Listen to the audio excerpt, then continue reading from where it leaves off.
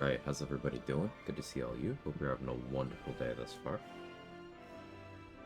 Um, Apologies in advance. I'm like extra scatterbrained today. I've been having a very persistent RA flare up. I was like, hey, why can't I think clearly today? Why am I brain fogged? And it's like, for anyone here who has chronic health stuff, you ever have to take inventory and realize that like something's off? And anyway, turns out I've been having like a persistent flare-up, so nothing's quite working right. So, if I lose train of thought or something, just remind me what I was talking about.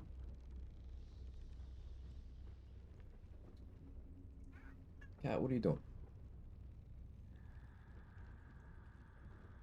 What the cat doing? You gonna come up here, or you knocked that over, or did I knock that over? I think I knocked that over. Okay. Is Slayer still Slay? Yes. Yes, Adrix. How we doing, everybody? Danny, Irish, Sora, Superman, Dade, Adrix denied, Guava Chips Mick, Andy, Milak, anyone else who might have missed there. See, I can't even speak. Ugh. It's gonna be a long day. Let's get back to the Guillermo, the Swarmkeeper, Morning Chief. Um, Slayer form good, and Stormkeeper's not doing it as many favors as I hoped it would. I did, like, full transparency, I had higher expectations for the Swarm. Um, it's it's clunky, but I do think the teleport is really neat. And Ranger gets some good baseline things for Slayer stuff. If I pivot into being like even more Slayer focused, like to the exclusion of my performance outside of the form, Jake is shitting loudly over there. Um, then I could get some more value by dropping my Ranger levels down from 5. I could pick up other classes that are useful for that. And maybe that's something I'll be willing to do in Act 3, because then I could have Displacer Beast as a backup for when I can't slay. If you're okay sharing anything that helps you with an RA flare up, I gotta tough through it. So, Very well. it's like the kind of pain that doesn't really, it's very resistant.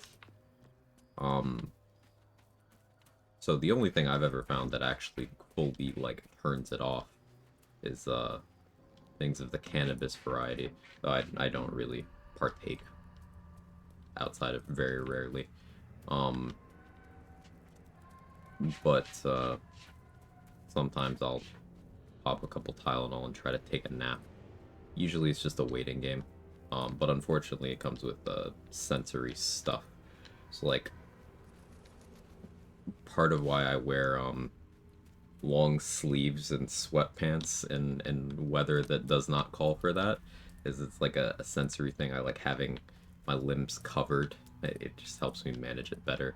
It's definitely all in my mind, but it helps. Um,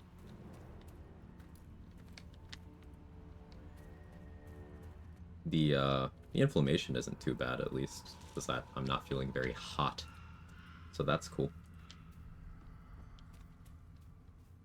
Um,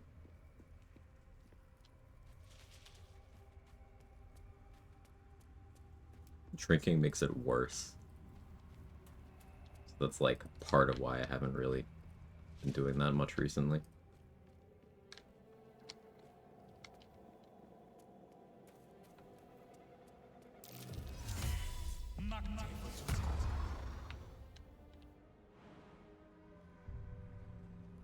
This stuff's seen better days.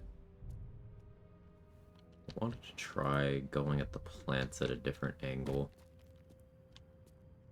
but it's very hard to tell where I am with the different lighting. Isabel's barrier being off makes this map very dark. Next date. On my way. Best be on my way. Yeah, with a Slayer Keeper, more like. The B damage is insane, what do you mean? Yeah, insanely shit. So you got your second bonus action? Yeah, I took the Thief Dip for level 8. It's between that or being pure class Swarm for the second feat at Ranger level 8. I decided that I like this better. For now, at least.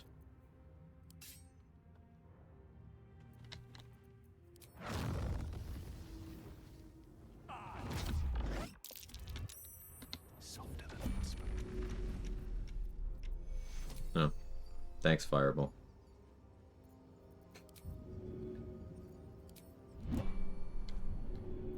I was like, this will at least start the combat. Couldn't even do that. It couldn't even do that. I don't need any attention. Even with a high Call the Weak threshold, Fireball couldn't kill a Needle Blight with 28 HP.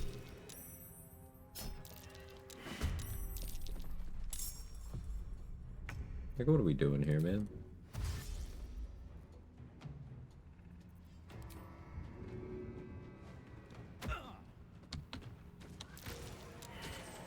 Meanwhile, Smoke Powder Bomb. Out of sight.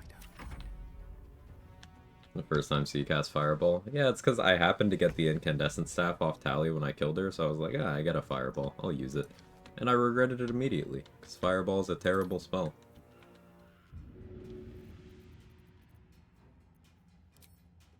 Hope this ends well.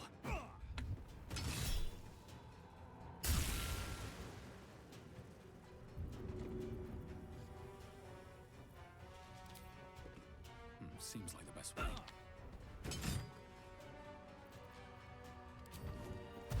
I don't need any attention right now. Sound effect activates neurons. I will say the sound design of, like, when it's right about to hit, like that rushing sound, very cool.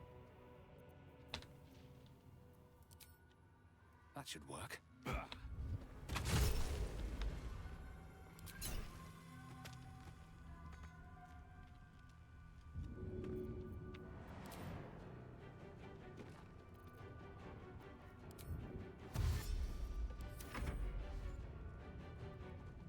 Year 1 review got moved tomorrow, so now I get to stress over that for one more day. Yay, stress. There's surely not enough causes of stress in the current day-to-day of the human condition. So shout out to employers and corporations and governments for always finding a way to add more.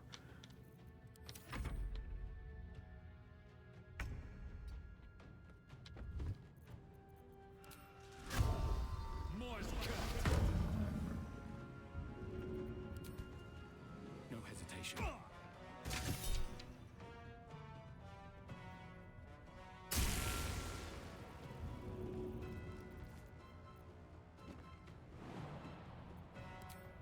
Testing out something, so I'm gonna waste resources here.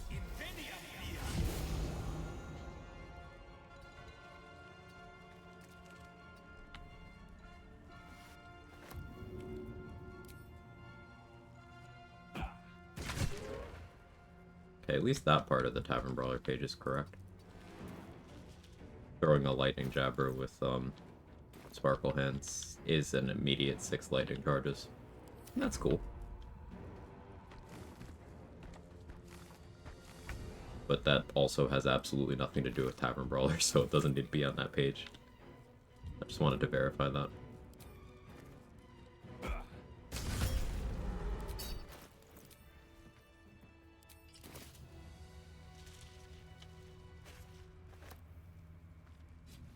More for me.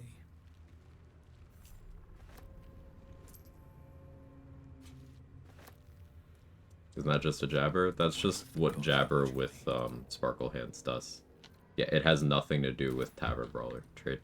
It's just I read it on that page and was like, why is that even here?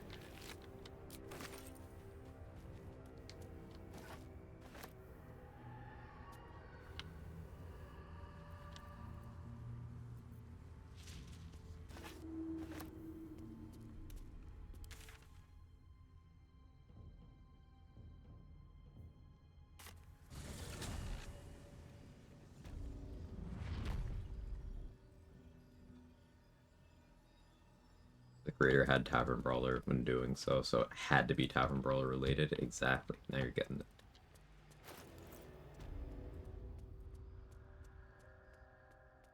And that's an old joke, Nightbot. Probably delete that one.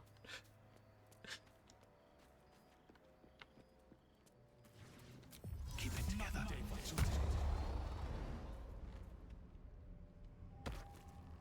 This calls for care. What even is that? There's an item in a game that it's called. The item's called Pyroburst, and the description is just Keck W. So it's just a reversal of that. It's dumb. It legitimately just isn't funny. Should get started. Everyone else minds their business. That's successful.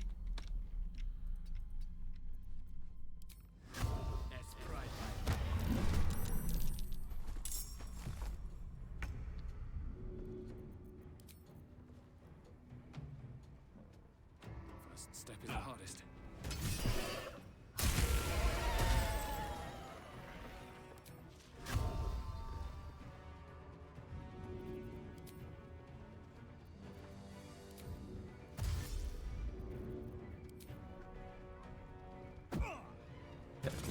Jake took a shit, so now he has the zoomies.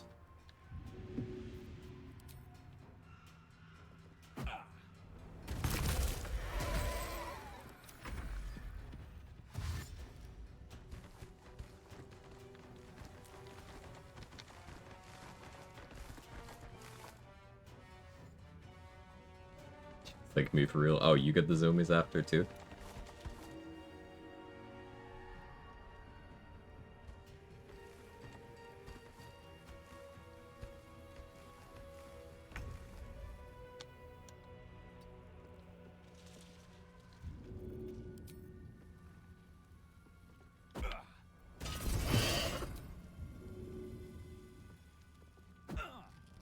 Am I too close?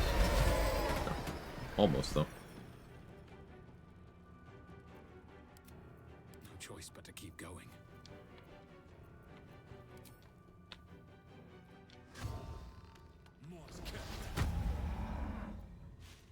That's a friendly looking shadow. I'm going to take a massive dump, just have to sprint around the house screaming. Hashtag relatable. Yeah. Me too, bestie. Maybe I should. No, this is good.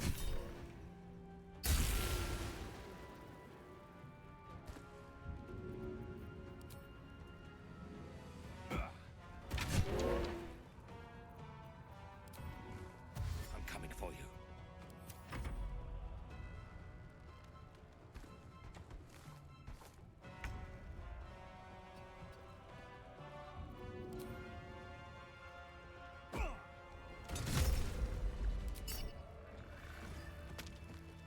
Bet that will fit in my pack. There was a couple fights that I wouldn't use the Slayer on because I am not, I'm not in a spec that has the freedom of movement spell, and I also don't have evasion. So the needle explosions would be a problem, and I would be forced to use guileful movement elixir rather than anything else. So I'd have two big problems to overcome there, so I just chose not to use the Slayer.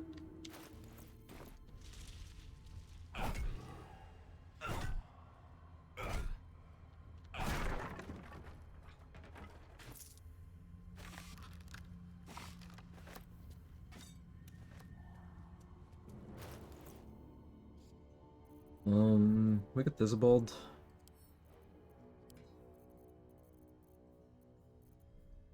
But I'm on bees. Swarm is gonna do literally nothing. Thisbald is actually just immune to the bees.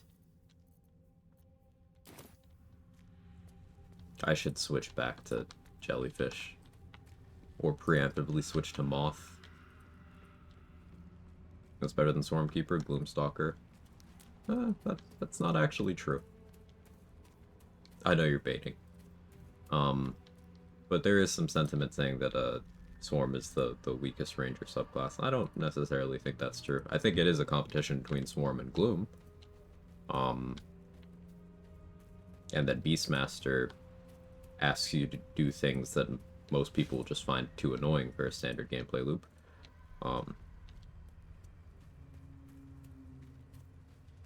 But I do think I still prefer the stuff you get from Swarm to the stuff you get from Gloom, especially because they are very comparable and that there's not really much value in the higher level features relative to the other Ranger subclasses.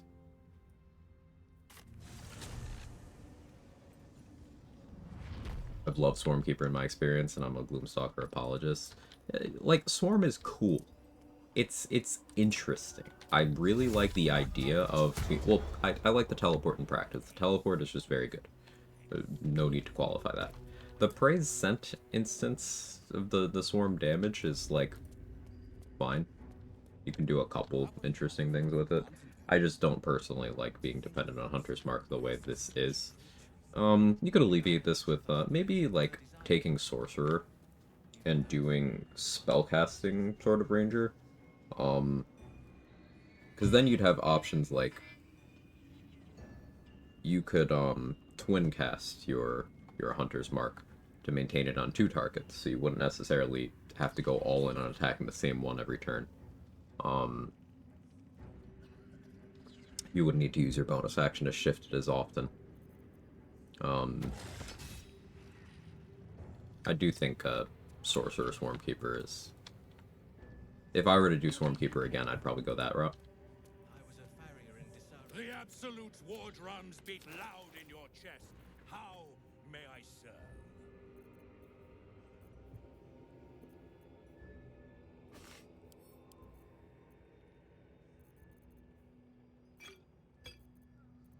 Does that work when you complete the hunt? I don't remember. It's been a while since I've done that. Thanks for testing.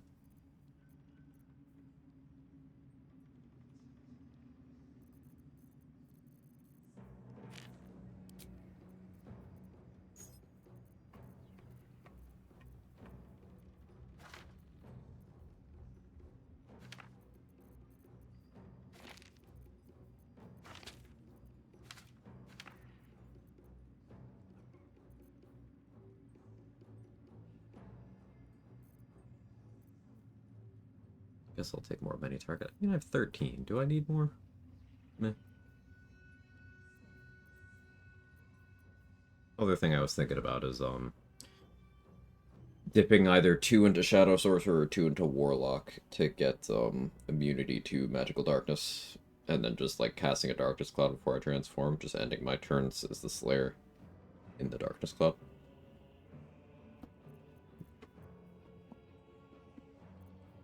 Probably won't do it, but it's something I thought about.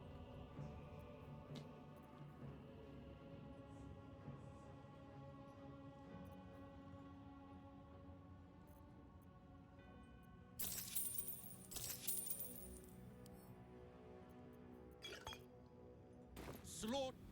What? To stand this close to her power.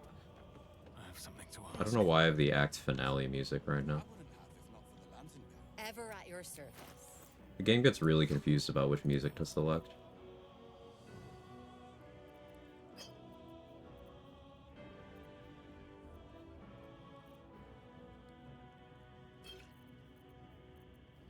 Oh yeah, we're gonna be in vendor jail for a while. I need a lot more resources.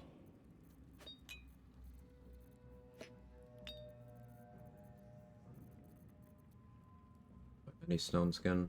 I have 1. Okay, that'll be 1 stone skin for the forge. I could technically have Minthara get a stone skin on me for some of this map.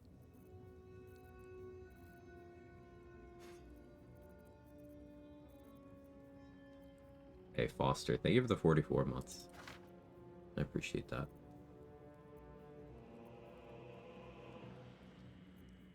Thank you very much. She's just a girl and she's on fire. There you go, Quag. Hi, chat. I don't care what your brain says about you. You are worthy of love and kindness today and every day. Spread love, everyone. Quag. Very good message, Foster. I agree.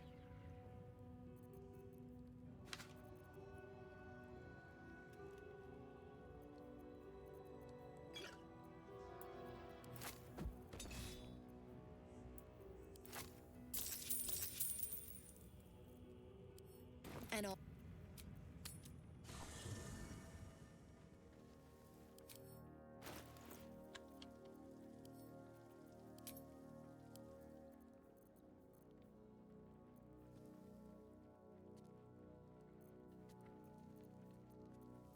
Yeah, we're gonna sell off some more stuff here.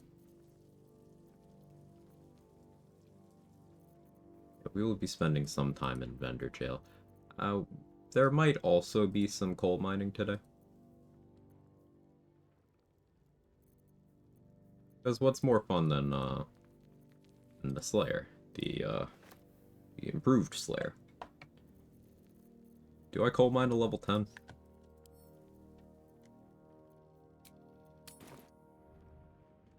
Too late to say not to bees? Not at all. To her power. Ever at your service.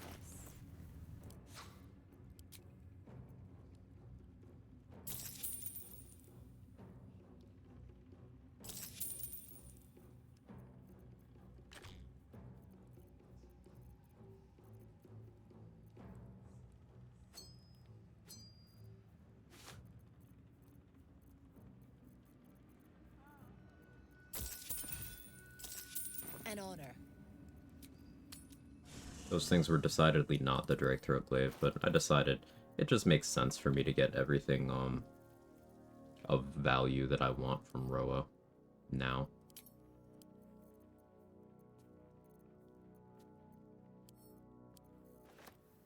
Because if not now, then when?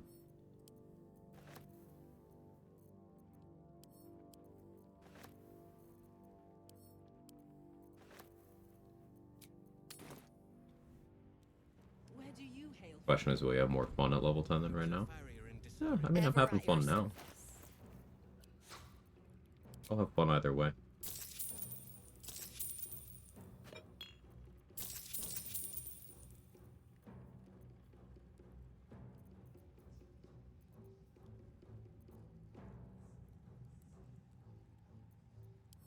Water on me than I need, but not enough spike bulbs. Need more of those.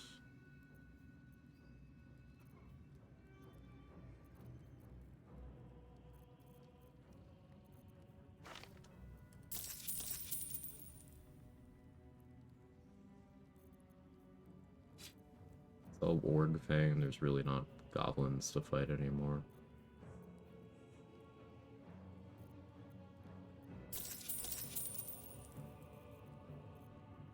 An honor. Did she?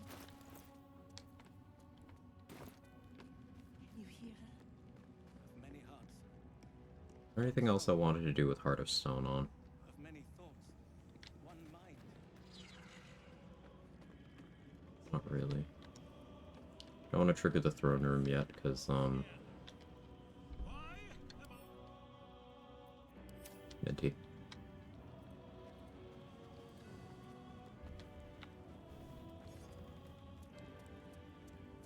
Yo, having fun, you should actively shit on the game if you truly love it. I agree. Nobody hates the game more than a fan of the game.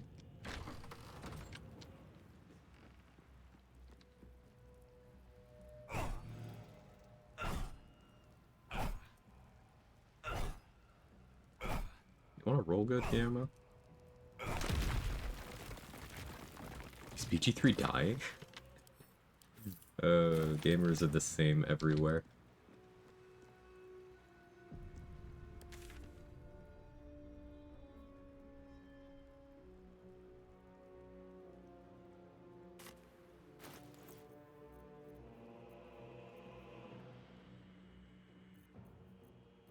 Why do I have this equipped? Oh, because we haven't been in the mountain pass yet. Right, I was considering,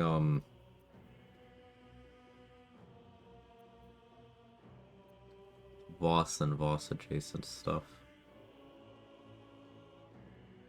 Take care of that right now, I suppose.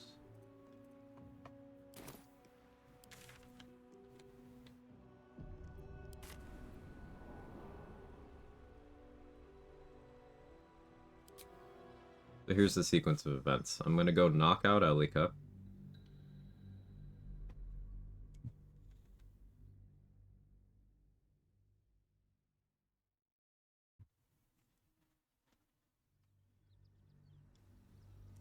Then I'm gonna do the mage hand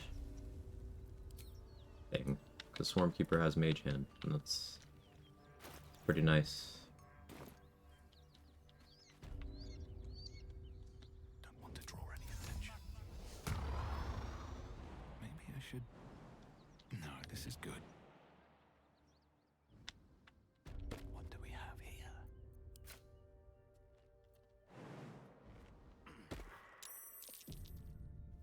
Time. Look at that beast. Seems a little big to take flight.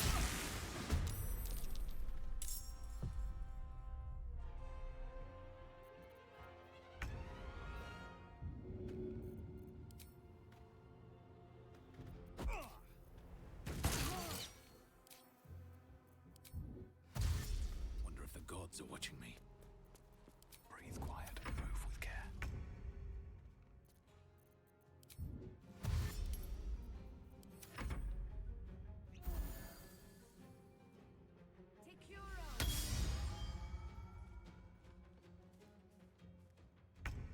A hand was made out of the swarm.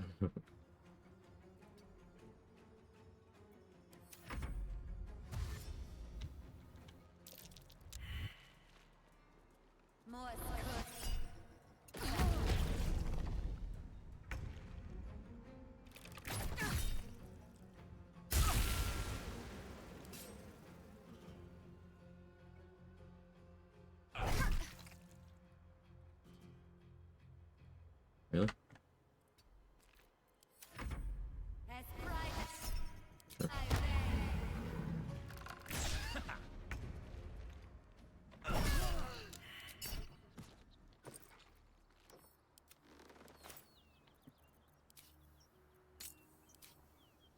Can't risk being in open view.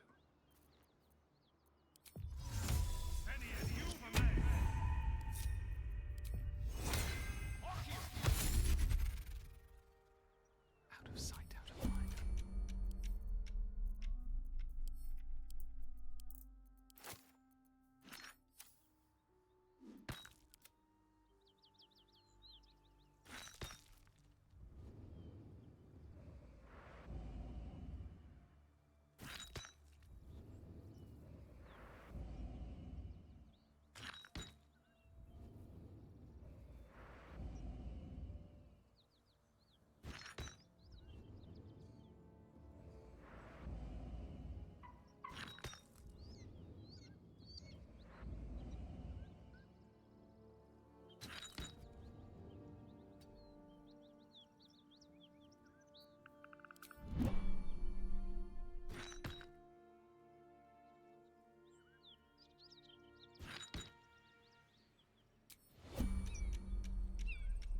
Fists are rendered in.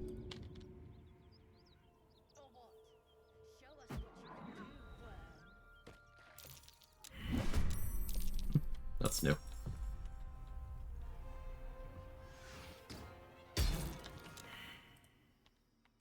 I've not ever had that happen that way. Light on my feet. Neat. It was supposed to break the cutscene. Did not. Drop your weapons! I'll feed your innards to the ants I still before I do got the that, XP for the 3 that we're able to kill. So I guess this guy's actually just invincible. That explains why we've never been able to get 4. Look up. That Stop. of Our queen. Facing that lot will be so... I just want a little look. Something good here, I hope.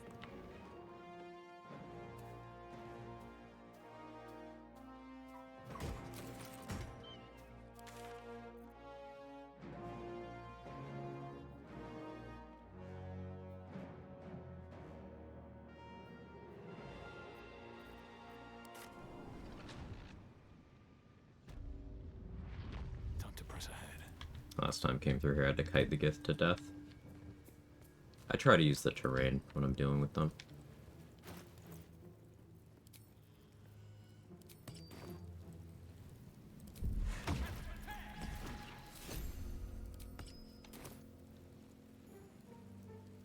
How you doing, pal? Looking for some odds and ends? I've scavenged all sorts.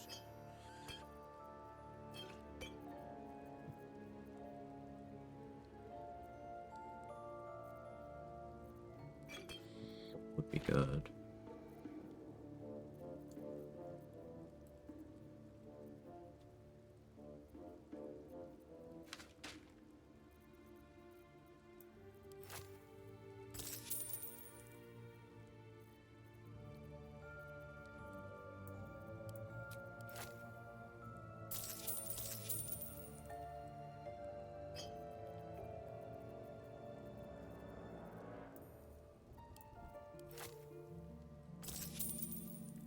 One gold short. Okay.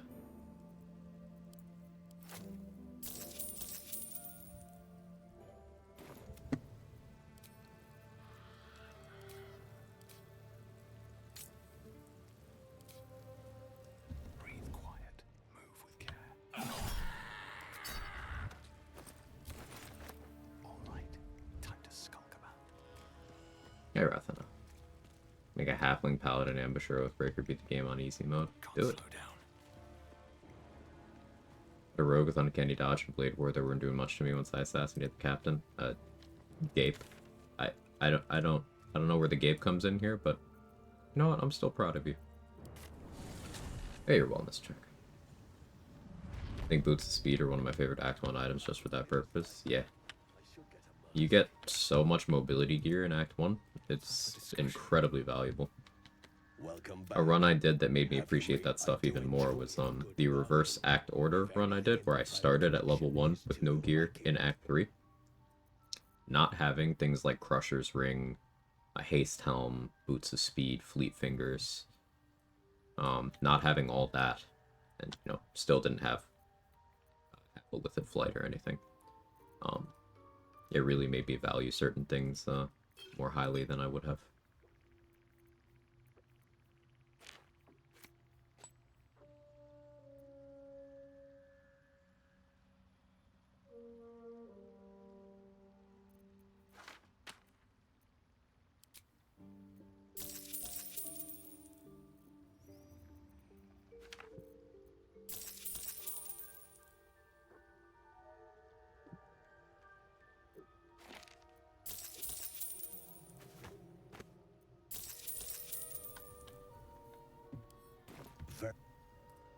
Welcome back.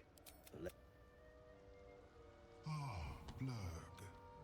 Are you in need of my I greet you, son. Grab the Helm of Baldur first thing to get crit immunity. Well, I needed the means to actually get through the trial there.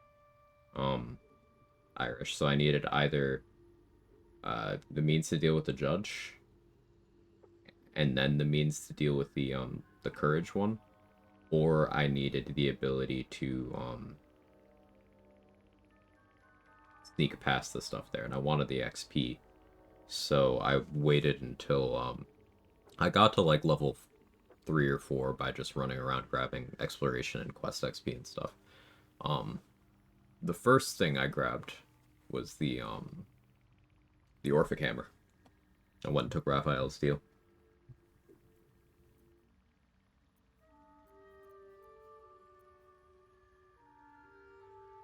I went to the circus for that XP. Went to the Iron Hand Gnome's hideout for that XP. Went and got the Orphic Hammer, then went back to the Gnome's hideout, stole the Rune Powder to sell to fund other gear.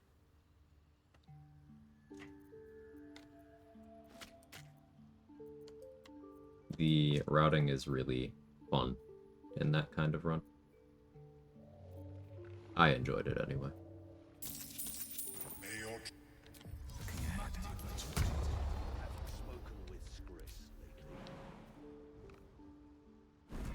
Hey, Nika.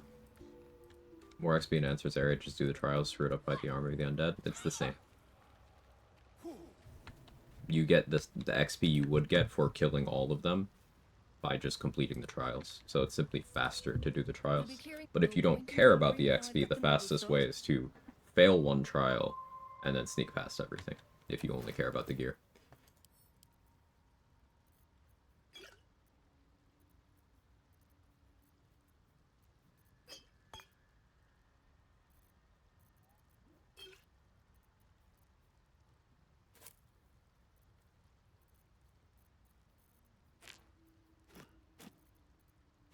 Finally, some Cloud Giant fingers.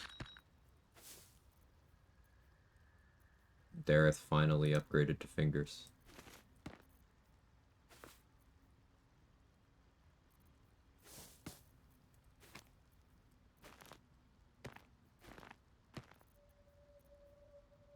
Can't stick around today, unfortunately. Tuesday's grand. Thanks for stopping by, Foster. As always, the positivity is appreciated.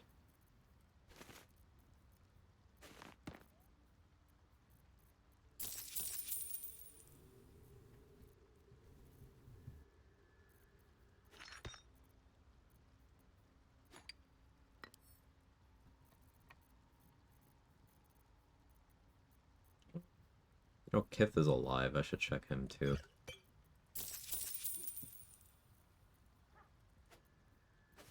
We are prioritizing stocking up on consumables right now.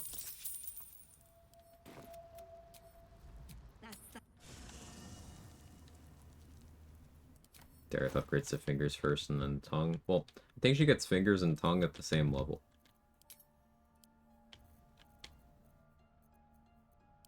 Really came out of her shell all at once there, you know?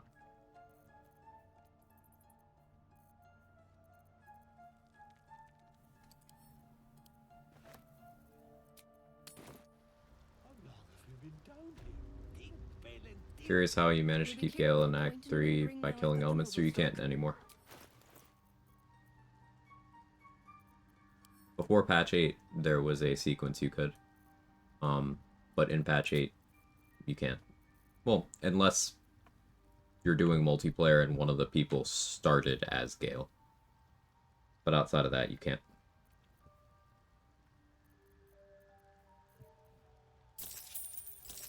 Because Companion Gale will leave the party if he has not talked to Elminster by the time you leave Act 2. He will just leave. Avatar Gale will die if he enters Moonrise without having spoken to Elminster. It doesn't give you a game over, but it does kill you and put your body in camp. In multiplayer, you can just have another player revive that. Is Gale smuggling gone? Yes, because Elminster doesn't spawn until you feed Gale. And as of patch 8, you can't feed Gale without recruiting him.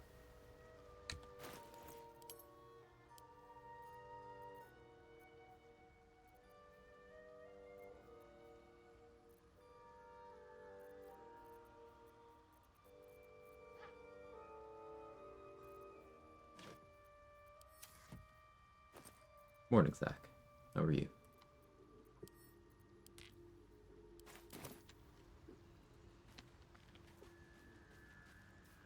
Better wait till the hubbub's died down. And as she's, what you're saying is she's coming out of her cage? How she's doing? Yeah, just fine. Killing Elminster anyway, just the XP. It's not really a just the XP thing, it's 1,000 XP. I haven't decided if I'm doing it this run. I probably will, but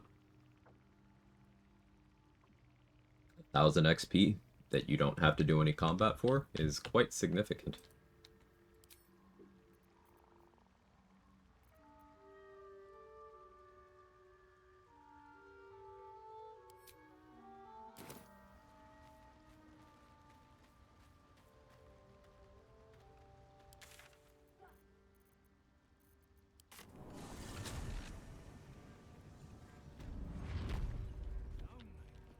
$50 owlbears or 1,000 scratches. No, scratches and 1,000 XP. Scratches between 10 and 20 XP depending on what race you are. Quiet. Is Scratch racist? The past is nearer than... Well, let's see what you've got. Oh no.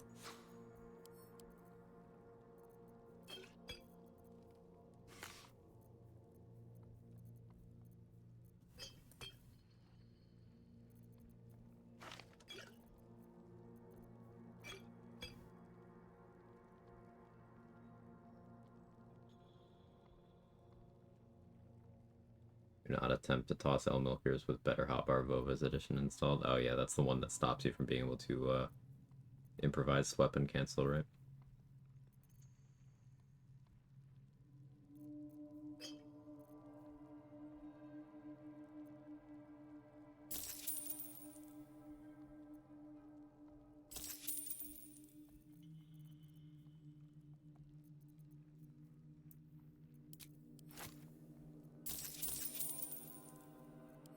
That's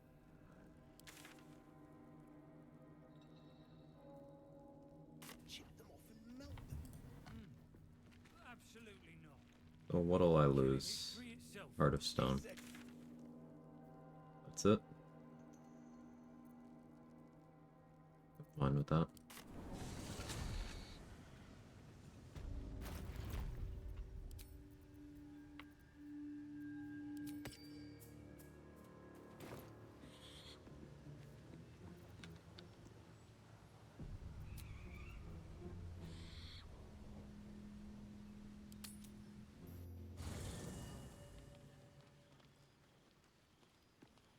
Hey, Astarian. Looking at something. Okay. I'm another quirk of my affliction. I've never even seen this face. Is it? Oh. Go on. Very good. Well. Just make sure those claws don't come anywhere near me. Roar. Oh my. Horrifying.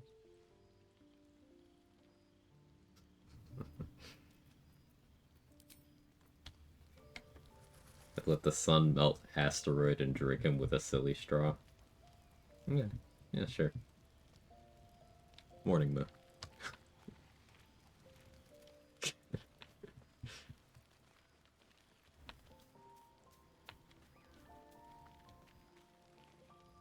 That creature you turned into. I hope you have it under control. How do they know I Didn't did that? look like something I'd want to contend with. Like, how do they know I did that? Something the matter?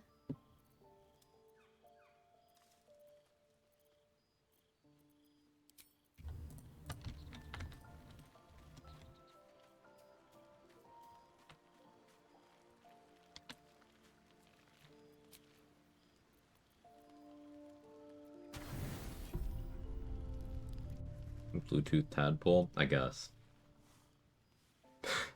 Petition to rename Saurian to Asteroid. It is pretty good. I promised I'd be back. Oh, this is Big Lady, Don't right? worry. Big Lady. Yes. I have things under control. For now. I see you've been using the powers the tadpole gives you. Good. But things haven't gone as you expected. You hoped a druid as powerful as Halsin might be able to remove your tadpole. But he Getting couldn't. this convo You're now is desperate to weird, be because right. I already got the Dream Guardian Act 2 Understandable. long But rest. you're looking for solutions The sequence in is the a wrong little... places. He actually towers over you. Isn't it great? Ambition is good. You are but whatever you do, a word of advice. Do not listen to that false butler. He knows nothing of what your parasite is until you... The parasites are merely were it not for my protection, so would you. I protect you from but I know what we are just... Hells. No. Word Slayer go burr is true. How you doing, variable element? BG3 uses timey-wimey timelines.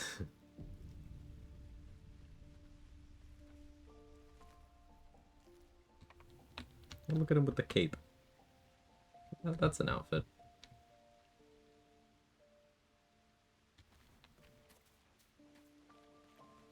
Dog pants through a ball held firmly in his mouth.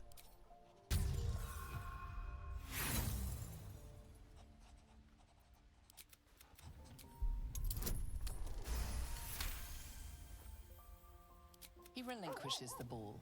It is well chewed and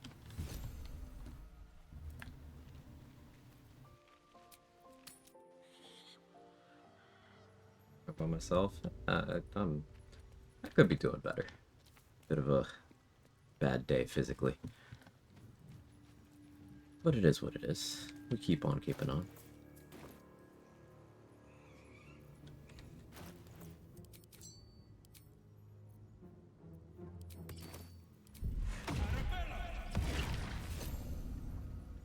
How you doing, pal? Looking for some odds and ends? I've scavenged all sorts.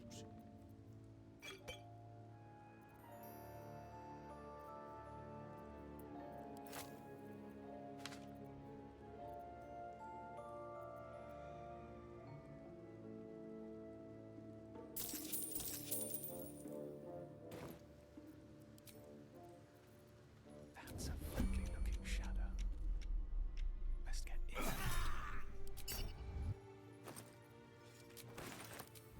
Need to find a way forward.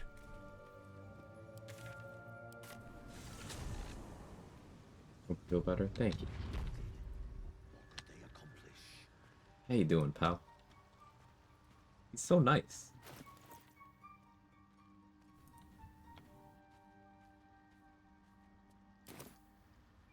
Welcome back. Have you made Welcome back. Have you I do enjoy a good bargain. If anything in my private collection is to your liking.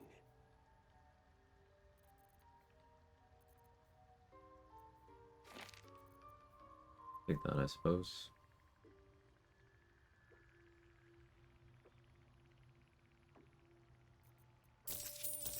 Don't think I need another photo cold. I greet Repeated concussion can't be good for him. It's... he'll be fine. May your Builds character. Something. Perhaps Let my guts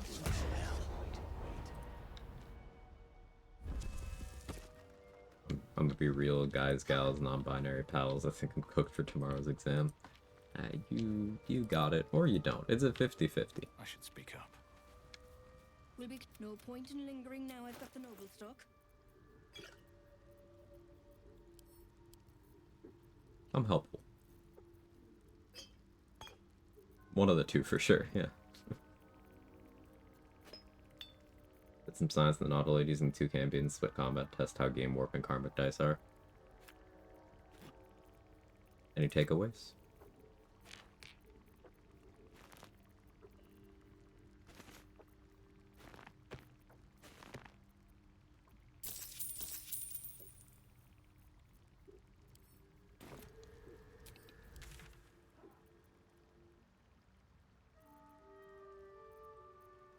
I should be checking Cyril too. I'm just lazy. Very, very warping. Yeah, that's why I don't use them.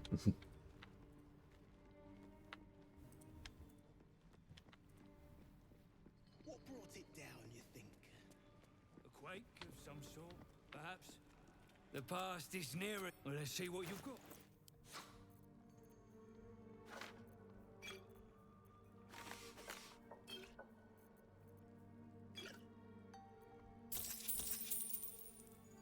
That's all then. I should actually go to Cyril. Tally's dead, so that's one fewer bomb vendor. And I don't know if Barkus will function. Like, I actually don't know what'll happen with Barkus. Hopefully we get the bug where he just sticks in my camp.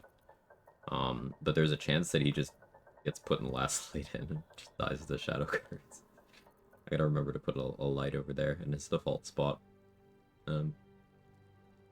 Just in case. Where's I going? Going there. That guy would be chill if it wasn't for the you know, the slavery thing. Yeah, Irish. He's very affable. Just keep in mind he is part of a gang of slavers.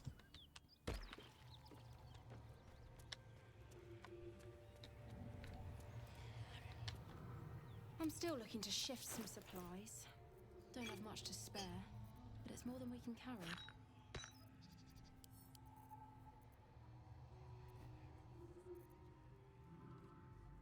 We all have our flaws.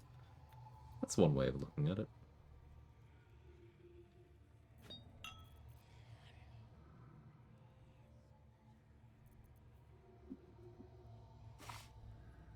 Stomach, settle down. I don't know what you want.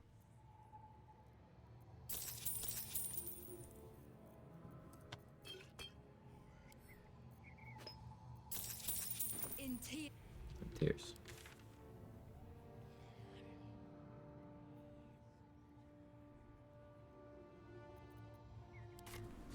Food mayhaps? Nah. I have difficulty eating this early in the day.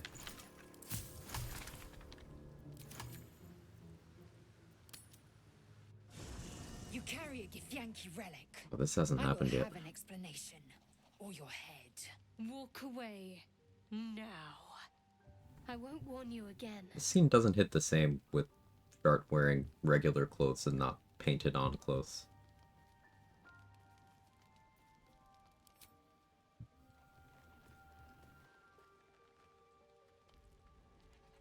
You had every chance Hey, to it's look just not the other way. same. But here we are. You chose this. Spare me the justifications, coward. If anyone asks, I'll say you were transforming.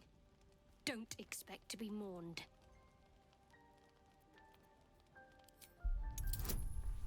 Chart normal. How mad do you think people would get if I did a Shadowheart Origin run, but with the normal hair? She's a liability. It's the artifact we need, not... Let me up, and I'll... Loose...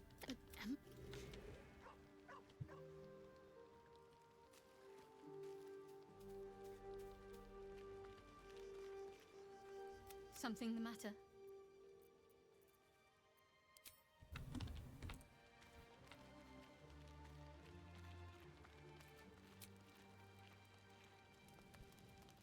Shark kill Lae'zel if you roll bad. You have to choose which one lives. If you do nothing, then Lae'zel dies. If you roll bad, then you have to pick a side.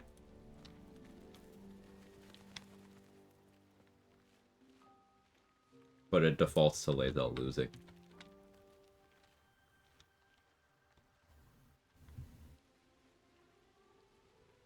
If it's companion Shadowheart, then she just stabs Lae'zel to death.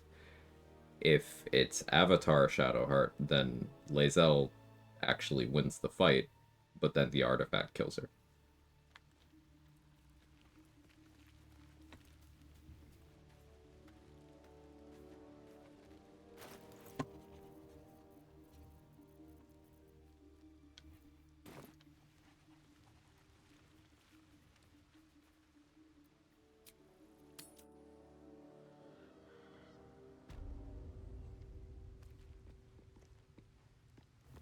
Didn't know that? Yeah, Lae'zel will stab Shart and then pick up the artifact, and the artifact blows up on her.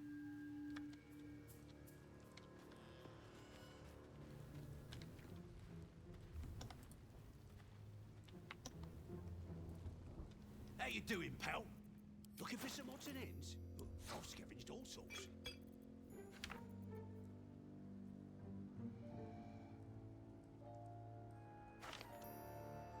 Can't afford it anyway, never mind.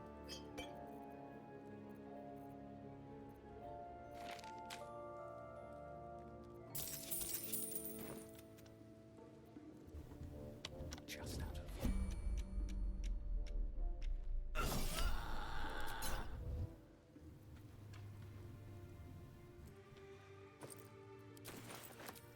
Breathe deep and move.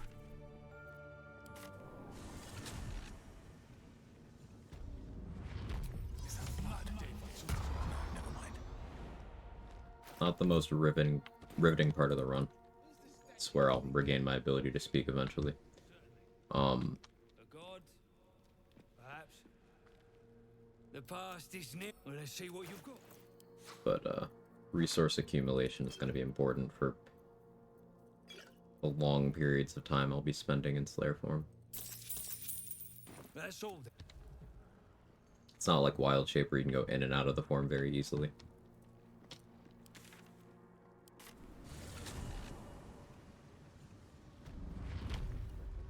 Could sustain an entire village if seeded properly.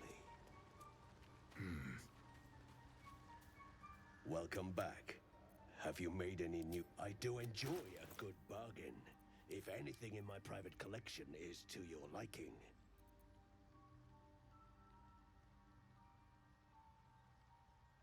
I was thinking about having Glut stone skin me for Grimforge when I do that, but I think what I might actually do is have Glut do protection from evil and good, and then I'll just use Universal Res, because that'll also give me immunity to Dissonant Whispers. Or to the Frightened portion of it, I should say.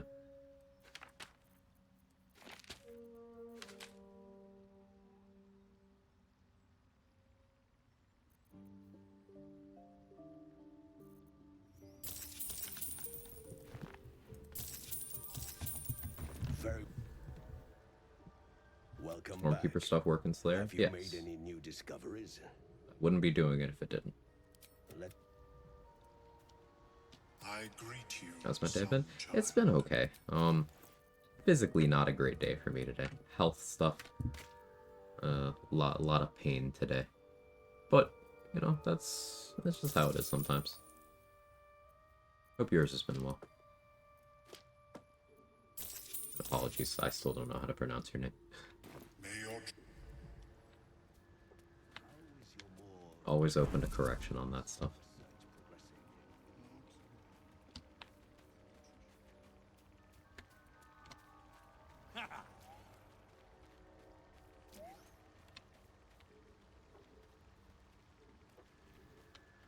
No point in lingering now I've got the noble stock.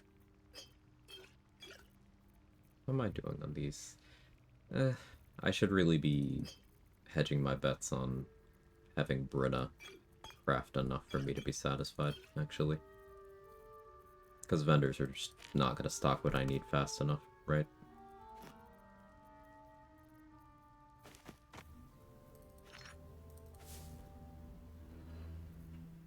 Said it yesterday. Azurdi. Did I get that?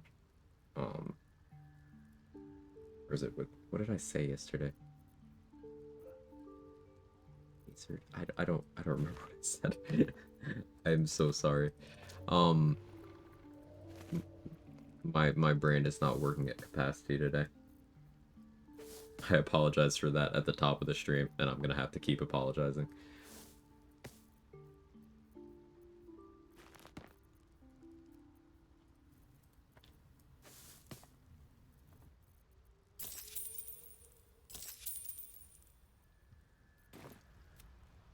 They knew what they were doing with Divine Bone Shards. They also knew with Drow Poison. Drow Poison did not have to be distributed in butt plug form, but here we are.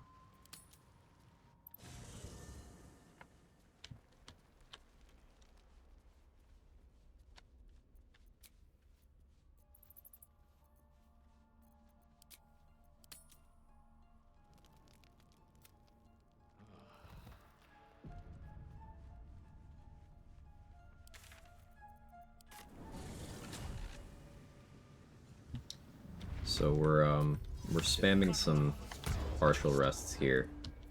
Glomp the Looter here. This is a vendor that only exists if you do a route where Minthara survives the events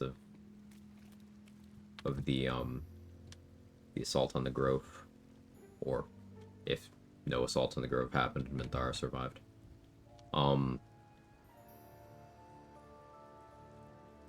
He drops his money. Already just set his red. Hope your pain starts to ease, man. That you're streaming through it. Hey, thank you for being here and for the good vibes. How you doing, pal? Looking for some odds and ends? I've scavenged all sorts. Azrid.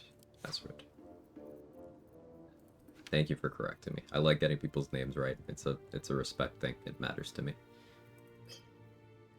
What am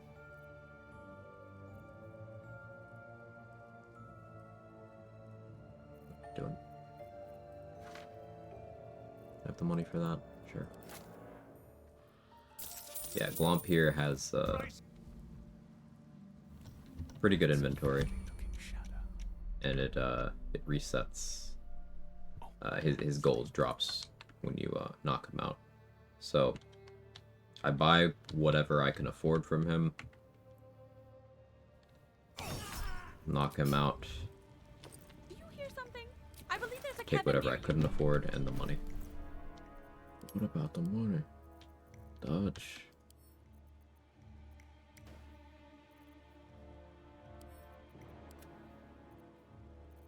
Is there a cabin near me?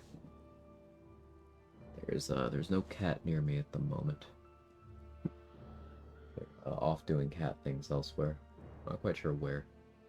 Neither one of them's in sight at the moment. But next time one's around, I'll give a pet for you.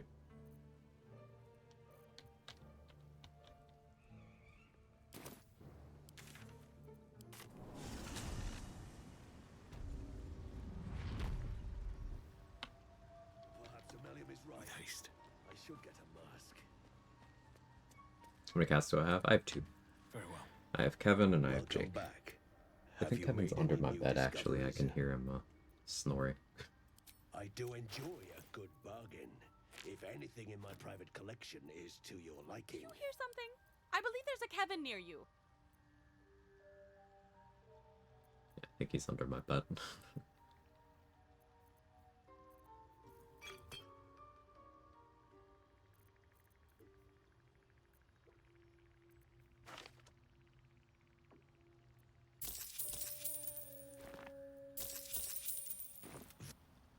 Get your cats at the same time? I did. Welcome back. Have you made any new discoveries? I greet you, son child.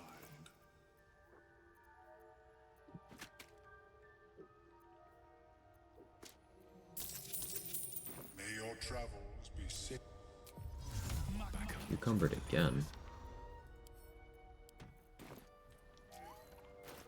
Send an incandescent staff to Shard. It's terrible. I'm not actually going to use it. Let's be honest.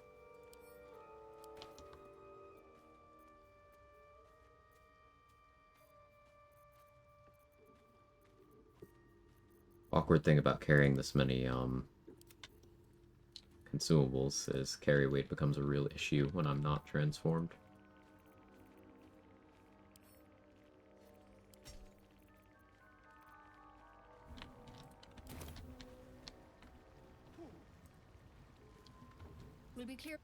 What's the point of the backpacks? It stops the vendor's inventory from being refreshed. So everything I put in this backpack remains after I long rest or level up, which gives me the opportunity to buy those things later. I don't have to buy things as I see them.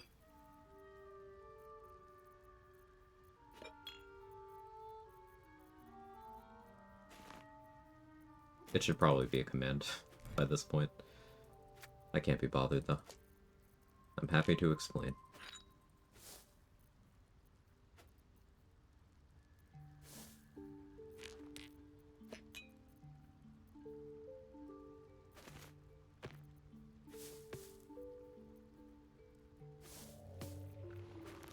And again, apologies, I'm very out of it.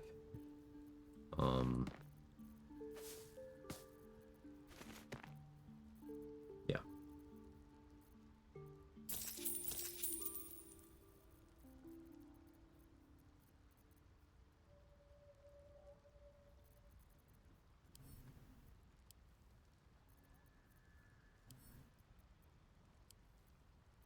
Spike bulbs are the only one I really need to overstock on from Mellum's stuff.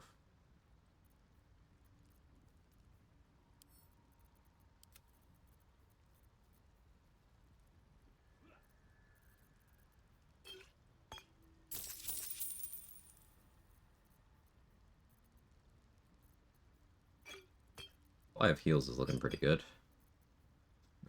Superior healing has overtaken greater.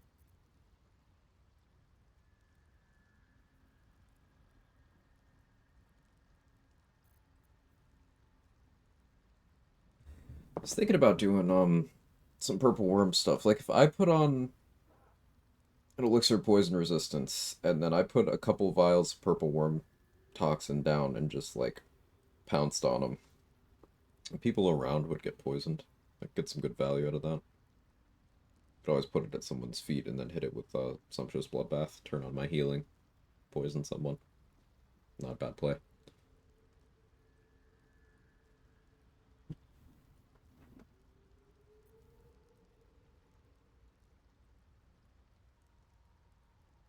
You think about it, when we concoct our own drought poison, we still make the conscious choice to store it in the butt plug pile. It's tradition trade. Have I got everything then?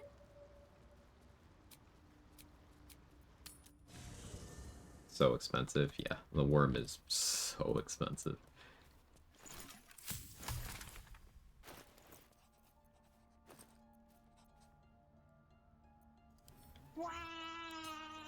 Hey Manatee, how are you?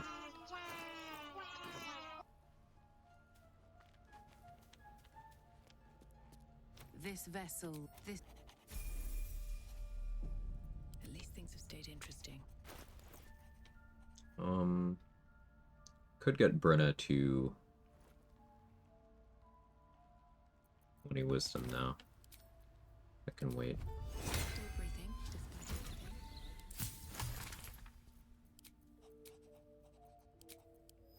I'll do it if I fail any of the crafts in this session.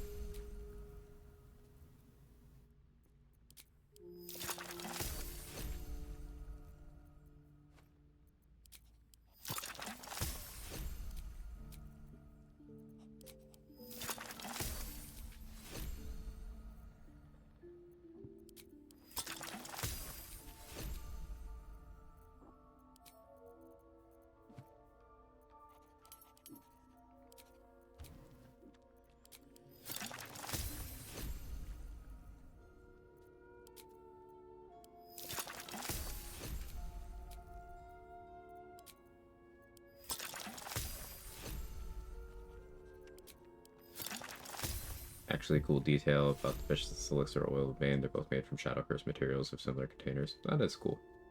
Awake? I feel that. Often just Contagion, Flash Rot, Rocket, and Run. Guess it doesn't really matter. Disadvantage rolls and checks is already pretty good. Things don't typically have enough of a health pool to survive the Slayer long enough for Flesh Rot to land. But that does mean that I'm most likely to get it when it would be most relevant. So, for example, getting it against Raphael, Cazador, and Sir is where it would help the most, and that's where it's most likely to happen. You don't really need it against anything that has less than, say, 100 HP. Because remember, even at this point in the game, 100 HP, if I knock you prone, you're still dead. 2 auto-crit slays into my Call the Weak threshold. Once I hit level 10, then my auto-crit slays will be hitting to the tune of 40 to mid-60s for damage, usually. So things would have to be more around 150 HP to have a realistic chance at surviving, because I'll also have a third attack per action. And that's without improving my action economy with things like Haste, Bloodlust, Terrazul.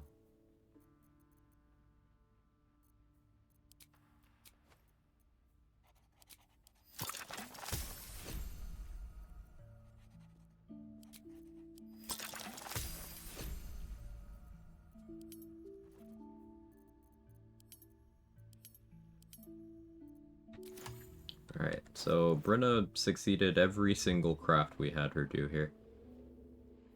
I think I saw a halfling roll somewhere in here.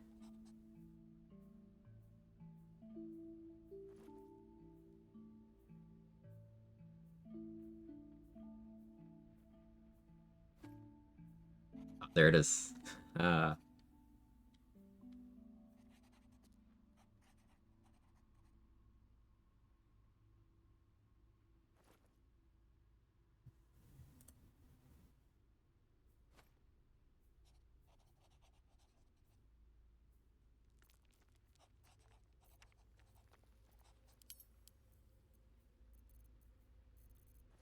Pretty good stock. I would like to have more universal res than I have, but... Still alive. So that's progress. Haven't failed a medicine check since I switched her build up to Bard Wiz. Yeah, technically speaking, you could also do Wizard, Rogue, and then some other enhance ability caster, but like Lore Bard makes too much sense because that gets you the medicine expertise and the enhance ability spell. Remember how I said I wasn't feeling too hot? Inflammation, yeah, that changed.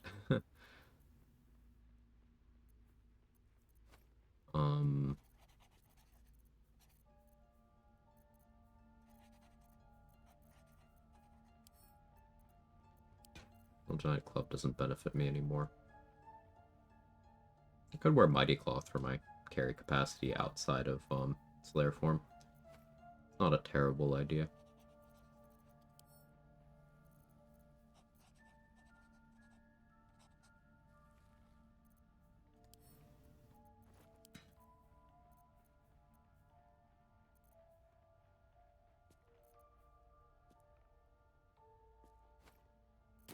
I do want more jump and featherfall than I have, but I'll accept this for now. I need a quick word.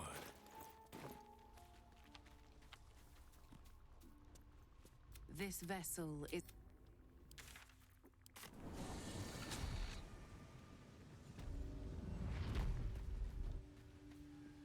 Glomp is unconscious right now.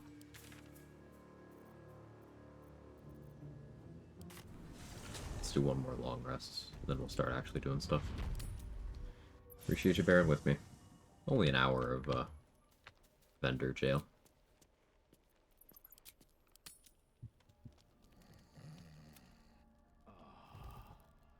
It's interesting to have a build that cares so little about gear as part of its main gimmick. Here's the thing about that. Most builds don't care about gear as much as people say they do. Wags his tail, a small bag clenched Because between his gear teeth. is most frequently just paths towards the same goal. You'll see a lot of people suggest that BG3 builds are so powerful because of things like no attunement limit, and because of how individually powerful certain items are.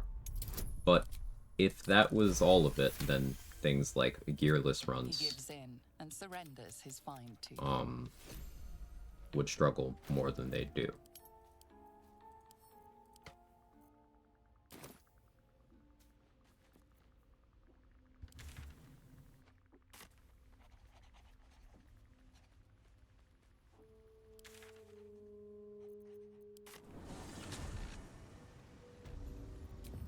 My mind. Well, in it.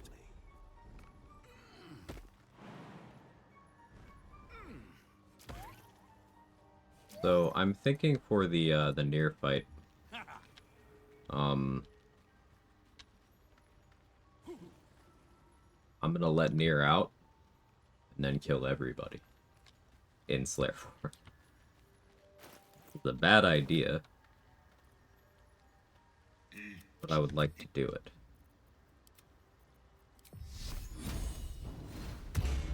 Let's move. We have some preparations to make first. Like min-maxing tabletop? No. I don't play tabletop very frequently. Like, last campaign I did was early pandemic days. But also, I am not a min-maxer there.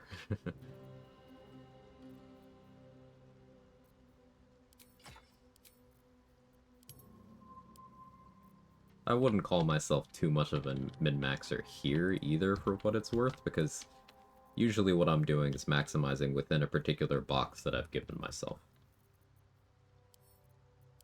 I will make decisions that are not optimal on a macro level, but within the confines of, hey, I want to build around this feature. So I'd say that's a different beast than a min-maxer.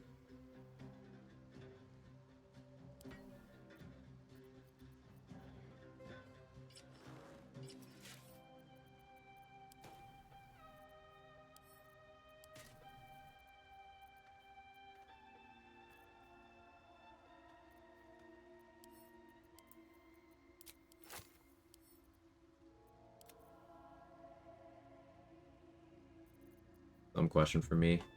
What's my setup for controller camera and stuff? Usually play on controller, even on PC. Cannot get a hang of the camera controls in BD3. Having over 1,000 hours. I use Q and E to turn the camera, but sometimes I'll also, like if I only have one hand free, I'll click the mouse wheel and turn that way, like if I'm petting a cat or something. But I use Q and E to turn the camera. I use WASD to move it.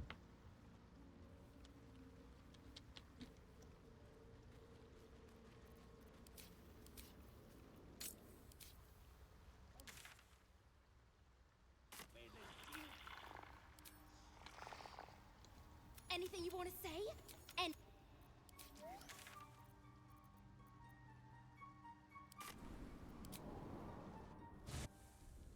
The doof and can't get the hang of it. I mean, it's...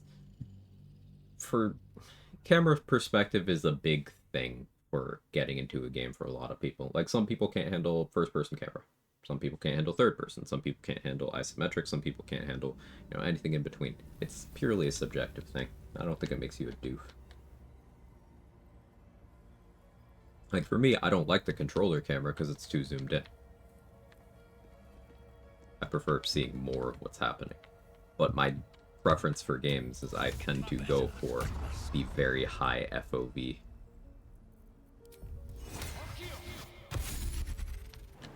I'm also one of those people who keeps the combat log fully expanded most of the time. I like having more information on my screen. That's just my preference. Best be on my way. Tabletop's a whole different game. In Tabletop, there's a DM who's a player as well. Here, the code doesn't care how much fun it's having. Right.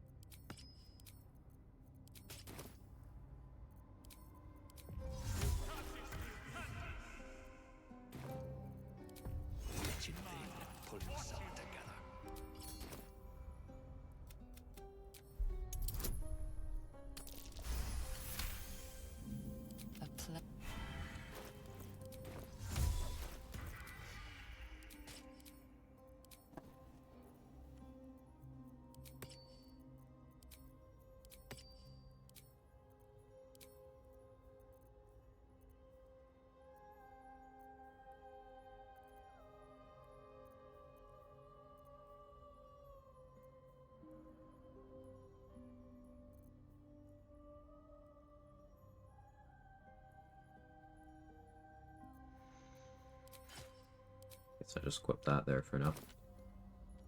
Moving in.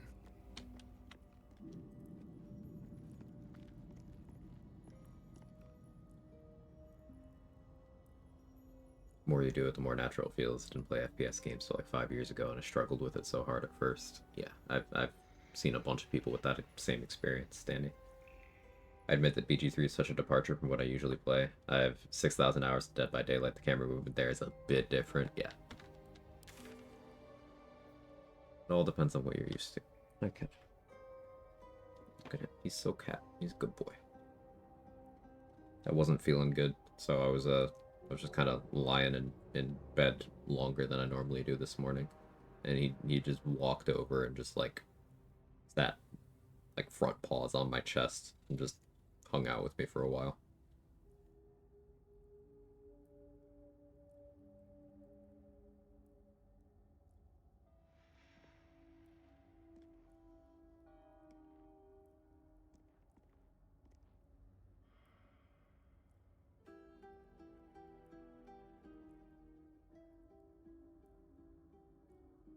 Come up.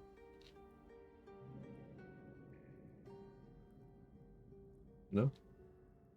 There he is.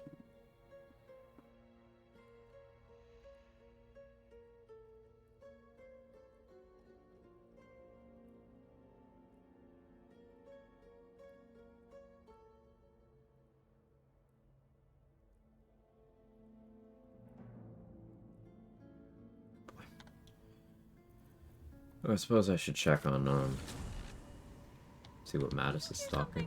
I believe there's a Kevin near you. welcome back. Looking for something in particular? Nothing I care about. Pleasure. Yeah, Damon's AI doesn't work when you do this.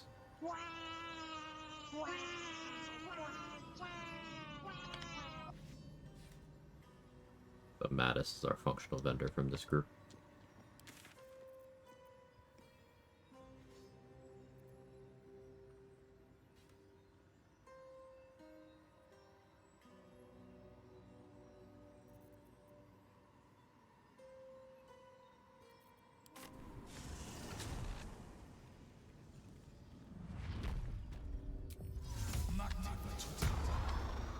Yeah, Bex and Dennis walking around and all in the last light.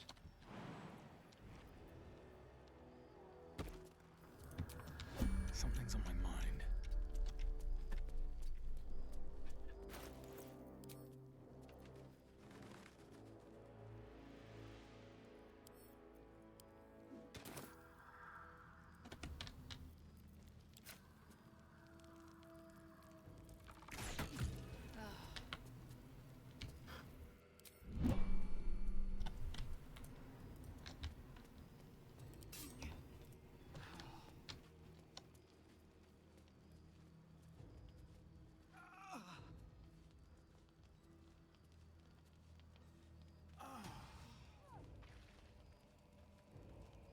Bex. Bex? Oh, Bex died. Well, sorry, Dennis.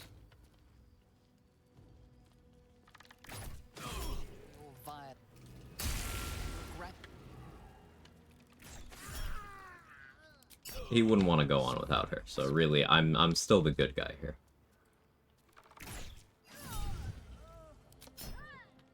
Moving ahead.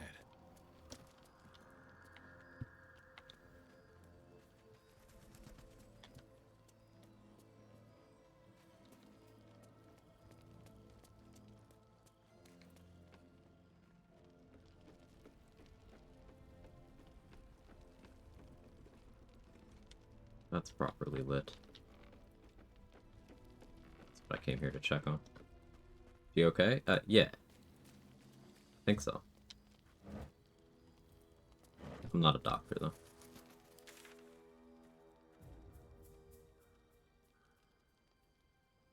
The fucking Gandhi in this destroyed last light, it's true.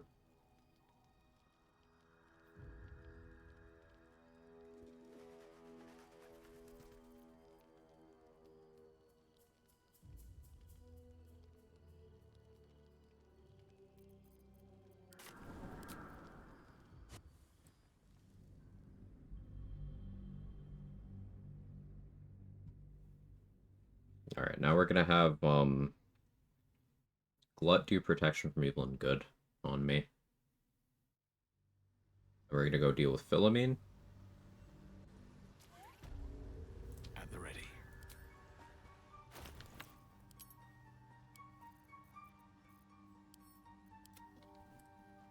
Then it'll be time to slay.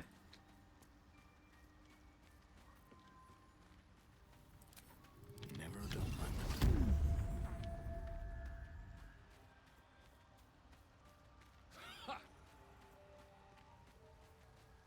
What elixir will I be running?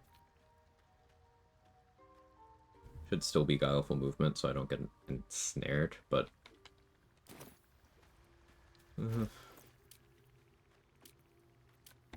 Bloodlust.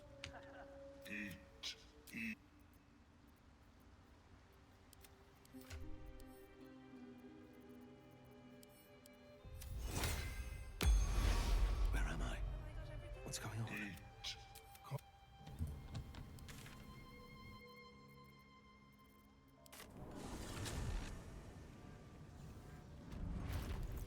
.31 AC, I was hastened.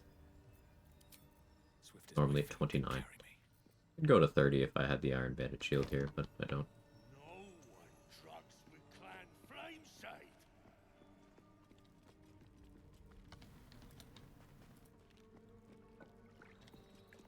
Breathe quiet. Move. You attacked someone.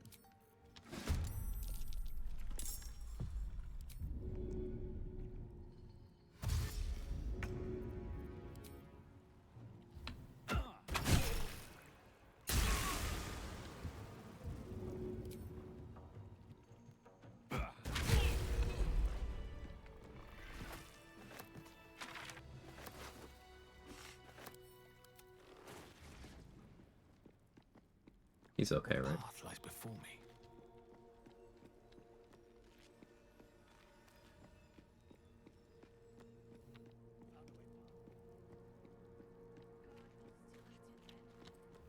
Seems like a good moment to talk. Make a Chabbers emo. The past Is is Nichols in let's it? see what you've got.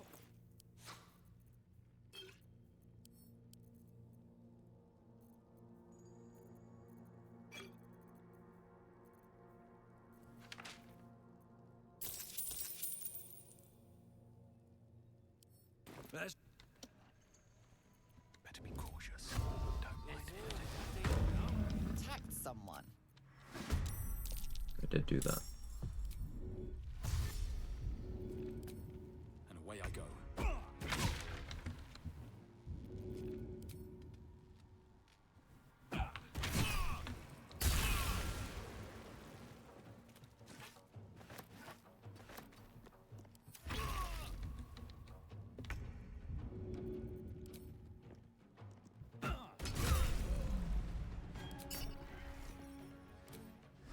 that's right.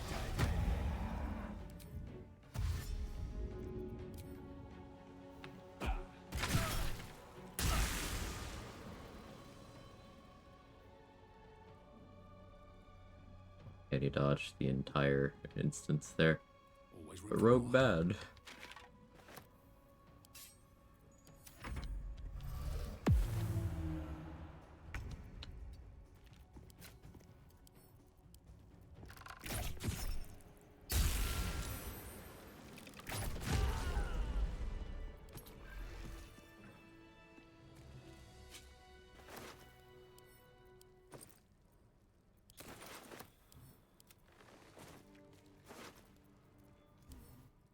They should all be running.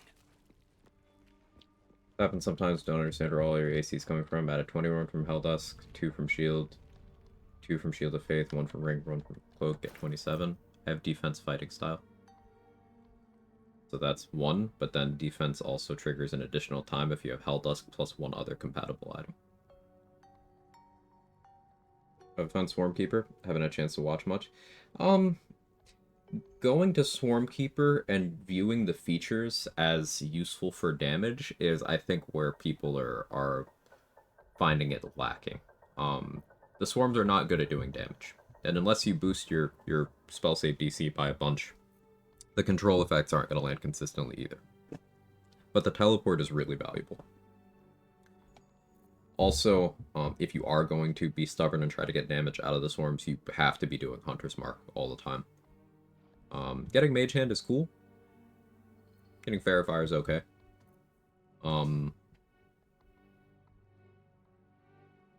It's mechanically interesting. I think the level 7 feature giving you surface immunity and flight on that is pretty cool. I think you go to Swarmkeeper for outside the box thinking. If you want damage out of your Ranger subclass, play a Hunter.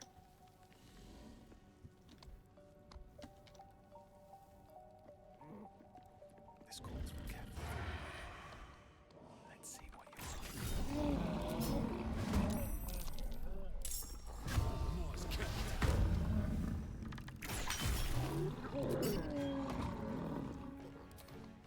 That's right.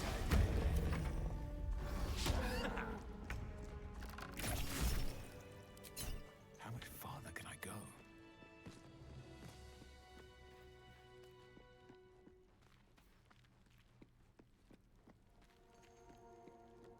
It's the only viable build in the game is Assassin Gloomstalker because Big Number, everyone knows Big Number is a better person. But Assassin and Gloomstalker do less damage than the other subclasses of their classes, though. But what about that? I know you're joking. Just Gloomstalker has lower DPR than Hunter does, and Assassin doesn't increase your damage. It increases your consistency. It's just funny.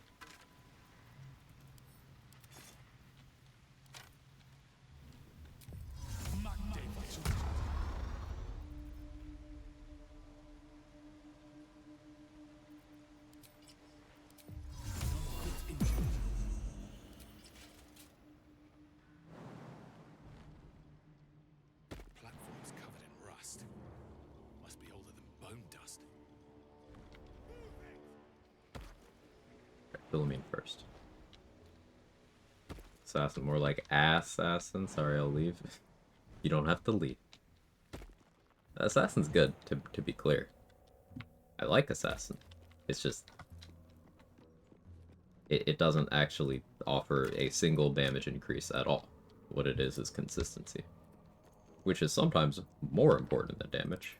Don't want to draw any attention. But I do find it amusing when people talk about the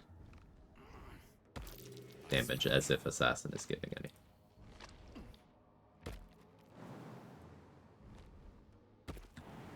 Because every other rogue can hit these same exact numbers.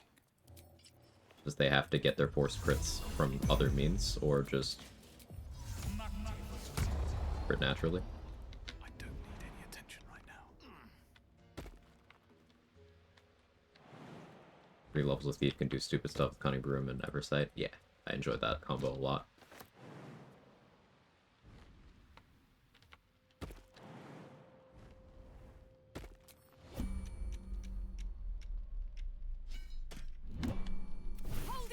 Wait. Bugger it, go on. Drag me. Look, it's the whole damn reason we're here.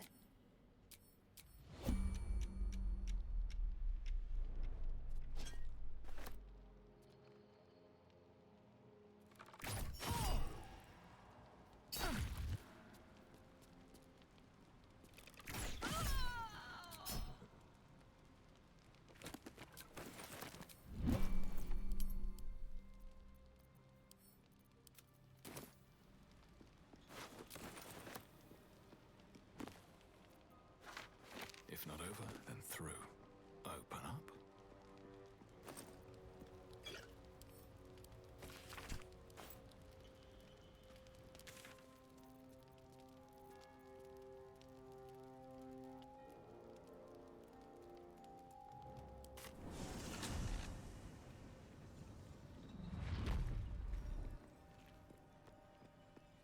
Not a lot to offer, but it's consistent. I can relate for real. I will fight you. Shut the fuck up.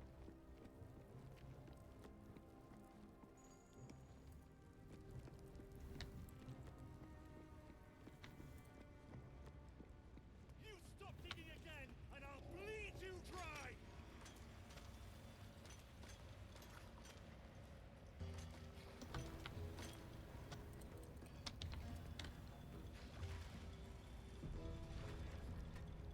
Heat! No, the papa is stuck in there with poisoned geezers. Never thought. Here then. His bounty's yours. Thought you would. Faster, shithead!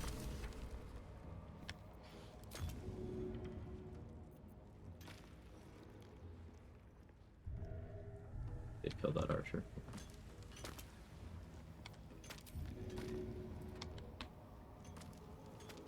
Another day, another fight.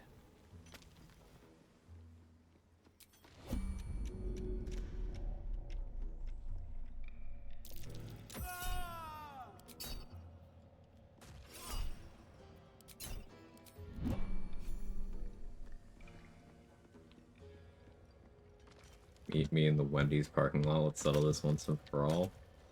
Bet. Being a noob, looking at all the subclasses, what they get, it feels like Larian hated rogues. I'm sorry, I don't understand.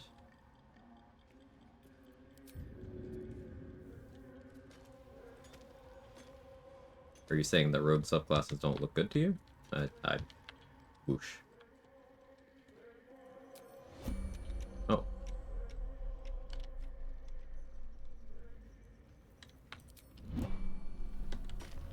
Oh, you're up there now.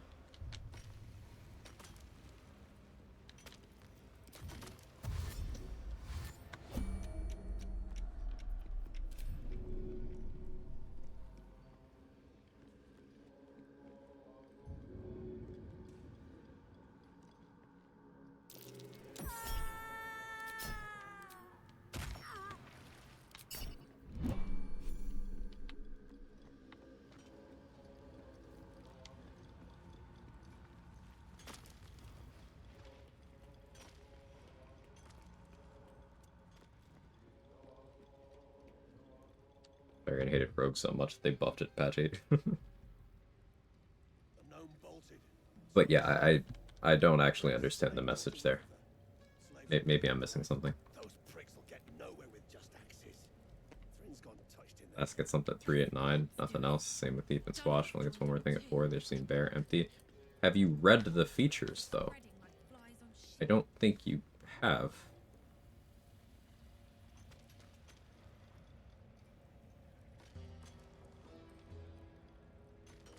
So, like, the assertion seems to be specifically about subclass features. But yeah, let's dig into this. Specified being a noob. They specified being a noob looking at all the subclasses. That's looking at the subclasses, though. So there's a difference between looking at and reading. Let's go into this. Look at the base class features, not just subclass. I mean, that too. That's a separate can of worms we could open. But let's look at the subclass features.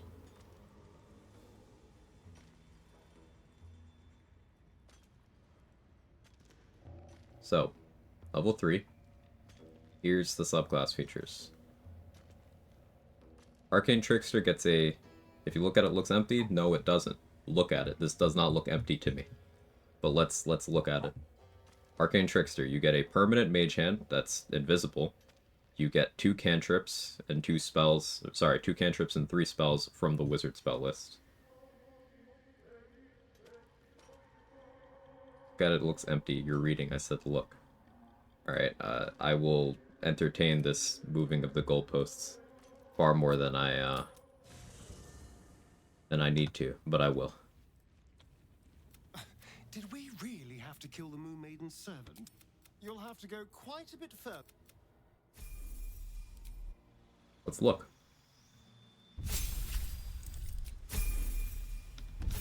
Alright, here's level 3. Arcane Trickster. All the same shit I was just looking at is here. 2 cantrips from the wizard spell list, 2 spells from the wizard spell list, another spell from the wizard spell list. The same mage hand I was talking about. It's all the same.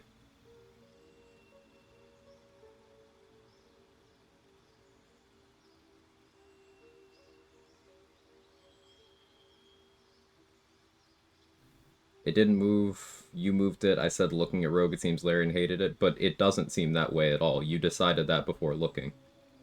But and you specifically said it looks empty. It doesn't. This is one of the most populated level 3 selection lists you can have. But let's continue looking at this. Assassin, alright, you get 3 features right here that you can compare to another class subclass. Sure, I can do that too. We can keep playing this game. I can do that too.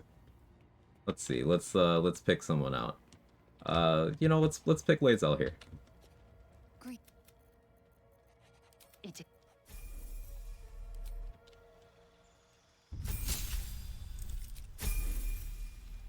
Alright, level 3, Battle Master. You have just this. Just one thing that you select 3 things from the list here. Instead of having 3 different things you select from, you have one thing. Alright, let's look at Champion. You make no selections. Let's look at Arcane Archer. You select from 2 things. Let's look at Eldritch Knight. Same as Arcane Trickster, because they are equivalent to each other directly.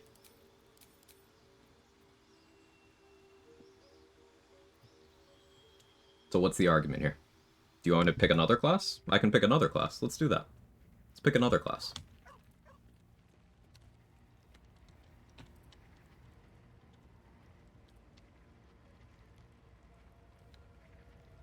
I want to have a word. The gods. She makes up one of those. Hang on, 1 second. She won't let me go without making a fuss. That's the. Let's pick another class. Let's look at Monk.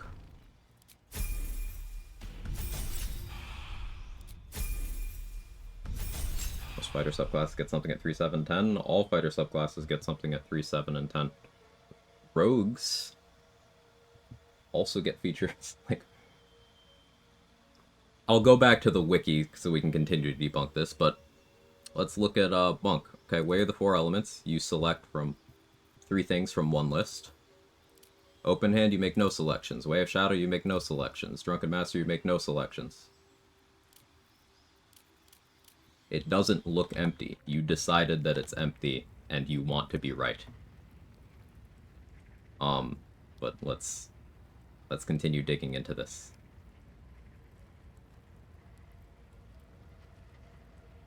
So, here's the level 3 features. Here's your first selection from Rogue subclass features. And then Swashbuckler and Arcane Trickster each get something at level 4. So again, you didn't look at Arcane Trickster when you were leveling up, when you said just Swashbuckler does, but okay. Rogues get non-subclass features at levels 5 and 6. And also at level 7. Oh look, Arcane Trickster gets more stuff at level 7. So again, that is a rogue subclass that gets features at a level you said they didn't. But, okay. Oh look, Arcane Trickster, more spell progression, level 8. Subclass features at level 9. Arcane Trickster, stuff at level 10. Arcane Trickster is the one that people say is bad, by the way.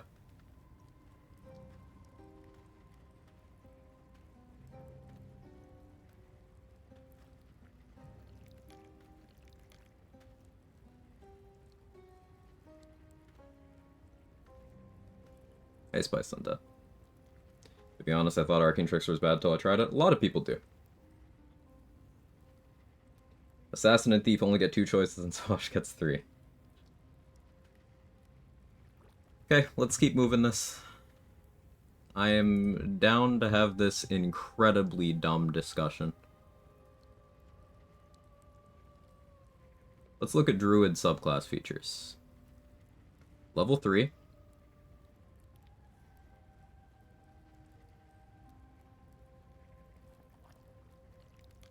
Level 4, only Moon gets something. Level 5, Moon and Stars don't get anything. Level 6, everyone gets something. Level 7, Moon and Stars don't get anything. Level 8, Land, Spores, Stars don't get anything. Level 9, Moon and Stars don't get anything. Level 10, they all get something. Level 11, base class stuff. Level 12, base class stuff. Like a lot more than Assassin and Thief? No, they don't.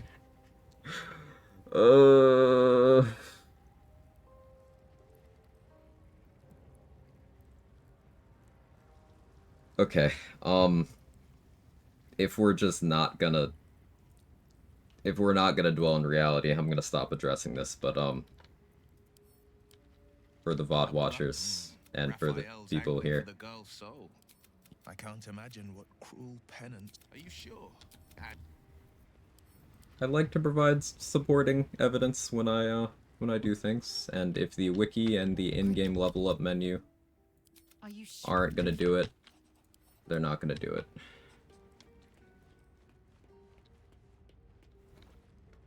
A pity.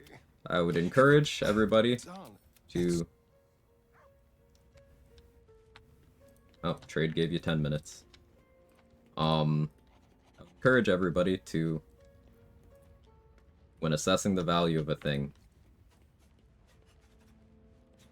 try to check your own biases. Don't decide how something works before experiencing it, and then be extremely obstinate when you are being debunked.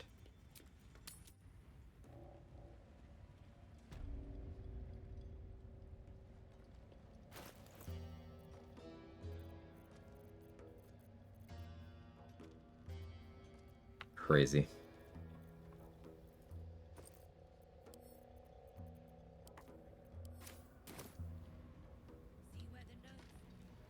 That'd be rage bait, I guess, yeah. At the classes with reading, you broke the rules. You know, Danny, I should have probably disengaged when specifically, like, one of the first pushbacks was, yeah, but you're reading. Like, I probably should have disengaged there. That's on me. But often I will dig into these futile discussions, hoping that someone else benefits. There's a Kevin near you. Is there a Kevin near me? There's a Jake over there. Where's Kevin? Joined up too. Drunk. I don't know what Kevin's doing right now, but there is a Jake. What? It's a Jake. Thrain ain't found a trace. Found a way past the rockfall is my guess. Scargill's still at it then. Frick ain't stopped caning those beasts last I saw, and he still ain't broke through. So I think my plan here is, free everyone and pick a big-ass fight.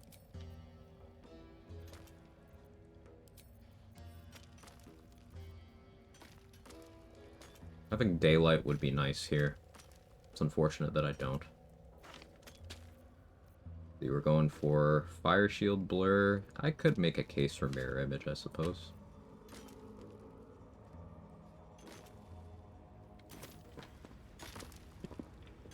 Level up page has less items on it visually, giving the illusion of less features, so to make the statement sound better successfully. Well, you made it into a different statement, Sal, because you used the qualifier of illusion.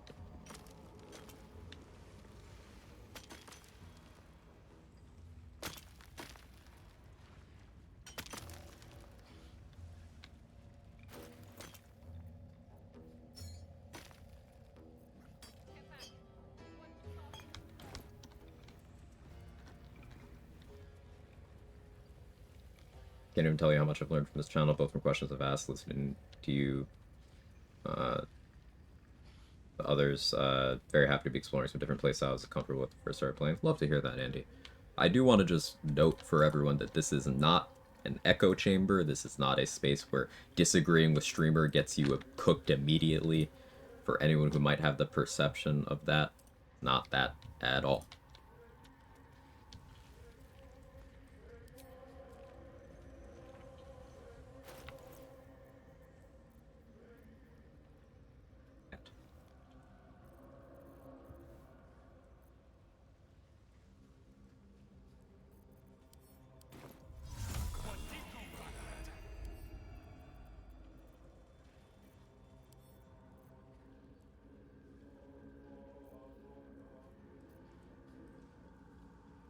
Because of the archers, I really should go Guileful Movement, but I'm going to be a greedy fuck.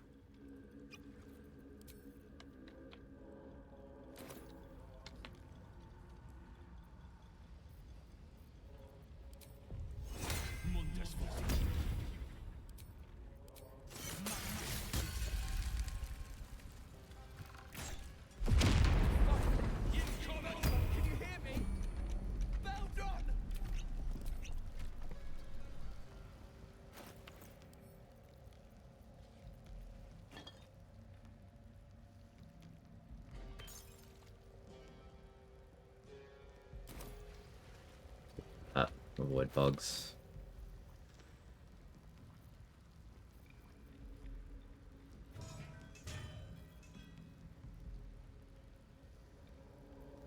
If anything, I'd say you encourage people to challenge you when you're wrong, provided they have evidence to know what they're talking about, because then knowledge of the game expands further. That's exactly what I try to do. I have an item interaction question for you. Arcane Synergy items should stack, right? No. No. It's, once you have the Arcane Synergy condition, you just have the Arcane Synergy condition. Getting it from two sources doesn't give it to you again. Reading, comprehending are separate issues. True. I imagine that's in response to what Ace was saying. Yeah, like, from one perspective, you're right, Ace, but I agree with Deny that reading and comprehension are separate issues. However, there are some people who neither read nor comprehend, but there are some people who read and then don't comprehend.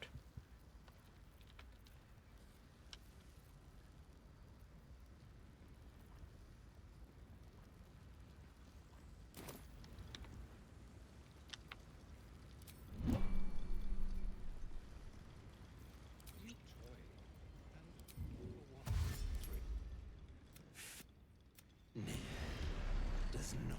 You care for the weak, truth. If he indeed is a true Quag.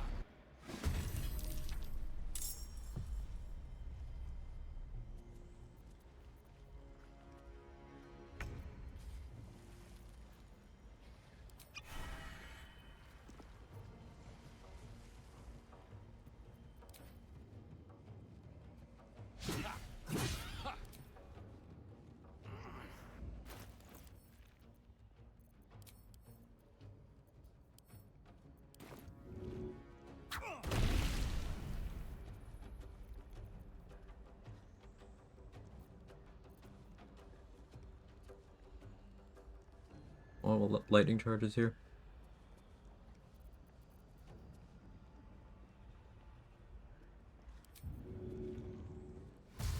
Do.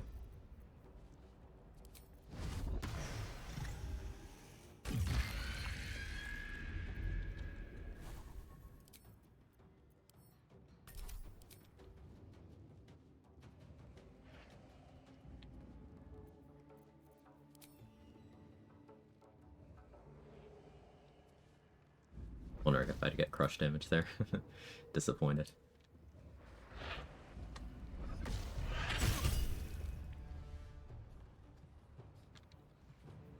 If my spell save DC was good, I'd go for a knockback here.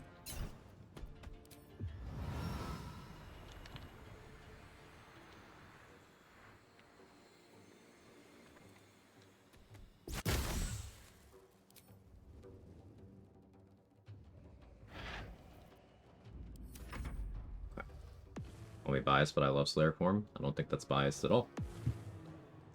Nothing about that's biased. I love Slayer form too. Carefully, almost used a rogue specific bonus.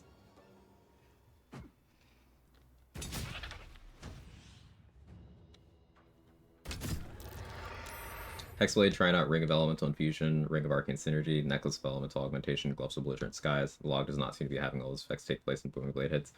Any thoughts, more informed people? So, the necklace does not work on Booming Blade. Elemental Infusion will only work if you have bonus elemental damage on your weapon from another source. It does not count Booming Blade itself. However, it does enable you getting an infusion of a different type than Thunder, because Booming Blade makes the attack that you did a spell. It's just not a Thunder spell. So, for example, if you had the Flawed Helldust gloves on, you would be getting Fire Infusion by doing Booming Blade. What about the Booming Blade Thunder damage at 5+? What I said is still how it works.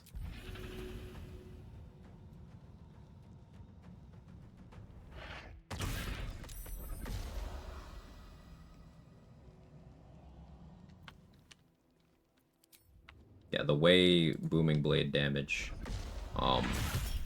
the kind that they take when they move, works is it's actually the enemy damaging themselves. As far as the game's concerned, you didn't do that.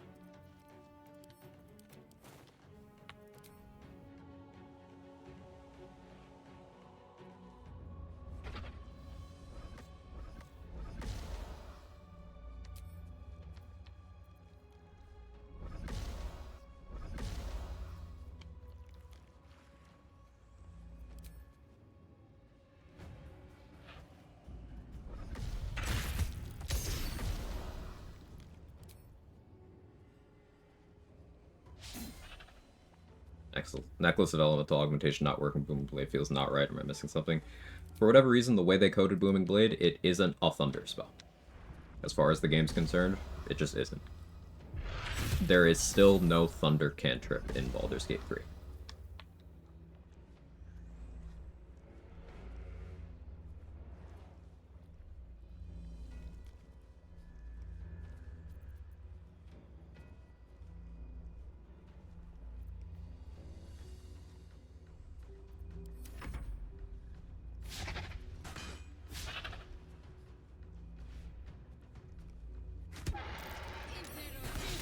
Tempest Bard's so cracked, by the way. I'm using the reverb equipment, Drake Threat Thunder, doing hundreds of damage in a few rounds from Agathis. Let's go. Cacophony Near Misser with Thunder Infusion. I like it.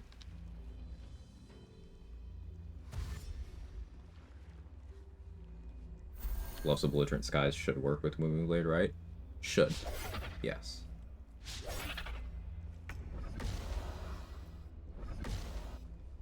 On the upfront damage specifically. Not on the damage they take when they move.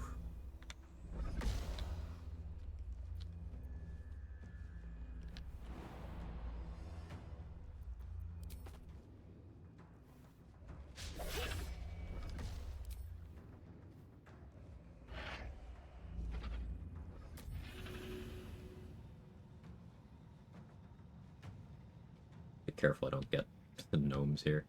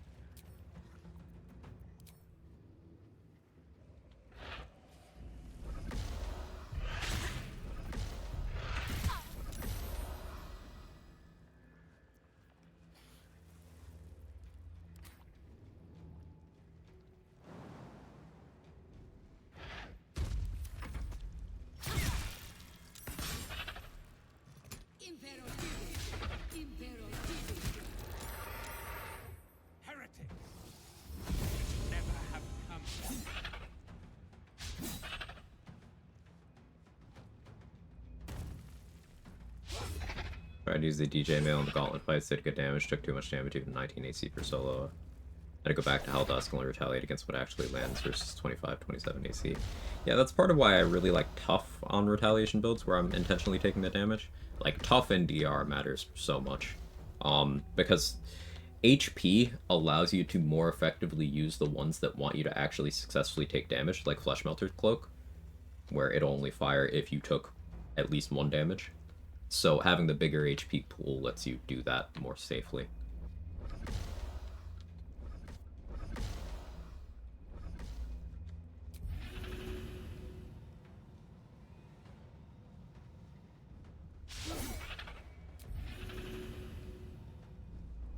One prone. Oh, Pioneer. See? It just needed the prone.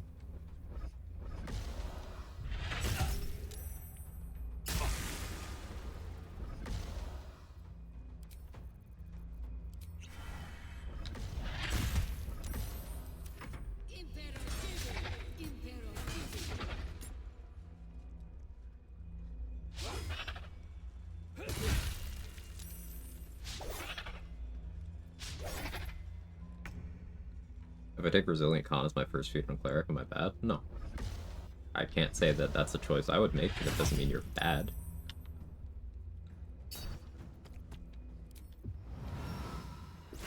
Can use the Swarm teleport.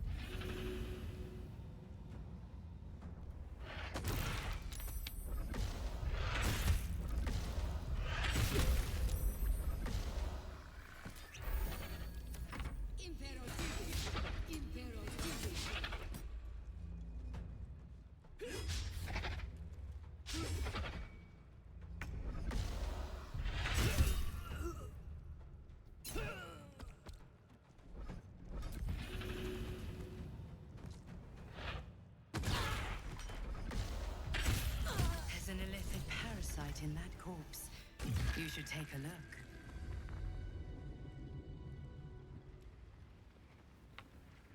Neat. For the rest of the Dwargar leave, I mean, I already killed them. But yeah. In this case, never.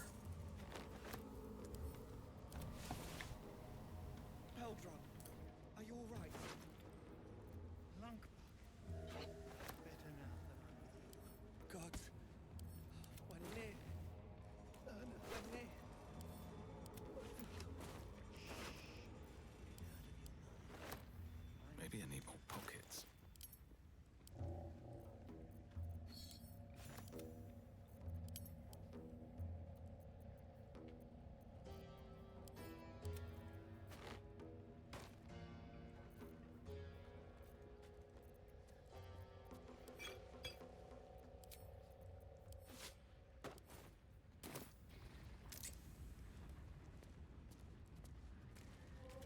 Better always drop Banshee on death. He always drops those 3 weapons, yeah.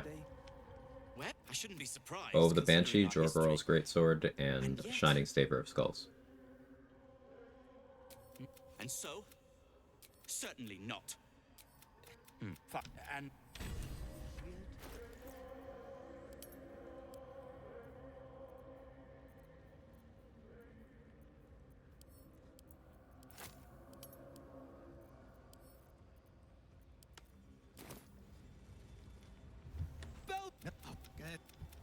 I'm grateful.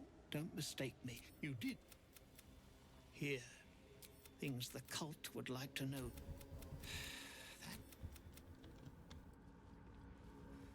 No.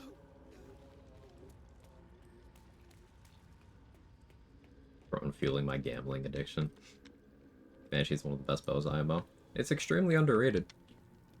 It's got a great status effect. It's got stat stick applications. It's got good accuracy. It's got good damage. It's available early. It's very good. Very well rounded. Champion, great old one. Banshee does sound like kind of goes hard, if only for the thematic. No, it definitely goes hard. Like, creating... So, like, the Banshee Frighten and the Great Old One will happen concurrently. So it's not like you can double frighten someone, but it is a chance whenever you crit and a chance whenever you hit. And the Great Old One, Frighten, Mortal Reminder, isn't an AoE. So if you did something like crit a many-target arrow, then everyone in that AoE is going to have to roll once for the hit that they take, then once for every other person in the area, including themselves. So you can, even though the DC on each of those is not very high, if you were to daze or use Resonance Stone to impose disadvantage there, you could almost ensure you're frightening entire groups with every attack that you make. Still have no idea if I'd like this game or not. It seems like it'd be a lot to take in the first go-around. It would be, yes. It's one of those games that is certainly overwhelming at the start. I would encourage not worrying about what other people are doing, taking the game at your own pace, picking something that you think would be cool, not something that someone told you was good. And don't hesitate to save the game all the time. If you'd like to see how something plays out differently, reload your save. Yeah, take it slow, read what things do.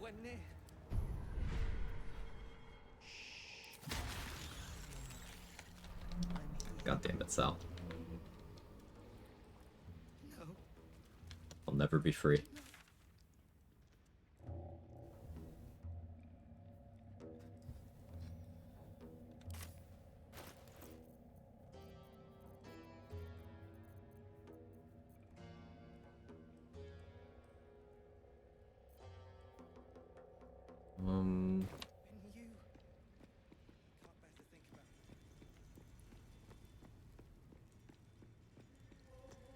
Am I coal mining, chat?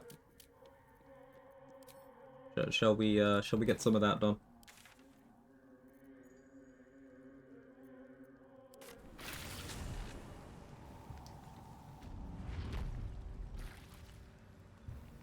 Feel like you want a coal mine? I could coal mine.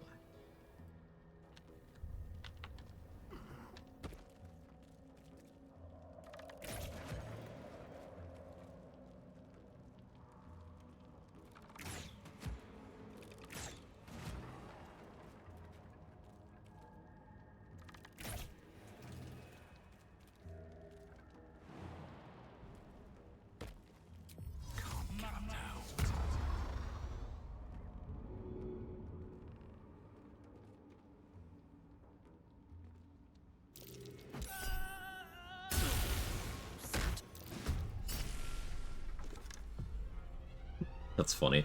I got the swarm attack mid-air, then he hit the ground, then I got another swarm attack. Get fucked, I guess, dude.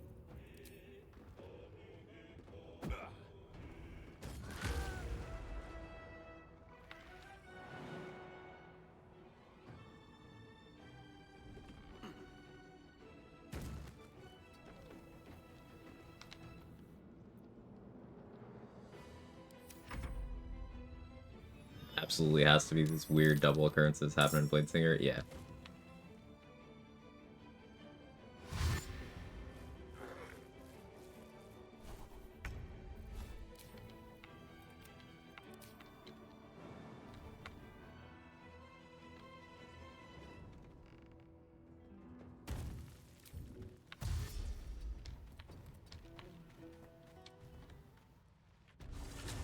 Alright, so I've referenced it a lot, but I haven't done it in a little bit. This is coal mining.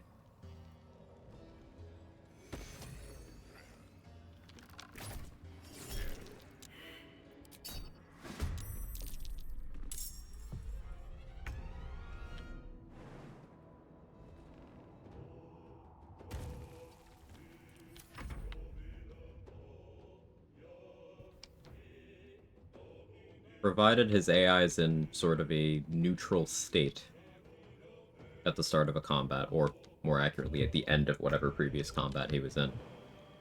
Gek Cole will always start off the combat by doing his version of Animate Dead that creates 7 zombies. Now, you don't need to bring fresh corpses for this. He will just continually reuse the same corpses. That's why I push the ones that start up here, down here. And I destroyed all the ladders and nets. So these zombies have no way out of this pit. And he's going to spawn 7 zombies at the start of combat every time.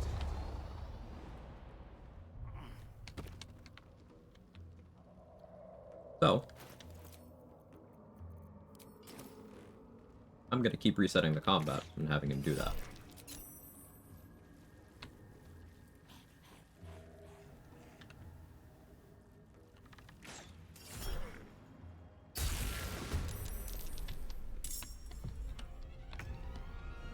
And each of these zombies is worth 3 XP.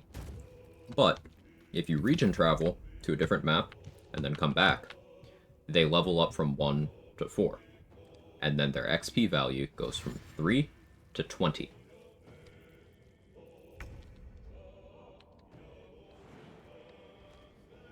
Now, spawning 7 enemies worth 20 XP a pop is quite good XP-wise. 140 XP per cycle is pretty good. Now, there are somewhat faster ways to set up this loop. If you take the steps to make Get Cult permanently hostile, then you don't need to initiate combat the way I am. You can just, like, reveal yourself and use Invis. So being a Dwergar or having Shovel for that is a pretty simple way. They despawn? No.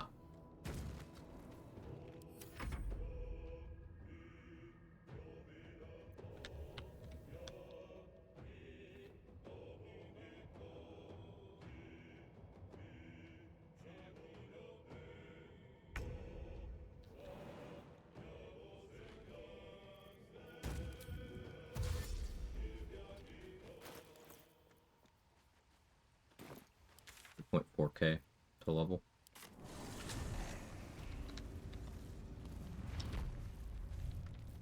How many die today? How many die tomorrow? So what do we think? Want to do about 200 zombies? That sound good to you guys?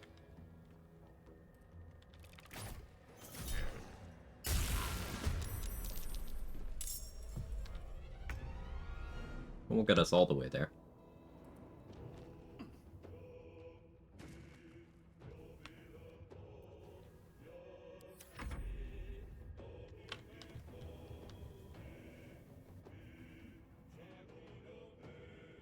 Heck of a turn order. Oh, this is only beginning.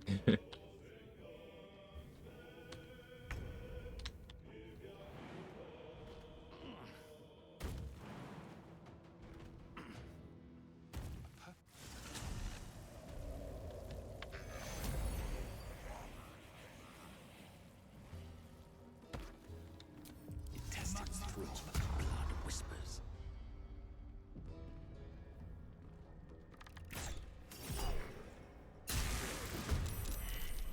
Over Gek, I have the high ground.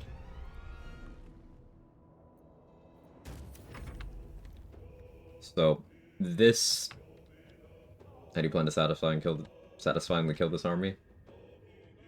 Bussy or bombs? Probably. Now, I could go Slayer and jump in, but, like, there is a chance that I die. I wouldn't want to even attempt that until I have level 10 Slayer.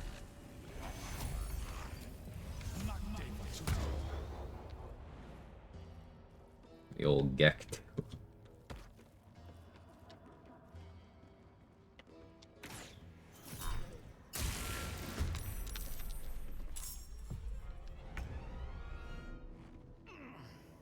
Swarmkeeper, I hardly... Hey, Sailor Cat, how are you?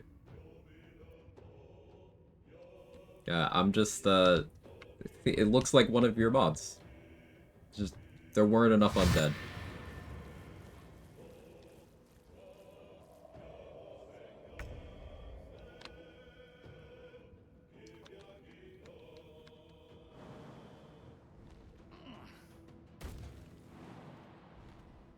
To save the rune powder bomb. I do have the barrel still. That could be a funny use of the rune powder barrel, actually. You might be cooking.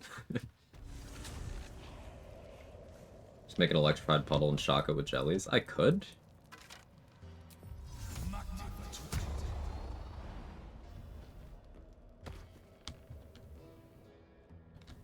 With Callous Glow and Max Tadpoles, I could somewhat consistently... Like, making all of this water would be the play. But I think as soon as I shoot one, there will be a spot of blood. So that'll get in the way. Are they neutral now? They only go temporarily hostile. I got out of combat range. This is coal mining. This is how you most efficiently get, infinite XP.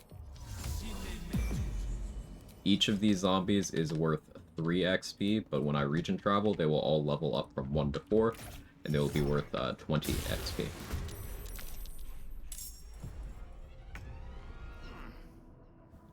So every cycle of entering combat and fleeing like this, I am printing 140 XP.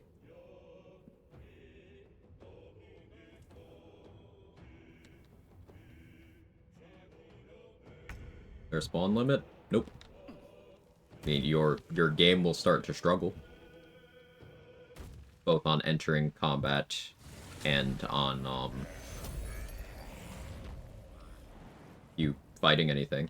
But, no limit.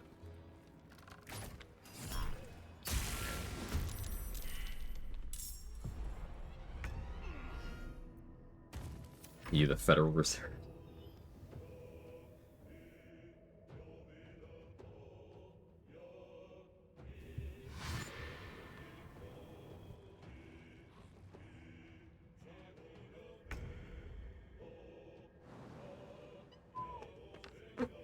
Cat.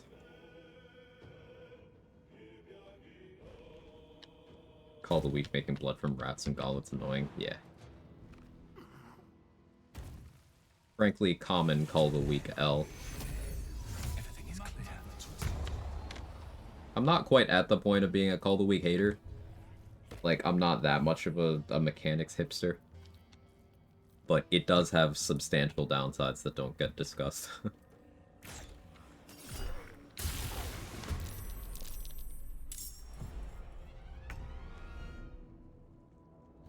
So every 50 zombies depreciates the value of their XP by 10%.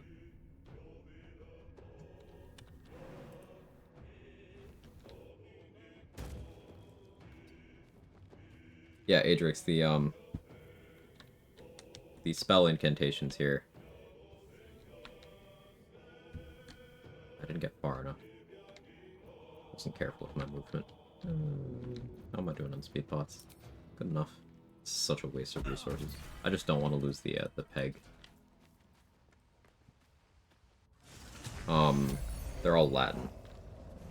So that's just the Latin language.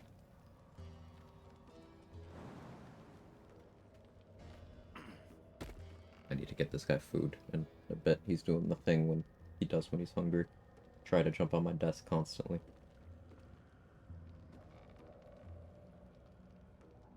Look at him.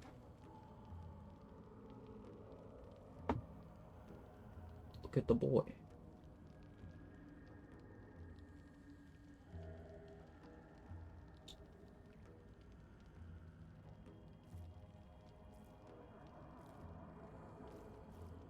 Do you hear something? I believe there's a Kevin near you.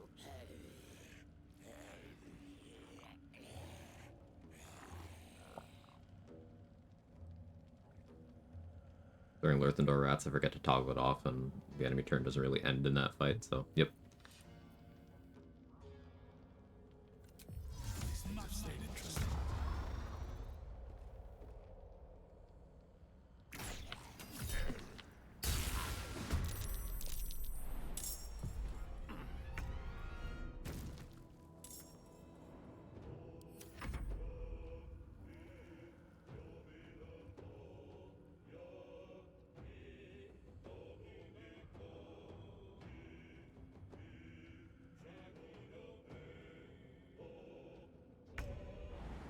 While I do this, I can think about what else is available for pretty straightforward XP.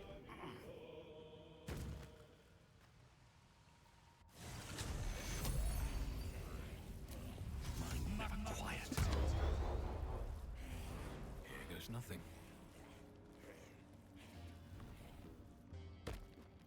Cat, you keep moving your paws around and stepping on various organs. Now I have to pee. How did you do that?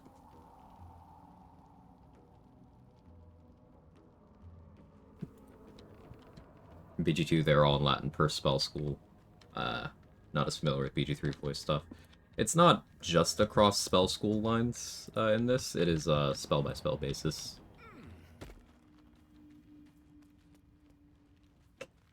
Acupuncture. I'm autopiloting like I'm already in combat here. Did you all lay down? That was adorable.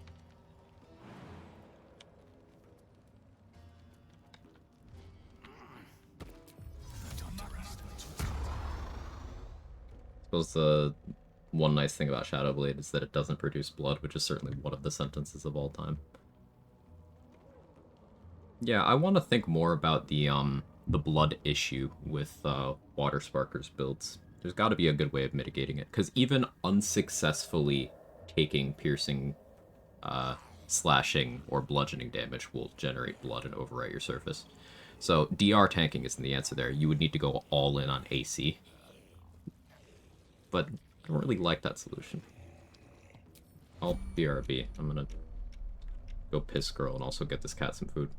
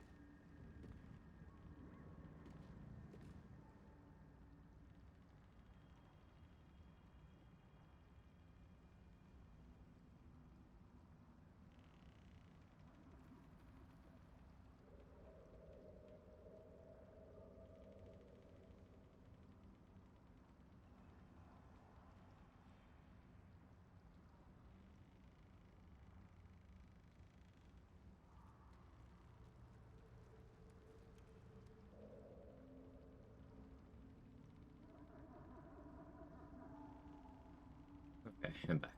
Hello. Blood can't get electrified, so if you get hit on an enemy turn, when your turn begins, you don't get your water spark charges. Yeah, that's... Thank you for explaining, Trade. And that's weird, because, like, in DOS 2, you could electrify blood, right?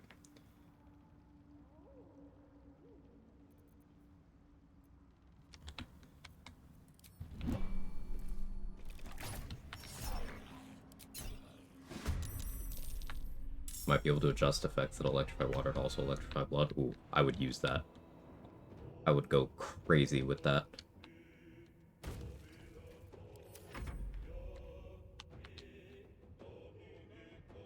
For the railgun approach. What if you railgun inside of a puddle?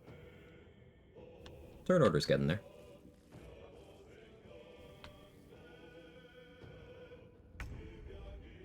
There's a way to turn blood into water, then electrify. I forget exactly how. You can freeze blood, and then when it thaws out, it becomes water. So, that. But that is somewhat time-gated. Or, at least, action-gated. Getting railed in a puddle, real, not bait. Well, I would hope there'd be a puddle, Danny. This isn't the Shapiro show, you know?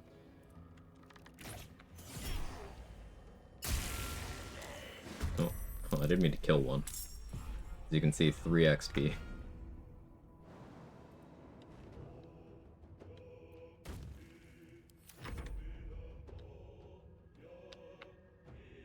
was getting railed, never mind, I should behave.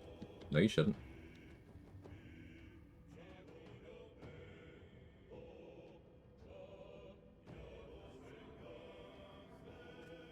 Fucking AI. I searched for pool floaty on a stock image site, got like 50 AI generated results of a cool gorilla with a mohawk and sunglasses.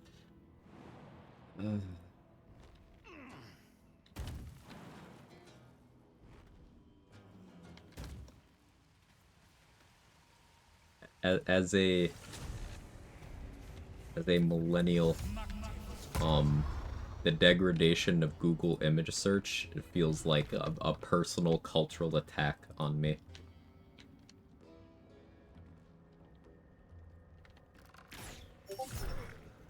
Damn it, Discord. Fix your shit. I forgot again. I never really remember.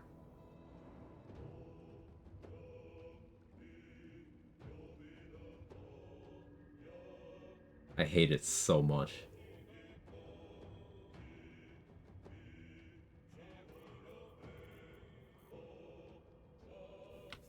Hey Tamer, this is coal mining. If you've ever wondered what we're on about when we talk about how you can technically hit level 12 in Act 1, well,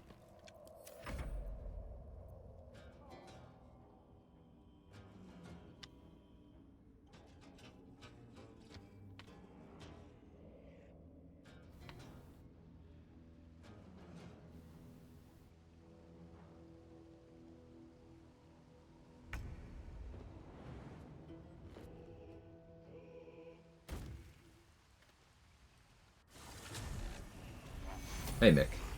Coal mining? The streamers yearn for the mines? Yeah. I know I said I'd do 200, but we're around 100 now.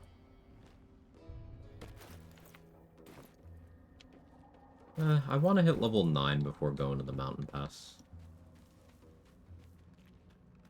And I really shouldn't pick a fight with the boss without level 10 Slayer, but I'm so contemplating it. Such a bad idea. Because, like, a crit. If he crits me in Slayer form, and my Slayer HP is low enough, that could overflow and get me, like, real bad off.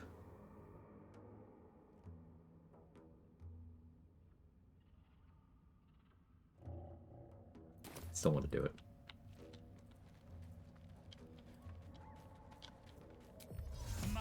So yeah, we'll probably pick a fight with the boss when we're level 9.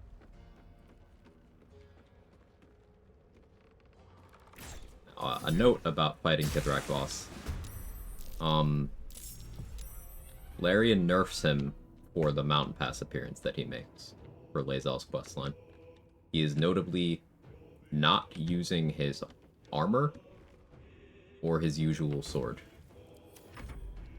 Which means his parry is a lot weaker, his armor class is a lot lower. And his weapon not only doesn't hit as hard, but it's also way less accurate.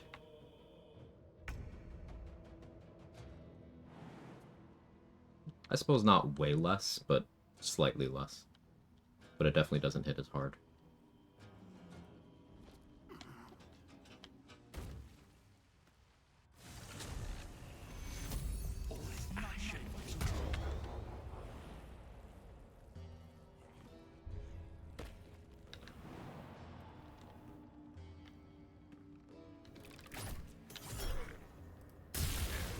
See our deal with Voss here.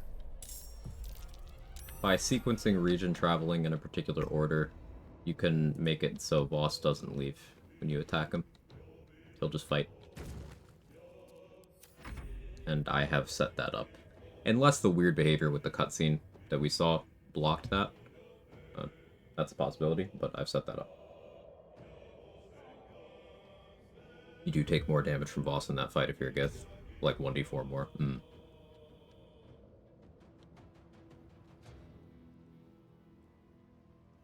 Thank you, Baneblade. 14 to the 7th.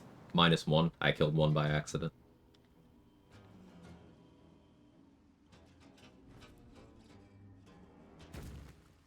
Or not to the 7th. 14 times 7. Again, my brain is cooked today. One more. Almost time to play frame rate limbo. How low can we go?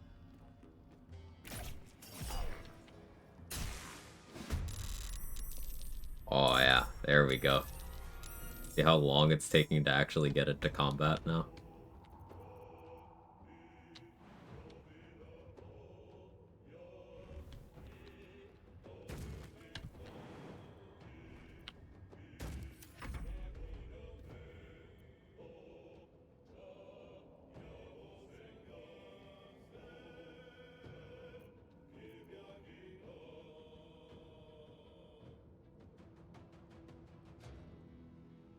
Have some big crunches incoming.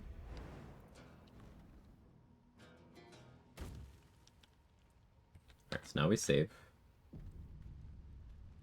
And now we region travel.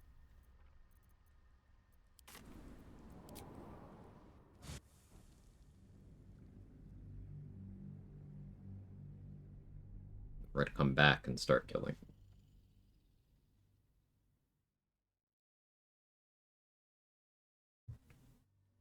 Daylight remaining for region travel?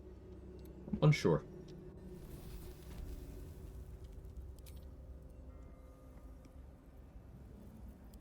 Nothing hurts anymore.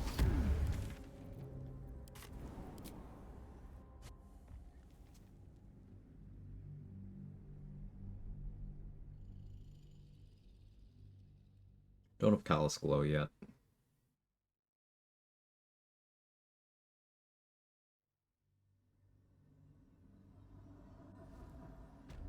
We have to go back. Classic. You know, don't make me think about how, that show is older than some chatters. Don't make me think about that, okay?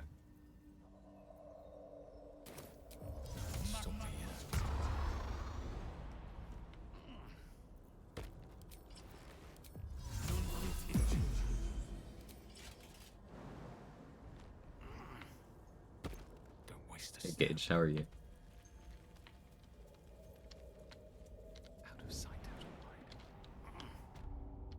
I'm liking Swarmkeeper so far. It's mechanically interesting, Zapper. I think going at it from an angle of like, hey, I'm not here to do damage, I'm here to be a silly little guy. I think that's how we're gonna get the most value out of it in general.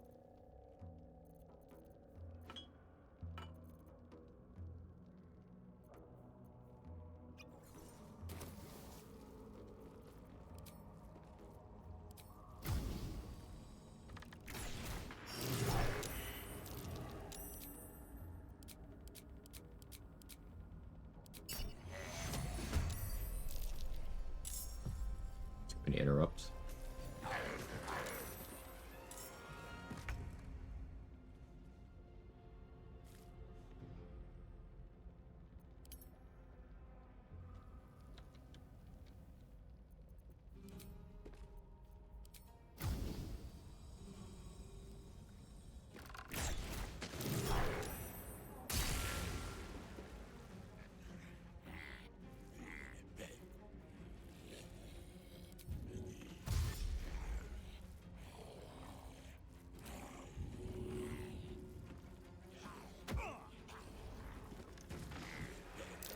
Artifact.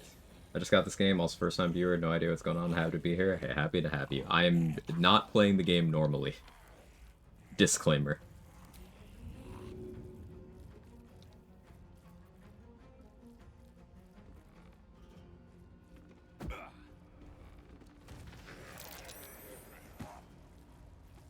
Your XP there. Here we have bombs, right?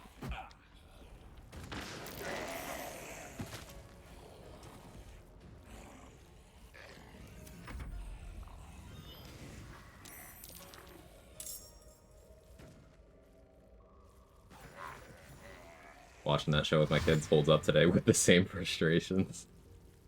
Classic.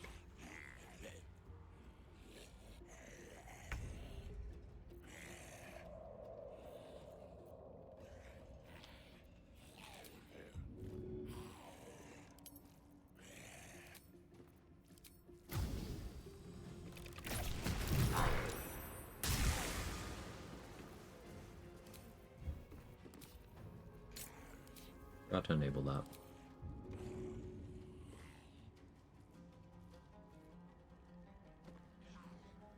Not gonna get me, right?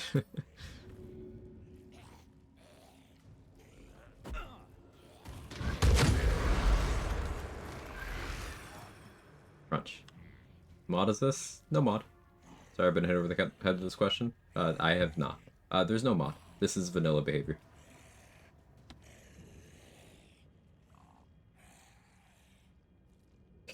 It locked up for a bit there.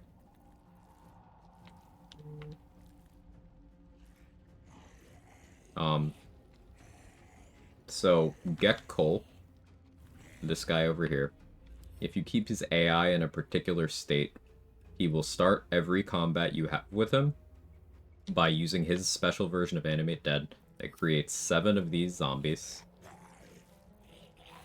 And each of these zombies persists. It's not like a temporary thing. He permanently creates a new creature. So I reset combat with him a bunch of times to get him to spawn more zombies. Now those zombies are worth 3 XP. That's why you see, you know, the 6 is the 246 here. But any zombie that is alive when I region travel and then come back will level up from 1 to 4, and its XP will go from 3 to 20. So here's a level 1. This one would be worth 1 XP. And here's a level 4. This one would be worth 20. 3 XP, fantastic. Yeah. Takes a bit of setup to do it efficiently. Yeah, XP. Worship me, the prophet.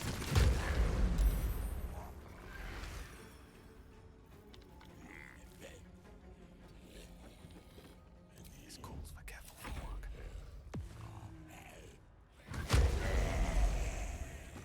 Donkey.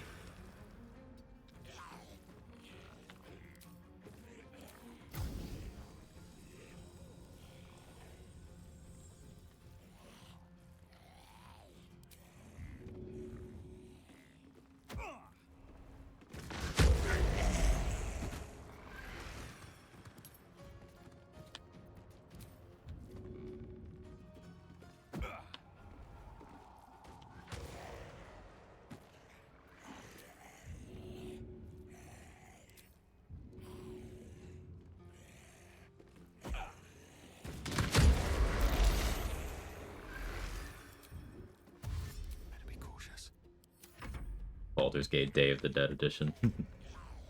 Game's a little confused and even left some corpses in the turn order.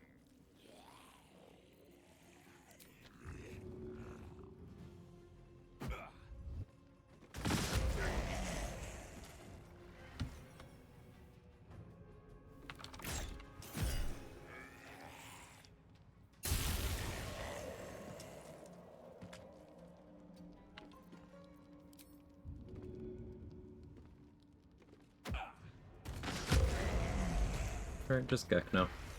Now I need him to reveal himself.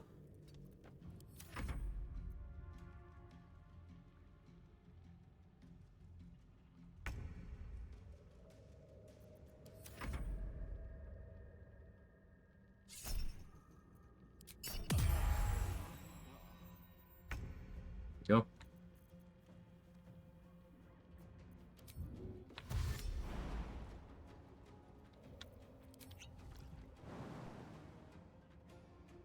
Good idea, I think. And we broke combat. Yeah, we got like 2,500 XP out of that.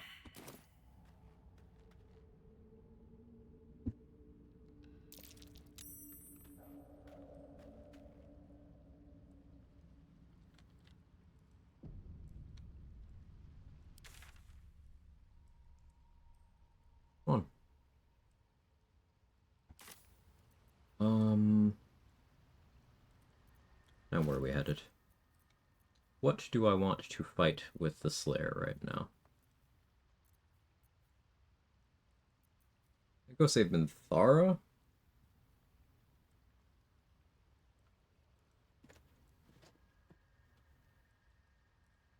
No, there's still more prep I want to do. Moonrise Roof I could do in Slayer form. Yeah, that'll be fun. I like that idea.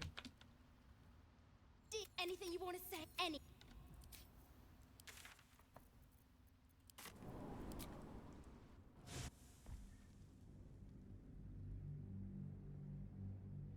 Yeah, as Rolling with Punches set artifacts, this is definitely a space where questions are welcome. We love discussion.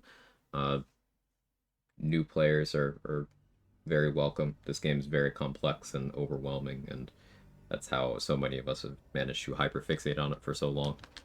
If you have any questions at all, never hesitate to ask.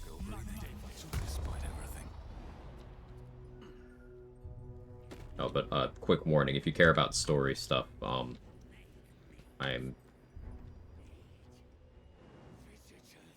more mechanics oriented, so I'll be bouncing around between story stuff a bit nonsensically.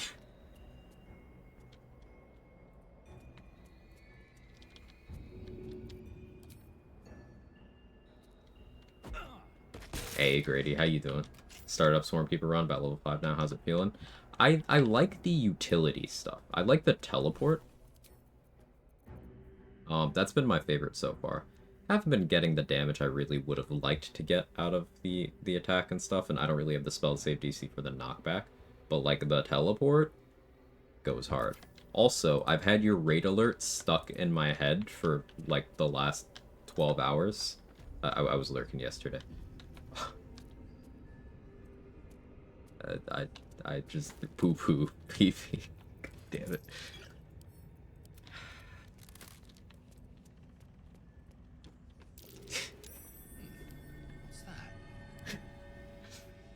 Grady's great. Make sure to follow him.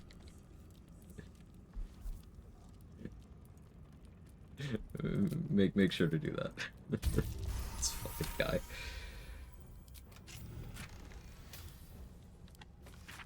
A letter from Ketheric's wife. Sounds like she loved him very much.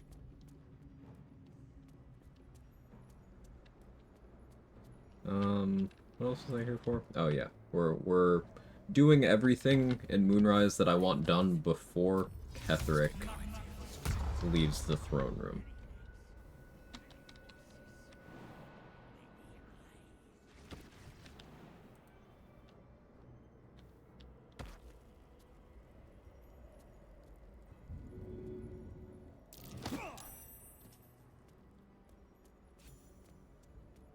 What's in here? I found myself doing the classic Ranger common threads with Swarmkeeper, though. Yeah, it's one of those things where you do have to go out of your way to differentiate on Swarmkeeper. I was thinking about if I were to tackle this run again with a different approach, maybe do Sorcerer and then do like Swarm stuff as a reaction on spells that I cast. I think that could be cool. That would also give you the option to like twin spell meta magic to put your Hunter's Mark on 2 people, so that you wouldn't have to worry about like using your bonus action to reapply it every turn, you know? I think that could be enjoyable.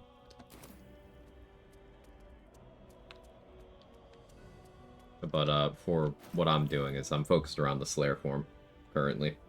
I turn into the Slayer, I hit someone, and then suddenly I'm teleporting.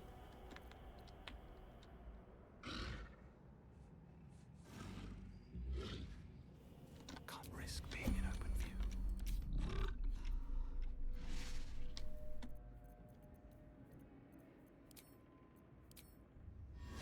Gods take you first. You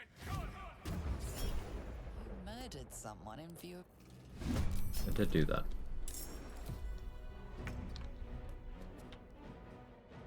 So plan to switch off bees? Yeah, I think I want to switch back to jellies. Maybe do that when we hit level 9.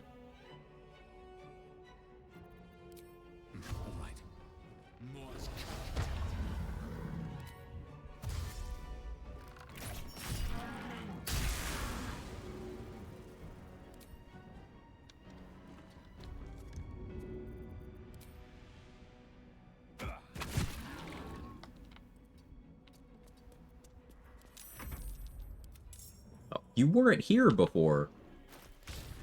Where did you come from?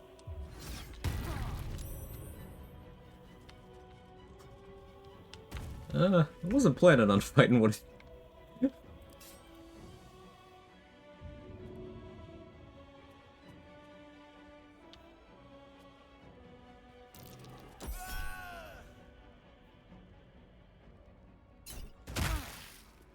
I turned off your aura of protection at least, because Paladin's a dogshit class.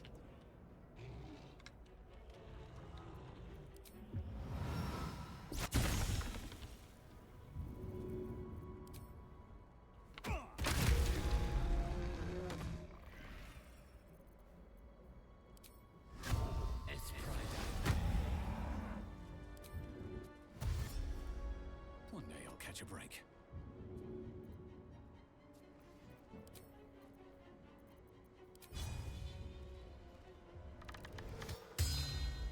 Cool.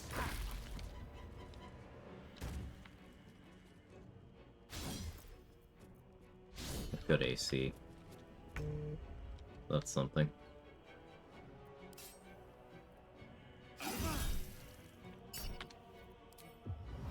Use the teleport. Cool thing about the teleport, is like other targeted things in the Divinity engine, you get a range increase targeting to lower ground.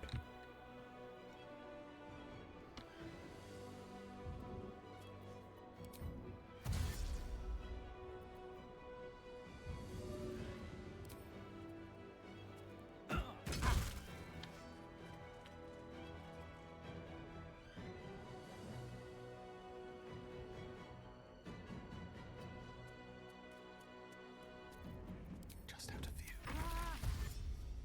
What's the dash?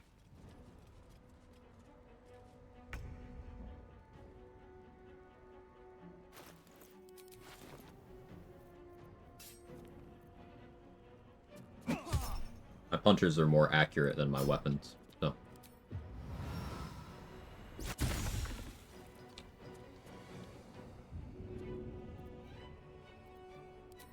Here goes nothing.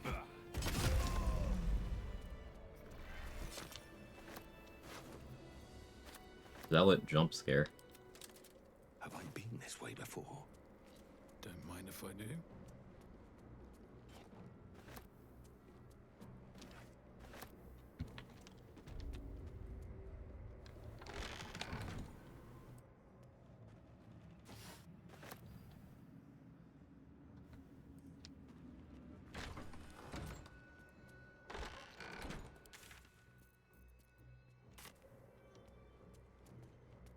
Fly up from here.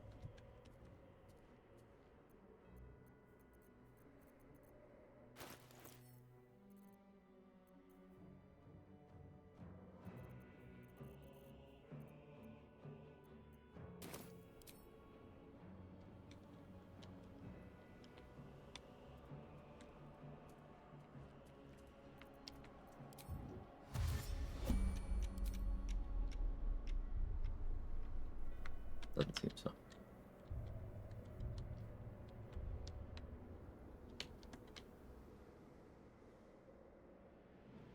Yeah, I don't normally go up this side.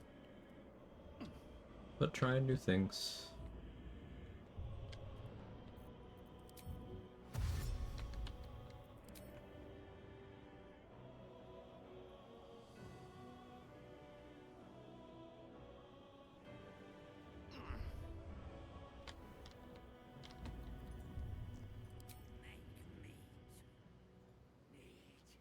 Wrestle honor without a lithid power is difficult. I've done that multiple times, yeah. The lithid powers affect your character less than people say they do. They're good. Every single one of them is good. But there are far more broken things in the game.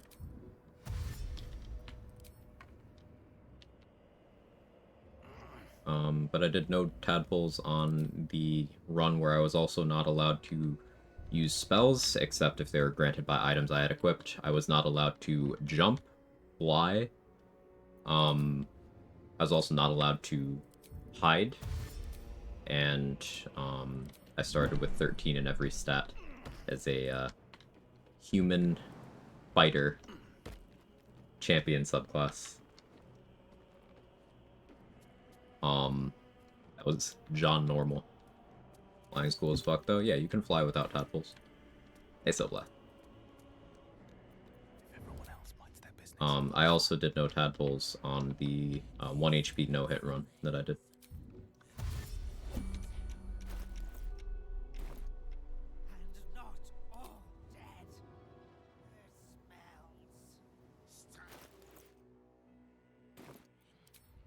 What right now? Just...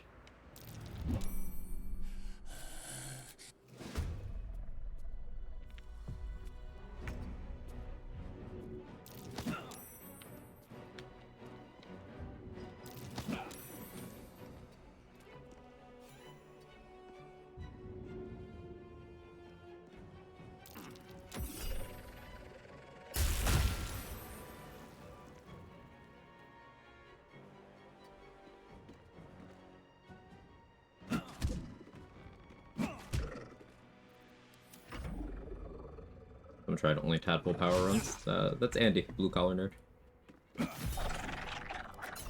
Champion fighter, new best support class. Uh huh.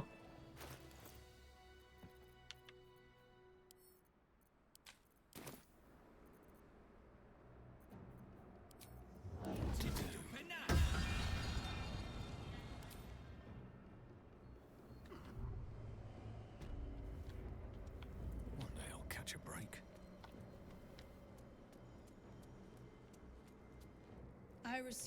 You will turn around. Should the general learn you breached his private in her... Yes, I will turn around in her name. Happy Pride. Not as bad as it could have. Try me. It's causing my unarmed be 11-11. Tavern Brawler. It's my strength mod twice.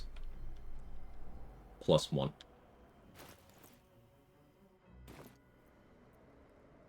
And in his name. And in their name. Happy Pride, yes.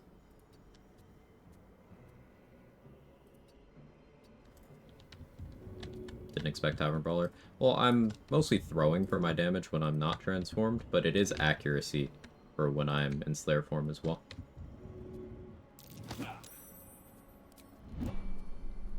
Oh. Okay. Scammed, I guess. Hey, you like music, right?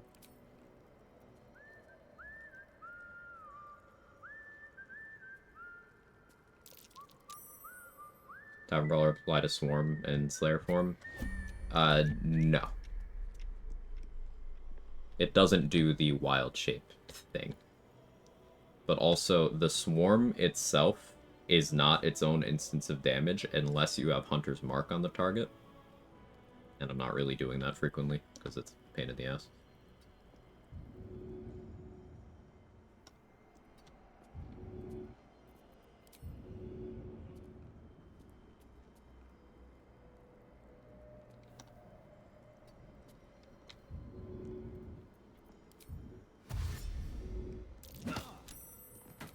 Just out of view. Time to press ahead.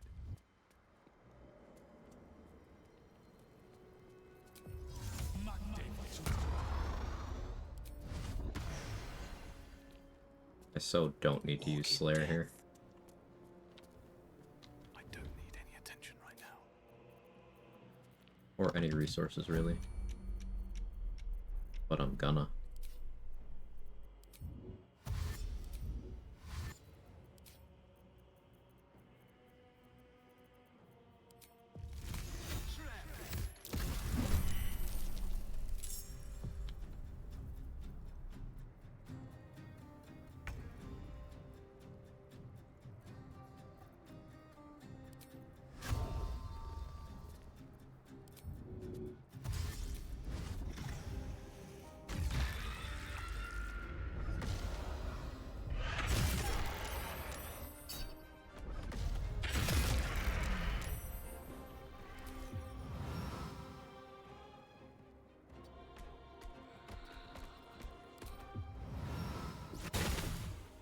Teleport up here.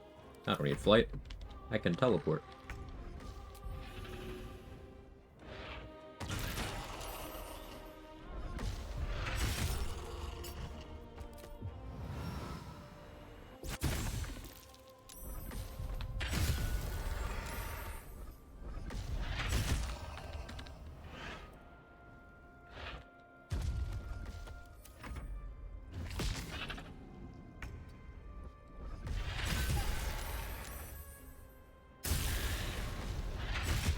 What do you think? Bye, Dave.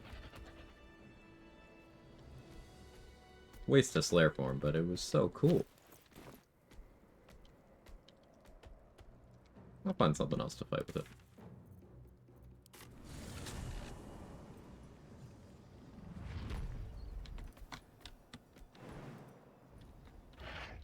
Not what that Skelly signed up for. Yeah, I would agree.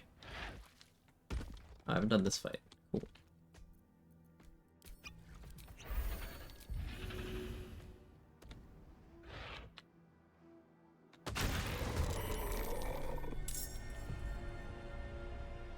Now, unfortunately, the Slayer's attacks are not matchable. These shadows really aren't going to be taking very much.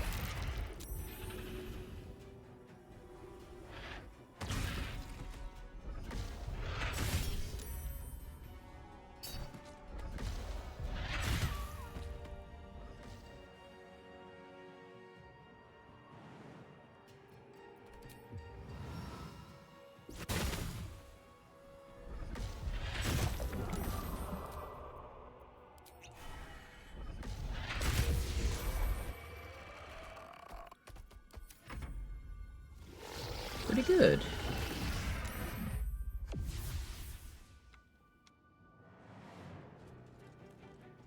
What you got? Ow. That was pretty good. You got more?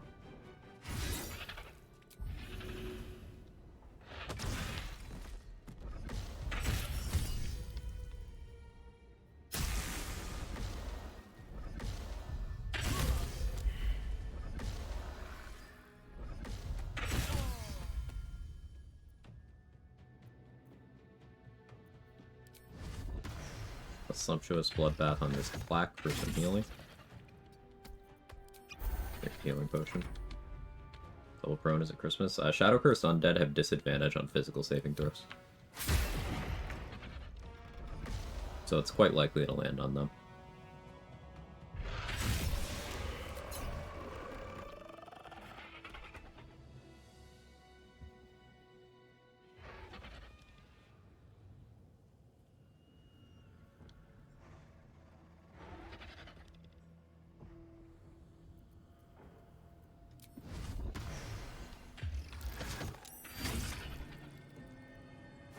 And we'll just heal off that plaque again.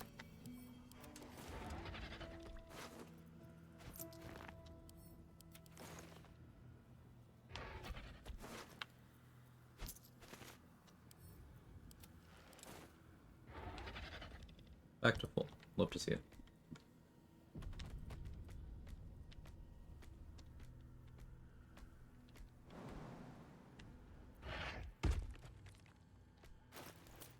Yeah, I need to take alert as my next feat. I want to take athlete for the jump distance, but like I gotta take alert, man.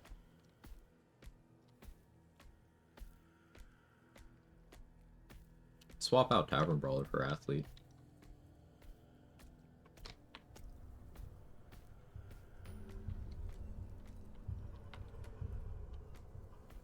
Dare you teach me when I'm making dumb jokes?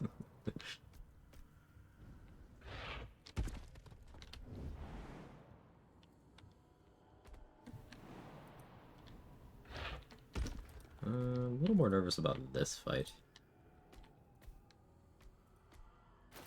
Not nervous enough to use a universal res, but that's probably a miscalculation.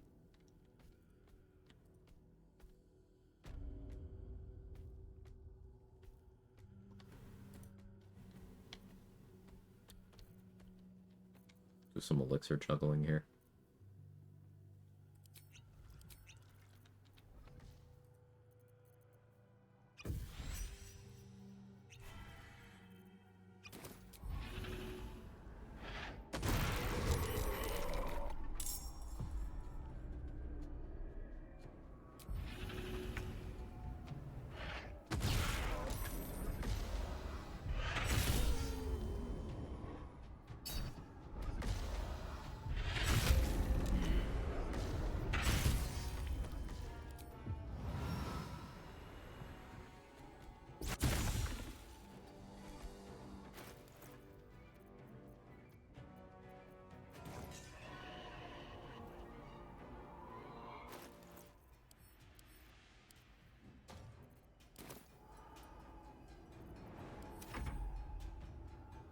Autolux Portable Freezing Sphere doesn't break invis. Bone Spike Boots can start combat but don't break invis. Slayer form HP treated like regular Druid shapeshift where you go back to normal after depleted? Yes, Blindwood, that's correct. Healing methods are really something else? Yeah, Alfredo GG, it's so funny.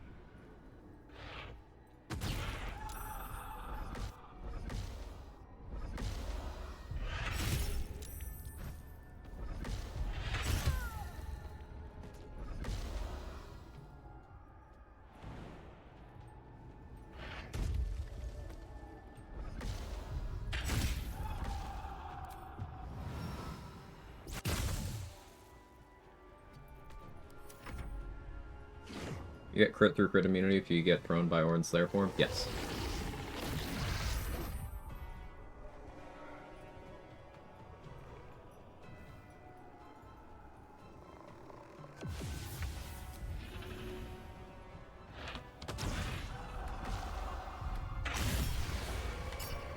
I'll take the crit.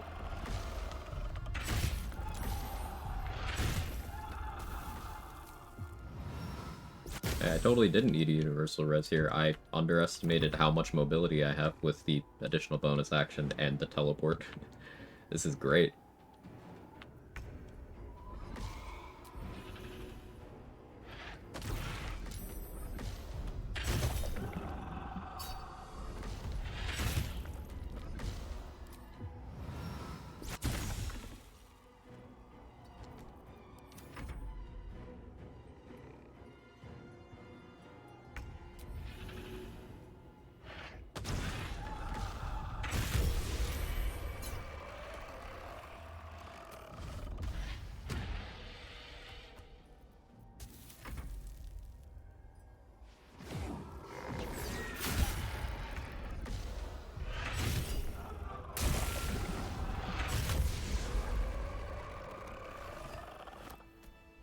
over-prepared.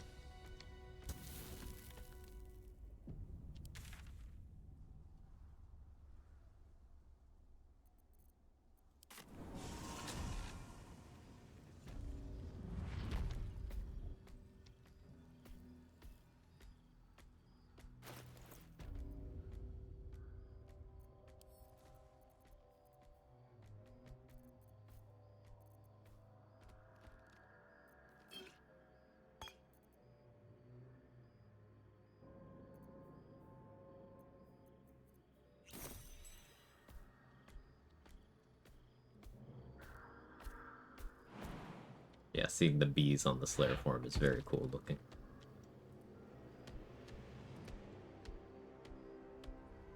Oh, that's another way we can make companions uglier.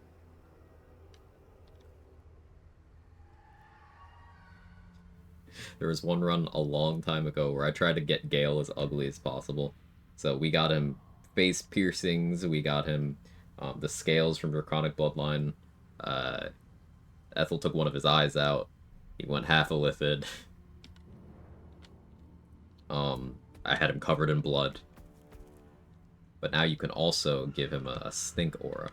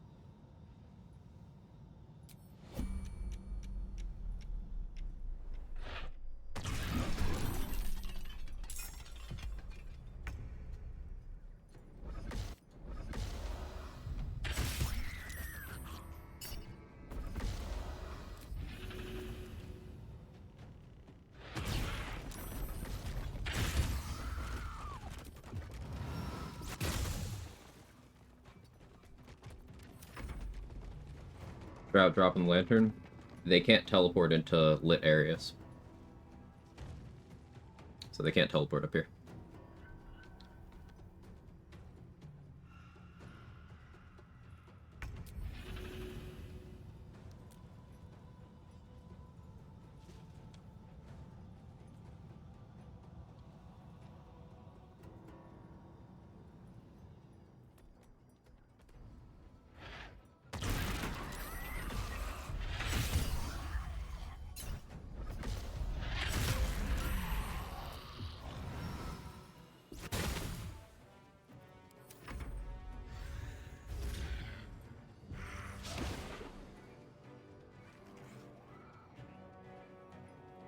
What's this form playing as right now? Yeah, this is the Slayer form.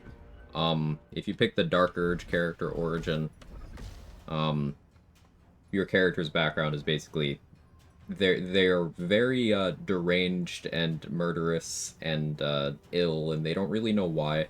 So there's an overarching mystery throughout the game, learning more and more information about that. And if you do some very specific, very bad things in the storyline, this is an ability you get.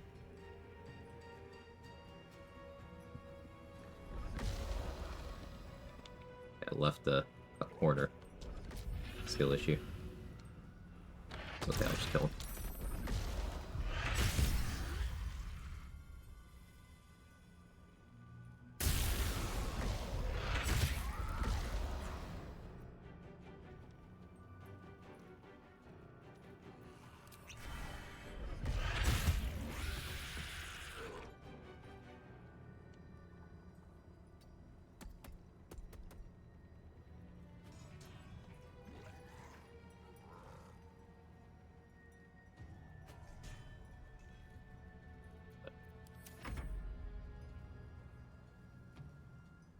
Trying to beat the game solo honor mode last week. Let's go, Blindwind. Well done.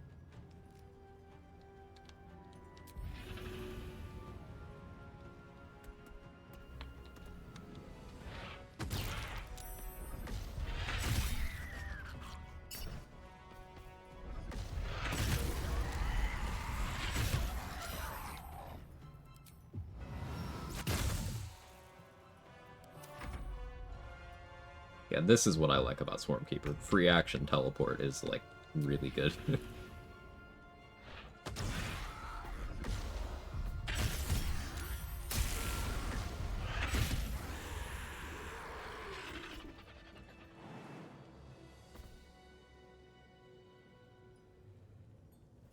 With me breaking 30 pots in one leap. Hey, thanks, JD. Not the bees! People are definitely running Nicolas Cage, dirges for this, right? Dirges and tabs.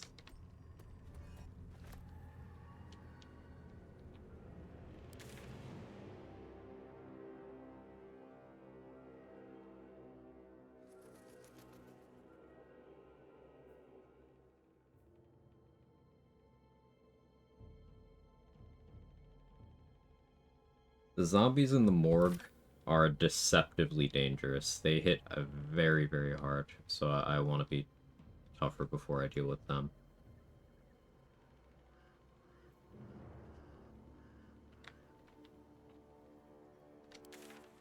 Where's the Slayer putting that lantern?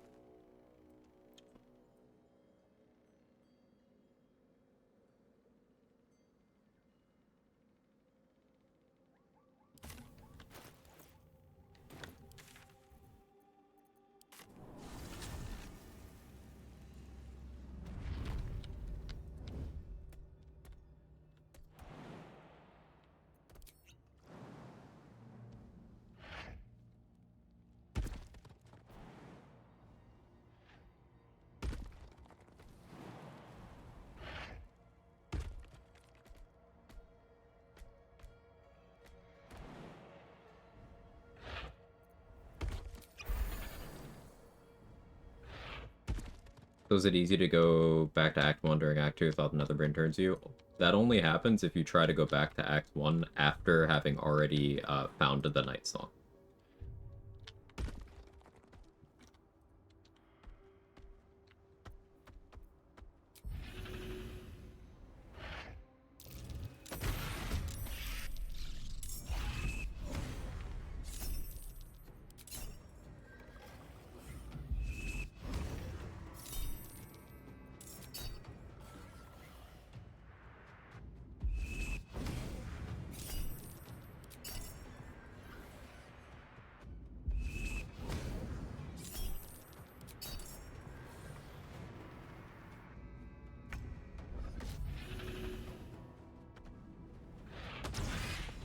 Ho ho ho. This is gonna suck for you.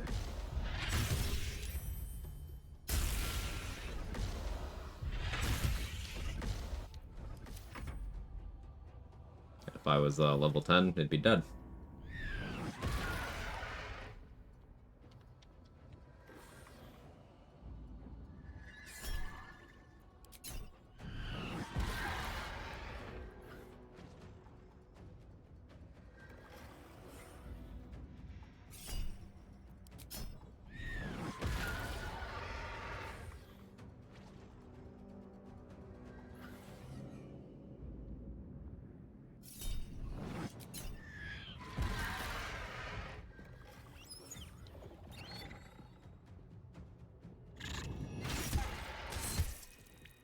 If it's quite painful.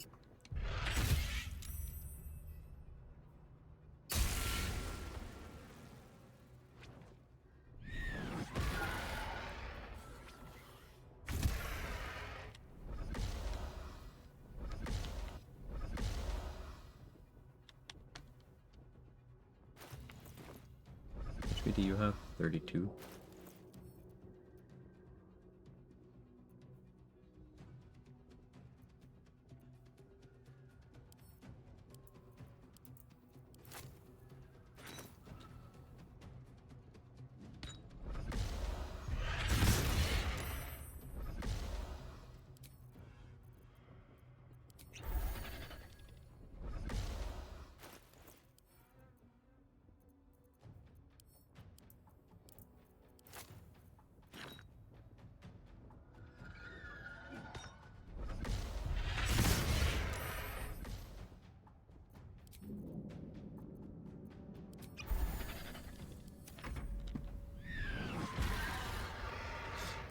when the manta ray circle jerk going on. I'm fighting an enemy. Something cool they did with this game is there's a lot of very iconic creatures in the source material Dungeons and Dragons. So throughout the game, Larian put, oh, it'd be cool if this monster was here. All right, yeah, it's here. Don't ask questions. Don't ask why it's here. It's just there's one of these in the game. You want to go fight it? Like, yeah.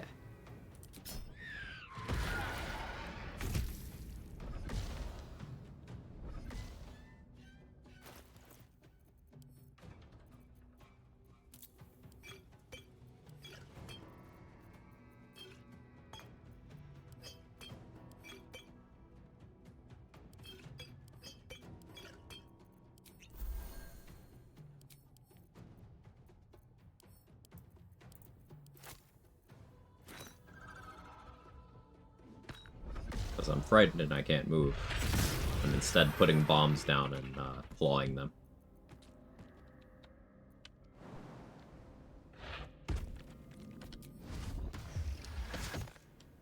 Let's heal by making this chest bleed. You haven't even made solo on her first try? Solo on her? No.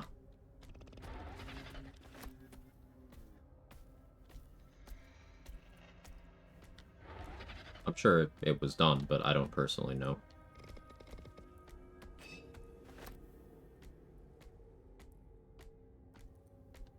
I did it my second try. I suppose I could have done it my first, but I intentionally went in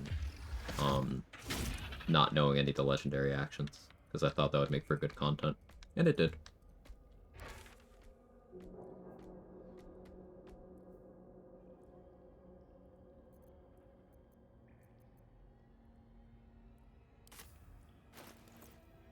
$2.8K to level.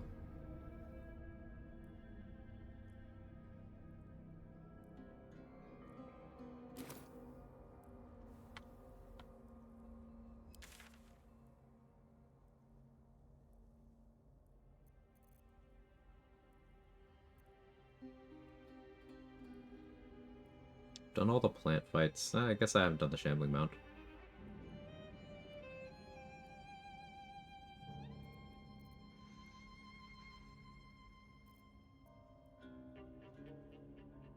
What am I missing?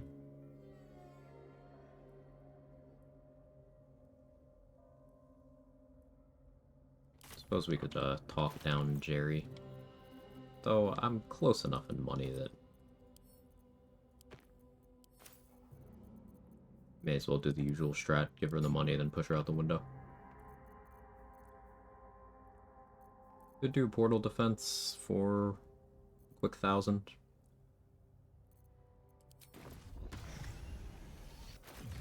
Drop Slayer form for a bit. Why not have a Peerless Focus elixir? I'm supposed to. Let's see if Araj can fix that for me. We kill an Elminster? I still haven't really decided. I could, but like, that session of coal mining I did was already 2 Elminsters of XP.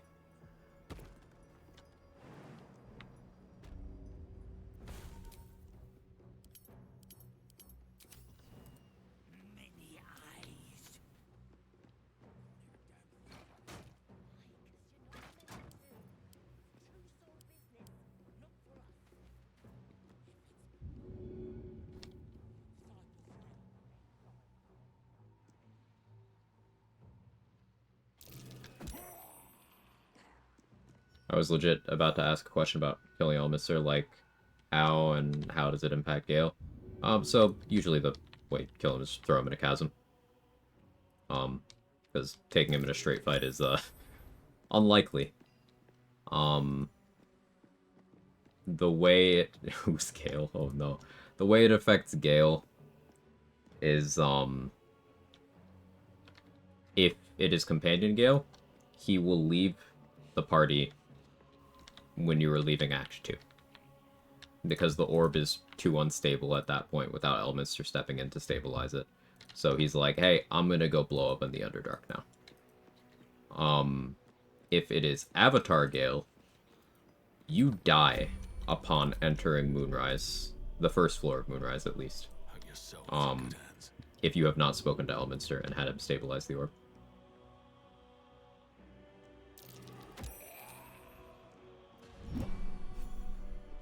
I think you can fight Elminster as a buffed up level 10 Slayer. How good's his strength? Yeah, how good's his strength? If I can get him prone, yes.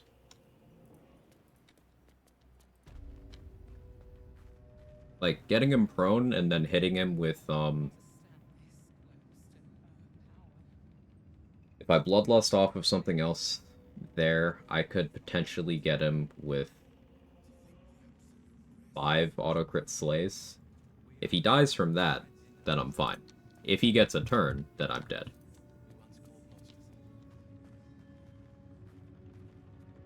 He also dies walking towards Moonrise the Docks.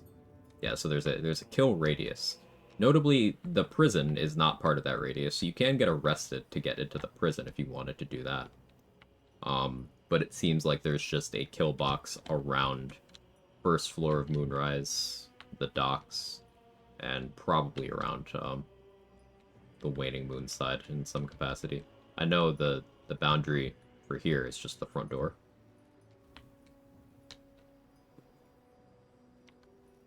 This game and its intricacies is brilliant. Agreed.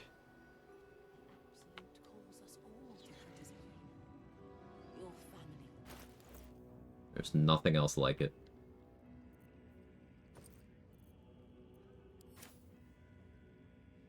Why did I come here?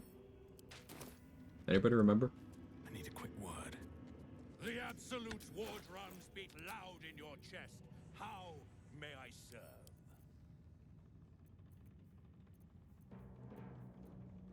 I have no recollection of why I'm here.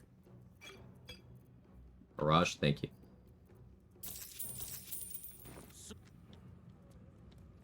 I wanted, no make me sleep juice. You know the thing I'm talking about. My brain does not work today. You've come in the spirit of trade, I hope.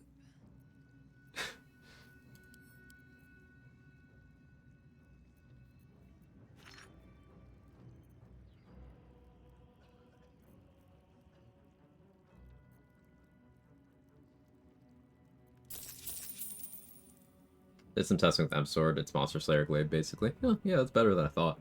I mean, Act 3 weapon, so meh, but the one-handed Monster Slayer Glaive equivalent is something.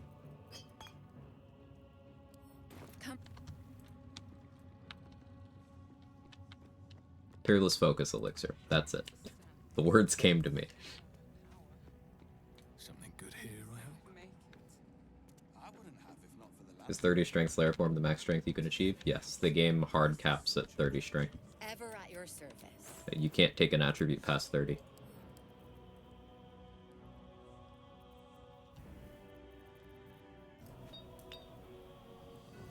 Really wish they could have made a multiplayer arena mode for this. There's kind of mods that facilitate that I'm partially aware of.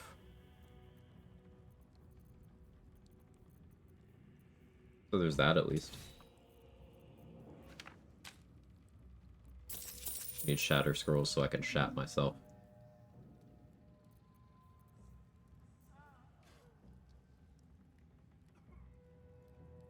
Build your own teams. Yeah, the Trials of Tav mod is that. It's pretty cool. Recommend checking it out. Is an unofficial mod manager. Some mods won't ever be unofficial mod manager because things that require script extender. You know, script extender is not something you can get through the mod manager. Gotta get it third party.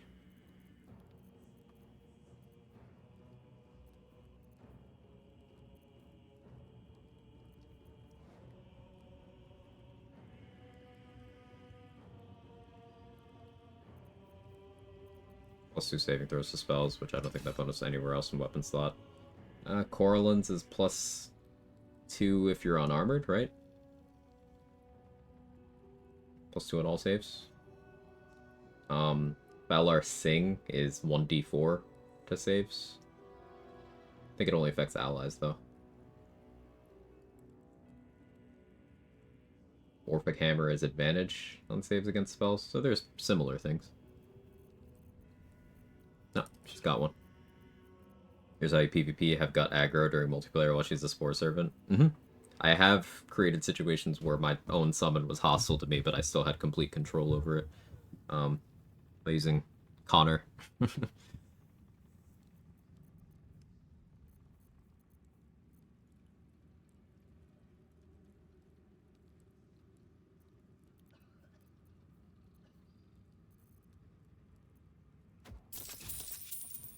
An honor. I should buy Drake Throat. I'll buy it. An honor.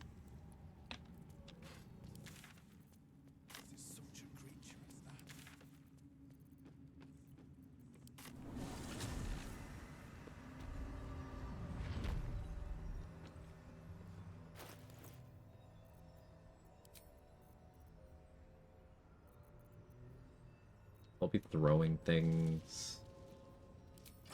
Guess I could swing Saber of Skulls if I really wanted to.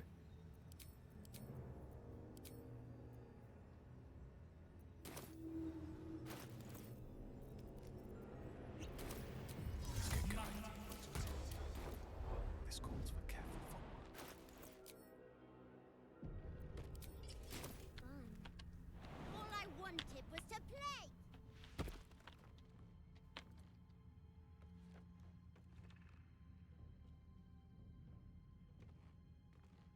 I think PvP would usually work out. The team that goes first wins. Almost certainly. Unless people centralized around, like, Abjuration Wizard, where you have so much damage reduction that you are assured to get your turn. Because, like, unless you're doing something like forcing a bunch of crits, an Amulet of Greater Health Abjuration Wizard with Uncanny Dodge or Pure Class is going to have so much, like, a raw bulk that they're going to get their turn unless you crowd control them.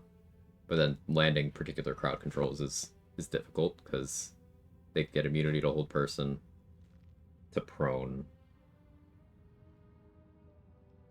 I guess you would be sticking, like, Hideous Laughter, Eye Bite, and you could get your DC high enough that it's close to irresistible. Like, someone would have to go crazy for, like, Robe of Supreme Defenses and a bunch of stack buffs. So, like, super high stacked saving throw Abjuration Wizard would be a counter to just go first initiative-wise. But then they could also just stack a bunch of initiative. PvP would have a really, really centralized meta, I think. It's interesting to think about. I don't think it would be fun to play. I'm sure no one will notice. Little bit of this, little bit of that.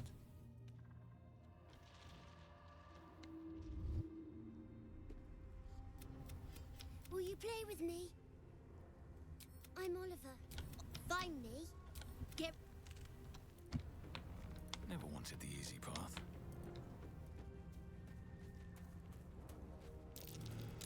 You weren't supposed to find good. Try to find. Don't want to draw any attention. Don't waste a step.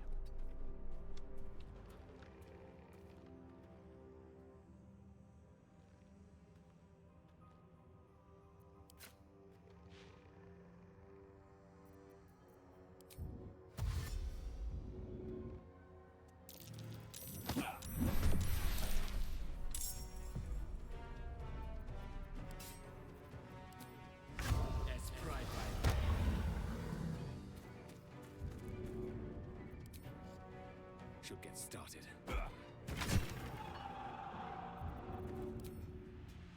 Might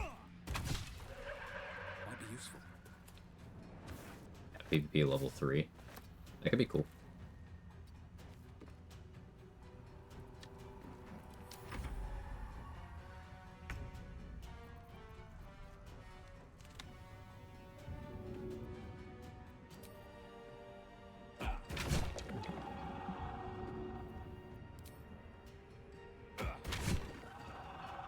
forgot to get my lighting charges. Oops.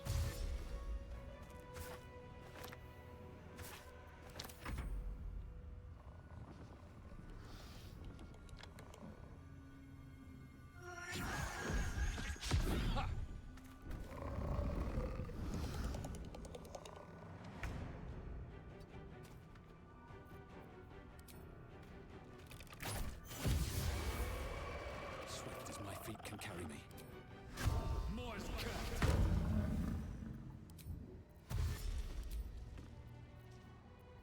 Do I have undead slaying? No, that would have been too perfect.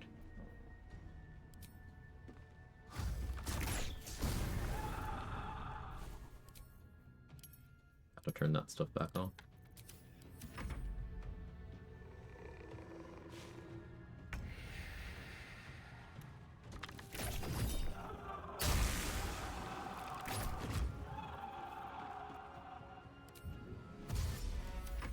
The thrown weapon consider magical damage if the original weapon's magical? Yes.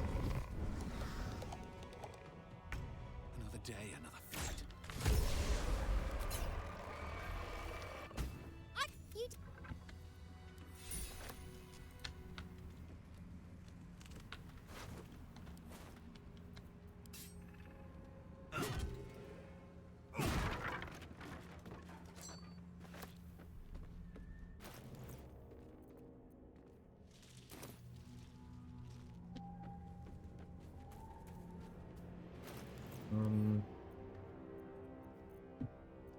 I guess I could do the whole house and thing, right?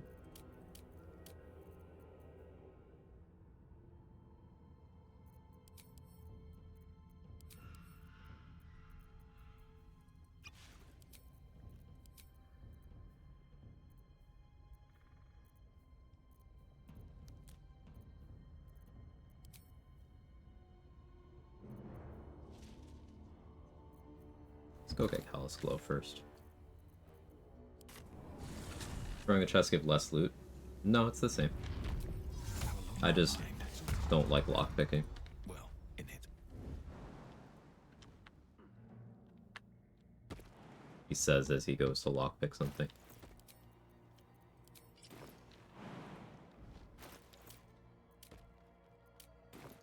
A knife in the dark. Right tool will do the trick. So we just gotta roll a 20 here.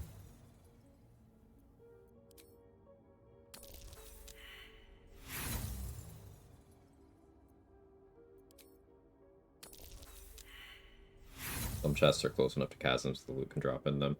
Some chests that are against walls will also spit out their loot on the other side of the wall. That's something to keep in mind.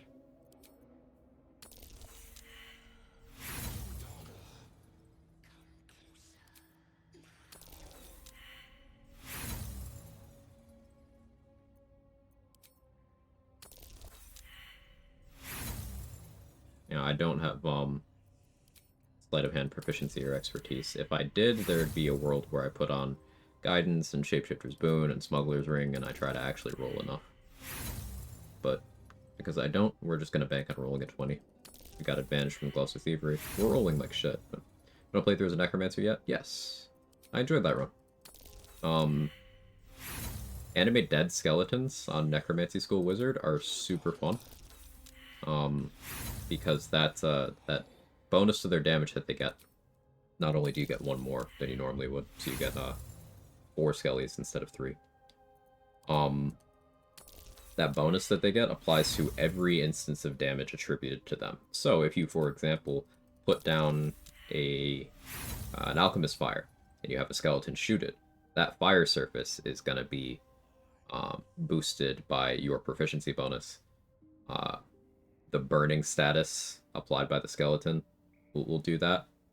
If you have a skeleton shoot a void bulb you put down, that void bulb will do, instead of, you know, the 1 damage it normally does. If you're level 9, it'll be 5 damage. It's pretty cool. You can do some very interesting things.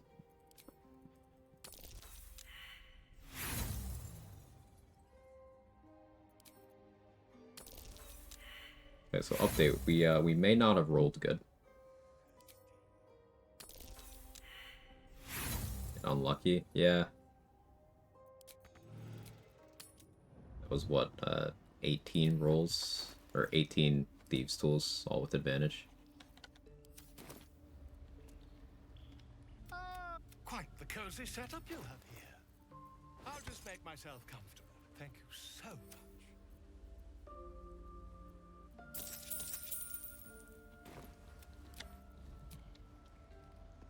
That's a friendly-looking shadow. Your daughter.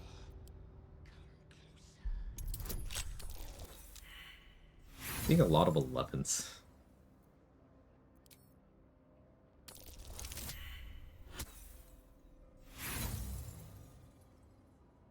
Need to try that. Is it worth using the Abyss Beckoners to buff their resists? They're better gloves for necromancers. Depends on your goal. Like, if you're really swimming in golds, you could have each of your summons individually drink an elixir of universal resistance every 10 turns, and then that would be resistance to all damage without you needing to give up your glove slot. But obviously you gave up money and a lot of fiddling to do that.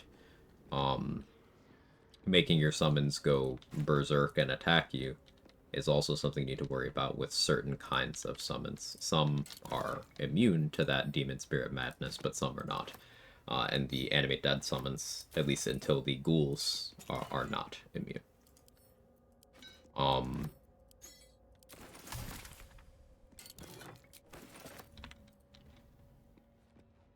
And glove slot is competitive. Because remember, on an efficient summoner, you are going to be doing things while your summons are doing things. Now, that could be continuing to buff them. It could be crowd control. You could be doing damage. You could just be staying safe. But you're going to still need to do things. So, the glove slot could be responsible for a lot. It might be armor class. It might be spell save DC. I encourage flexibility.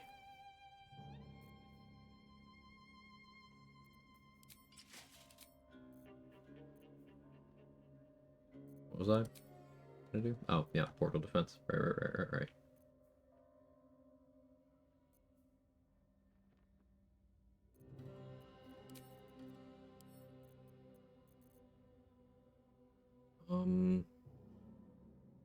Like a black tentacles.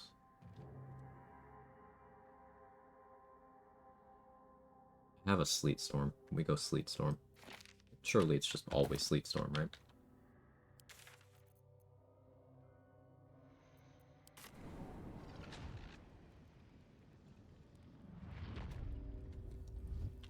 Have to keep going.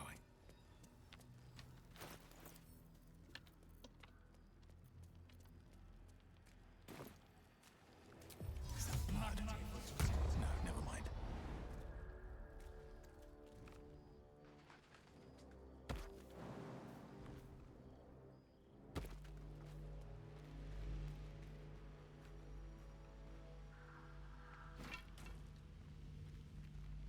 Also a little hard to gauge distances here with the barrier gone.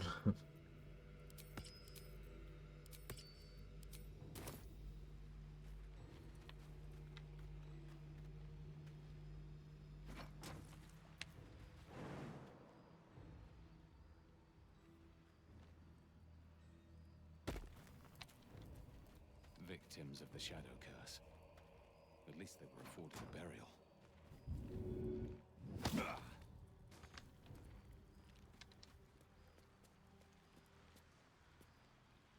Jiggling.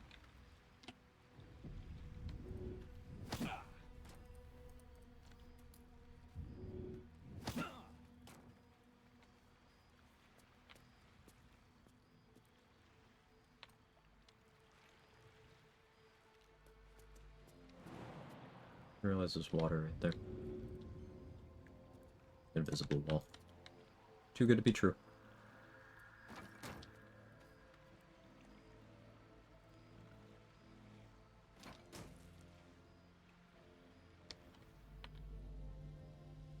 Which site code is this? Oh, Alson's.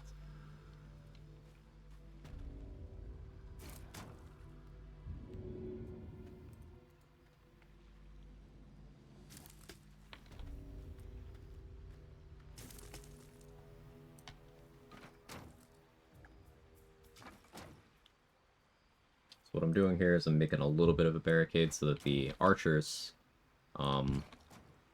they use some of their attacks disrupting this barricade, delaying them getting to the portal. There's a lot of ways to do this fight. I personally prioritize, I kill the shadows over here, and then I just delay everything else.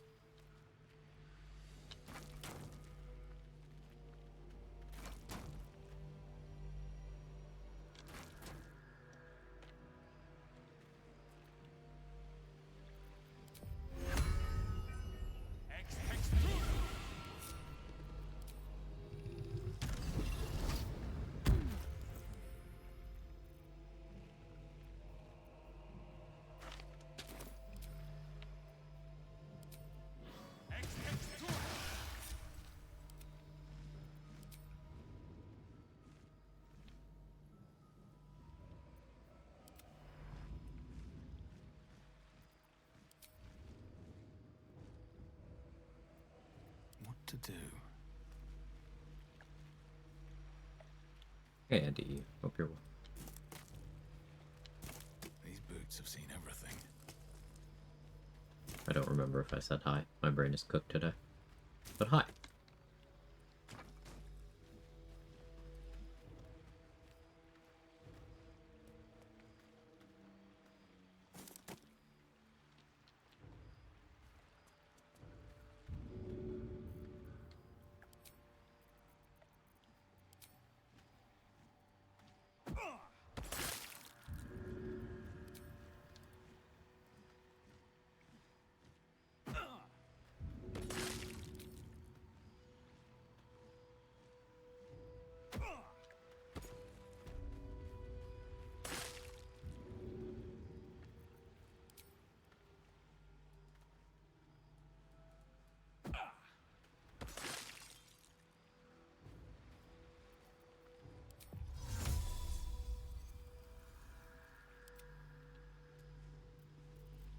All is ash and meat.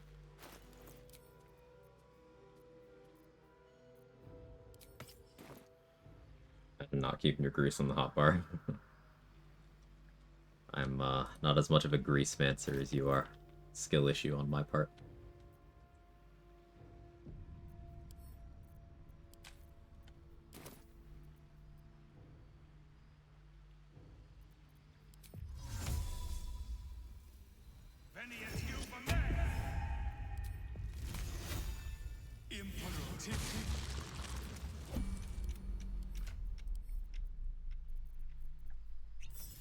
Intestines throb, blood whispers.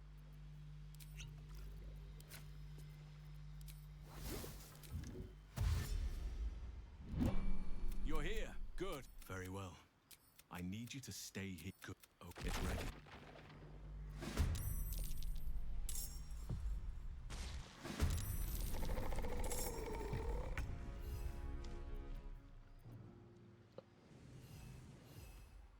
Having the summon here causes me to get put into combat late. I always forget about that.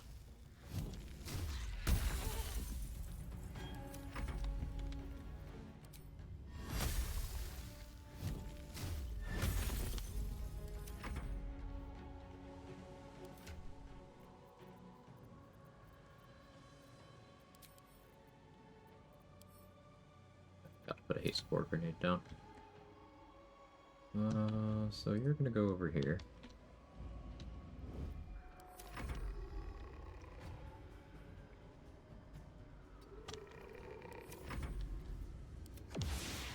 Voice scratch. Now the barrier still damages them, even though it's not actually here.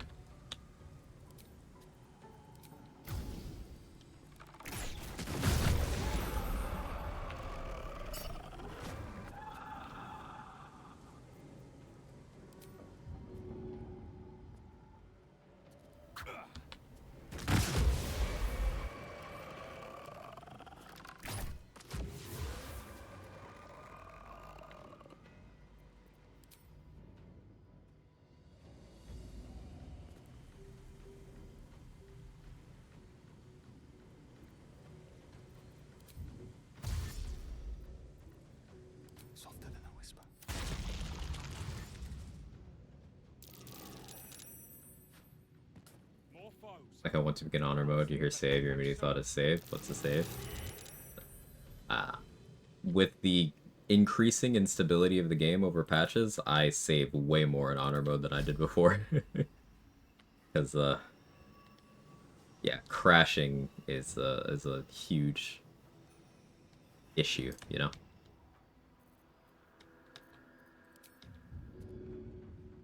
They have evasion.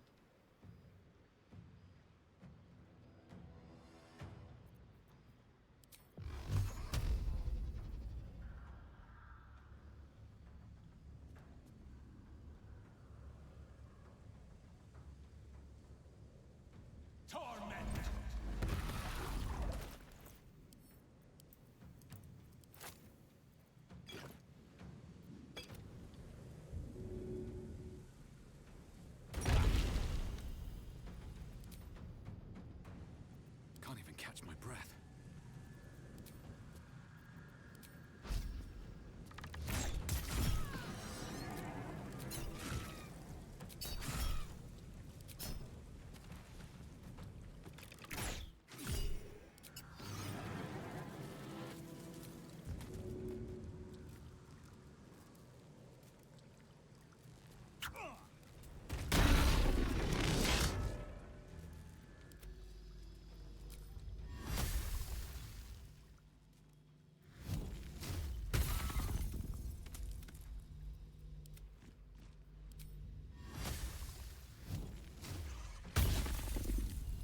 Never a dull moment.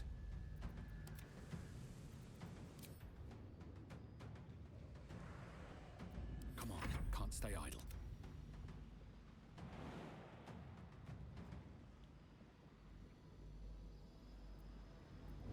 Sometimes the only way out is through. Mine's gonna get a turn. The question is, do I care? I don't really. It might hit the portal once. Whatever. Actually,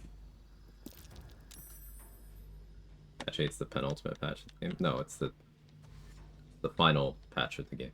The final major one, at least. So, the ultimate one. Knocked himself prone over there. Ooh, Mage Hand did his job. Cool. 54, thank you.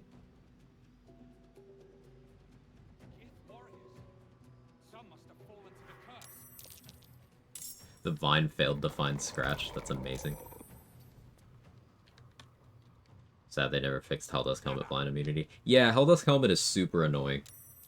For those who don't know what Ethnic Smoke is talking about, Helldusk Helmet does technically give you immunity to blindness, but it doesn't allow you the property that lets you make projectile attacks into or out of darkness. So it, like, kind of works, but not really. Whereas Eversight Ring, Shar, Spear of Evening, Devil's Sight all give you both of those properties. Helldusk Helmet only gives you one. Very annoying.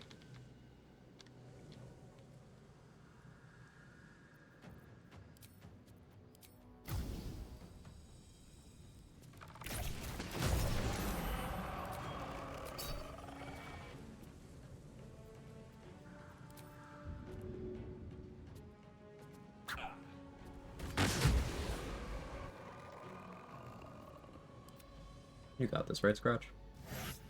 Good boy. You got that dog in him.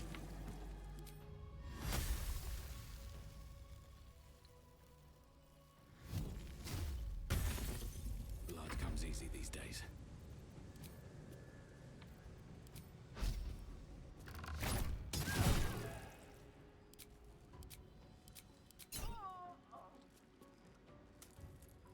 Okay, I removed the Shadow Curse tag from you.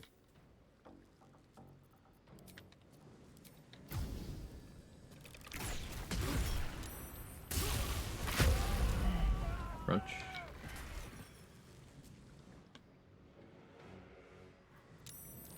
Oh, came back. Annoying.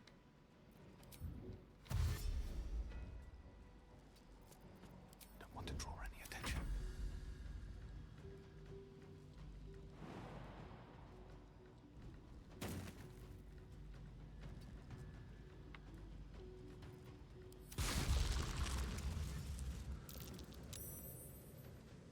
Currently, my honor mode is built around Char, Shadowheart, and Darkness. Good info to hear. Yeah, yeah.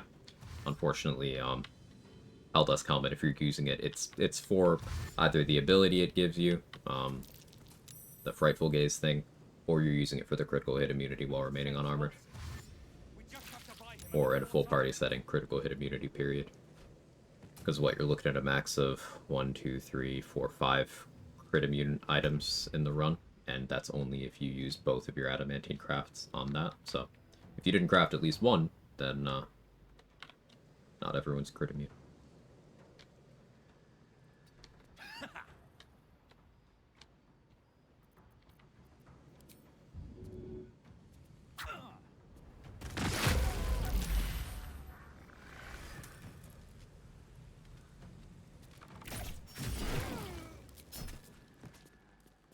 Hello.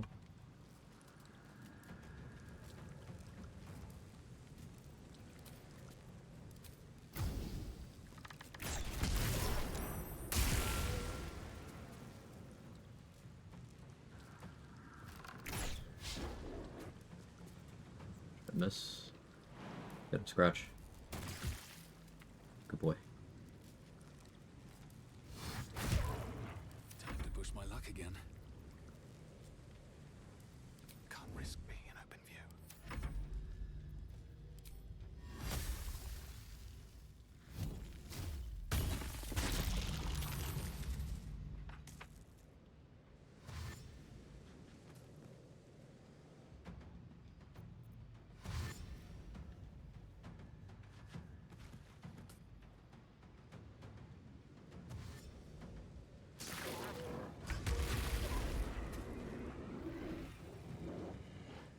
Got Elixir Bloodlust off of Scratch.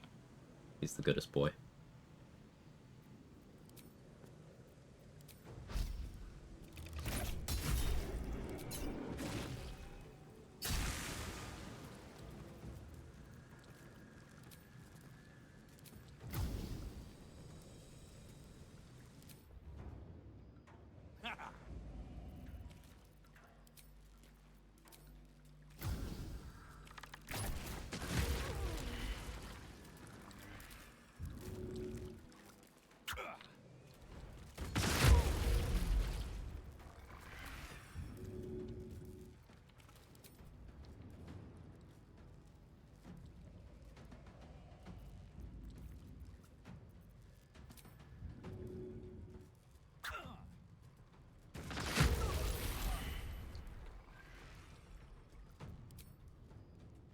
Not a full clear. Reset. I didn't place that bomb well. Unbelievable. If everyone else minds their business, I'll be fine.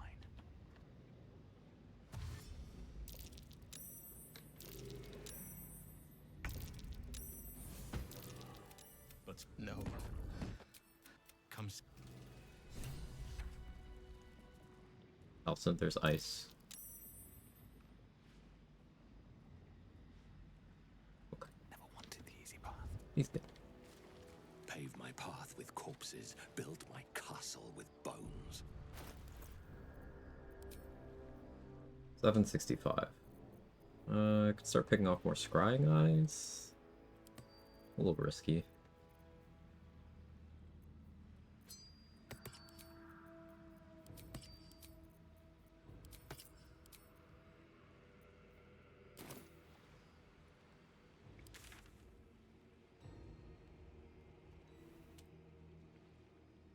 I guess I could do the morgue zombies. Though, I kind of do want to fight them in Slayer. It's very greedy. But you know what, I'll save that. We're doing on money. I didn't sell the rune powder yet. I don't think I've knocked Glomp out yet this day.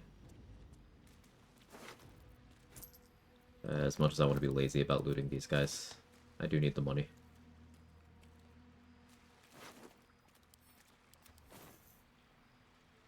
So we're planning to get from 9 to 10, actually doing combat. So we probably start clearing out the Gauntlet of Char. I'll go to the Mountain Pass at level 9. which means we probably fight boss first thing, as once we hit level 9. Which could go very poorly.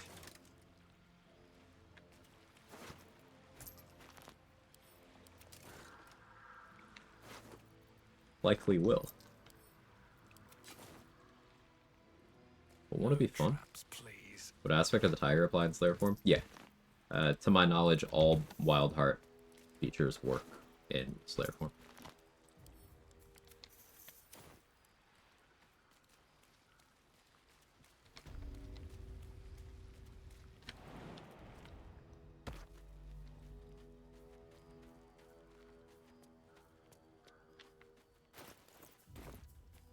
I didn't check to see if the game put Barkus in here. It totally did.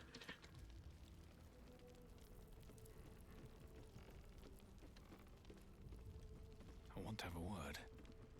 Ah, everyone seems to be quite a flutter. Do you know why? You. Wolverine! Where is he? It's a great question, Barkus.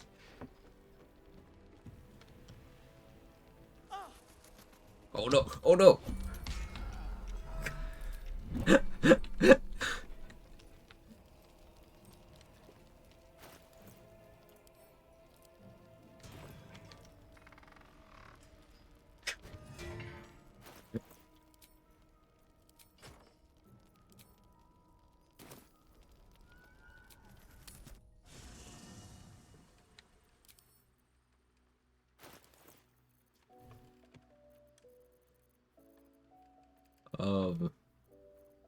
Do I have any torches? No. Alright, Staver of Skulls it is.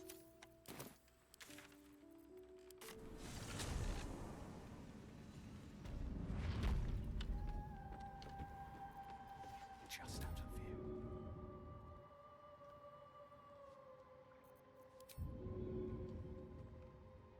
What do I have to lose? Where are you going? Okay.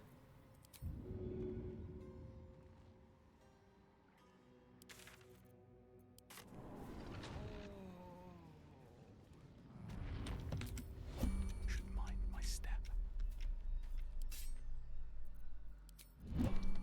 Another step forward. Game, you want to render Wolbert in, please?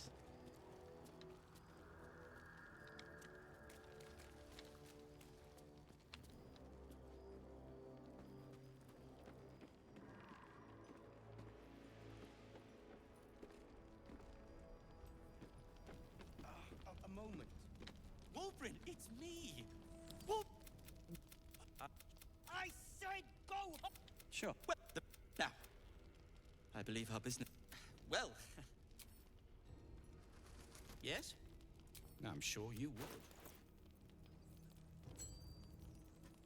So scuffed.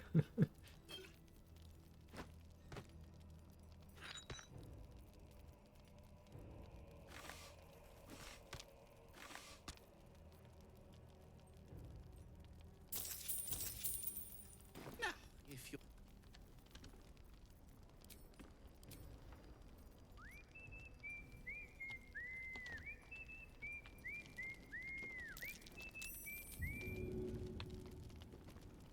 Blood follows me everywhere. Least intended quest routing.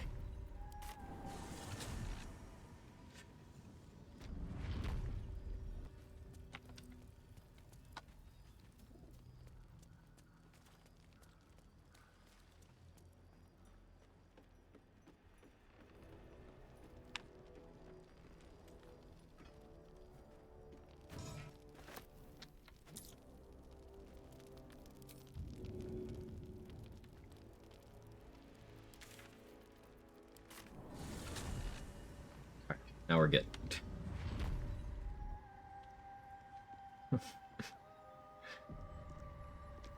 Displacing NPCs, never seen this. Yeah, so nobody here died when Last Light fell, because they weren't there when Last Light fell. It's not like a scripted kill these NPCs, it's kill everyone who's there. There's a lot of things in the game you can kind of loophole like that.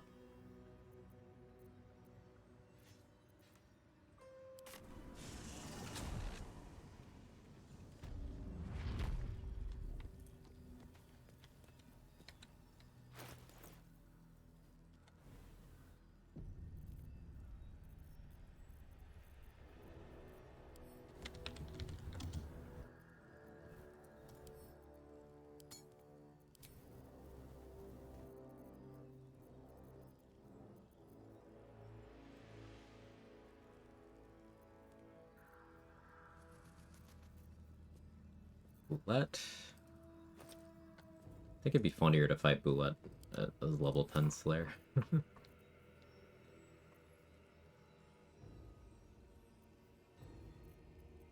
Bound? Oh no, minor illusion.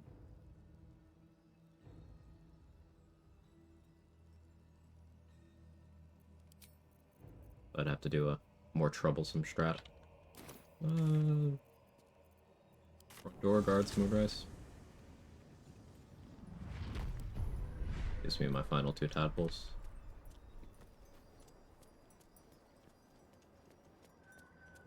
Meh. No, let's wait on that.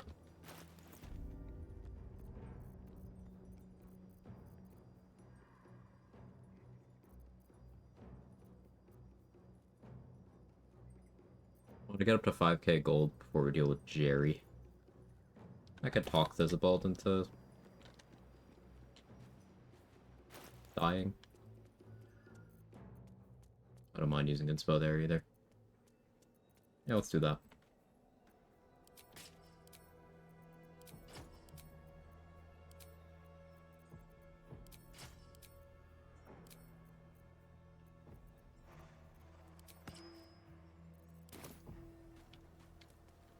Good sacrifice, Karlak.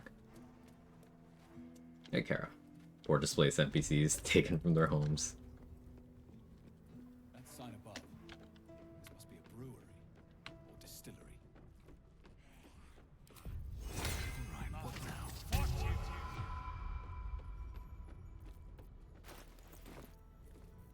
Keep it together.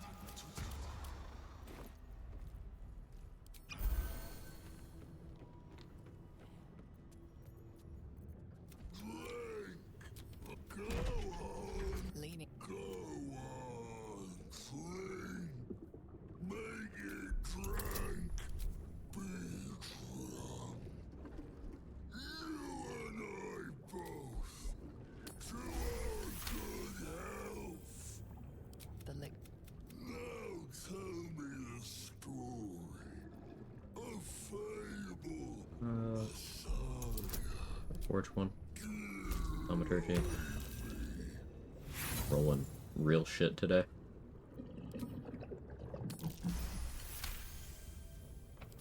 You ask, you drink, then you amaze, and you tell me a fool's spell. Oh, the Slayer one. I've transformed into an ancient beast, one of pure hate. This one's DC 21. It's not even one of the good ones. Depending on like the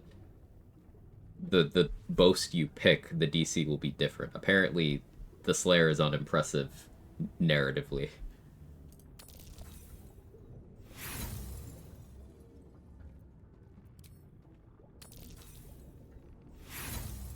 Best way to defeat him in battle? Explosives? No. Just positioning. He can't get through the doorway, like the one just behind him here. He can't even get through there. You can just walk into that room and pew-pew him. Or you simply kite him around.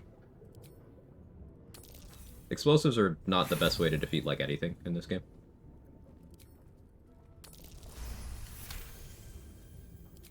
Ask, question, make your query. It's simple, but like there's always something better. Get rid of his immunity. Do that though. Do not use physical attacks. Yeah, just don't use that damage type. You can use Nair Misser. It's a force damage hand crossbow. You can use damage dealing cantrips. You can put down surfaces.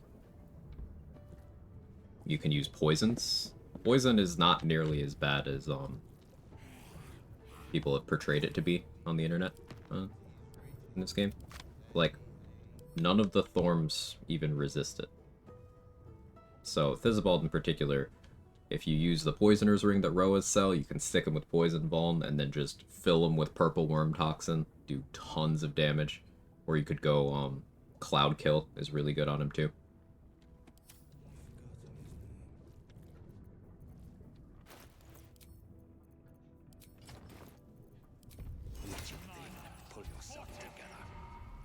Never going dry. Yeah. Here's the Rat Bat, praise be.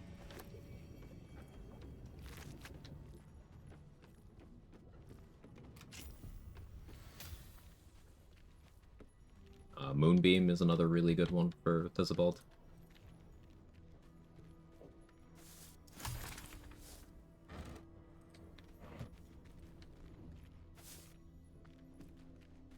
Wall of Fire.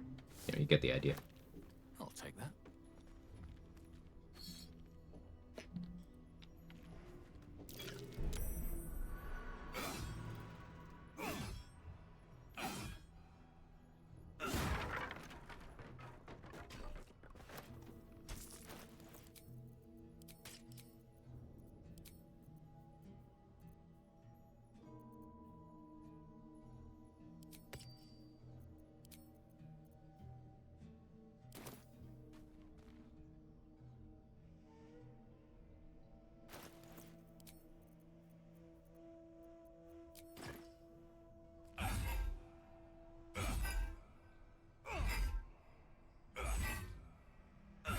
No chests are safe. I just don't like lockpicking.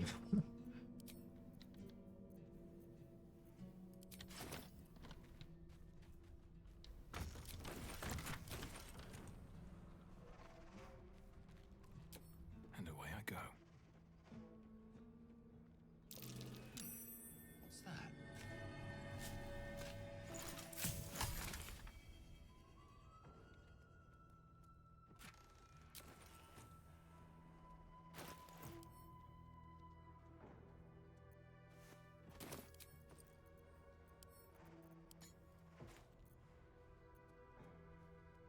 Not even this one.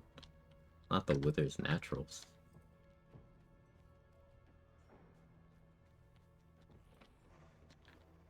Renovations. Please, clutter the pardon. Anything of use? There's a finite number of long rest potions in the game. And there's only 2 before Act 3. This is one of them. Inquisitor Wargaz has the other one. I've heard he's potent, but he's yet to back that up.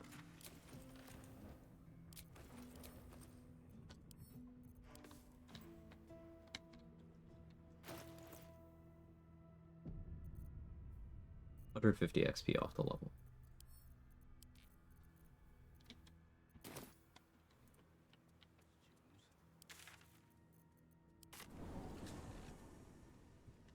Probably deal with the Scrying Eye. I abduct one.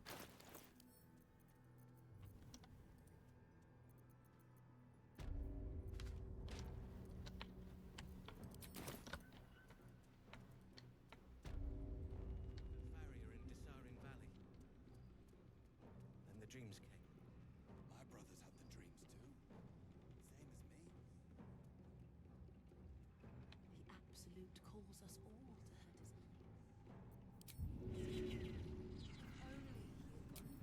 They're synced up like that.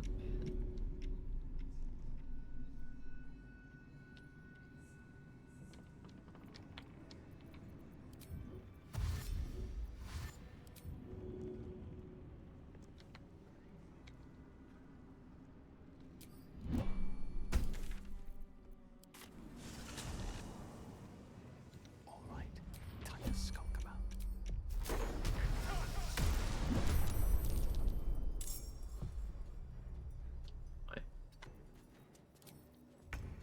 Terrible spell save DC.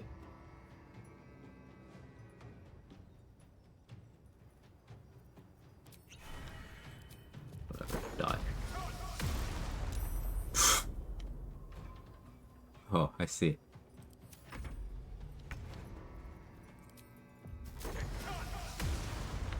Cool. Like I said, my rolls have been, ugh.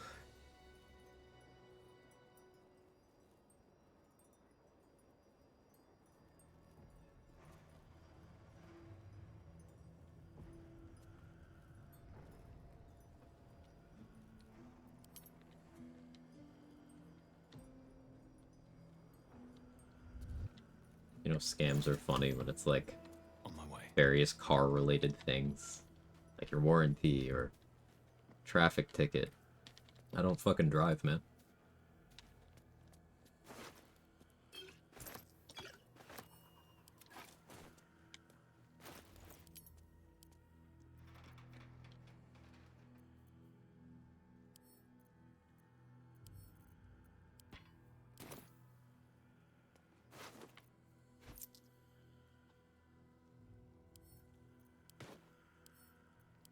What's inside?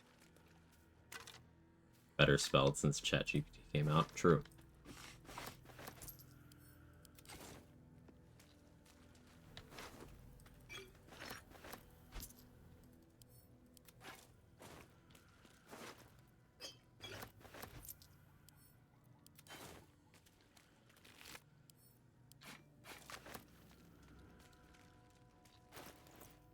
$40 XP.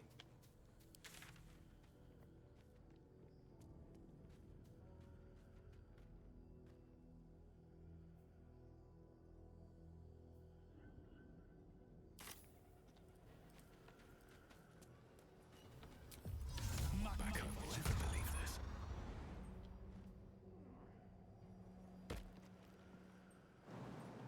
Mimic.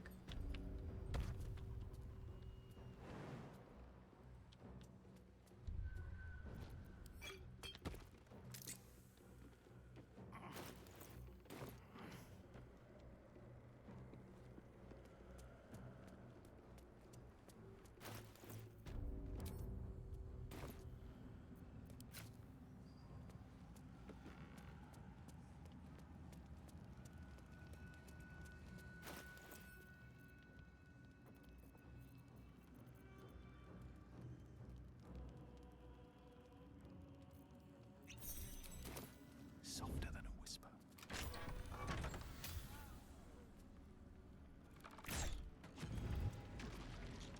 If everyone else minds their business, I'll be fine.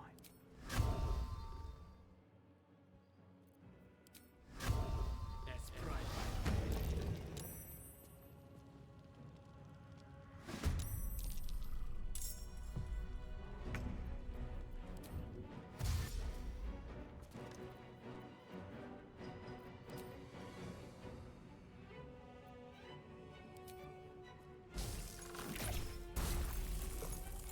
Critical miss, you love to see it. Oh yeah, another miss. That's an important part of the plan.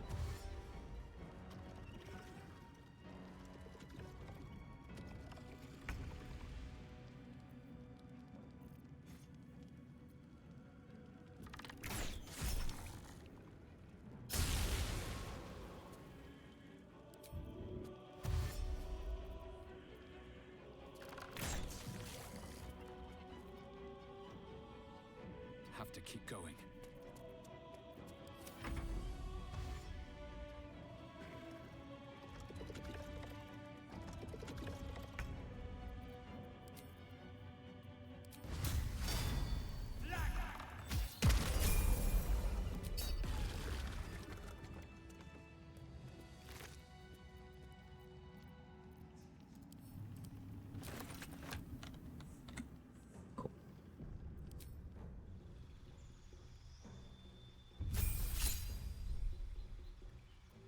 You taking a feat here?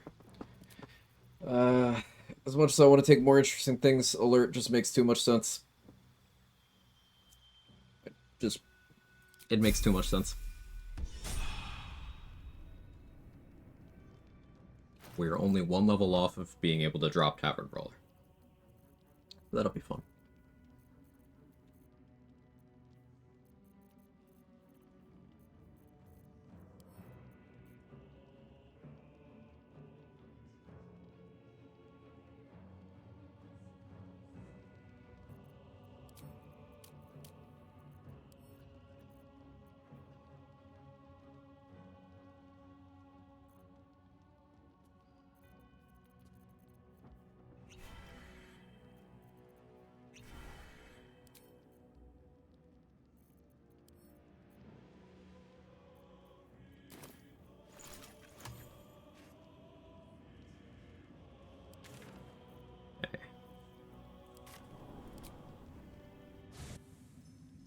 Is there a best smite in the game? I don't like anything about that sentence. Yeah, we'll go with Rat Bat. I guess Booming Blade's a close second.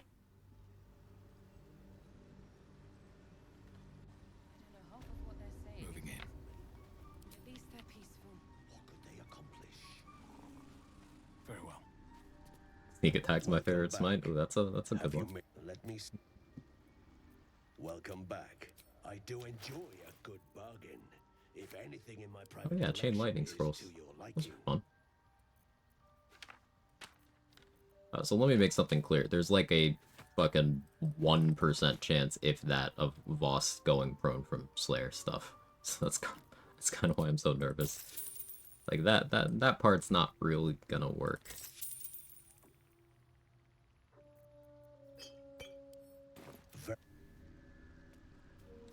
I greet you, son child.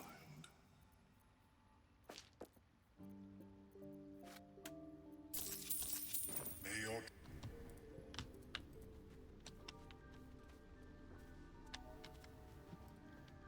I don't know half of what they're saying. It's past time we were back in the city.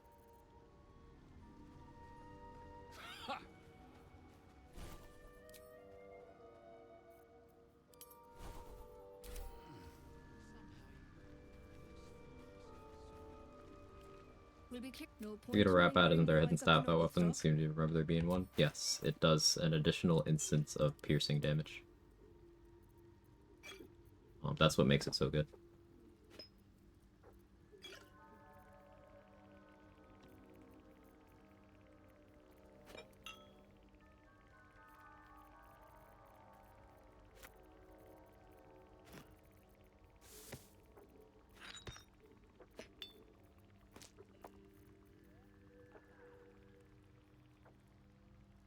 Could start big.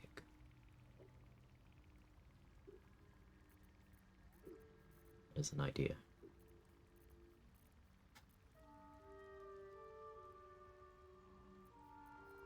It's so stupid.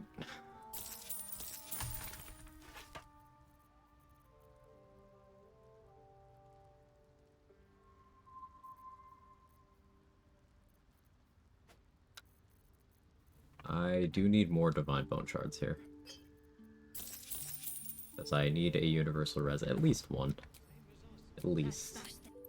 And, I don't appear to have the, sauce.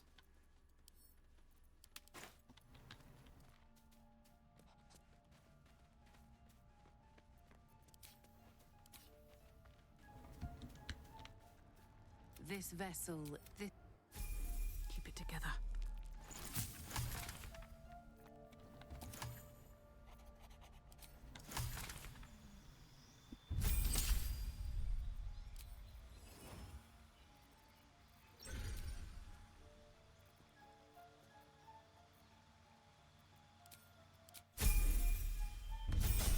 Assigning that level to Brynna. Still alive. Now we'll check vendor inventories again. Because the level up refreshed them. Will be no point in lingering now I've got the noble stock.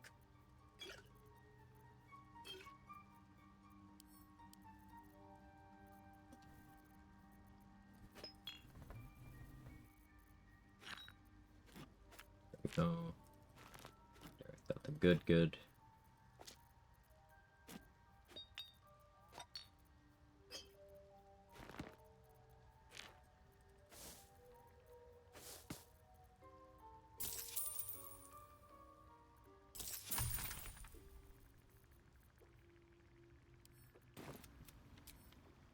Have I got everything now?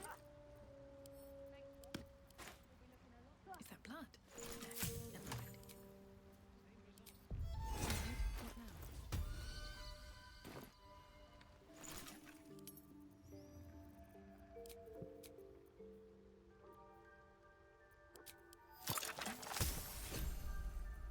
There we go. Feel better about that now.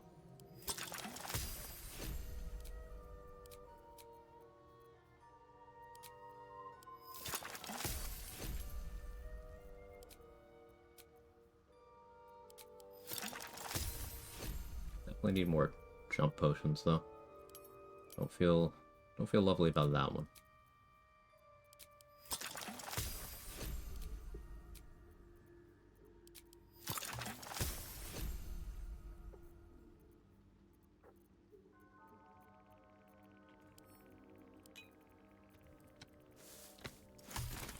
Must lug my guts through this hell. This vessel is... They should all be running. Y'all ready for something stupid? Something stupid and run-risking and stupid? If I mentioned stupid.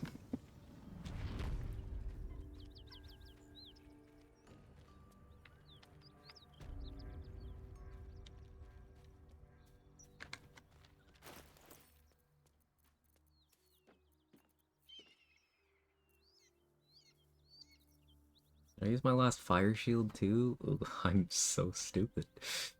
Oh no, there it is. Okay. Okay.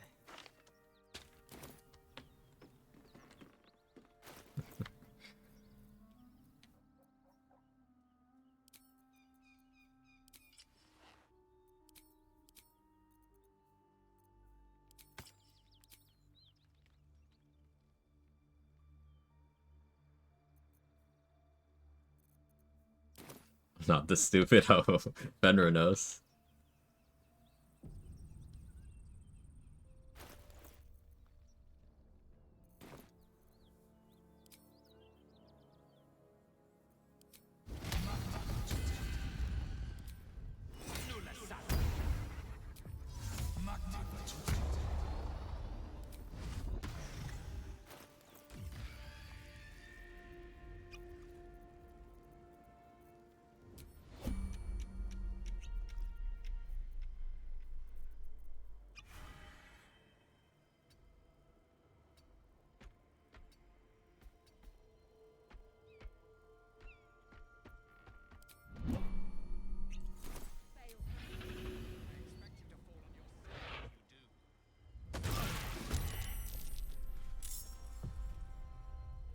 You can see Voss didn't leave.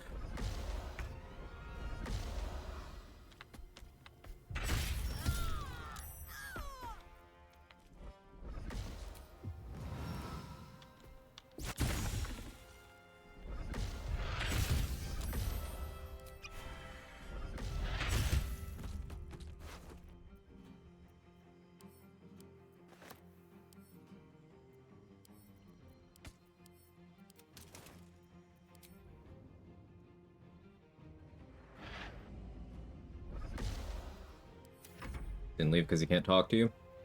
No, it's because of region traveling, sequence break stuff.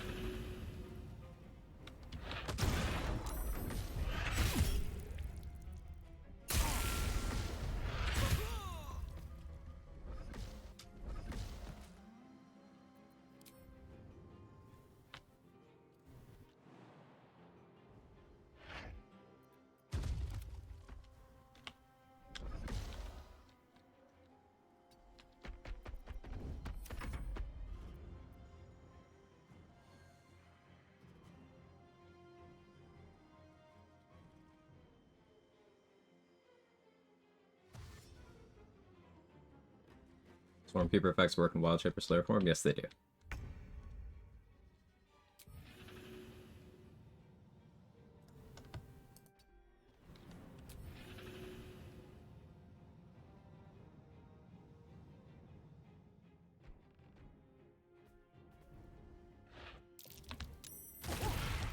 I don't want to crush damage at least.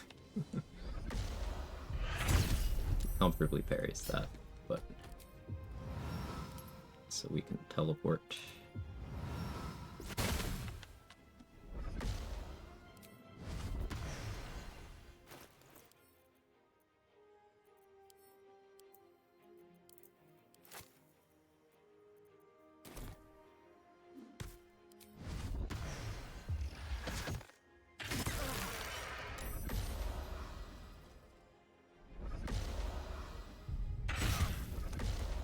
Contagion on him.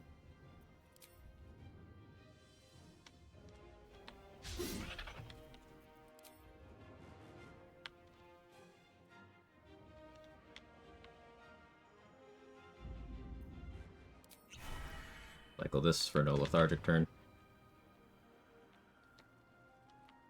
Boss in combat defo doesn't seem like a 1,000-year-old gets with the legendary sword took down Orpheus. Boss has the highest attack rolls in the game. He is the most accurate attacker in the entire game.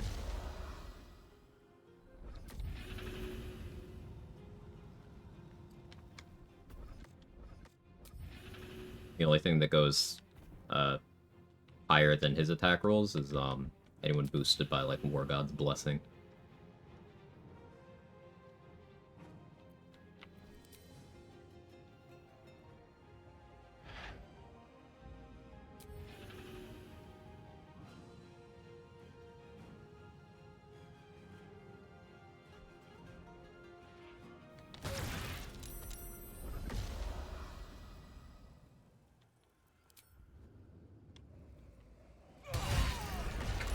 Ow. So he heard me and was like, "Hey, I gotta step it up." Immediately crit me. Okay. Ow.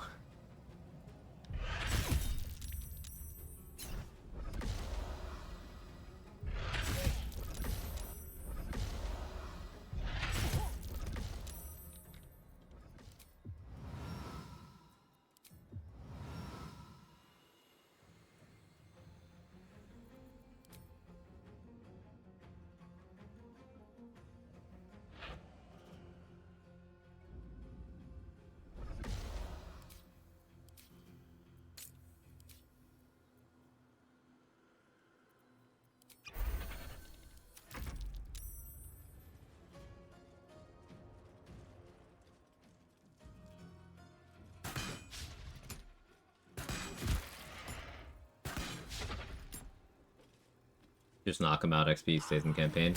Yes, this will cause... He'll eventually... His AI won't really like me anymore in Act 3. He'll kind of figure out what happened. Not really, but like that's the best way I can explain it. But I can still get him to show up as part of Lae'zel's storyline in the Mountain Pass by knocking him out here.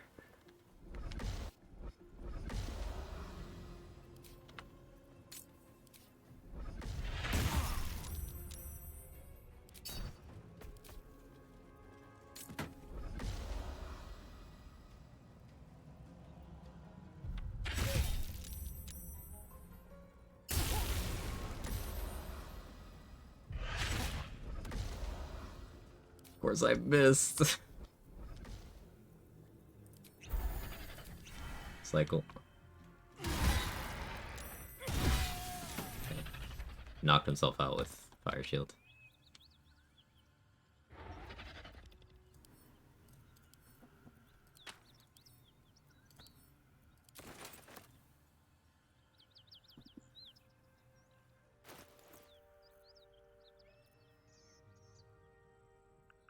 Seems kind of off-brand. It's very funny, Rando, but yes, it can. The Slayer form can non-lethal.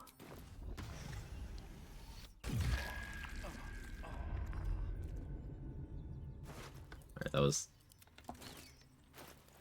risky and dumb. I shouldn't have been doing all that, but never punished.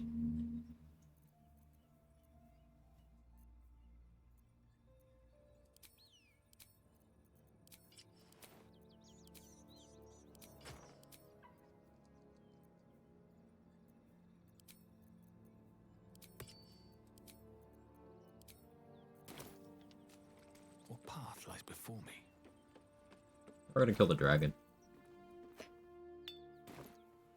See, the build's coming along nicely. Any new sauce yet? Nothing super crazy, Nemeser. We just hit 9, so I took a 4 rogue for second feat. But we did just knock out Voss in Slayer form. So that was fun. Didn't even come close to dying though. What would have needed to happen for things to go wrong? The Voss hitting me more. I got very lucky with him missing me. I'm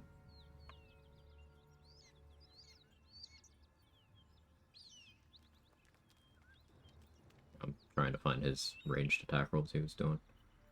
So that's when he knocked himself out. Okay, yeah. So he missed me here. He rolled a 4. He only needed a 9 to hit. He missed me again, he rolled a 4. Yeah, and that time he rolled a 4 for a total of 17. I got lucky with him missing me. And I was able to end that fast enough that my universal resistance was still on. A couple more turns and I would have had to pop my second one. If it had somehow gone past that, then I wouldn't have resisted any of his damage anymore. And he would be more than capable of one-rounding me.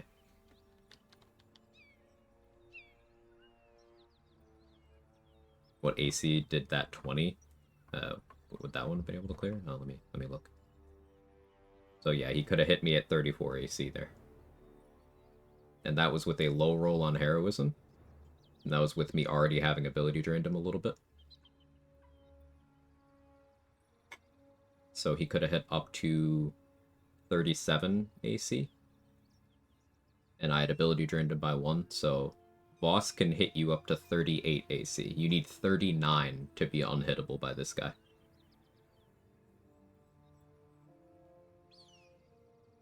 Already defeated the hag? Yes.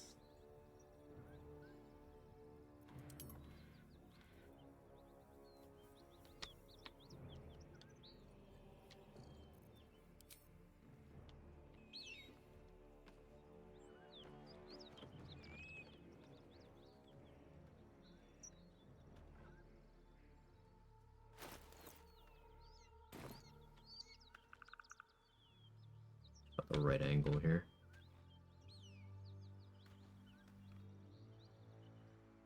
Sure that's not it. I'll strike you down.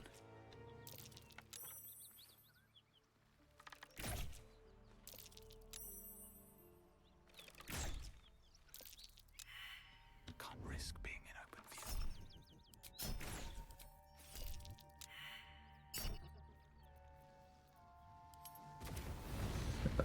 Yeah, that's right. So he will run out of heals eventually.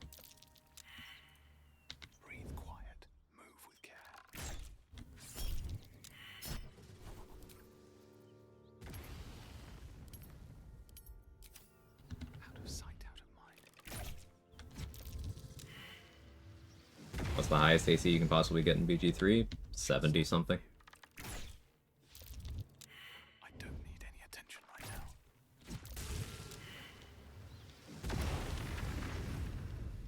Alright, time to scope them out. Dear Mishra, that's a lot. Thing is, it's meaningless. Because, again, Voss is the most accurate thing in the game, not including things in Moonrise boosted by War God's Blessing. So that means any amount of AC over 39 is completely meaningless. It's all the same.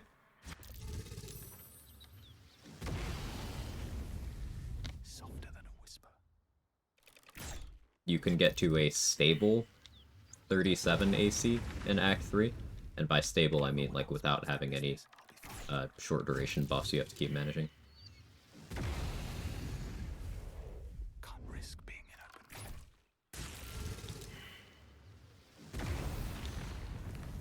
That's a friendly looking shadow. Better be cautious. So at that point, that other stuff gets even more irrelevant. And remember, AC only works on attack rolls. There's a lot of threatening things that are not attack rolls. Just out of view.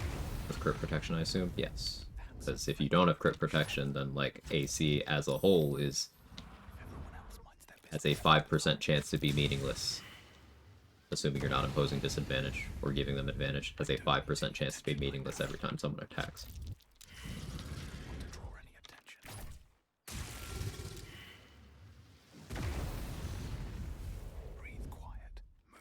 Ever done an atrophy build? Is it consistently possible? Depends on the enemy. Like, in theory, if I were to bring in an Earth Elemental here, I could have it atrophy this dragon to death. I could. But it would have to fail a rather low DC, and the Elemental would have to survive each failed attempt, which would cost me a lot of healing potions to keep it alive. But yeah, I could. There's some enemy types that you can atrophy a lot easier than others. For example, atrophying Steel Watcher Intelligence, super easy. You have the tadpole power for that. That does it well enough to do it on its own.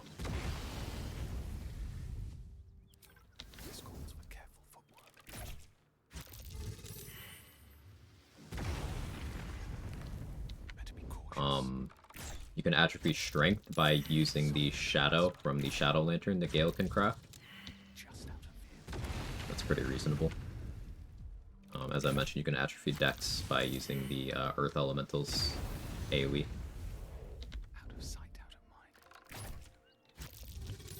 I can't think of anything that you can do con atrophy on.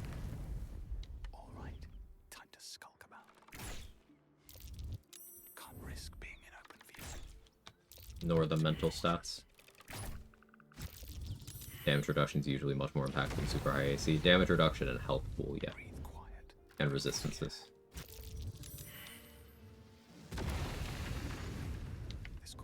Just surprised it's so high. I thought it'd cap around 40 something.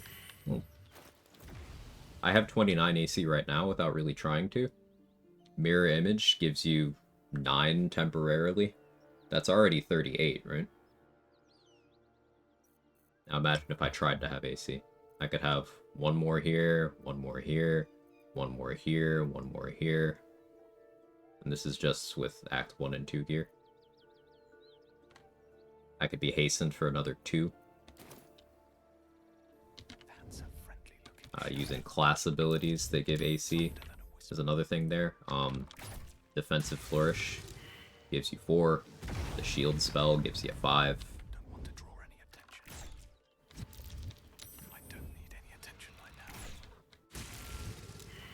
Defensive Duelist gives you up to 4. I think there's a Bard thing that can give you Bardic Inspiration as AC. You can only do it to allies, which is why I don't really know about it. Just got a command for that. Hey, go priest. Need to be hit to activate shields. Usually. Yeah, the short answer is yes.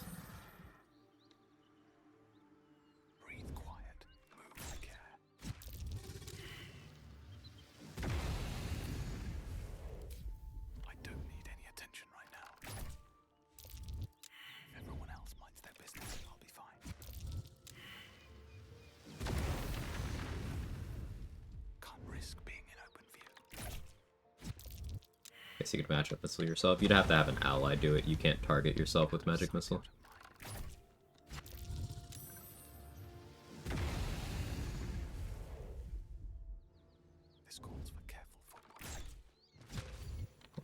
So we got 400 XP from boss, 250 from Cadenas.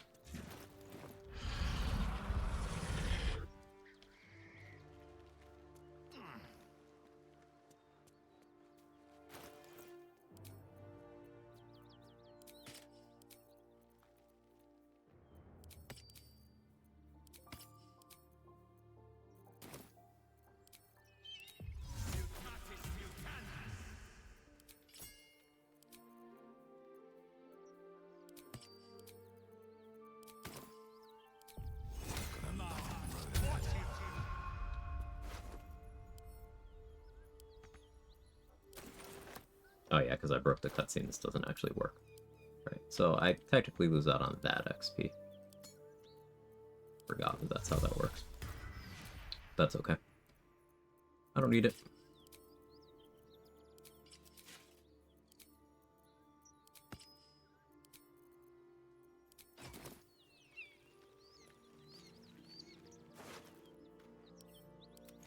What's hiding here? 250 XP for that? Yeah.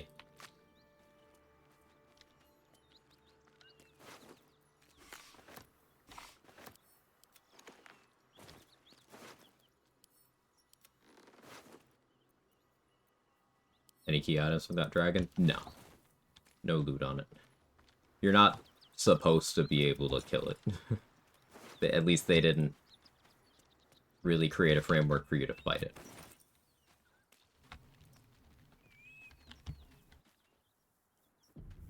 Still read it if you walk away from the area. Or is it something different? Can you?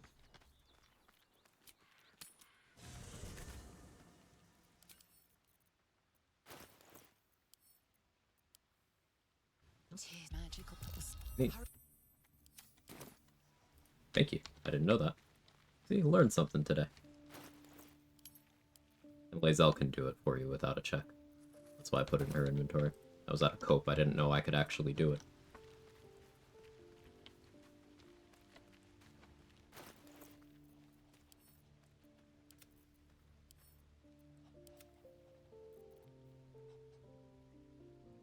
So we have this.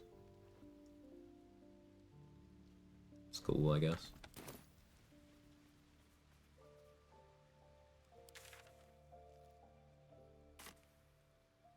We could go to the mountain pass now. Yeah. Do that. Sit on the ground. I was doodling.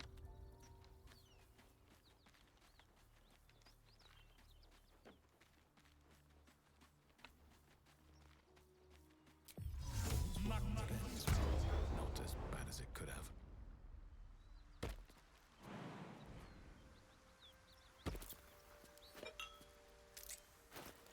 Ball forbid a man has hobbies.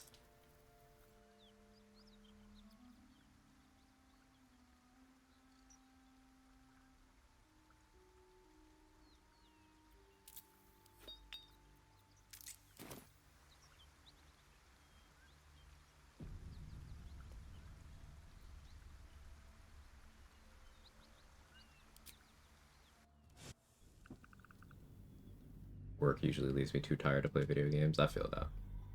So I'm finished my first playthrough. It's a big game. You got obligations. I get it. But this 30 XP is for Halsin's quest that he gave us.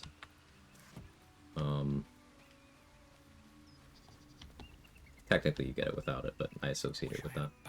And then that 530 is for the tier 3 exploration spot that's right here. It would have been 660 if I'd saved it till level 10, but 530 at 9 is still pretty good. Something good here, I hope.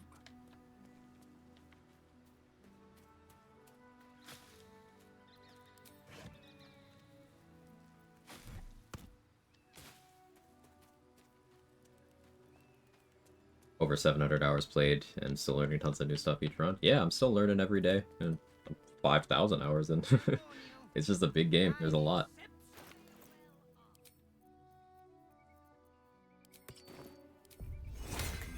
I should speak up. To do this, have you read through Maximizing XP for Solo on a Run? Just playing. So I've been one of the people who's been doing the optimization for like the challenger and community, figuring out XP spots. It's very much a group effort. A lot of people have contributed. I would say the person who's done the most to advance that has been Trade Secret 34. He's a moderator here. You probably saw him talking earlier. But I've also done a lot to that end, just figuring out how we can squeeze the most XP out of things.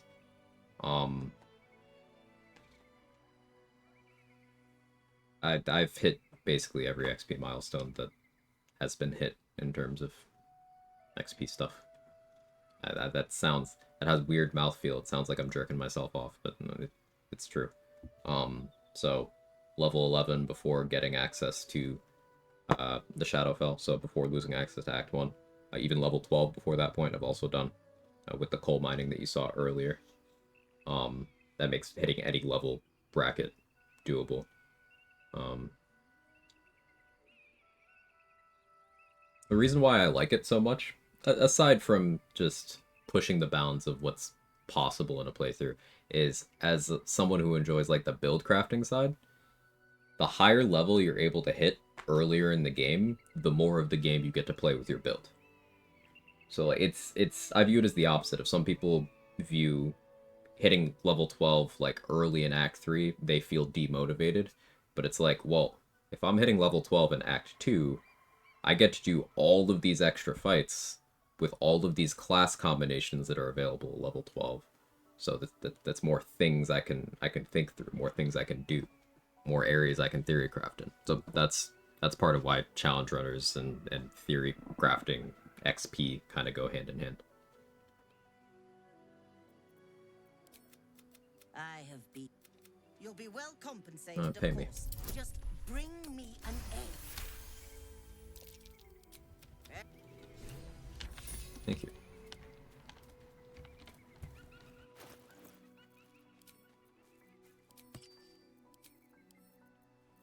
Couple other tricks we can do.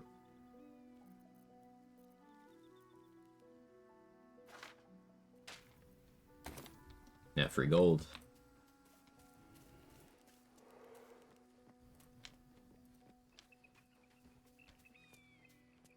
Here goes nothing.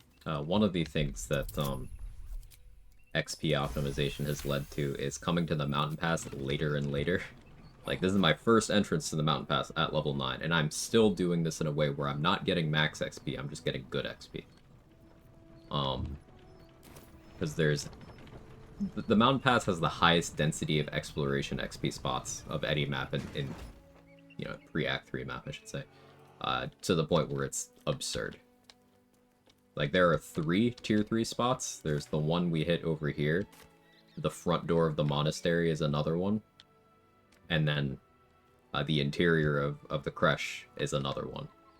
There's a tier 2 on the roof of the monastery. There's a tier 2 in the hallway on the way to the Blood of Lathander. There's a tier 2 in Wargaz's room.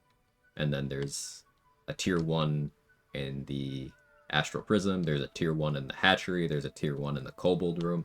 All of those spots are XP that scale with your character level. So the higher level you are when you first enter any of those locations, the more XP you get. At level 10, for example, tier 1s are 260, tier 2s are 500, and tier 3s are 660. So if you were to come to this map for the first time at level 10 and then hit all of those spots, you are getting 5,000 XP, something around there. Just by walking around.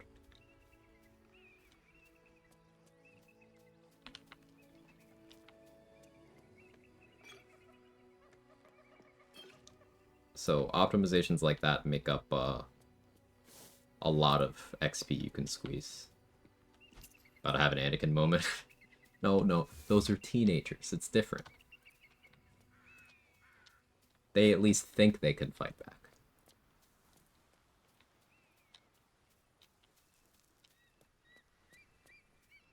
Backdoors tier 1? Yeah, forgot that one.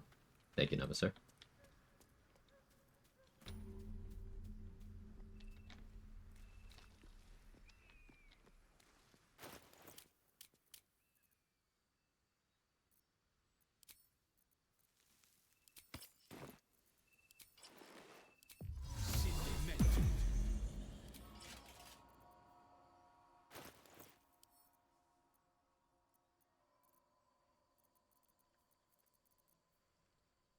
Not a flight scroll, so I do.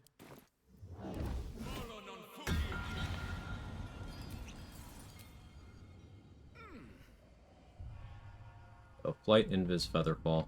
There is a cutscene trigger here that we're avoiding.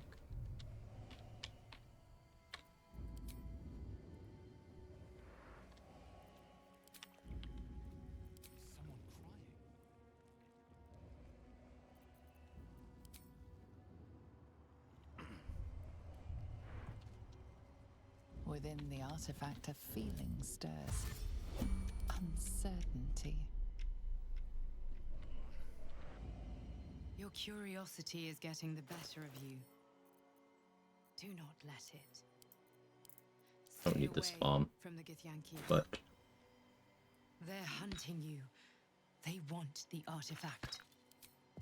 They'll stop at nothing to take it.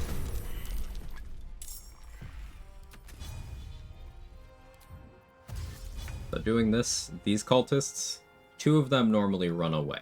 One of them gets killed in the cutscene, and the other ones get dragged off. But if you attack the Gith straight up, then 2 of them run away. And they're kind of hard to get the kill on. But ambushing them this way gets me their XP. They're 75 each. They're the same value as the Gith.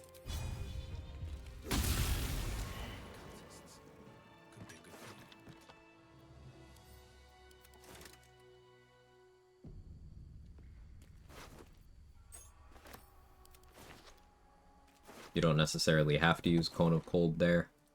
Any, like, beefy AoE that you're somewhat confident in the damage on can do it. Best be on my way.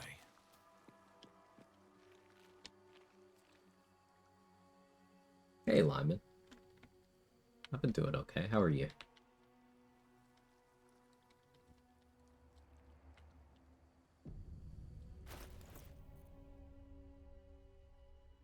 Now, if I want to fight the kobolds without consuming that exploration spot, these stained glass windows over here, they're not quite solid. So if you line it up, and I'm still quite bad at finding angles here. Fall by my hand. If you line it up, you can just shoot right through it, or target spells right through it. And now that I'm in combat with them, I'm just going to position myself so they come out to me. So I don't have to go in and consume the exploration spot, but I still get the XP for fighting.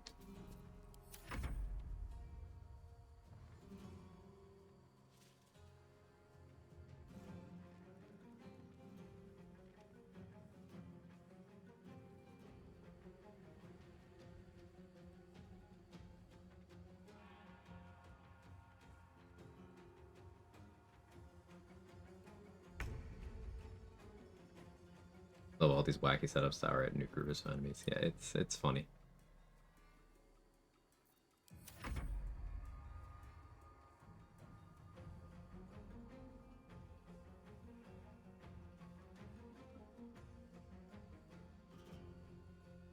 Bored emoji.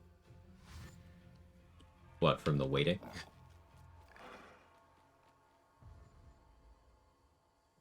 What's the strat for not obtaining the exploration XP? So I don't want to get it yet. I want to have the option to save that one for level 10. Because I'm undecided on when I want to claim it.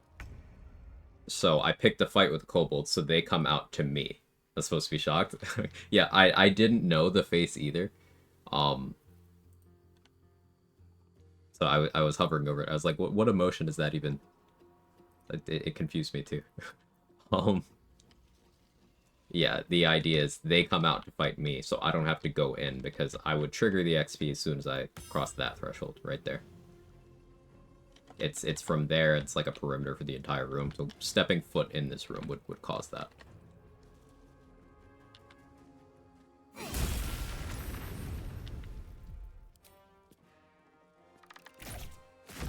We're going to do something similar with the eagles. By instead of going up to the roof to fight them, I'm going to magic missile them from the floor below them, and then they'll come down.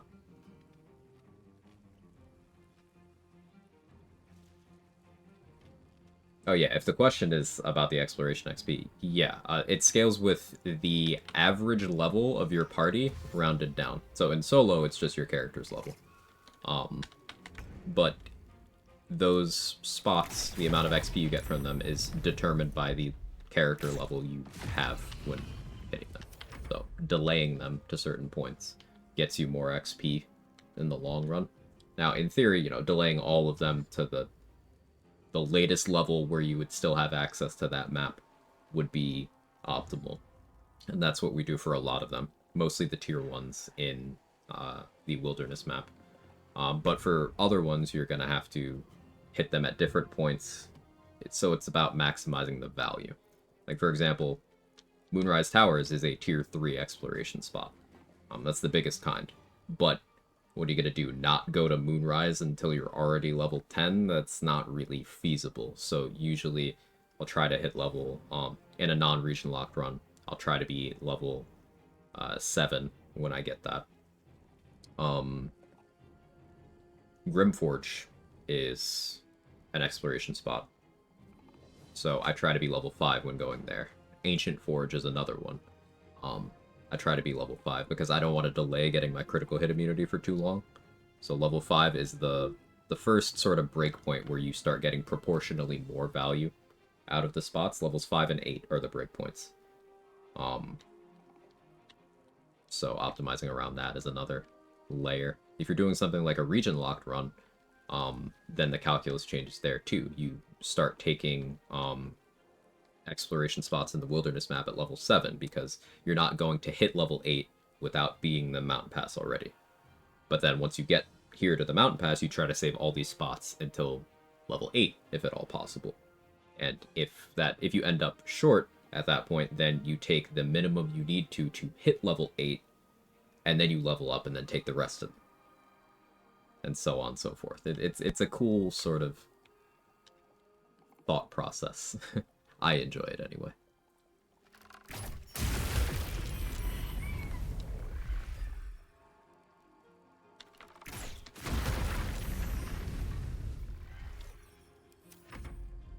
In the long run, the difference is fight Ketheric at 10 versus at 11. That's a good frame of reference. Ace, yeah.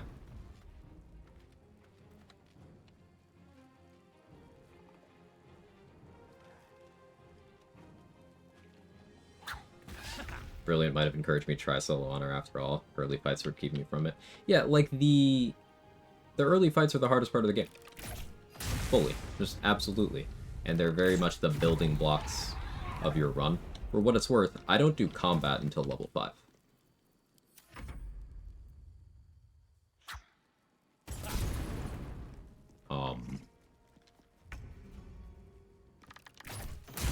It's very much like accumulating your resources and such until then. At least for my runs. Threatening's the rooftop Ketheric fight. Depends on if you have crit immunity or not. Depends on whether you want to be in melee range or not.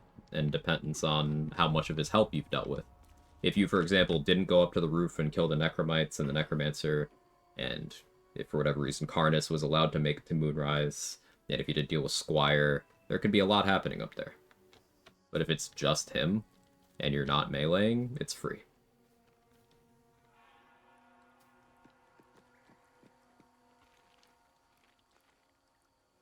Well, level 5 after the Nautiloid? No, level 5 is usually where I will then start doing combats. Like, I'll go to Grimforge at that point.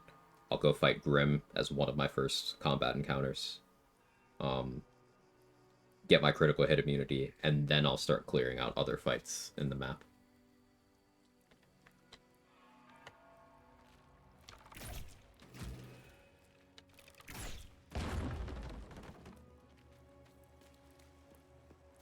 Because he's cheesable. Yeah. I have a bit of an unpopular opinion on Grim. I don't think that being up, like, out of his reach, using a ranged weapon to hit the levers and stuff, I don't think that's cheese at all. Because they intentionally gave Grim low intelligence so Minor Illusion would work. And next to one of the ore deposits that you need to hit to initiate the fight, there is a dig spot that always has a ranged weapon. So they knew what they were doing. And they intentionally never gave Grim any range capabilities. Whereas, contrast Malice Thorm, who they, in their second revision to Honor Mode, they gave him a pull. Because people were standing out of range. So they're like, alright, let's make this harder. Yeah, the VODs channel is the second one there. Yeah, in this run I didn't do combat until level 5. If you want to see what that early game looks like.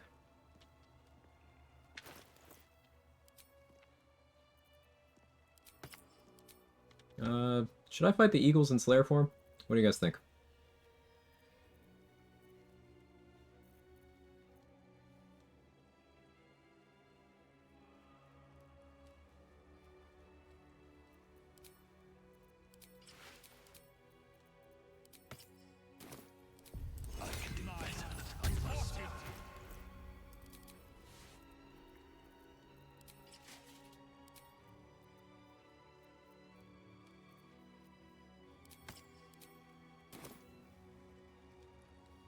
Remind me which goblins by the Windmill Blighted Village count for XP twice. Fezark and then the Devouts. So the two that are wearing blue.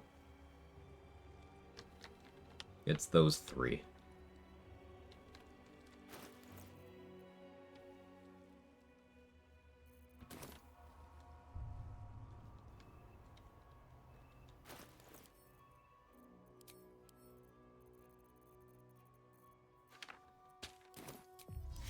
Wish to live in more interesting times.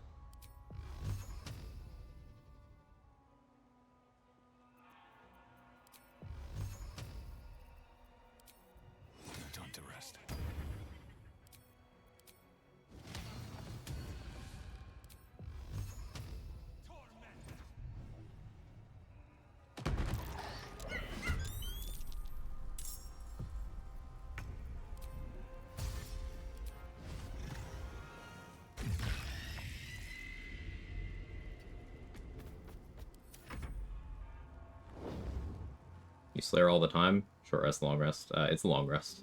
Comes back on region travel, though.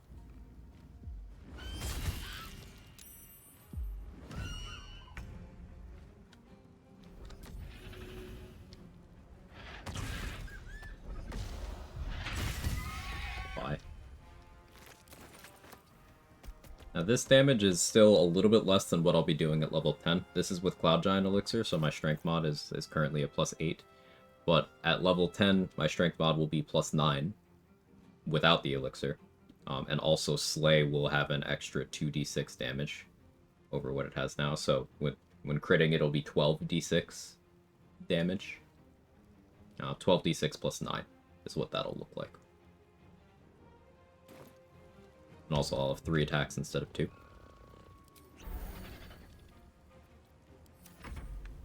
Slay, yes.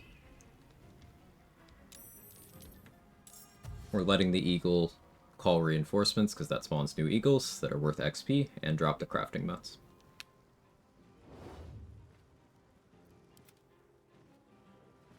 Just one go about obtaining this form. It's dirge stuff. Dirge Act 2 storyline stuff. I'm being vague because there's people who I know care about the story who are here today. Act 2 dirge stuff. Do the evil thing.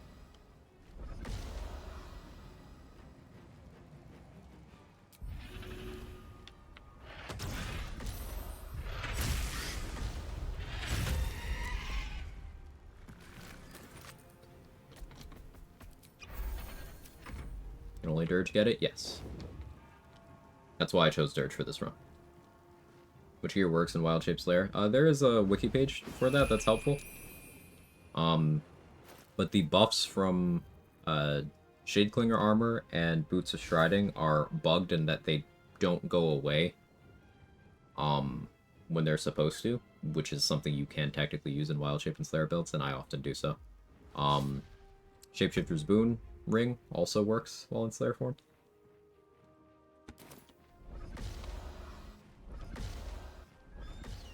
The Swarmkeeper Thief, the optimized class combo for Slayer form, or the other class features benefit more alternatively. There's things that would benefit more. Okay, man. I think Thief is a big part of Slayer power. Just having that extra bonus action is super good for things like drinking potions even. But Champion Fighter is incredible for Slayer because you get that crit reduction. You get, you still get defense fighting style, like I have here for that AC. You get the extra jump distance at level 7. You get the additional feat that fighters get. Monks, you get that movement speed. Barbarians, you could even do Honey Badger Rage while in Slayer form. Honey Badger Bear Aspect, get resistance to everything. All of the Wild Heart aspects work in Slayer form. There's lots of class stuff that applies here. A thing that I like as well is any freedom of movement caster, because like having more buff spells you could put on yourself before you transform gives you value. So like I have Longstrider in this case from my ranger levels, but if I was a bard, I could also put freedom of movement on myself. If I was a druid, a high-level druid could put Hero's Feast. Now, I wouldn't get the HP, because Slayer HP can't be modified in that way, but I would still get the immunity to Frighten, I would get the immunity to Poison, the immunity to Disease, the advantage on Wisdom saves. So, think of, like, any character buff that you can apply that doesn't require you to keep a piece of gear equipped. That's going to continue to work in Slayer form.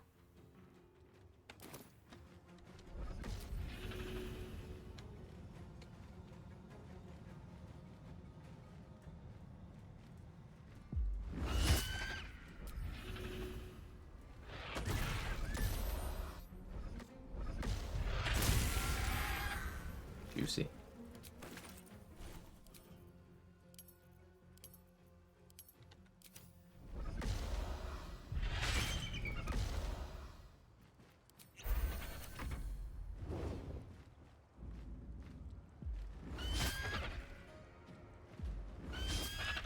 Much obliged. Yeah, no problem, K-Man. Also, the last class you take first level in has its spellcasting modifier as Charisma. You're taking a -1 save DC penalty. Yes, good point, Brian's. The Slayer's mental stats are fixed. I don't know why they're not on the wiki page. If anyone contributes to the wiki, you want to correct that. 10, 10, 8. And it still is looking for what your casting stat is. So for me, it's checking Wisdom currently. But part of why the Slayer's abilities are so inconsistent in landing, things like the prone from the leap, is because they're going off a bad spell save DC.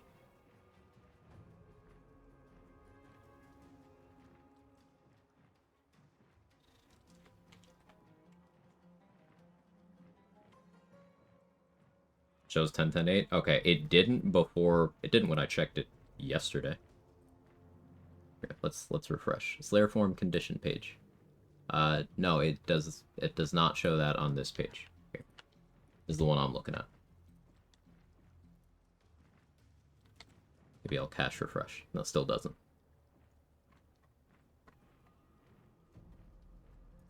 That's the one you're looking at? Yeah, I'm looking at the page for the condition.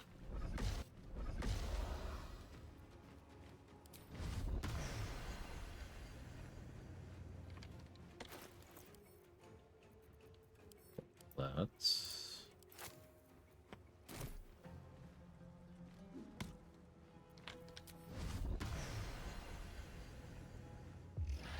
Sumptuous Bloodbath on the Spike Bulb. They're bleeding. I've got my healing going.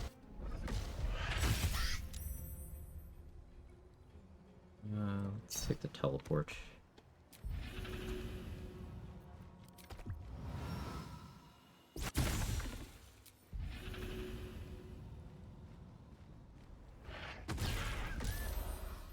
Prone. I'll speed pot. Seize the opportunity.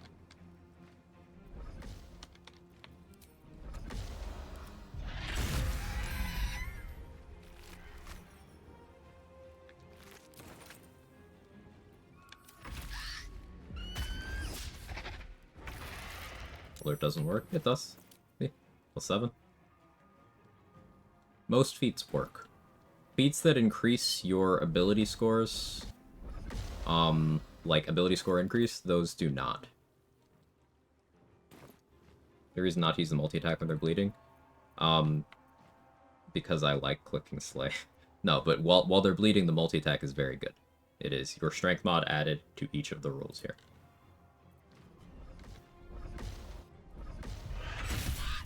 But for this level of fight, I don't need to pay attention to that.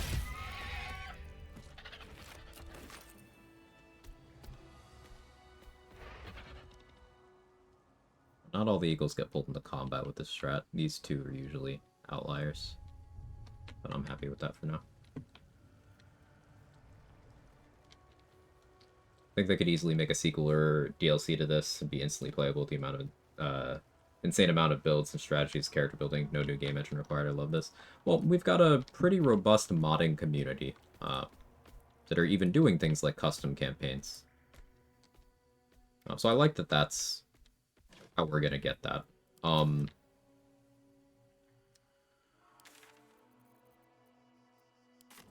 Larian stopped making content for this game when they wanted to stop. And I think that that artistic integrity is a big part of why we love it to the degree that we do.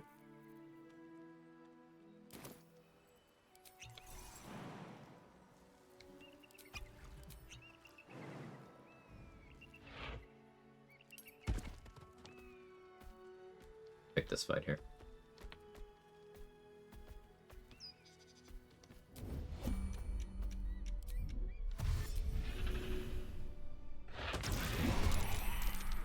Not the prone.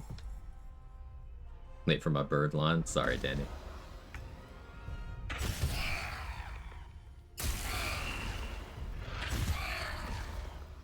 I'll haste here.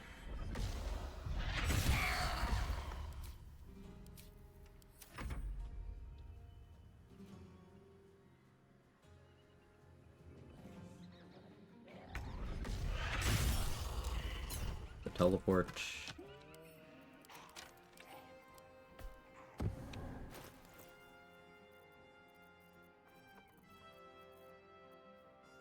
Certainly I have a container for this.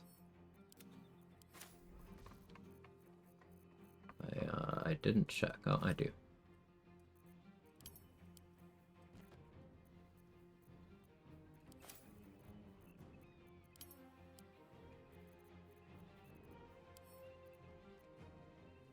You enjoy that corpse, Brenna.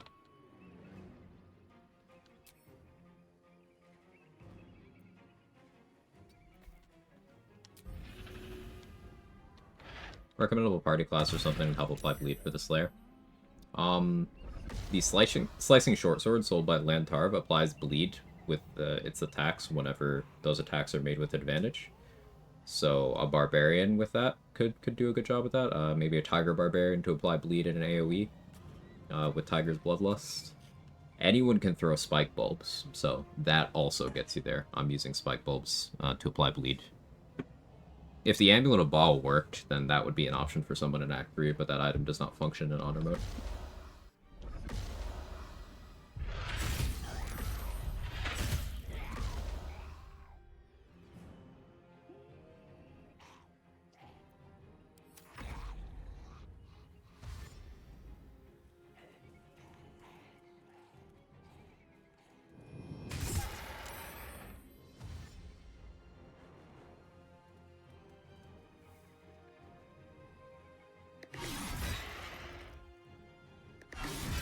Didn't feel great.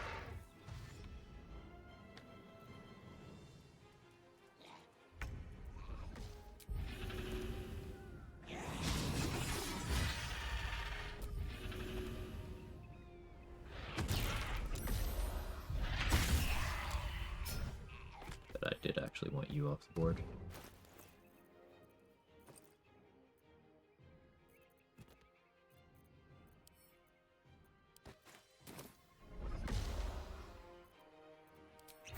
Let's heal.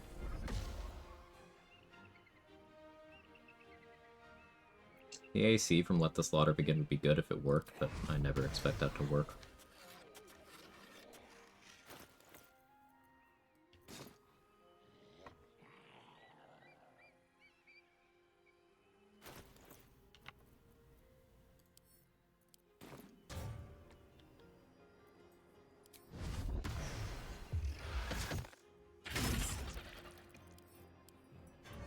Healing going.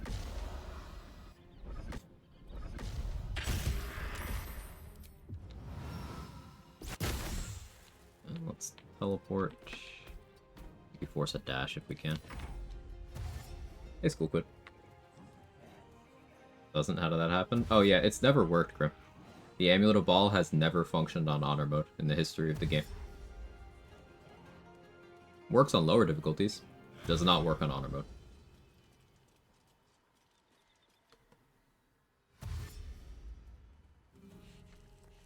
It has been that way since patch 5, when Honor Mode was introduced. So, I popped Guileful Movement here. It's, yeah.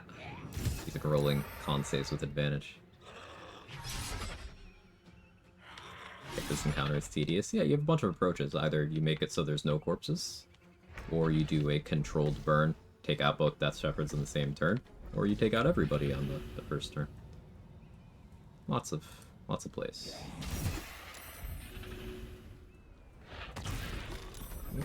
Got the throne.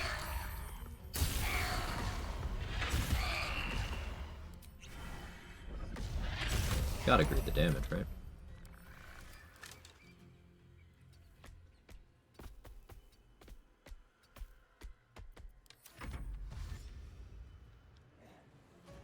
Ice, Hunger Vidar, yeah, those are good here too. Guillermo, why? Someone suggested it. Slayer get auto-crit on prone enemies? The Slay ability, yes.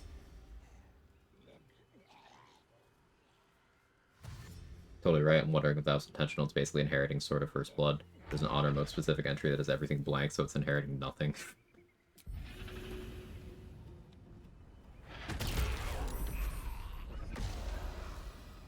I have no idea.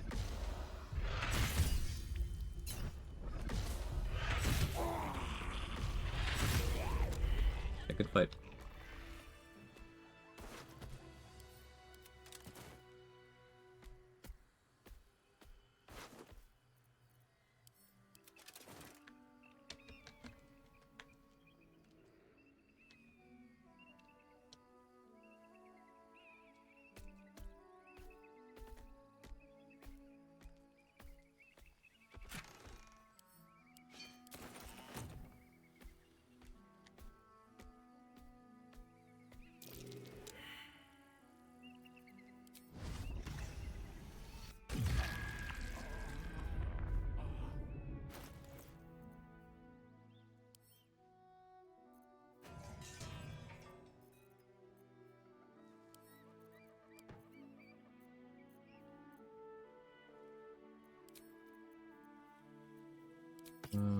What do I want to do inside the crash here?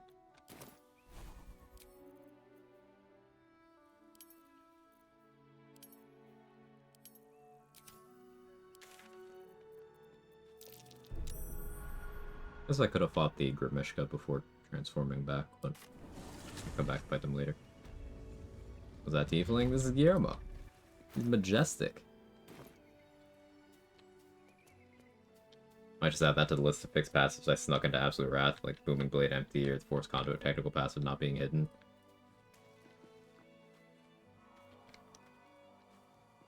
That's one of those things that, like, I'm torn on, because, like, I would absolutely use it, but it's one of those things where, like, if I run around using a build with Amulet of Ball in Act 3, I want people to be able to replicate it. But then again, Absolute Wrath is already not vanilla. And I think that item should work. So, important question, would you lay the Slayer form? Serious answers only. How much effort is it putting in?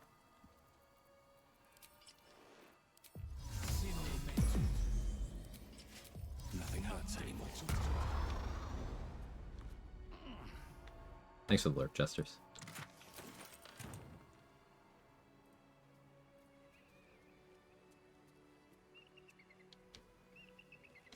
Perfectly no effort because I don't want to die. That was my thought too.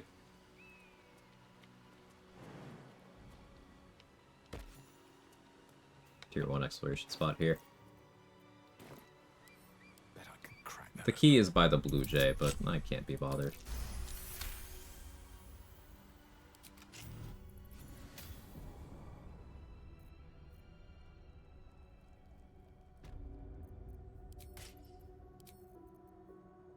Gonna turn into Lae'zel here. Just talk my way past.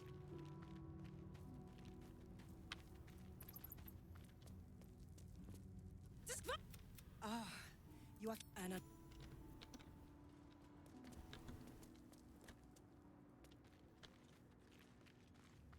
So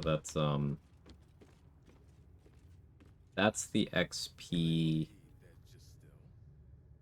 for the guards over here, I believe. Or that's quest XP. That's the exploration. That's the XP for those two.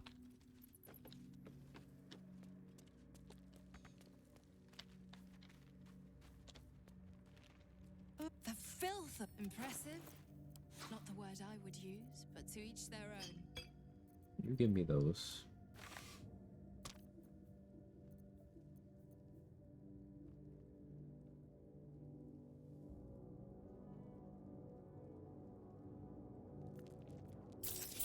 Find more later.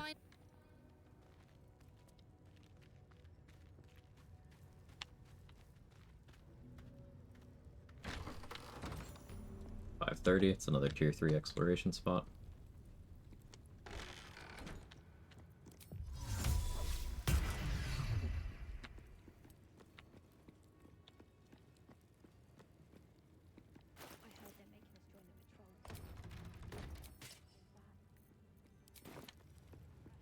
Hush, Quanny-Row.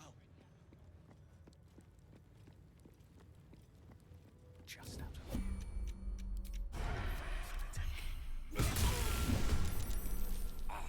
It's screeching for help. It's screeching for help. It? No, is Guillermo racist?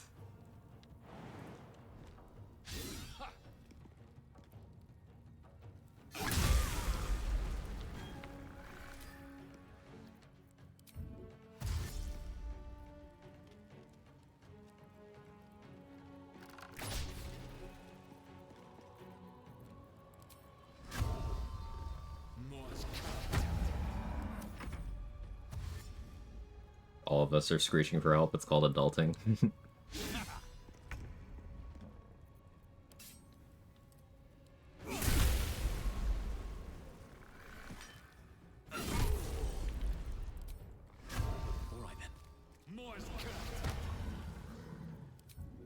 Into the blood. bloody fray.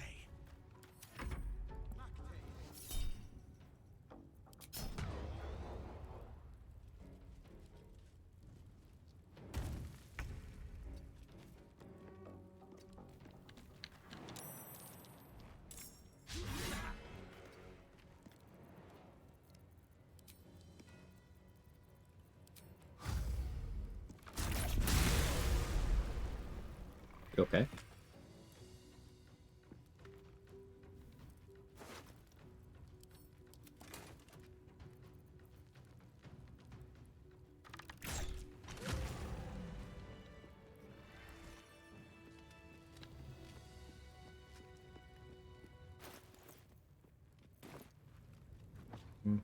I want to hit the Zathis, but I don't have many inspo right now. When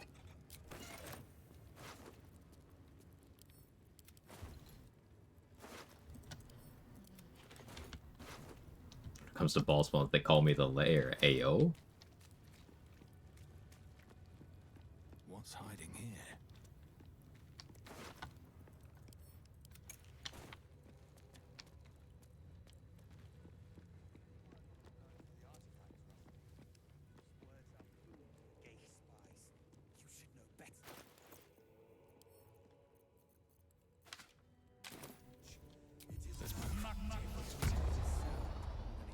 Alright, full person immunity here. Softer than a whisper.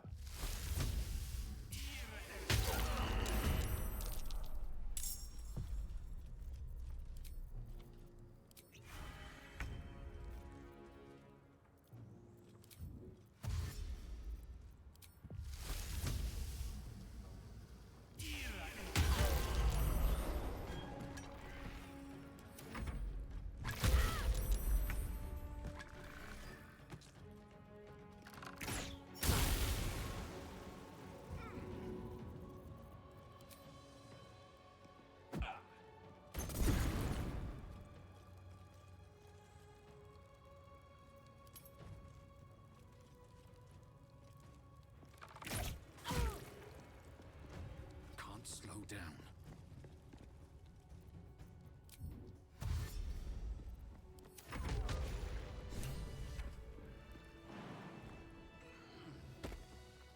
Out of sight, out of mind. Avril! Stop this insufferable whining! This is going to be spaced in a way where I will sync my lethargic turn with the surprise round.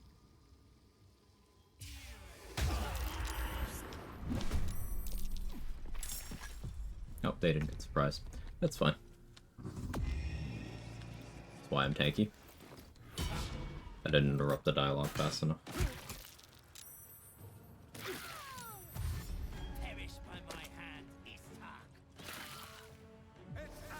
Using one use of Cloud Kill to take out most of the crush is something I've grown to enjoy quite a bit.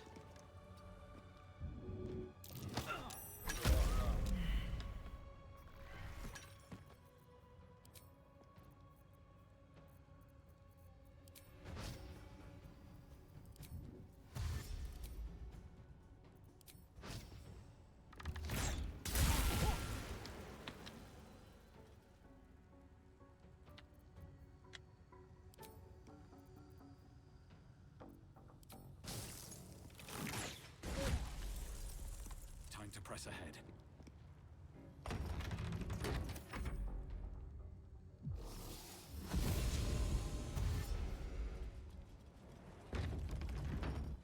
Should have took my melee weapon out.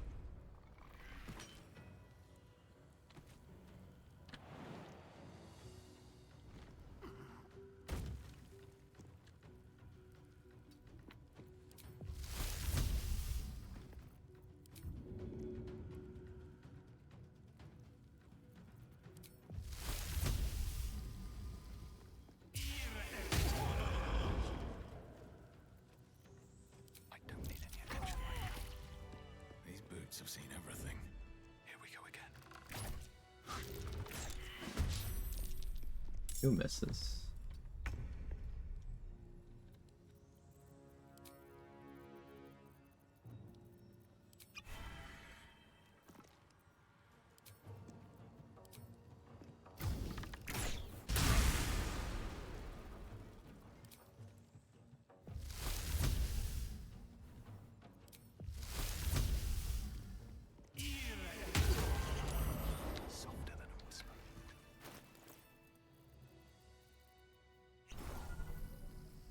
Take a quick nap.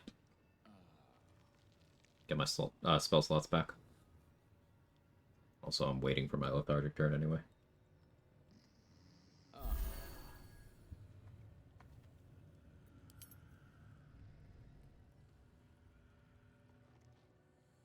Wonder if the gods are watching me.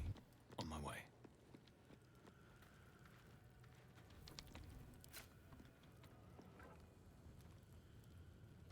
All right, time to skulk about.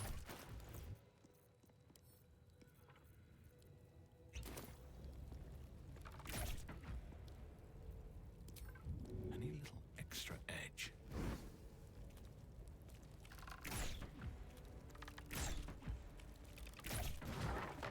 Better be cautious.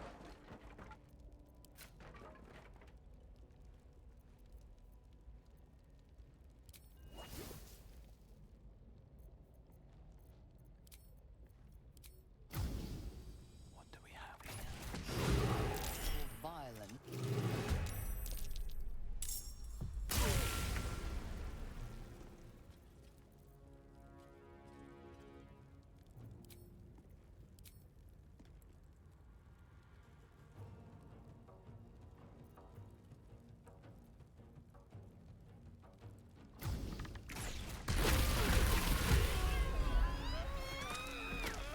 They okay.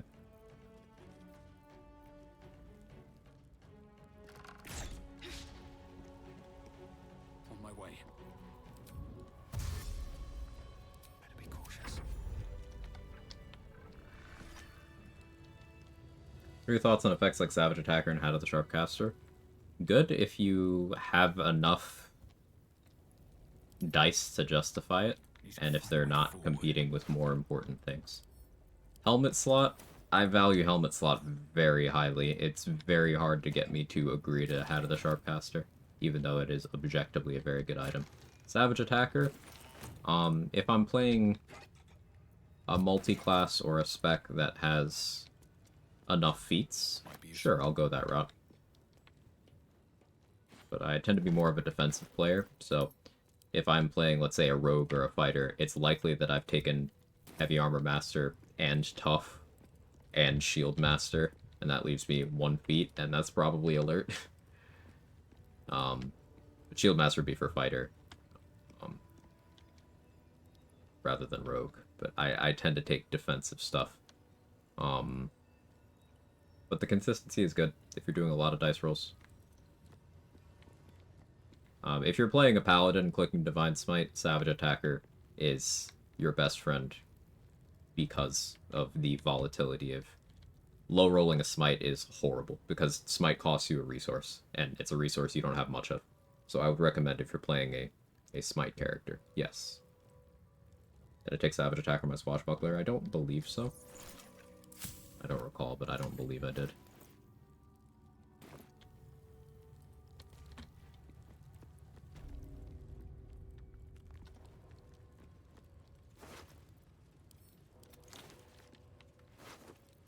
Sure rolls a lot of dice. It does. But then you're still dealing with opportunity costs, and I deemed other things more worthwhile. Once again, alert, tough, heavy armor master, and I did a 3 feat spec there because I had a 1 level dip. So that was my 3.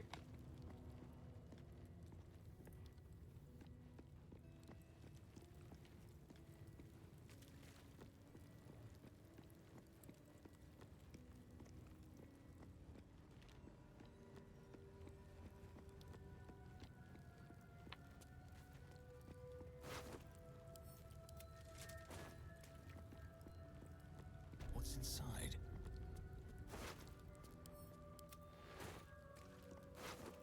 What's inside, he says as I click on a corpse. That's...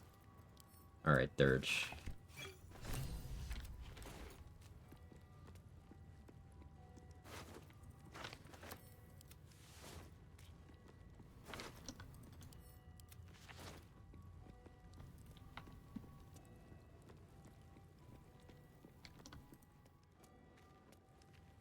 I could have taken Tough in my run for my brain disconnects. Tough is one of those feats that I base my valuation of it on how far in the game I'm taking it. Tough at level 4, not very valuable. Tough at level 6 starts to be valuable. Tough at level 8, very good. Tough at level 12, you're at the point where you've maybe waited too long because you are meaningfully tanky enough if you're at, like, let's say 20 con, 20 plus con. Maybe you have an aid user, maybe you don't, maybe you have Hero's Feast, maybe you don't. You're already very tanky at that point, to the point where, unless you're doing like a no DR spec where you are still neglecting your other defenses, you don't get that much. At least you get a lot, but it's not super applicable.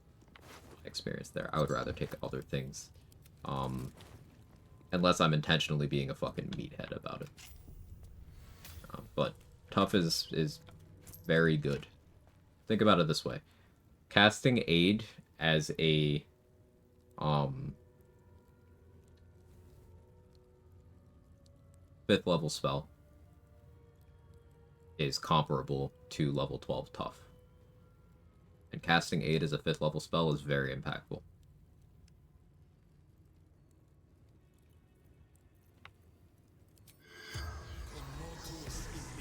The corpse regards you like Decided to. Powerful relic beneath it. the spell. So we knocked her out, got her XP, and she still shows up here to get killed by the Gith, but we want that because getting the information on the Blood of Lathander from her is 30 XP. So she's just been having a rough time lately. I myself making a lot of squishy builds. When I need something to die off that one action, I'll take that with the underlying problems that you said. Most of the time, giving up defenses or other utility, finding a sweet spot is hard. Yeah. And it really depends on the goal.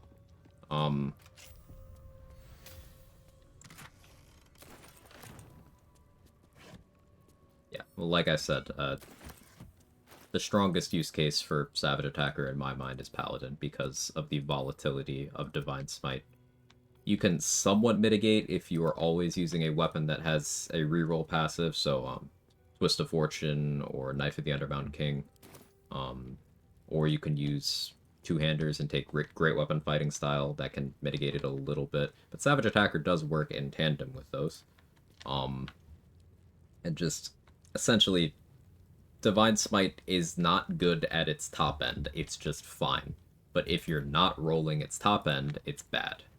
And you don't have the resources to cast a wide net on Smite unless you introduce something like, 2 levels of Sorcerer and just give yourself infinite. But even then, using one and getting 2 damage out of a Divine Smite is like...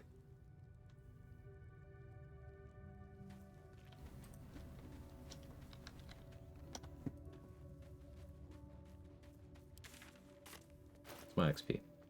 7.5 off the level. Kind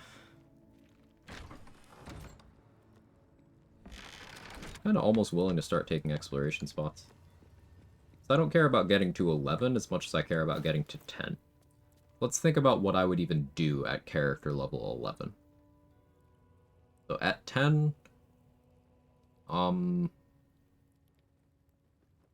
shuffled my spec around here. I won't need 4th level of Rogue anymore, and I would drop Tavern Brawler.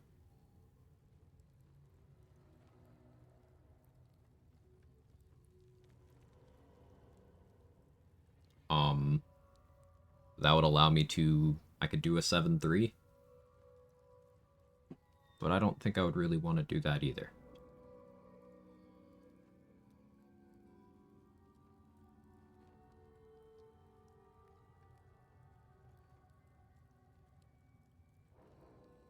I'm thinking.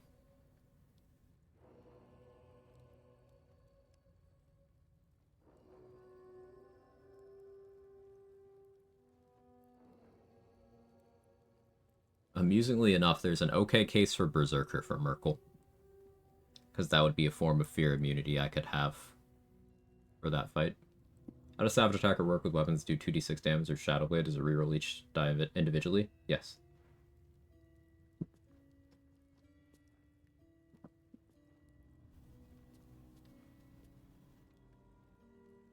not only that, it'll reroll any bonus die you put on it individually as well. So like if you dipped in fire, it'll reroll that. That Helldust gloves, it'll reroll that. Very good.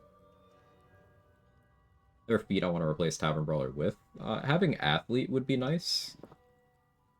For the jump distance. Mobile would be good. Enables some hit and run stuff, though I can already kind of do that with the teleport.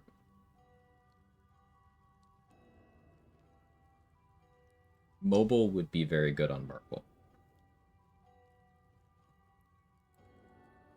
The logic behind replacing Tavern Brawler, by the way, is with a +9 strength modifier, I feel less pressured to need the Tavern Brawler accuracy.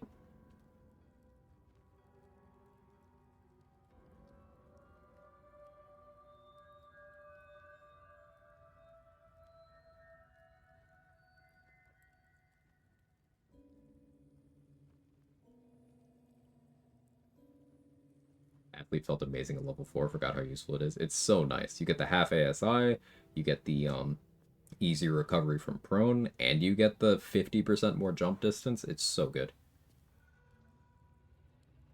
Savage Attacker working on sneak attack dice since patch 8. Longer than that. In my experience, it's always worked on sneak attack dice.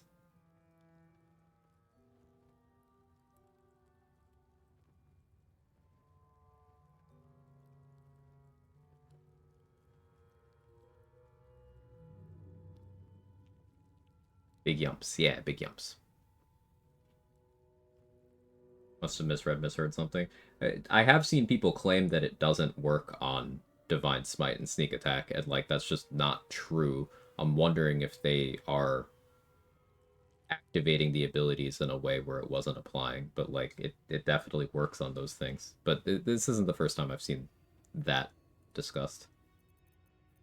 There's probably some specific edge case that people mistook for an absolute. Unintended. I'm still thinking about the spec. I only really need 3 levels of Ranger for Slayer stuff here. Getting the 4th level gives me a feat. I still want Rogue for Thief.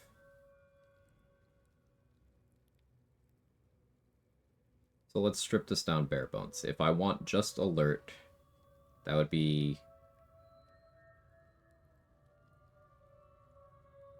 3 Ranger, 4 Rogue, I guess is how I would do that. Because going to 5 Rogue gets me Uncanny Dodge.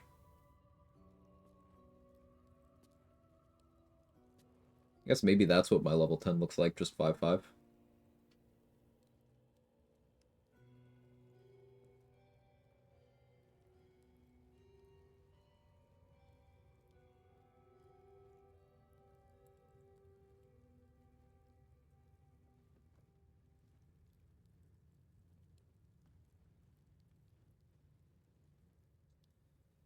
How impactful is that, though? Because Merkel's going to do Gaze and a melee attack on his turn. I'm not likely to dodge the melee attack, and Gaze will happen first. Slayer of extra attack by itself? Yes. Has extra attack when you first get it, gets improved extra attack at level 10. Independent of your class features.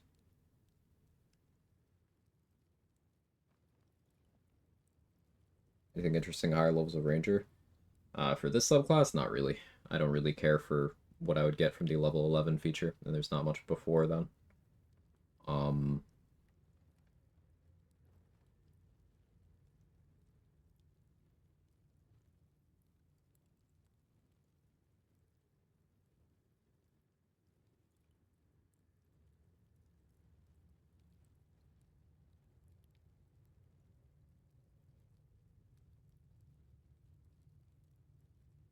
Could take Warlock or Shadow Sorcerer, and then do like some darkness stuff.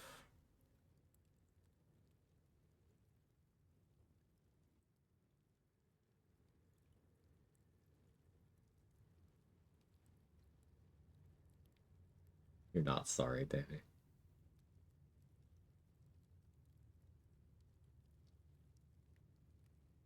Damn it, Danny. No, it's Danny, damn it.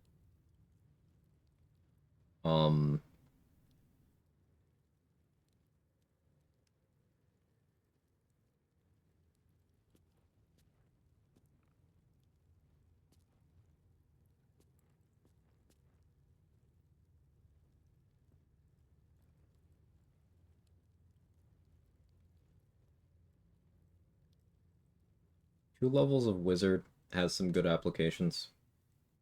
I could go either Abjuration or Blade Singer for my defenses there.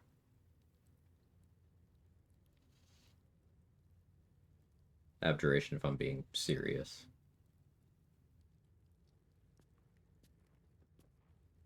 Champion would get me that -1 crit all the time.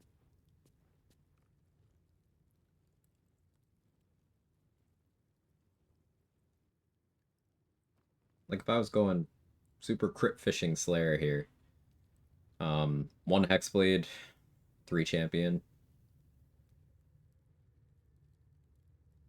An option. Shadow Sorcerer's Darkness costing an action or 5 sorcery points cast as a bonus action. Kind of painful.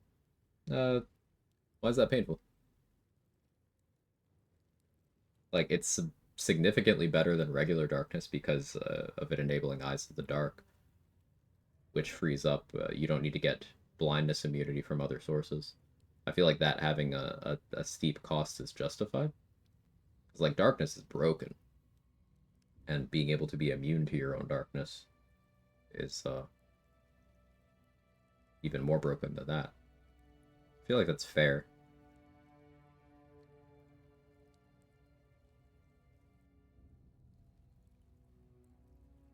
Like, think about other sources of immunity to magical darkness. Warlocks have to take an invocation for it. So, opportunity cost there. Everybody else has to use a gear slot on it.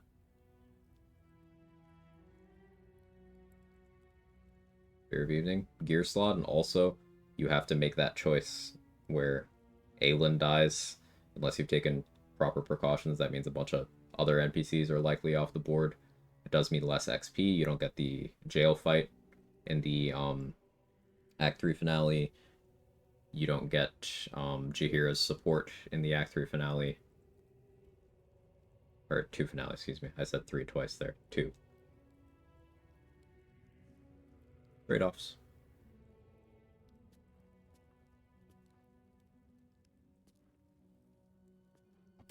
I'm still thinking. Let's go kill Sternagos while I'm thinking. I do want to have Inspos before I hit Zaith'isk. I haven't even decided if I'm using the Zaith'isk either. Because having Psionic Overload on my main action is arguably better for my Act 3 options.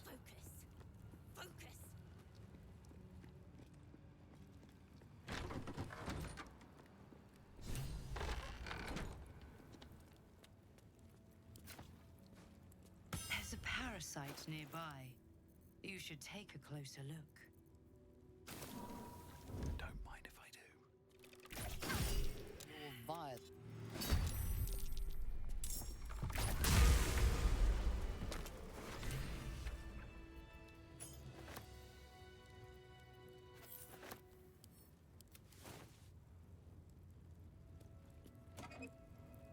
5 sorcery points feels like a lot until very late in the game, unless I'm long resting my launcher, consistently getting Nimbus procs, not counting sorcery point exploits. We've also got cultivation elixirs. If you didn't want to do like the short rest potion loop, those are available from pretty early on. And unless I'm mistaken, you can extended spell meta magic on Eyes of the Dark, and it'll last 20 turns. 5 sorcery points for 20 turns is pretty efficient.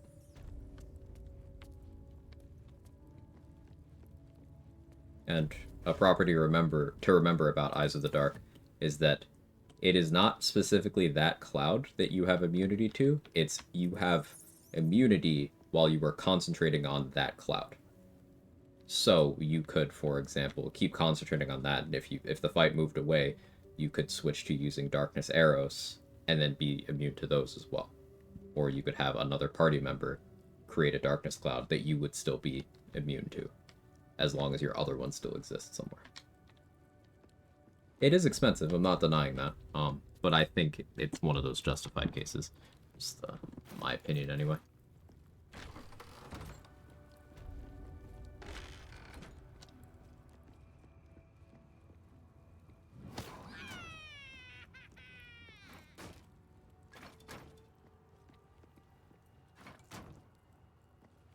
This one's gonna be good.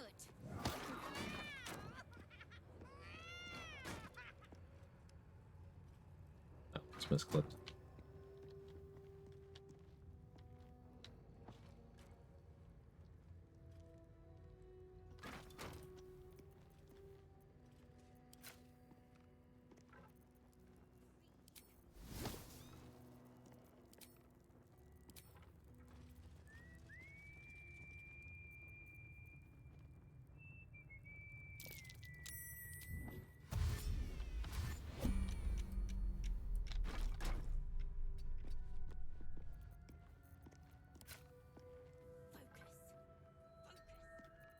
Just out of view.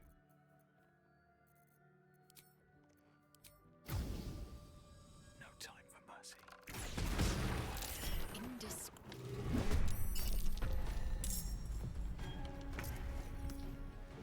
Thank you for the money. Drops me money, and then it's ready to fight.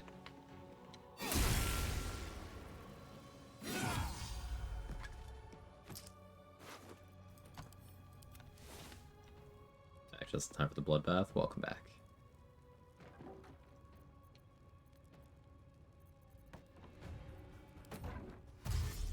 This calls for careful footwork.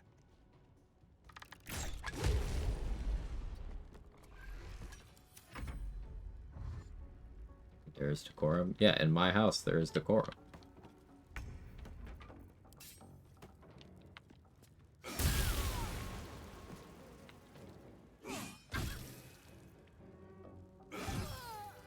Time to press ahead.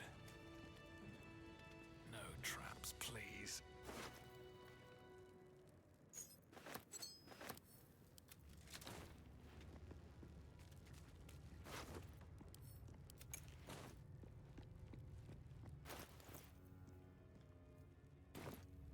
$6.9K, nice. Can't forget the practice sword. This is not a joke item, by the way. This is one of the most, must-grab items if you're playing a rogue, even if you're not. It's a finesse weapon, and it's bludgeoning. This is the only finesse bludgeoning weapon in the game.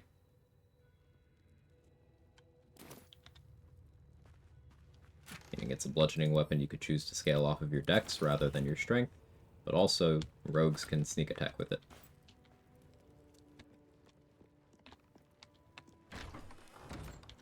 So against anything that doesn't love to be hit by bludgeoning damage, nice option to have.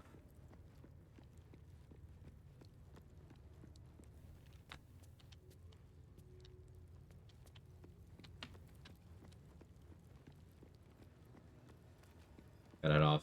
Play new playthrough of Cyberpunk 2077. Hey, let's go roll the punch. I started a one off stream like last week. Maybe DLC announcement next week. Fingers crossed. But thanks for hanging out. I appreciate you. Have fun with your run.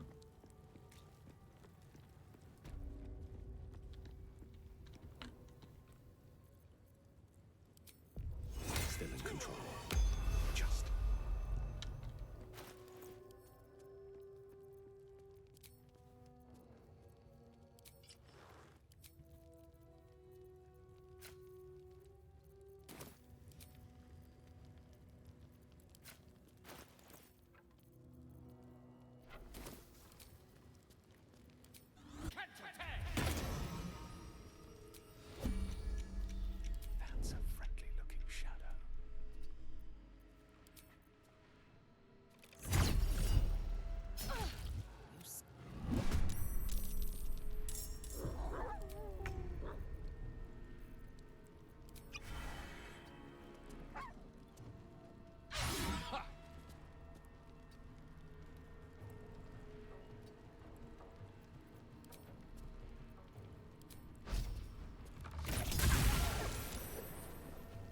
So, Fowler Loop Shriek lies to you, and it says mental saves. It affects all saves. So if you want to land fixed DC things more consistently, such as poisons, Shriek helps. Shriek actually mattered here. It's why the poison worked.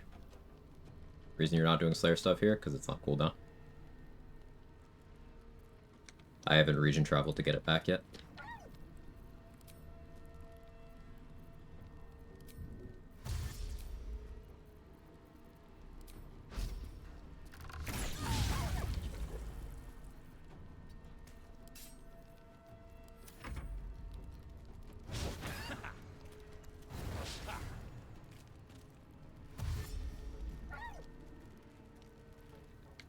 Sharlak, God's a betrayer.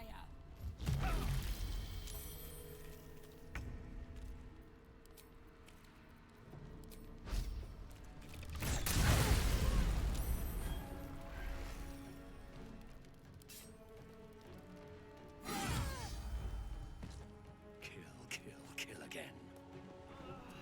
That's dealt with. She wasn't the one pulling the strings here. Cyberpunk, BG3, Red Dead Redemption 2, Elden Ring, Games of the Decade. All so many play hours. Very impactful games, all of those, yeah.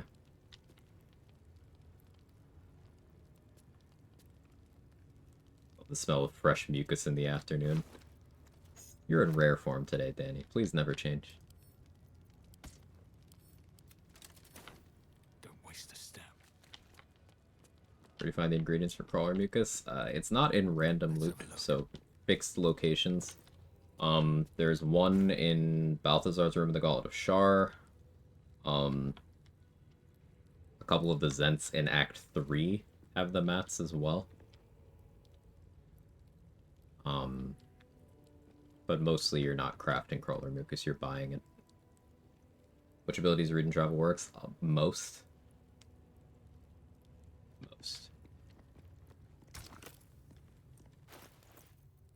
It's just safer to assume that region travel makes something come back, because it does it for most things.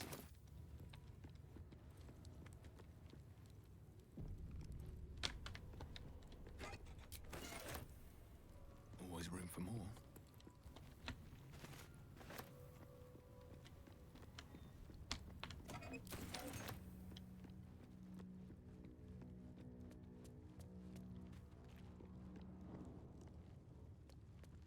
That dribbles hammer on the green emoji to the right of chat.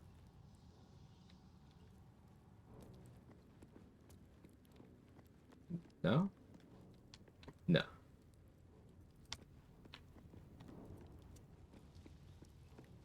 Oh, you're looking at the bonk bucks thing? Yeah, no, unrelated.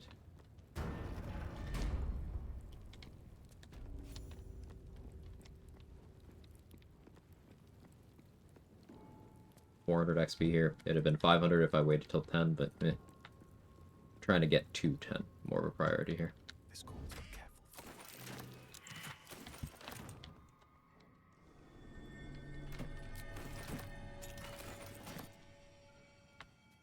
The statue starts to rotate, but its rusty mechanism jams stuck.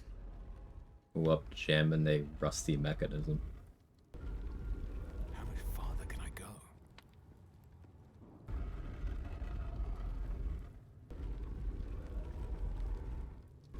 Open up.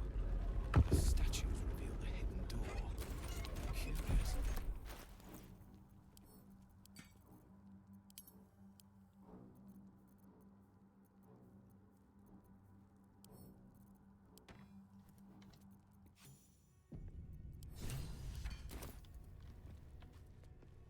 Let's see what this does.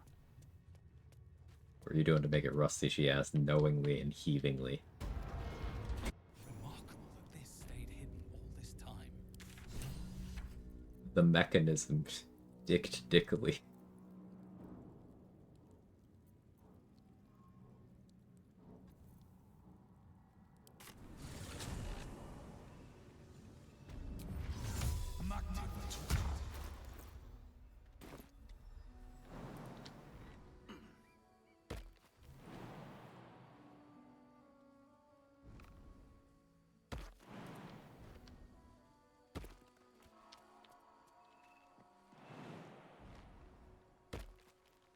Let's take out the two remaining eagles. Then we'll reach and travel to get Slayer back. Use that on the Grimishka when we come back to this map, I think.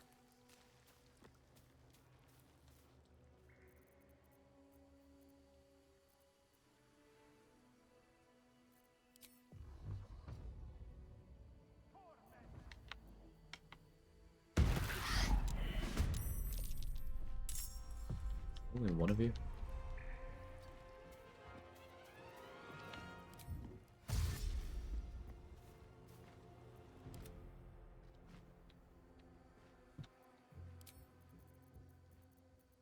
I'm being so wasteful with my speed bots.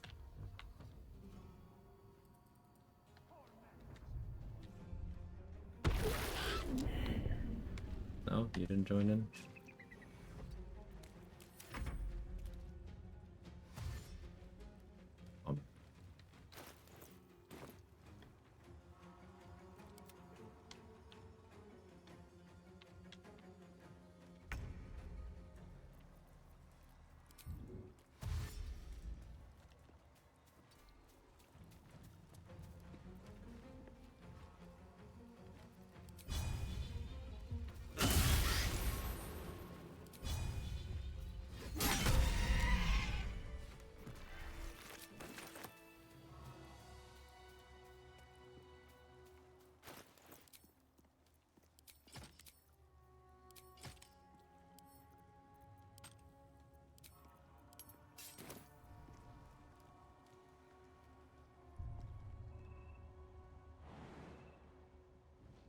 Yeah, I didn't eat today.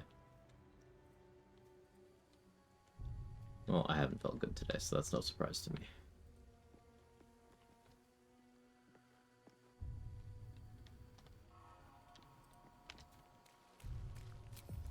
Such a headache. Theory, the reason Astarion hates eagles so much is because they prey on bats. I like this headcanon. Makes sense to me.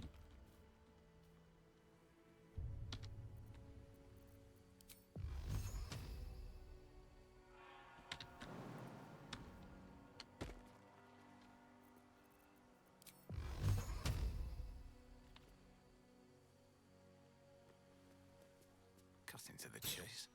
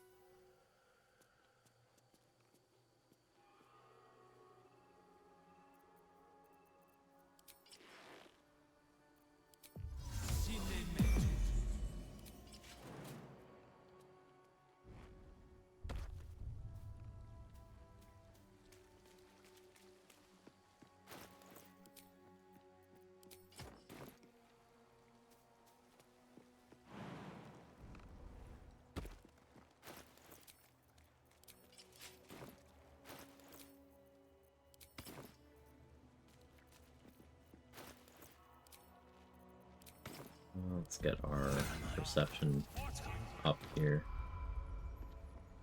Roll perception on this. What time to roll good. See, this is going to be way different than the other time. We're just going to get the desired outcome.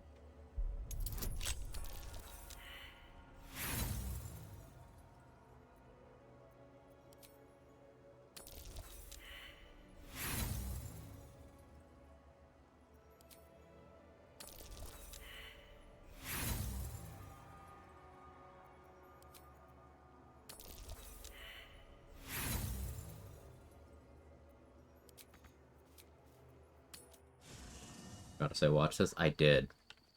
What's up for discussion? Quite the cozy setup you have here. I'll just make myself comfortable. Thank you so much.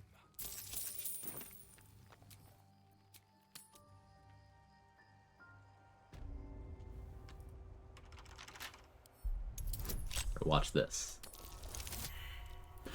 got worse. Alright, check this out.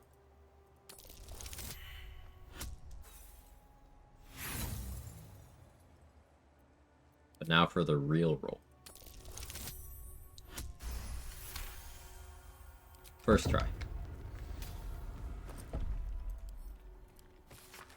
This blood sounds important. Could it still be here somewhere? Let's roll 20. Oh, that was the plan, Go Grease. I had no chance of succeeding that otherwise. That's why I put on Gloves of Thievery. Because I don't have enough bonuses to get that anyway other than 20. So that's what I do for... There's a couple DC 30 locks that I pick in the run. It's that one and the Door to the Vault and the Gauntlet of Shar. I just roll 20s on those, because... Yeah. Still a kobold chilling in there. I guess one of the barrels did break, huh?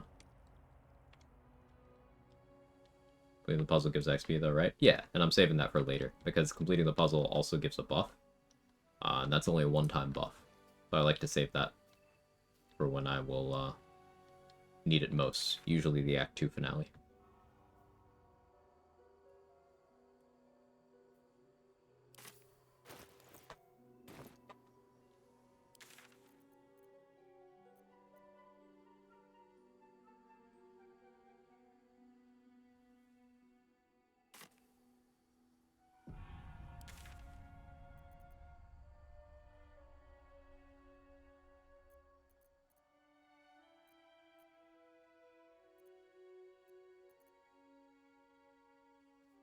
I haven't rescued Minthara yet.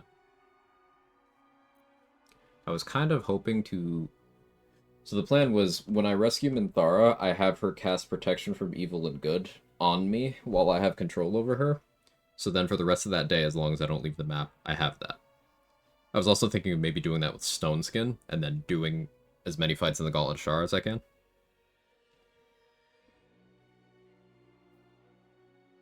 Kind of leading Stone Skin there. So that's why Minty is still in the throne room.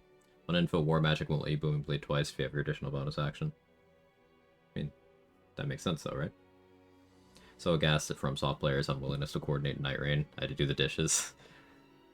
What, FromSoft players? Being myopic, self-centered, egotistical pieces of shit? Never.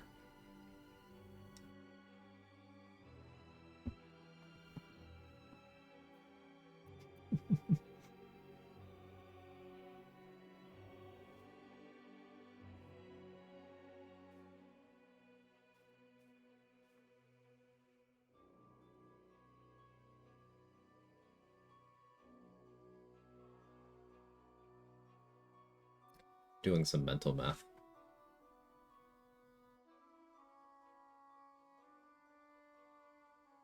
Checks view.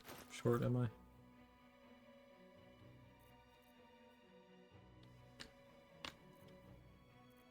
Don't want to start grabbing exploration spots, but it would pretty much cleanly get me there.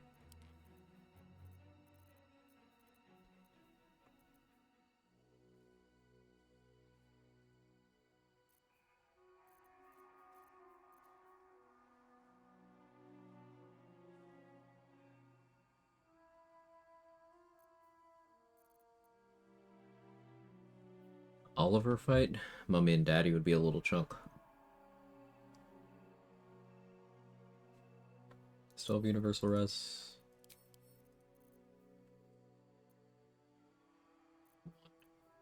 Fight those two front door guards. Should I just have Lae'zel sit in the Zaith'isk? So that's XP.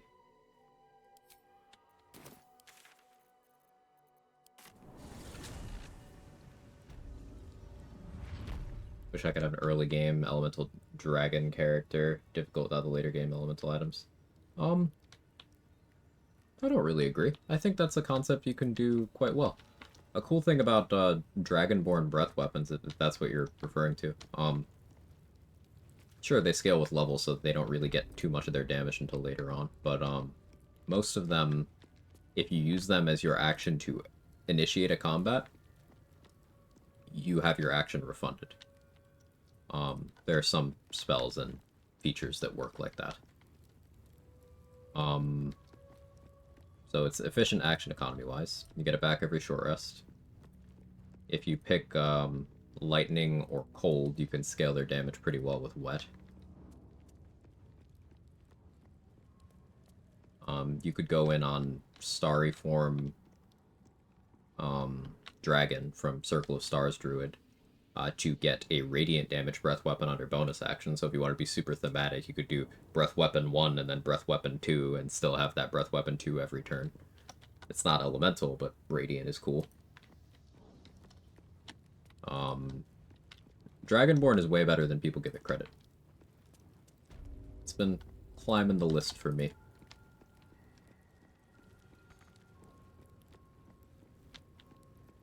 It's something you could absolutely do if you wanted to.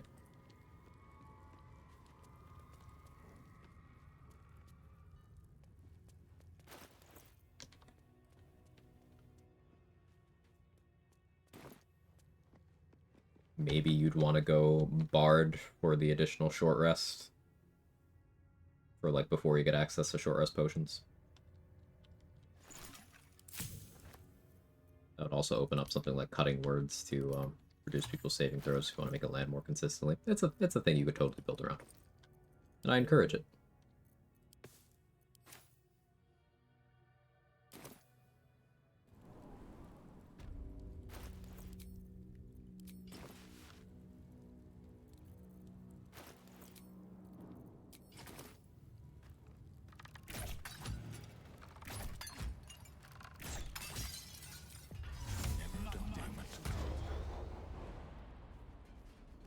Show of hands, who has mocked their own virtute today? There's no shame, you're among friends. But I'm gonna need some honesty.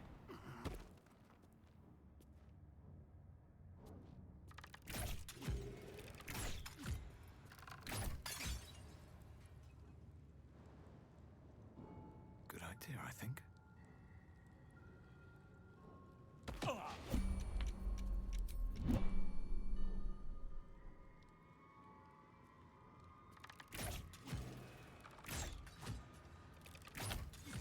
I have a refractory period. Skill issue.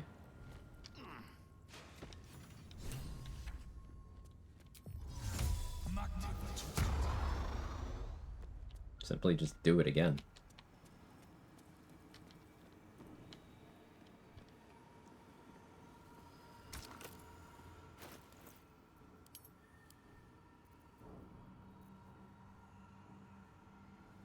Don't actually want to do this yet. Because I didn't read the plaque. 30 XP if I go back.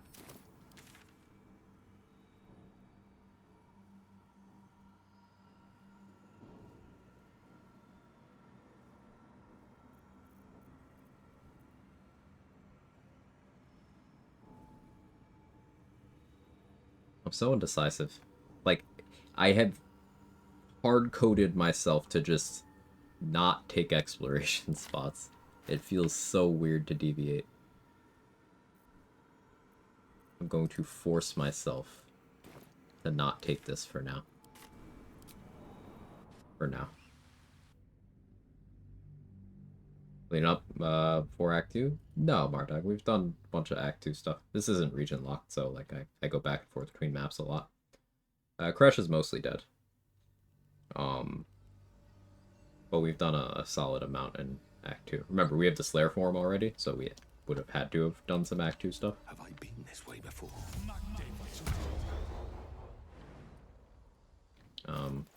Close it in on level 10.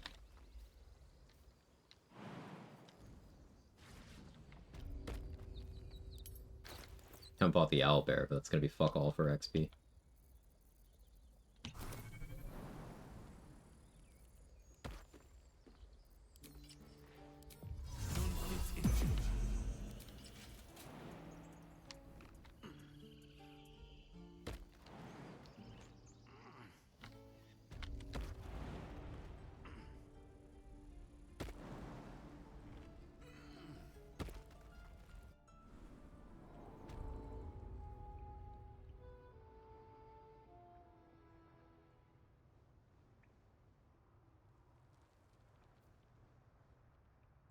actually don't want to speak with animals on right now. Because I have not gotten the Embrace the Urge inspo yet. Suppose I could save it for Act 3. The squirrel lunges at your foot and bites it. Before you can think twice, your lustful body. You stare at the body before you. You have no... Take it anyway. So I traded a hyena ear for getting that inspo now instead of saving it for later.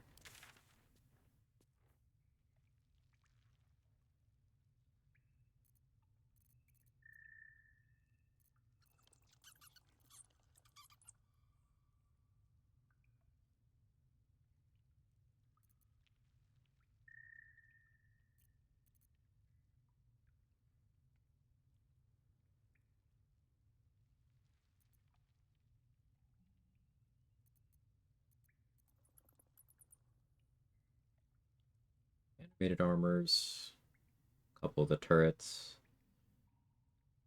more exploration spots.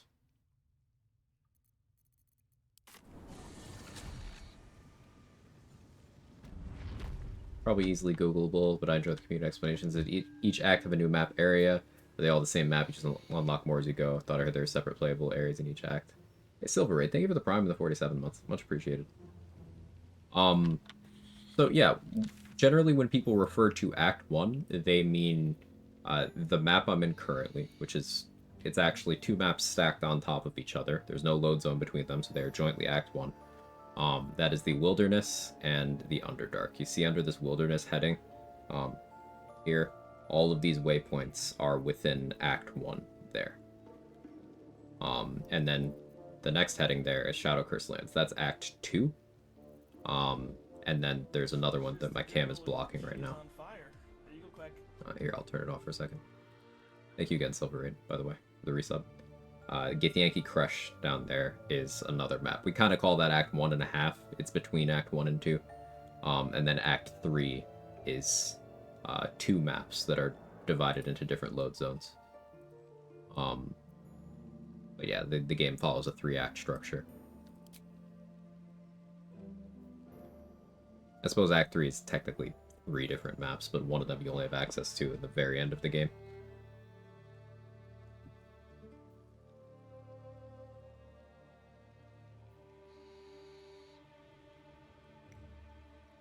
Can we win it? Yeah, Nico. Closing it on level 10. Even though no team, is it worth keeping Minthara around in this playthrough? Yes. I non-lethaled Minthara specifically because it's a little XP negative to do so, and short-term Tadpole negative, long-term Tadpole positive, which doesn't matter because I'm being thorough with my Tadpole acquisition, so it'll be a Tadpole I end up not needing, or 2 Tadpoles I'll end up not needing.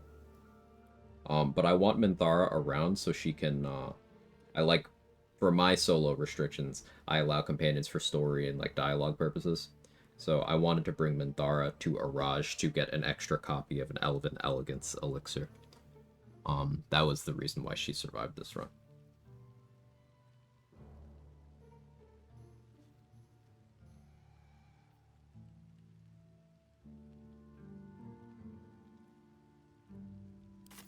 It's a time story based, more just location based. Like once you complete Act 1, progress enough to get Act 2, can you go back to that previous act? Up until a certain point in Act 2, you can go back to Act 1 and 1.5 freely. Only when you are in, like, the end game of Act 2 do you lose access to those previous 2 regions. And then when you go to Act 3, you lose access to the maps before Act 3. So for about half the game, you're in the first 3 maps.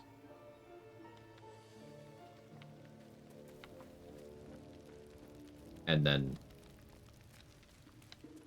the latter parts of the game, you're more sectioned off.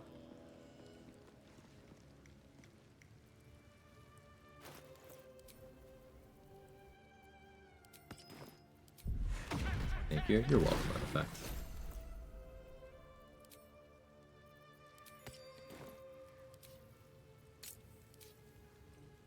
How you doing, pal? Post-game after main story quest, can't go back. Oh, there's no post-game in this game.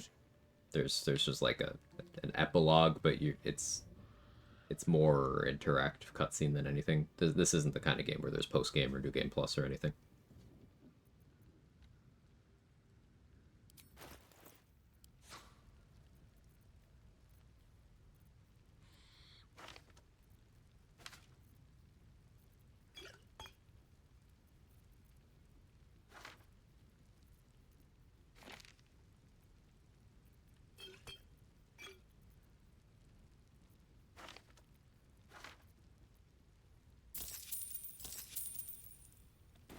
crazy abs.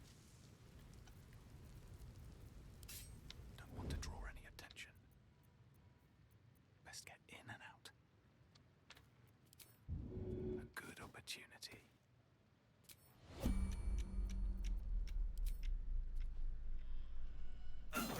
You attacked someone. Only the guard.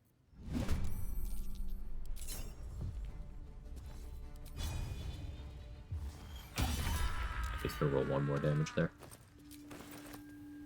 Walking death. Unlucky.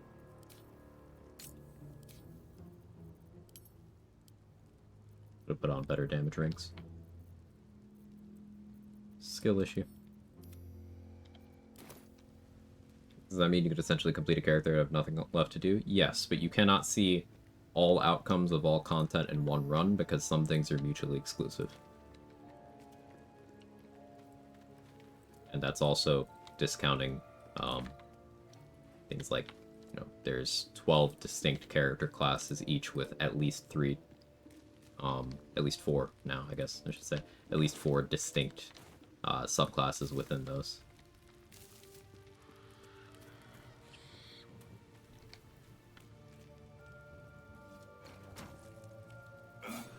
Yeah. A chest is immune to psychic damage. That makes sense. It's all about the quest, brother. I guess it's just me. I recall walking into Act 2 and not being able to go backwards to Act 1 immediately. Maybe I'm remembering wrong. Maybe I had to do with entering Act 2 through the Underdark Grimforge. I usually enter Act 2 through Grimforge. I did that in this run. It's what I do almost always these days. It's nothing to do with that. Now, maybe I'm failing to remember. Maybe very early in the game's life, you were more restricted in that. I don't recall that being the case, but I'm open to being wrong there. It is specifically hitting the finale of Act 2, the point of no return that the game goes, hey, are you sure? Hitting that causes you to lose access to the previous maps, and you can tell when that happens because they'll no longer be on your map screen. And at that point, the game will let you attempt to use the area entrance to go backwards, but if you do, you will game over.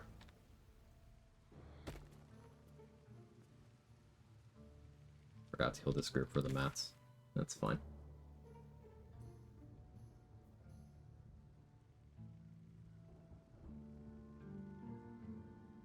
Guess the paladins over here are still alive, but keeping them as vendors just makes the most sense to me.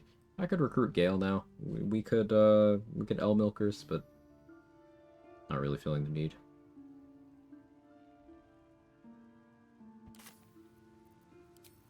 How many die today?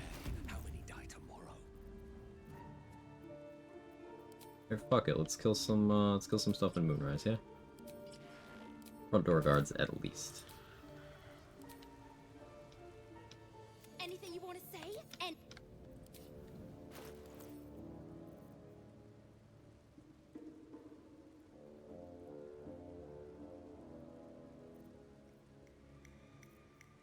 Probably more a Cloud Giant situation.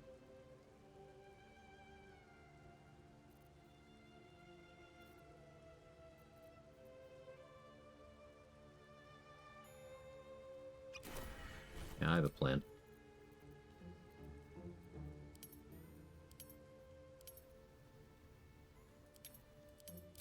I have a plan.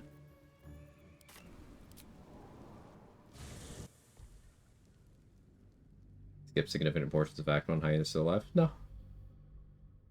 And going to the Shadow Curse lands through Grimforge doesn't necessarily mean I skipped anything in Act 1. Remember, Act 1 is Wilderness Underdark.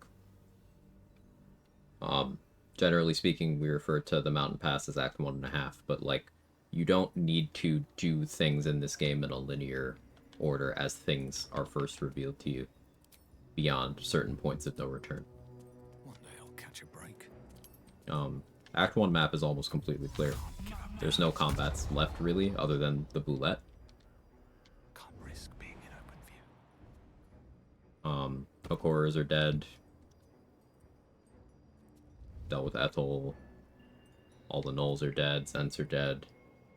Spider's dead. Ogre's dead. all the goblins. Yeah. Harpies. I even saved Merc on this run. I forgot.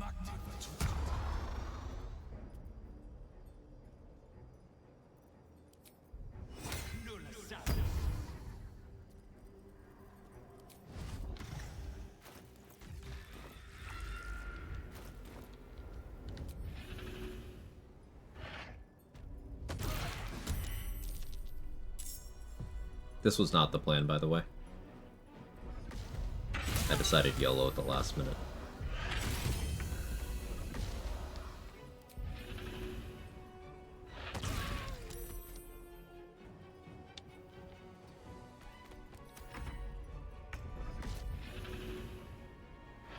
Spore control bullet cheese. How's that cheese? I know people like to call things cheese, but what's cheesy about it? But no, I have Glut doing something more important. He's reanimating Priestess Gut, who is giving me Shield of Faith every day for 2 AC.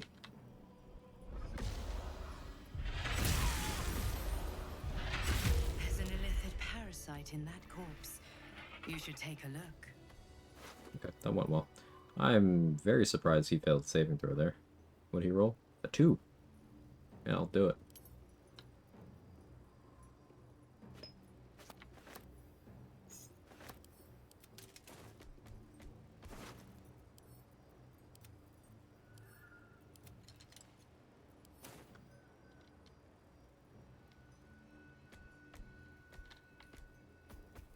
Maybe this is a dumb question. Thought Slayer form is for Dark Urge. It is. Thought Dark Urge is Dragonborn Lizard looking guy. So the Dark Urge is the only customizable origin. You can make the Dark Urge whatever you want it to be. It's just the default Dark Urge is that Dragonborn guy.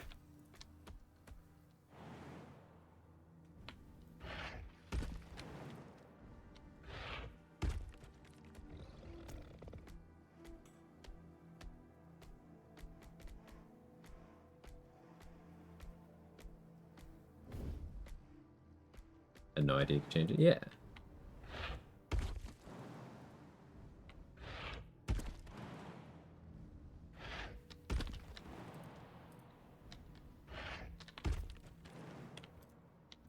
I will definitely be using my Universal Resistance Elixir for this. I need Bludgeoning Rest. I could route this in after I save Minthara, but I will not.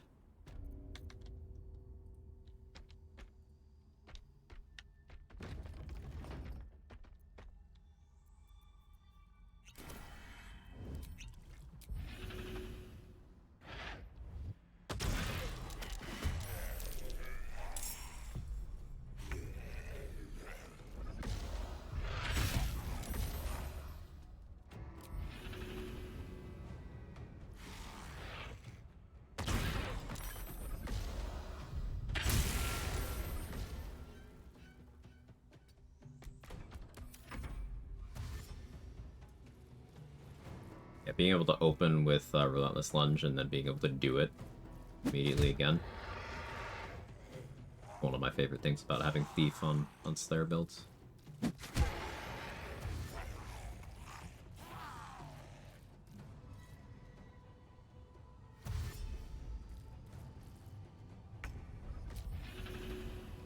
gonna hurt. Okay. Take those. Raider zombies are always the biggest threat here. Clean those up when and how we can.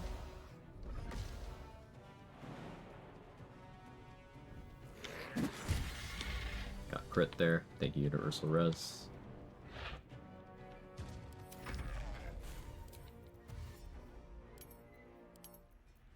I'm never using the knockback, let's be real.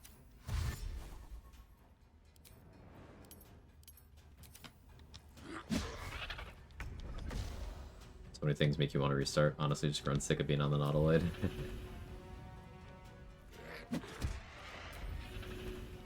I've done a lot of runs. There's a lot of ways to play the game. So even if a concept doesn't end up playing out the way I hoped it would, I often try to finish it out just because, like, it's an excuse to do another playthrough.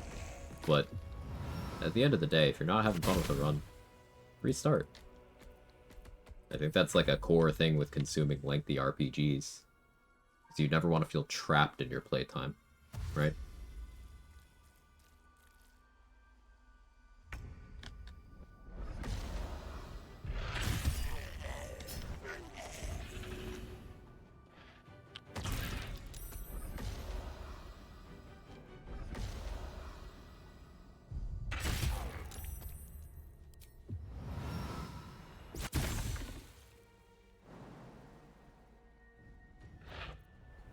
Teleport's so good.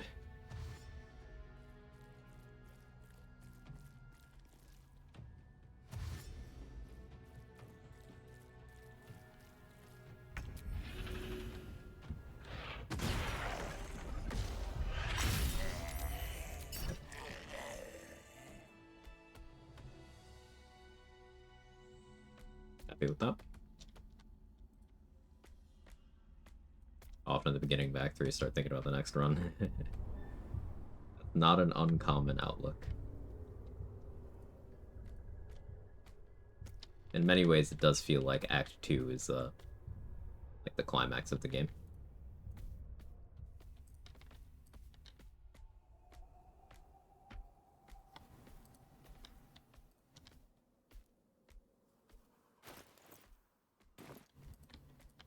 Garangothrum's a chunk. Still resistant to doing combats in the Gauntlet of Shar, especially now that I don't have any more universal res.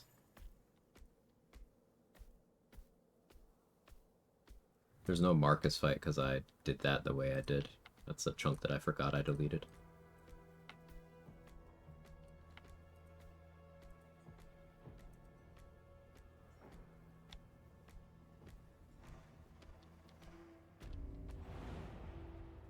I never fought in the Mason's Guild. I guess I could do that.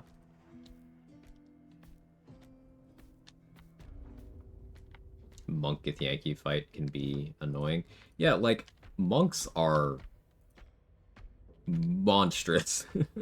Like, I think there's a very good reason why we don't fight too many monks in this game. Like, for all the hype people lay at the feet of paladins, for example, you imagine if Moonrise was full of monks instead?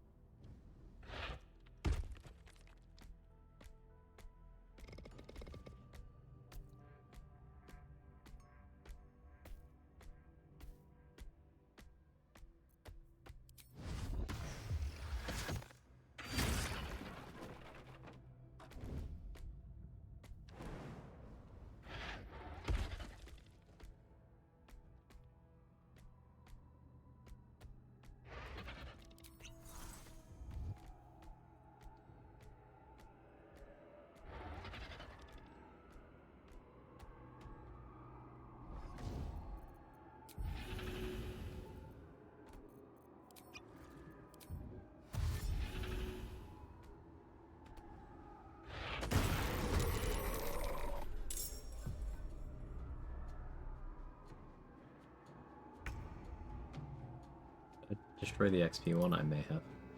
Whoops.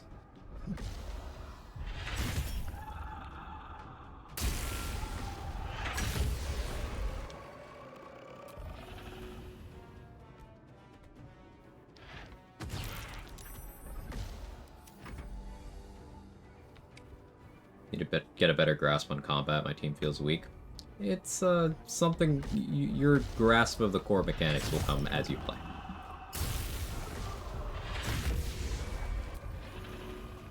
Miss Inquisitor fight? No, I'm not doing that till level 10.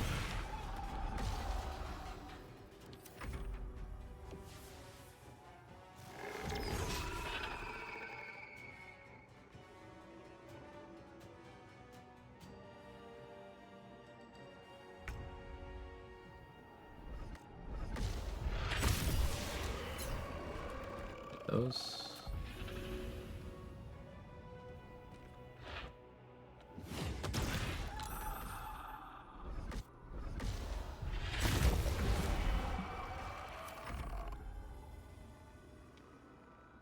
Food. What'd you get? Alright, It's like he's angry. Let's get him a Snickers, because that sounds good.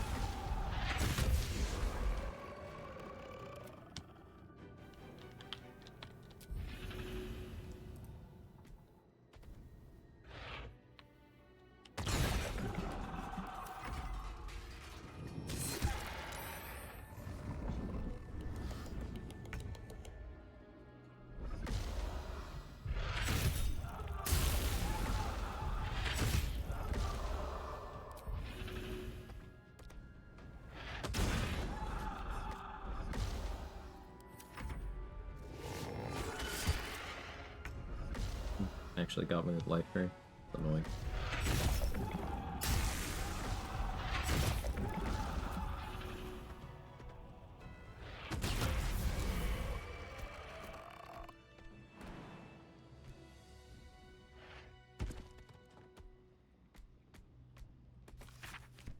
I did accidentally destroy the one that gives XP. Damn. Skill issue.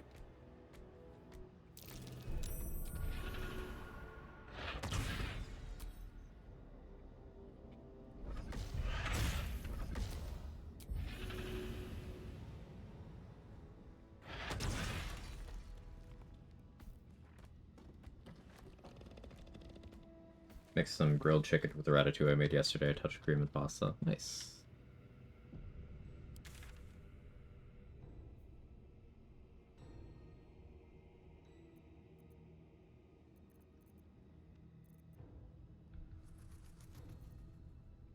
I don't think there's anything else I could finesse killing in Moonrise right now. Not really. I mean...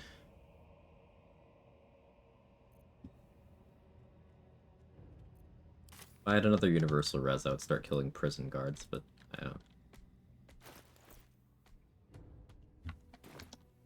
no, too risky.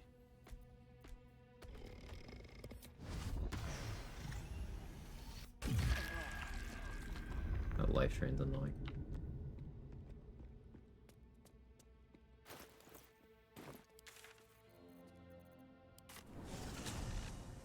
Just gave it more katanas. Part of me wants to try DMC virtual swordsman build. Yeah, I think the only katana you can get normally in the game is in Act 3.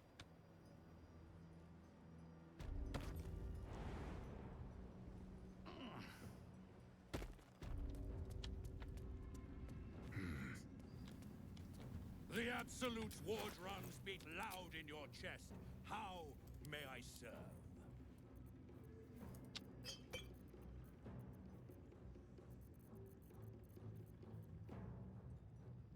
I'd buy that before I forget about it.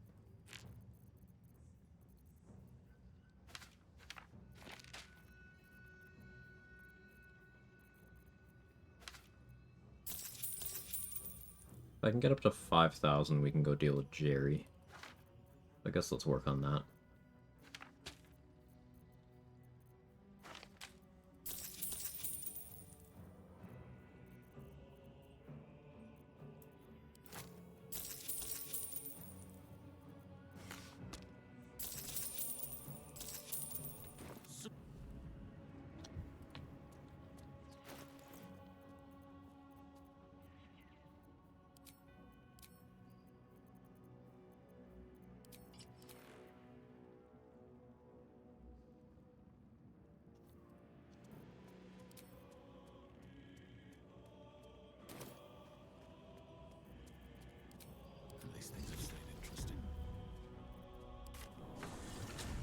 My throat been draped? No, I haven't bothered. I haven't really been doing weapon attack stuff often enough to feel like caring. Been mostly throwing and Slayer, you know.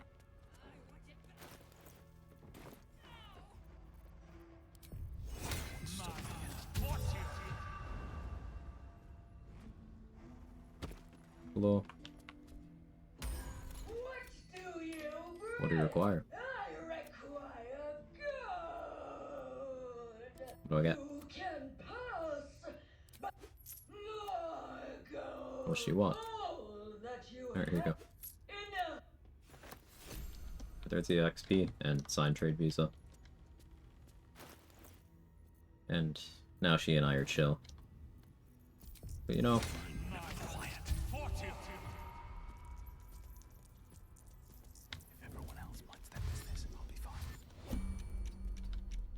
decided I want my money back.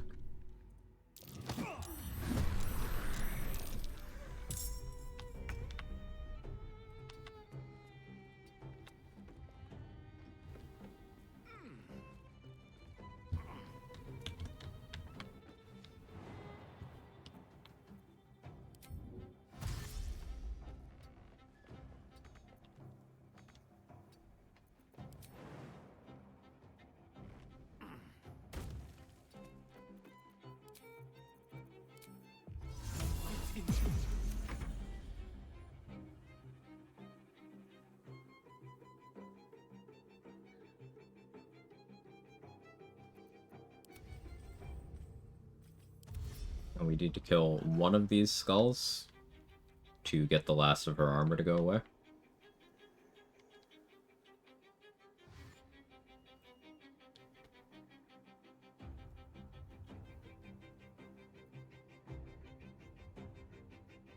Doesn't matter which one, anyone.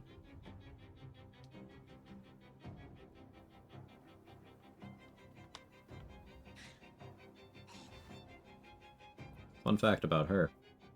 She's also a thief. Rogue bad.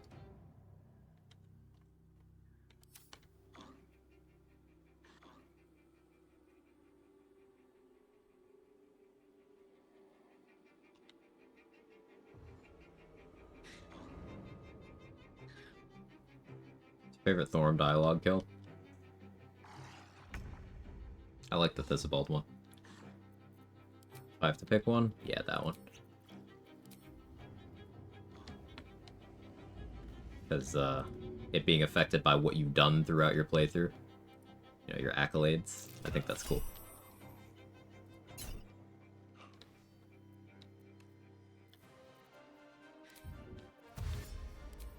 You throw that in the chasm.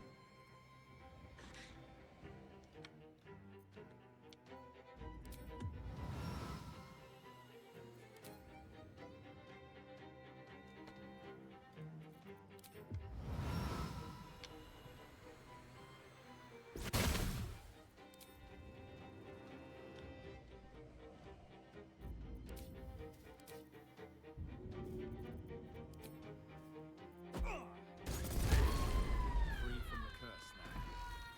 Perhaps you'll find peace. Get my money back. Pave my path with corpses. Plus her money. Build my castle You okay? with bone. I think so.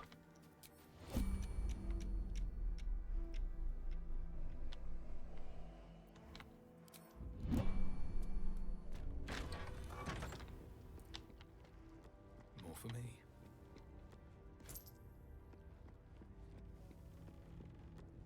Alright, so that's now all the Thorms dealt with. I don't often do it as passively as I did this run, I guess is the word for it. Like, normally I fight Malice and Thisibald these days. This time I didn't. I like seeing big purple worm numbers too much on Thisibald. Yeah, did you see last run what I did to him trade? I did Poisoner's Ring Cloud Kill on him. It was very fun.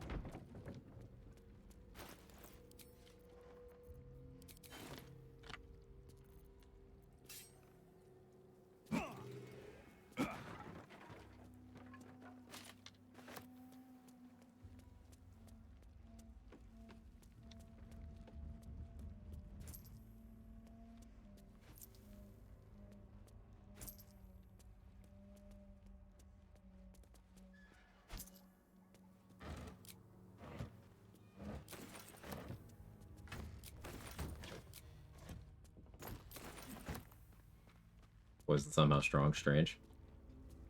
But Reddit said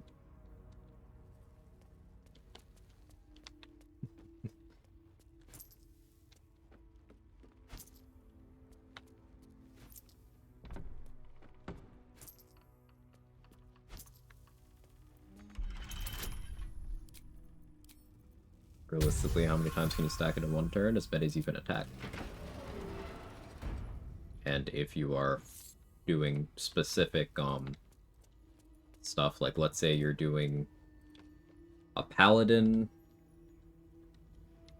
with mobile, so you can get in there, hit him, and disengage mostly safely.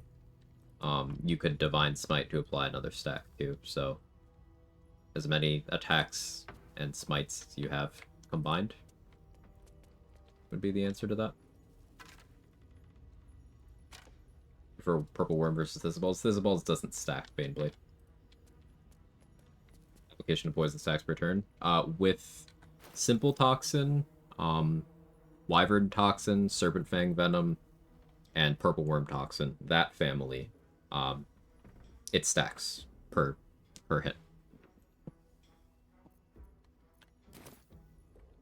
And each tick will be its own instance of damage rather than them combining. So if you have something like Lightning Charges or Callous Glow or Valor Loop Shriek, it'll get applied individually. Very strong.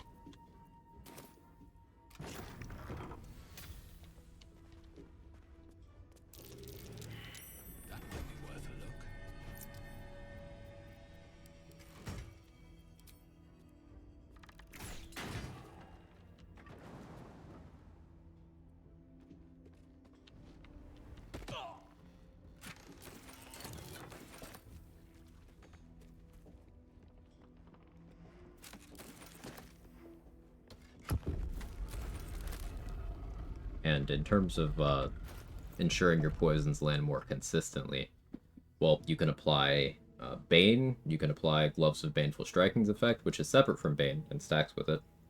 You can be using Reverb, you can use Foul Arlu of Shriek, you've got Lorebard's Cutting Words, you can impose disadvantage through either bleeding, or if the target can't bleed, level 10 Eldritch Knight just does that by landing weapon attacks. You can employ all of those things to make it so the enemy's rolls are just not able to clear the threshold. And that's how you become a consistent poisoner. Eldritch Knight is an incredible poison user.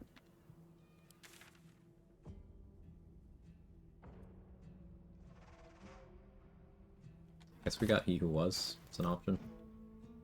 I'll get Slayer Form back for him.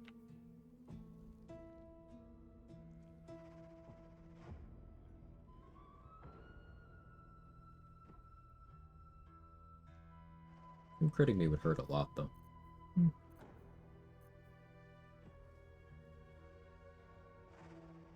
Keep thinking about it. Hexblade close second, and there's 11-1. Yeah. I forget what item I have in Shadowheart. Basically, your heal gives my team Bless and Blade Ward absolutely broken. That'd be Hellrider's Pride in your glove slot, and Whispering Promise in your ring slot.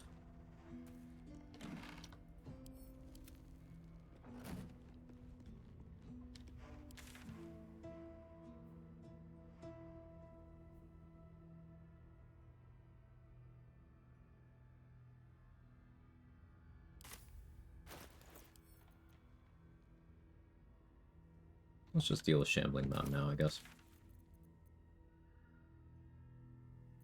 Get it over with. Next run I plan to go Eldritch Knight. It's so good. Addictive.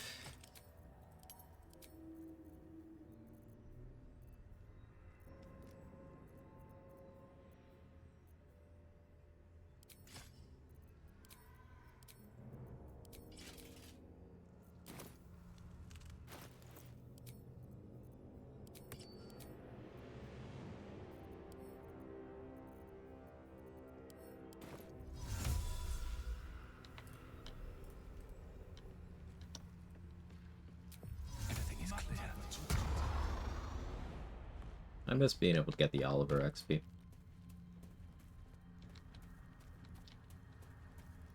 Now it's only really a consolation prize if Falson dies, I guess.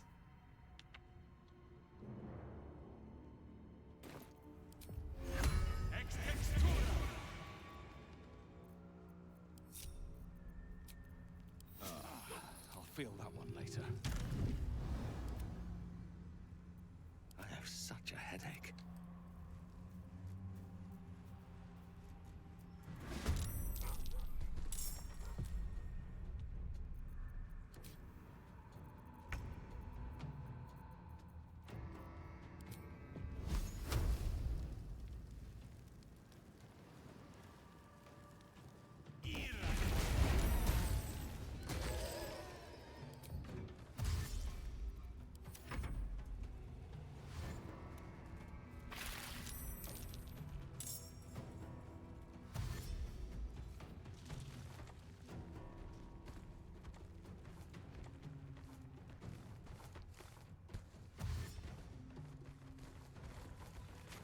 Currently doing Oath-Breaking, lock it in with Darkness and Fear exploits. I'm unfamiliar with Fear exploit.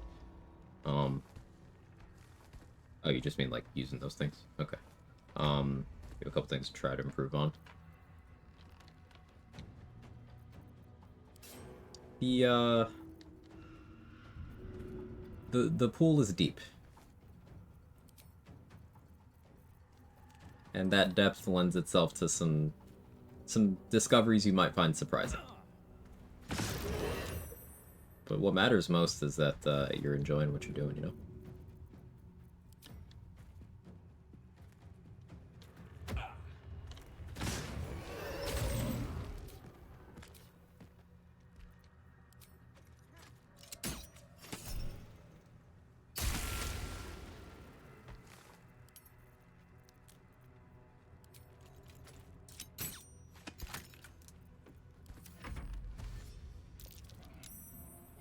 Using scrap instead of using alert, but I also have alert. Redditor's in shambles.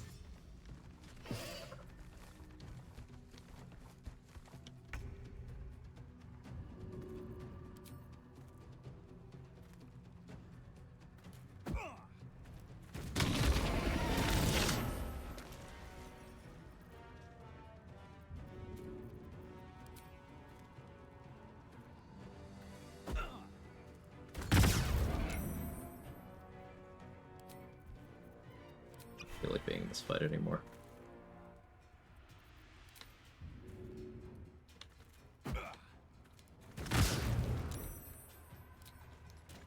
What do I have to lose? Oh, okay.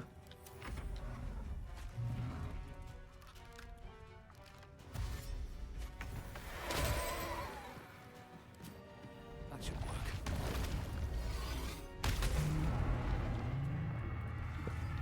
If not over, then through.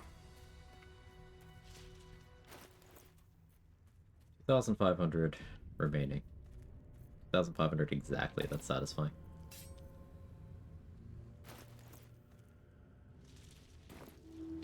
Like when these guys are nicely stacked up. Seeing the chain reaction between the needle explosions is very cool. I agree.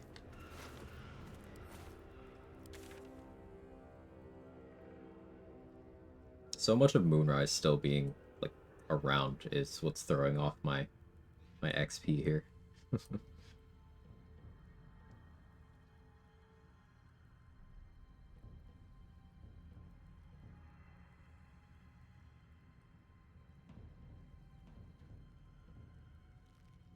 I go for Boulette already. No, it'll like get away and that'll be annoying. And also a crit could actually knock me out of the Slayer form with only less than 100 HP on it. Meh.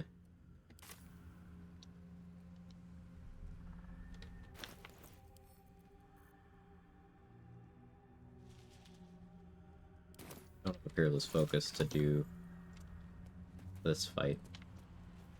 Don't have Minor Illusion to separate them out and do it without a Peerless Focus.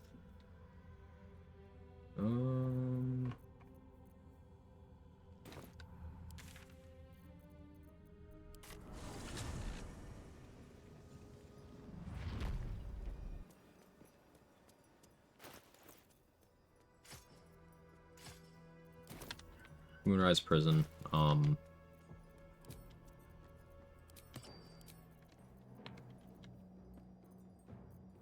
but without Slayer form. Still 3 guards and a scrying eye I can kill. I killed these 3 goblins over there too. Yes, you did. She gives them to I can have this acolyte kick out those 4 pilgrims. They're 1 XP each. Doesn't make meaningful progress, but it's something. Oh yeah. Huh. You moved because you were annoyed with the Slayer. Oh, what if I just put you back where you're supposed to be?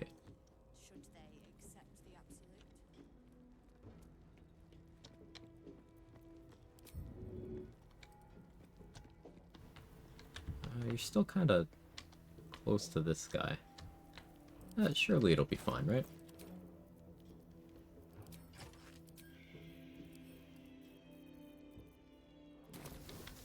I don't need any attention right now.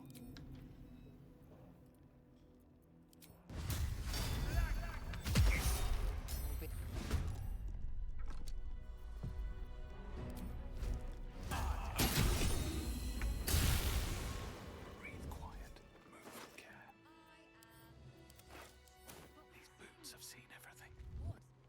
5 true souls sent for an audience? And not a Better be cautious. back down from the tower top. Would have been unworthy.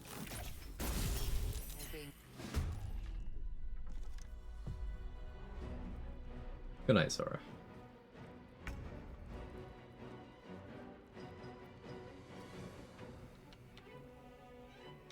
Perform on you. With haste. Yeah, what if neither of you had your auras of protection?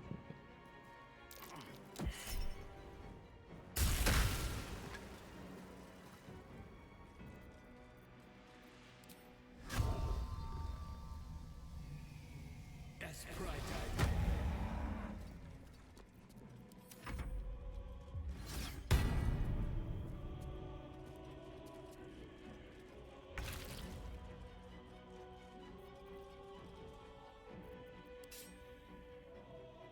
Of course, you're just outside range.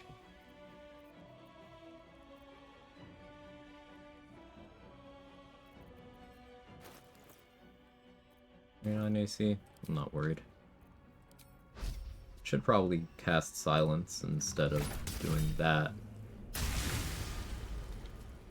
But I like that.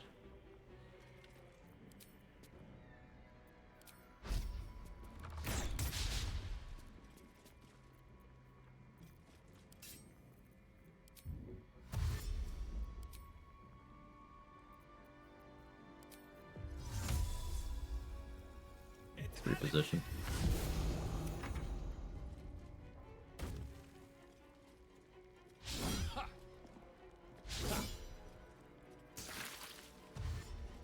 Burst on that. Good.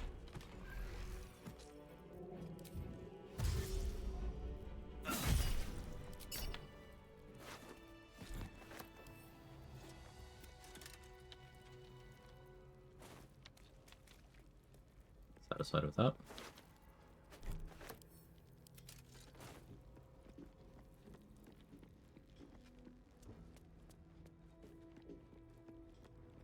Oh yeah, Kaga dialogue, yeah, that can be a very big hiccup in a run for sure.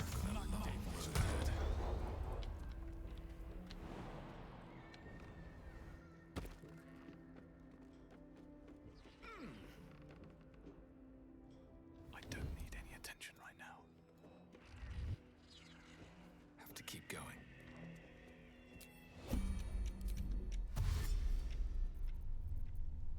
Okay, so the scrying eye saw me, which summoned a guard from upstairs. Butcher calls. Good. I can handle one. Everyone else minds their business. I'll be fine. Just out of view. Breathe deep and move. You're not coming up to me? Oh, you can't get in the door, it's locked. Amazing.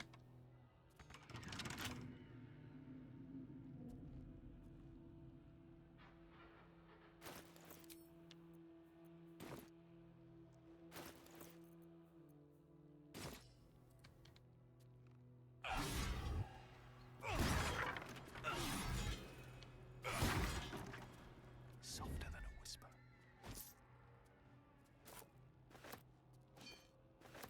They're Vengeance Paladins, so they're especially trash. They're trying. They are trying. You know, they managed to make me equip defensive gear.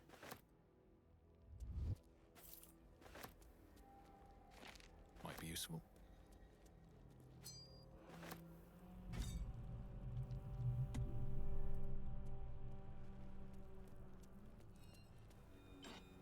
What's in here? We'll introduce crit chance for attack rolls 17 and crit, have no idea why. Champion Fighter gets -1 passively as part of their subclass. Hexblade gets -1 for attacking a target that they've cursed. Elixir of Viciousness is -1. Spell Sniper Feed is -1. Knife of the Undermountain King is -1. The Dead Shot is -1. Covert Cowl is -1. Dark Justiciar Helmet is -1. Saravox Helmet is -1. Bloodthirst is -1. Shadeslayer Cloak is -1. Being in the Act 2 finale as Dirge, who locked into your evil route, is -2. Fierce Perilous Stakes is -5 per stack.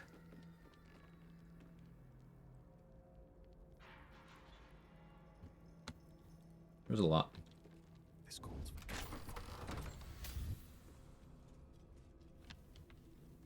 all right, time to skulk about.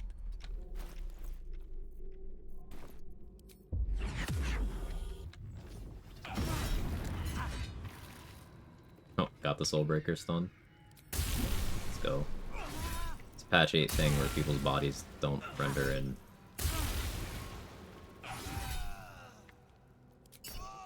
Patch 8.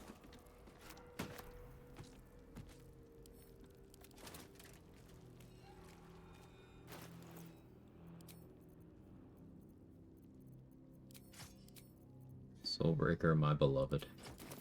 Never wanted the easy path. What of any of those I think? Great Old One, level 10, Act 3, Sleep and Dino Kill. What gear do you have equipped? What are your weapons? What's your armor? Also, you said sleeping? You auto-crit sleeping targets if you're in melee range. So, that.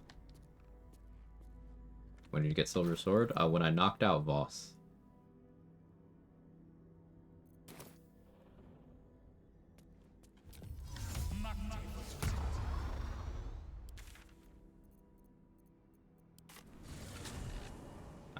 I fought Voss and the Gith Patrol in Slayer form.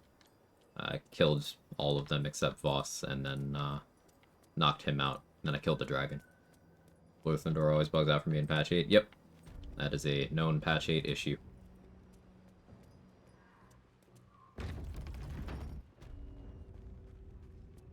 Very annoying. I want that third goblin to go back there. Seems simple enough.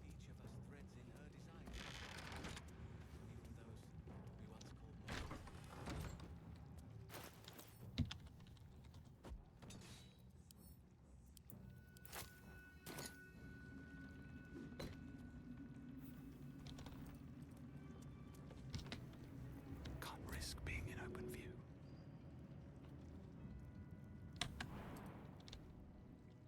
Out of sight, out of mind.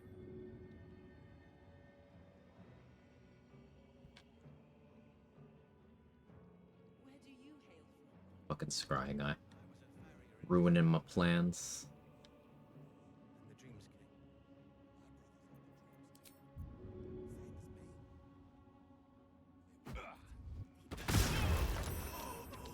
To draw any attention. With haste.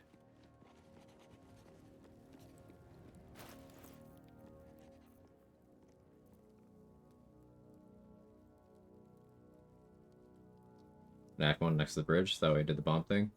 Yeah, so if you enter... So if you break the cutscene there with the mage hand assisted bomb,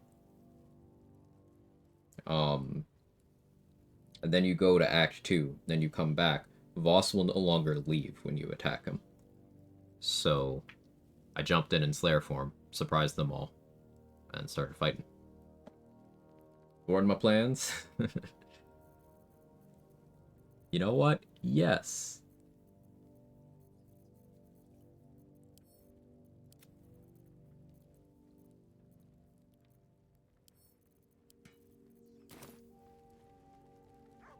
I would have gotten away with it, or for you meddling eyes.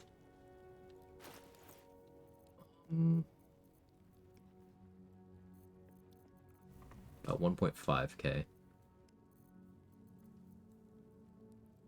Elminster might need to get milked soon.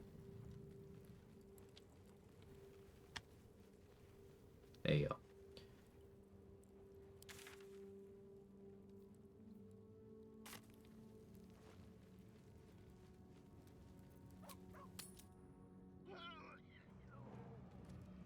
Changes AI in the cutscenes later at all. He will be automatically hostile to me if he lives to Act 3. He will be hostile to me in the Act 3 finale. So, like, even if I have Orpheus with me, you know, when they roll up to talk to you, he'll just be hostile. But I don't plan on him living that long. I will be killing him as part of Lae'zel's story. Does Elminster have a necklace? I think so.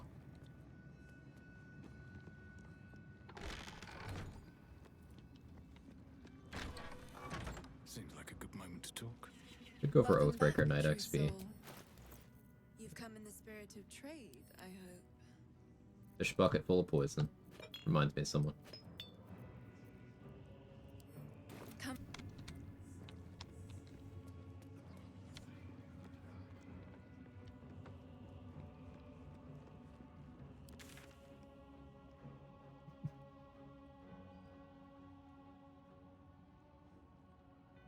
I don't want to do the Oliver fight right now because Mummy has the ability to put you to sleep up to a total of like 130 HP or something crazy.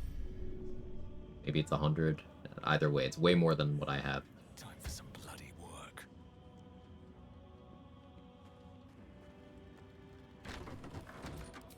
Don't get the joke. Bandy keeps her poisons in a fish bucket.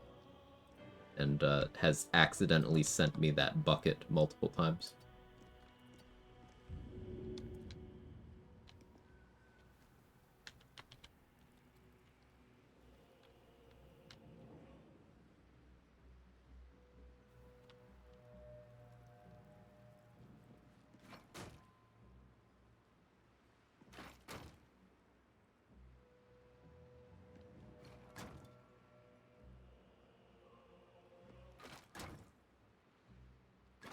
Never appreciate my gifts.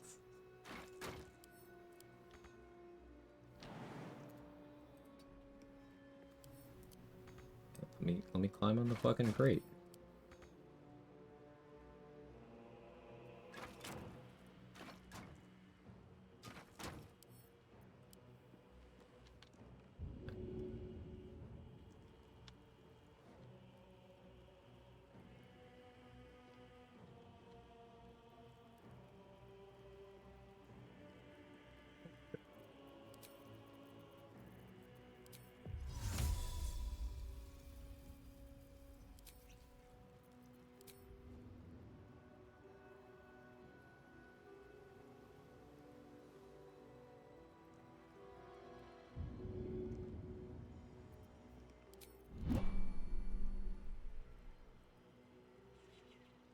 That should work.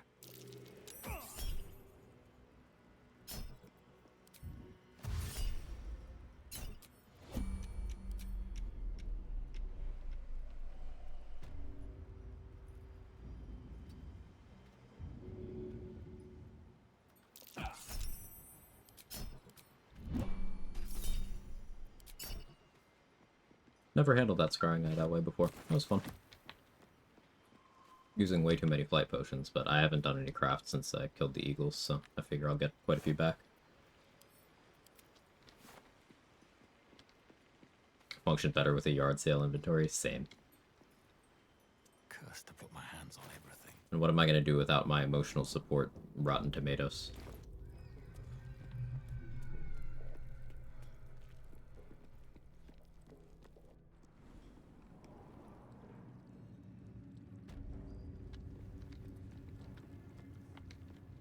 I'm not worthy.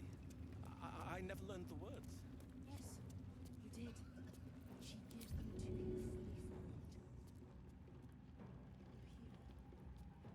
hearts, one soul, of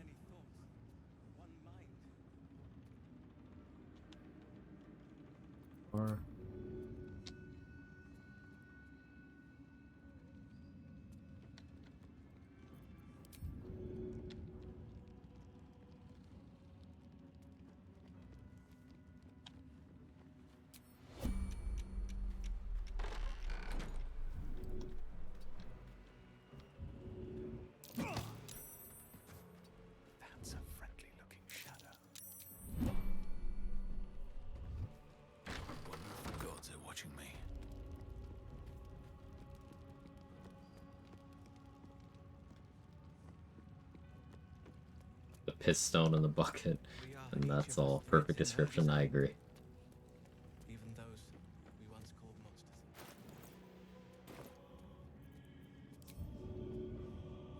Just behave, yes? Oh, yeah, I'll behave. What do I have to lose?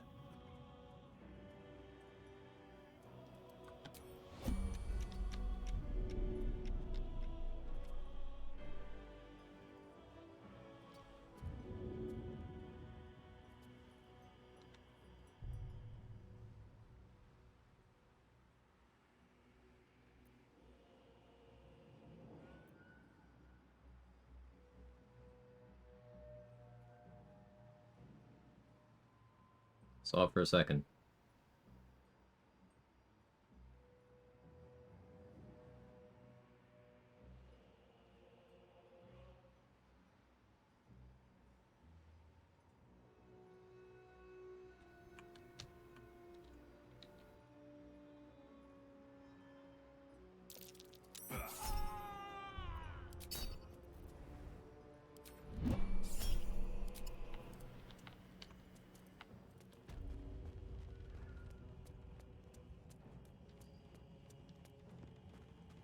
That's why one needs an emotional support crate. Even the bees on the way down. Sister. That would be funny. I'm not worthy. I never learned.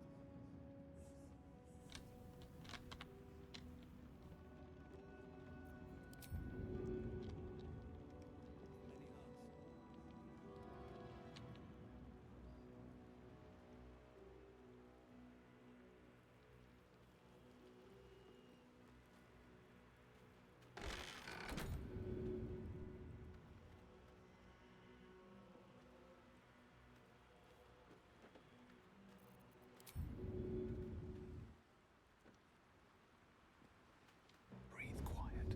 Move with care. Game lied to me. Rip my attitude with Roa. Luckily I already bought everything I care about from Roa. But the game lied to me on that push angle. Light on my feet.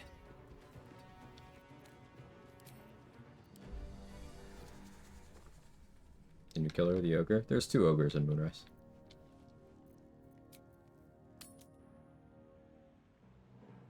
I was messing around with upgraded swarms to throw people, slow them with moths if they're prone plus slowed. That's good. You would need good spell save DC for that though, right? And that's way more doable on foot than it is in Slayer form. I think Swarmkeeper as a thrower is interesting, conceptually.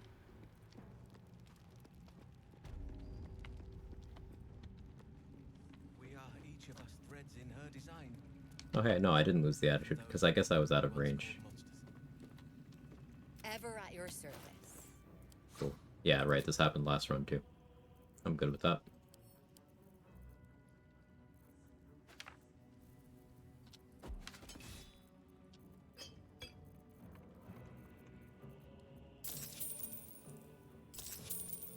And all.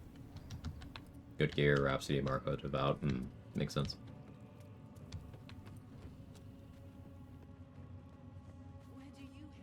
Helldust gloves make sense there. Spell save DC, bleed, damage on the throw.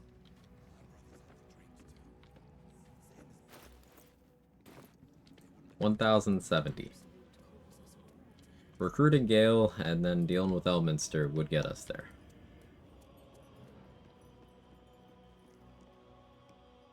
We could also just coal mine. What if more coal mining?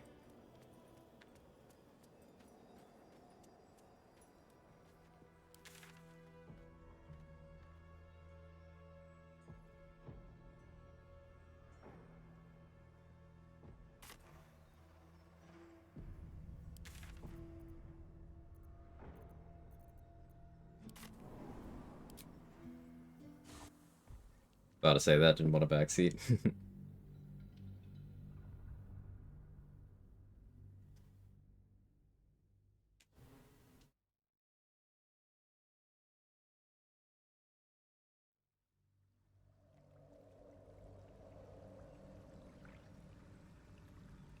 I'm being so meticulous about not doing certain things before level 10 because I want to have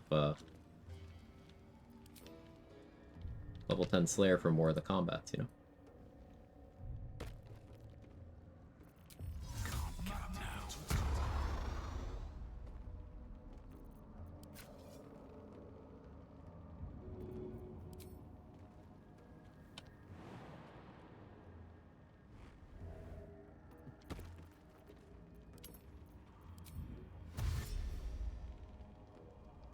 Something's on my mind.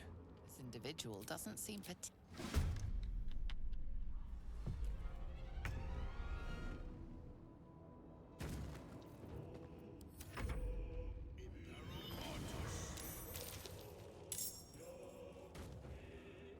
Beach in Normandy, sorry, that was a bad taste. I thought it was funny. Ekgek. Yeah, this guy sucks. Well, I mean, he sucks, but also he is the strongest necromancer in the game. These boots have seen everything.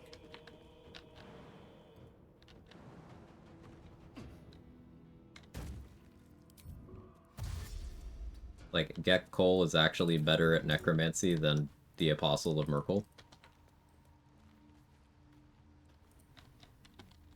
Okay, I dialogue attacked. Is he perma-hostile now? Rather than temp? Oh, that's a way you can do that. That makes my life a bit easier. Neat. Well, I can't really use this waypoint anymore, but...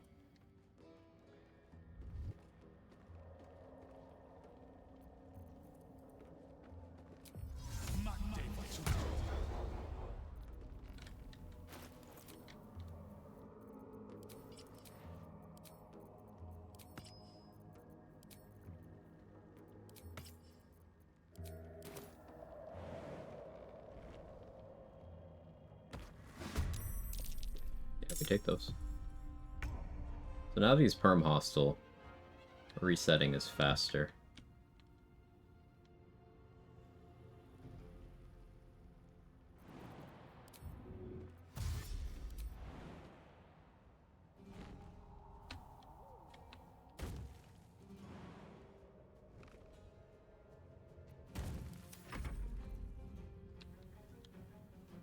Why not Balthazar the best necromancer, considering he figured out how to enslave Aelin? Because that has nothing to do with necromancy.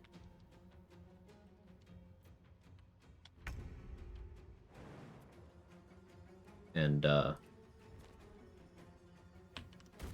the ready. he doesn't make creations that are worth XP in gameplay.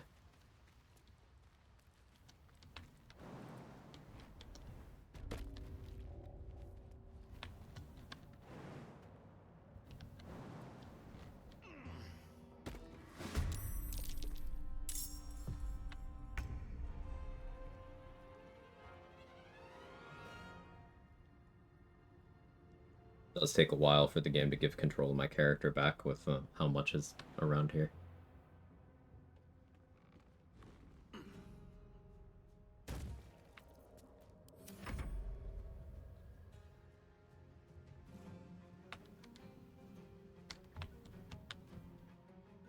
So I only need, excuse me. Like 6 cycles here.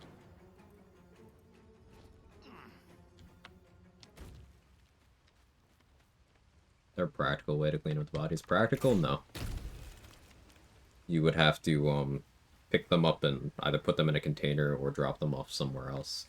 But that's gonna be some tedious amount. Like, if you build up a bunch, like I'm doing, you're gonna have to, between every run, pick up, like, 100 bodies. So, no real practical way. Throw them off a ledge. The body's still here. Body will stay in a chasm. If you pushed it, it would disappear, maybe. But that would still be manual manipulation of like 100 corpses.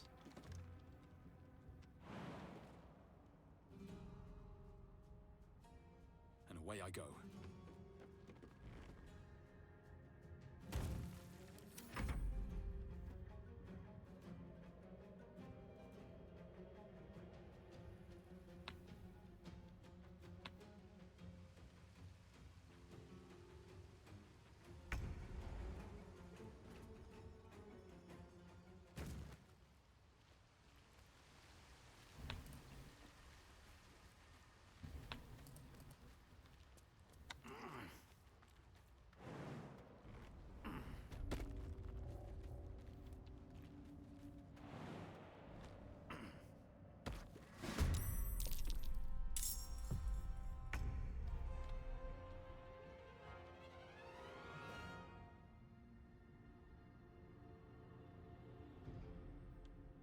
had resorted to eating the rugs. That's eating the rug. Time for dins and stuff, I guess. Okay, enjoy lurk, Danny. I hope the cat doesn't successfully eat any rug or whatever.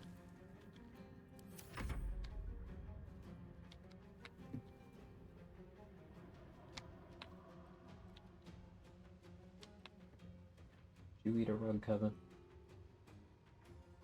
No.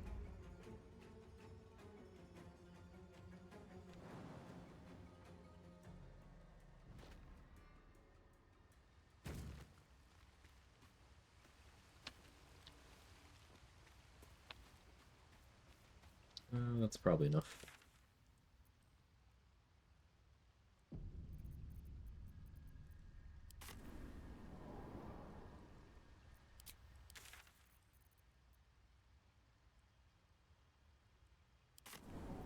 Go fight the Grimishka now. Fight the Grimishka, and then we'll kill these zombies that we made. Should be good then.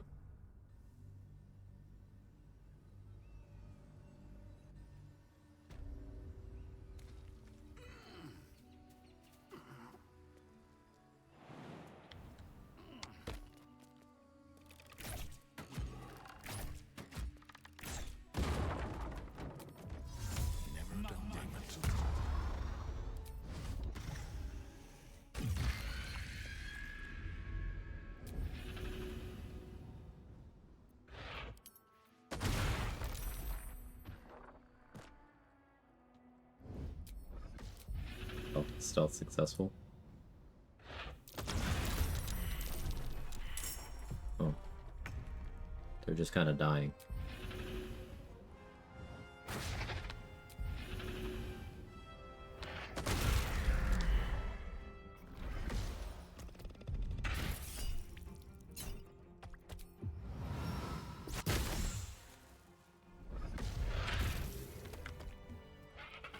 Okay. A little faster than I thought it would.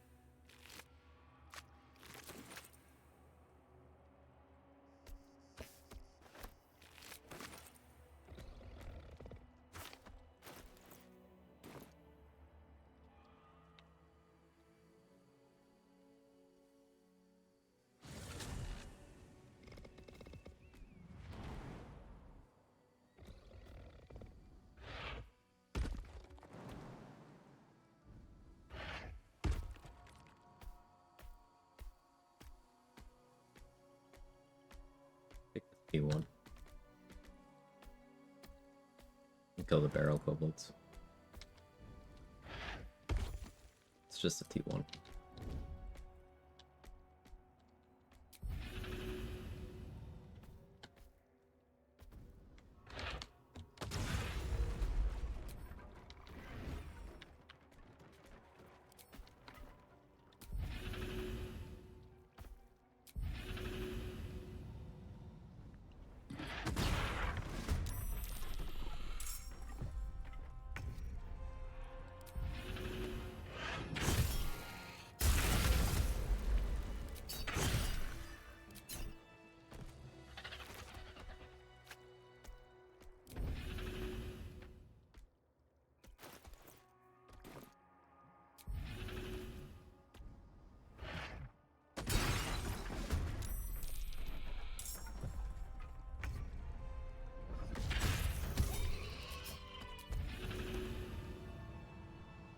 One.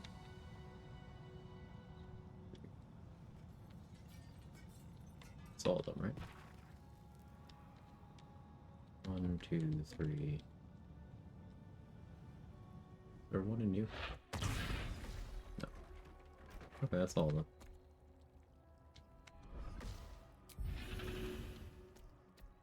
Just verify.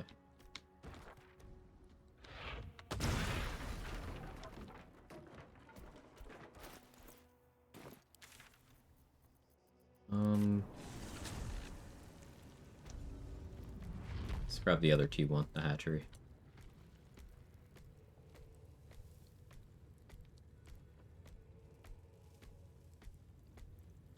Could fight while I'm in here. I should probably be scared of these guys, though.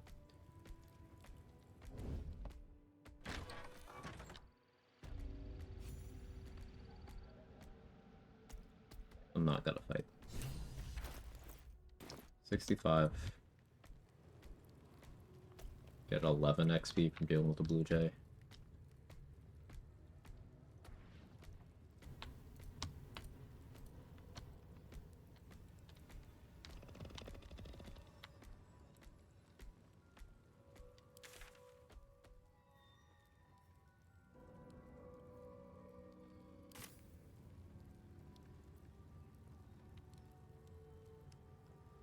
And if I'd killed like a couple more tieflings, this is the second level where I've been stalled at the end like this. There's one nurse in the House of Healing I'm gonna kill.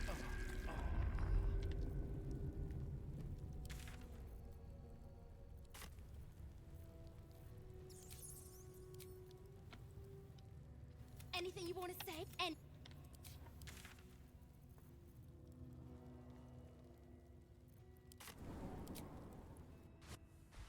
Alright, once we do that, then it'll be level 10 time. I'll AFK for a little bit.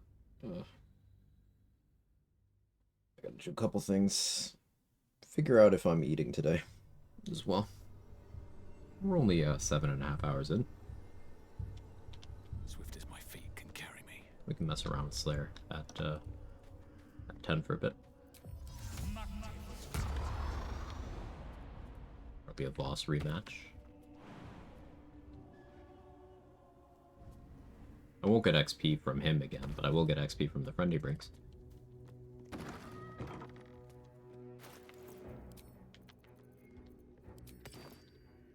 don't need any attention right now.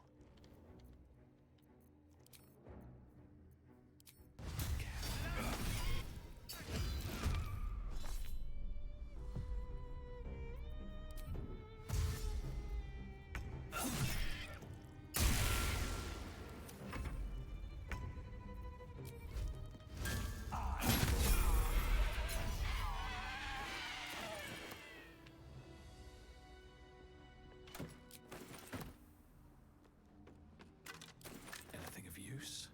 Give him the shields. Shield of Thralls, Tadpole power. Can't slow down.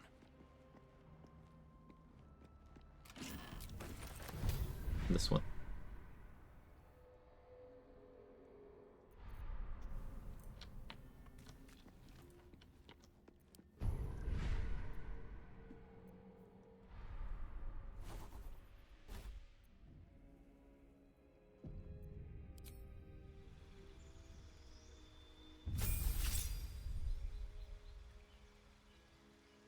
Okay.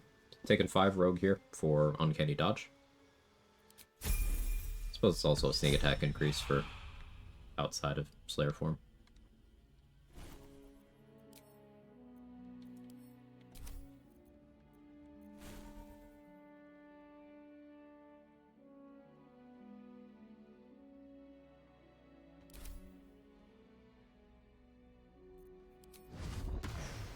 Now we get to see our new Slayer form power.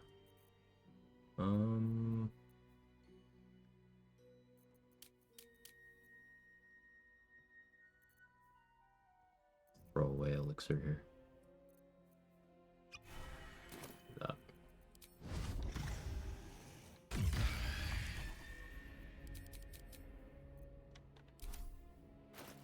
So, 28 strength.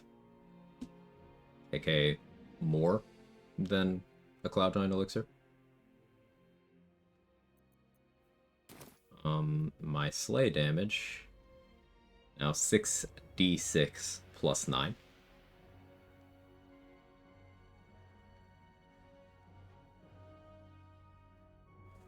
It's pretty good.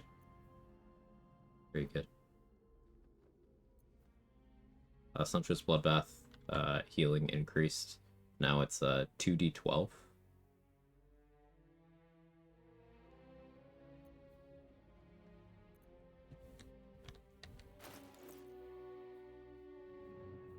Oh, and I now have improved extra attack. I can attack 3 times per action.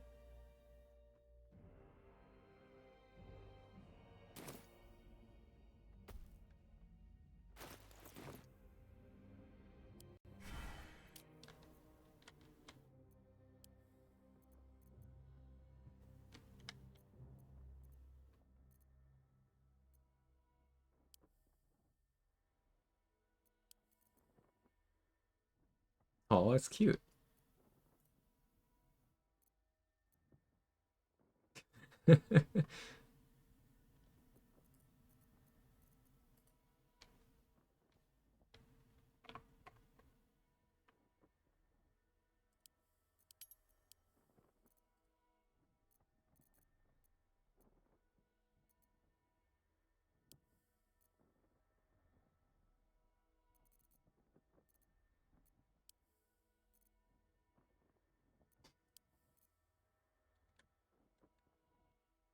Alright, beer.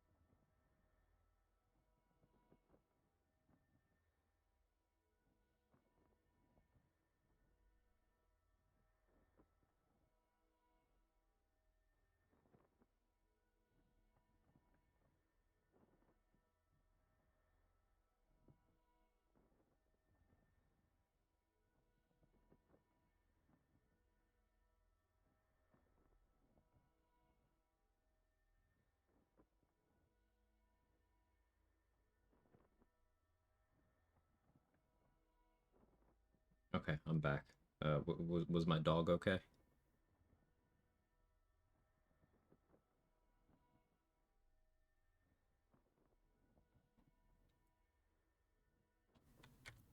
Did it behave?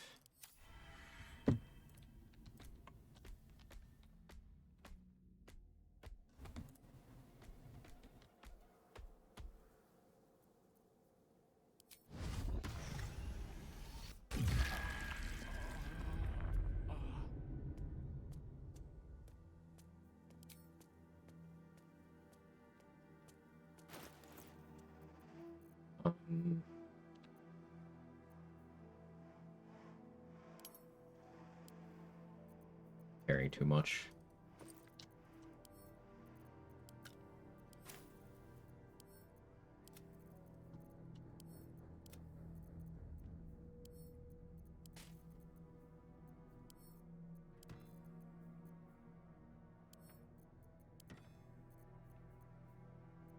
Slim down the inventory.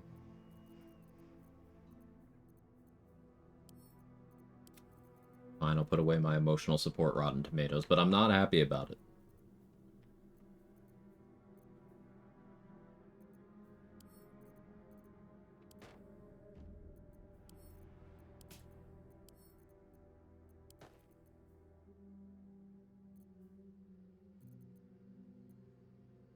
Because I want a long rest to get rid of life drain.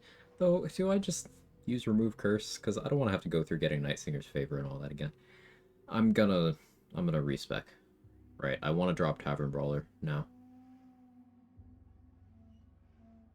Do I want mobile or do I want athlete? Chat. I'm leaning towards athlete. For big yumps. Yeah, big yump.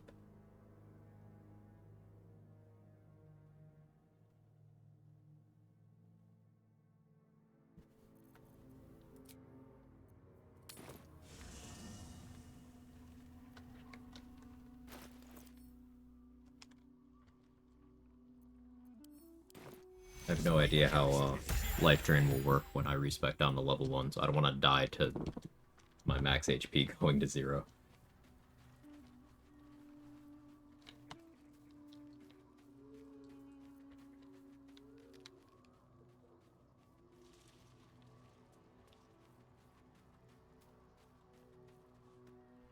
Dost thou require a new ally?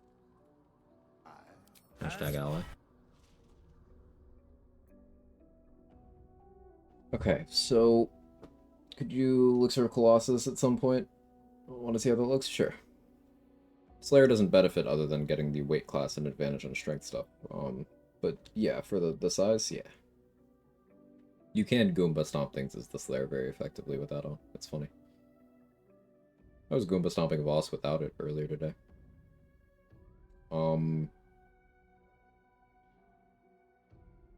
I change anything else?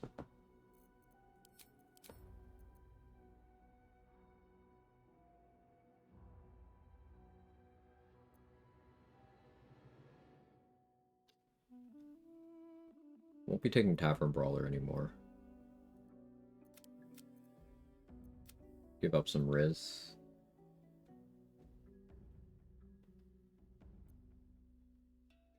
But I could actually simply keep the Riz.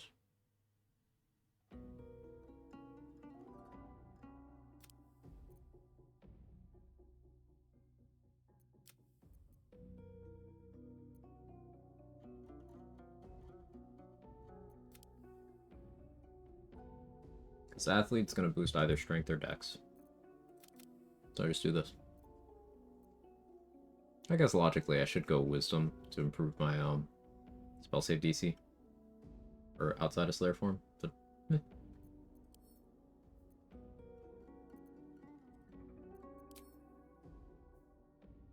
Wasteland Wanderer, Cold. That's to resist Armor of Agathis.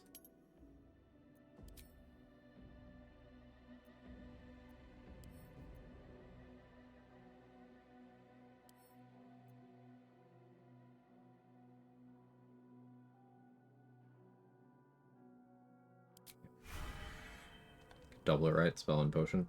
Not in honor mode, no.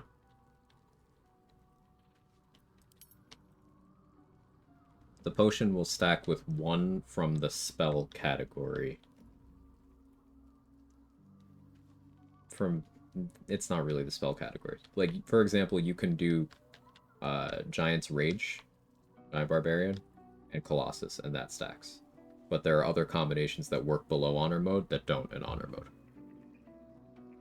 I think below honor mode you might even be able to triple it, but you can't do that here.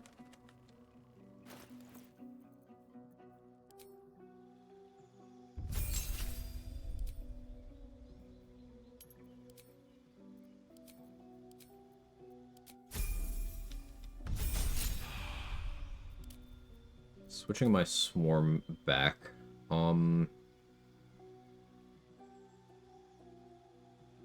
Jellyfish if I'm doing wet stuff.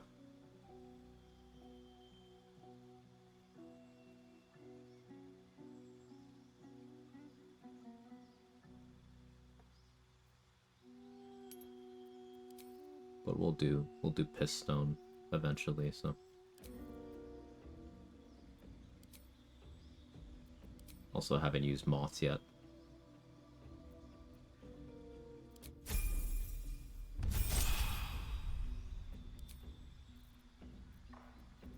Let's take athlete. Much strength.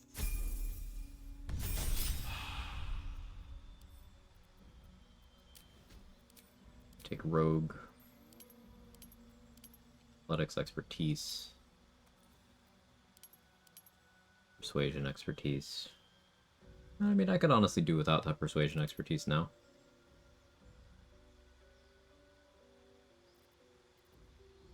Take sleight of hand for pickpocketing in Act 3. Mildly useful. Though how much do I care about gear in this run? Not really.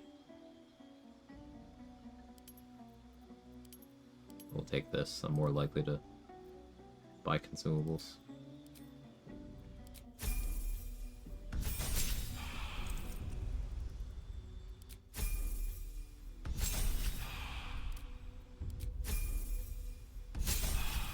Second feat, we take alert. Rogue 5, we take uncanny dodge. And a ranger 5.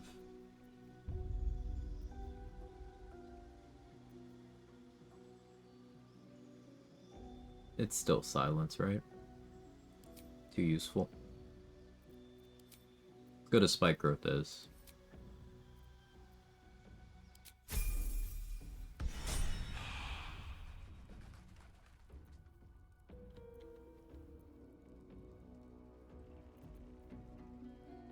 So what buffs do I need to reclaim? Just Shield of Faith. Cool. Do need to re-up my consumables though. But yeah, let's look at the yumps now.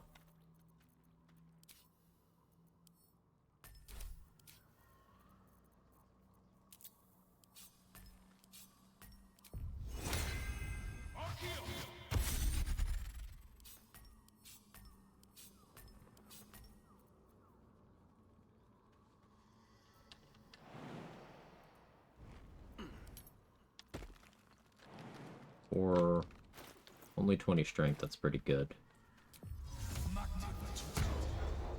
And then with enhanced leap, it is 43 meters. Excellent.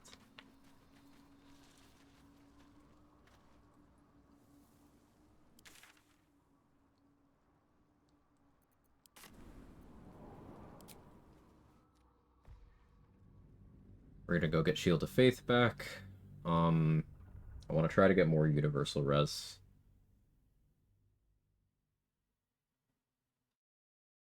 Like maybe a lot of them. Because what I want to do next is when I go to save Minthara, I want to have her do protection from evil and good. Or, excuse me, I keep saying that. I want to have her do Stone Skin on me. And that should persist for the map, which will reduce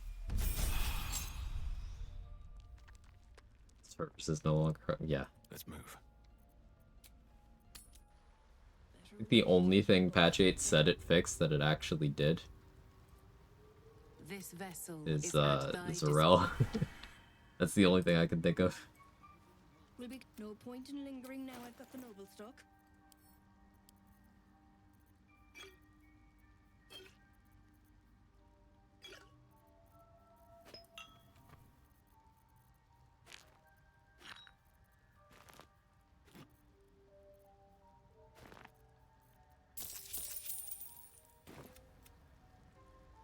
Would you still consider it solo honor? Yes. What I am doing right now is something that I could achieve by respecking my character. So it's simply a shortcut. Like, I could take an extra 20 minutes, go to Withers, respec, do a potion crafter spec, do all my crafts, then spec back. But because respecs are allowed in my run, this is the same result as that. A visitor. Different people have different stipulations on their own solo rule sets. For some people, it means no recruiting any companions at all, ever. That's not how I run mine. For me, it's I cannot gain benefits from my companions in combat.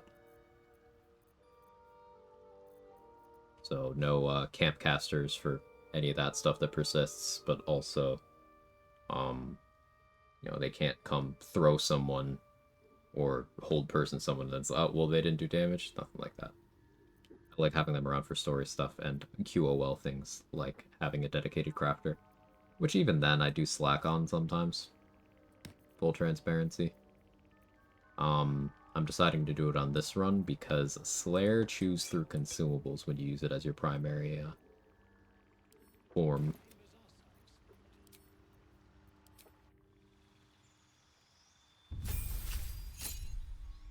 And people consider solo literally only touching your own character. I mean, that's what some people say. Some people also think that, like, reading your class abilities is cheese. People think lots of things, and it's entirely subjective. The only rule set that matters for your run is what you want to do. So, when you decide to do a solo, go with what feels right for you. There is no wrong answer for your own run. I have done a lot of runs. Different rule sets, but I tend to allow comfort and QOL stuff that doesn't actually affect outcomes like this, you know?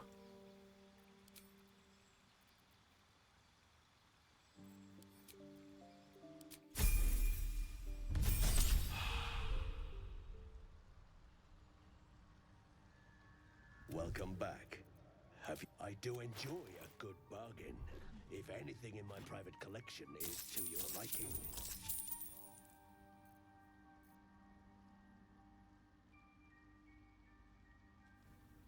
Very well.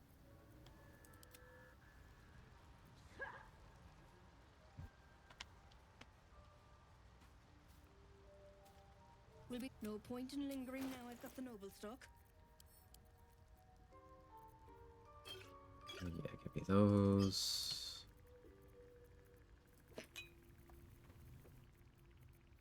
Find Bone Shard.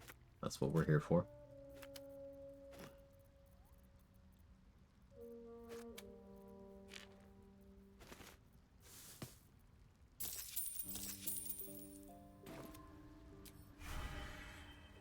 Should buy spike bulbs too, but I already clicked the button.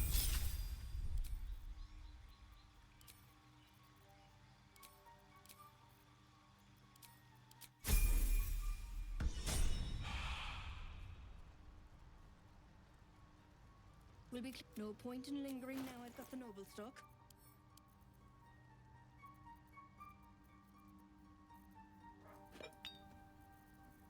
What am I doing on vigilance? 13. Yeah, I suppose I don't need more right now.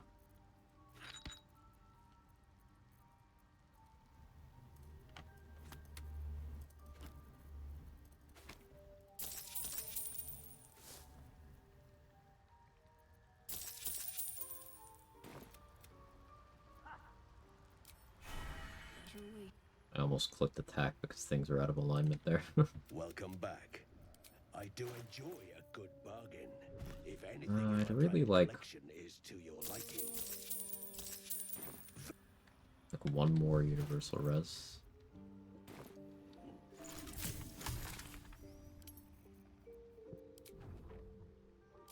Species receive.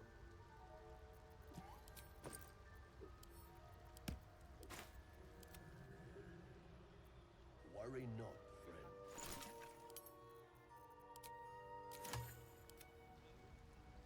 Use someone else's levels now. Need more refreshes.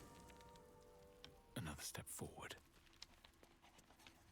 Glad to have Oh an yeah, I ally. did put a level on Astarion. Demonstration purposes, will too.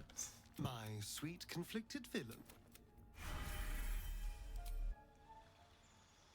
We'll roar about that. That was a while ago. But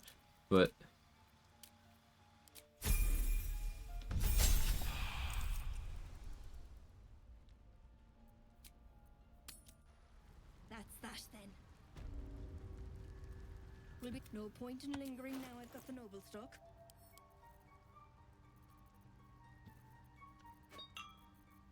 but for very specific things here. Could probably chill out on buying the flight potion mats. Forgot I have the Eagle Crafts waiting. This'll do. Greetings. What knowledge do you seek? May your Gotta remember to recruit Gale. Welcome back. I do enjoy a good That can bargain. wait. Ooh, Divine Bone If Shard. anything in my private collection is Blur to gonna your kiss you on the liking. mouth. Very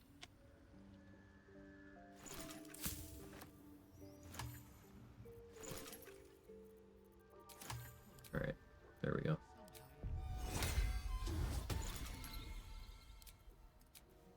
Yeah, this sped up vendor jail by quite a bit.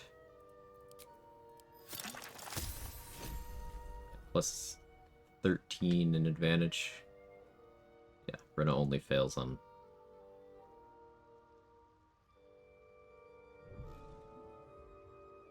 triple rolling 1.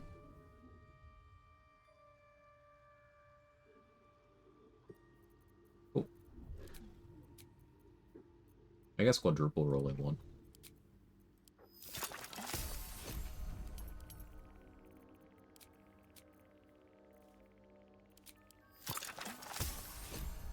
So let's call that unlikely.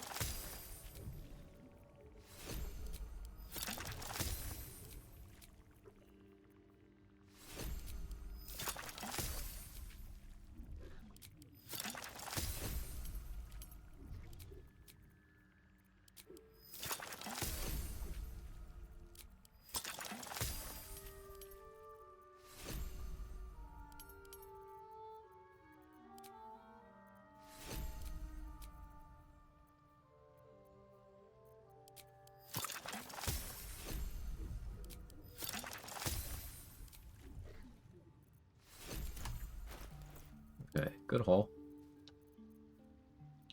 I don't need the flash blinders till Act 3.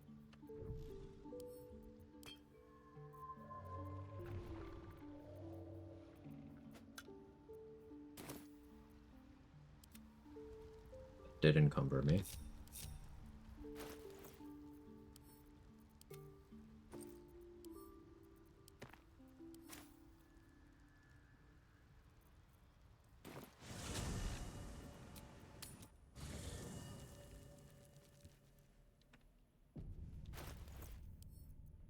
Elixir wise, what do I run here? Surely Bloodlust, right? Well, I still have to actually save Minthar. Should mind my stab.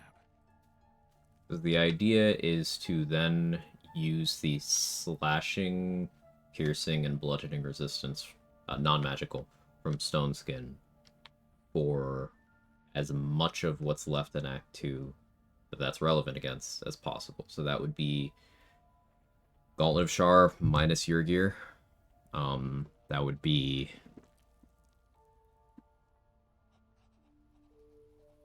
just that, really.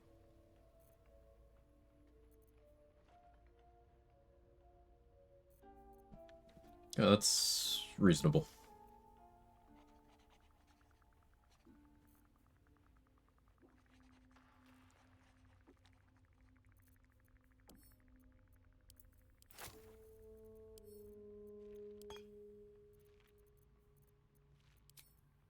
Or by wait, what's bogging me down here?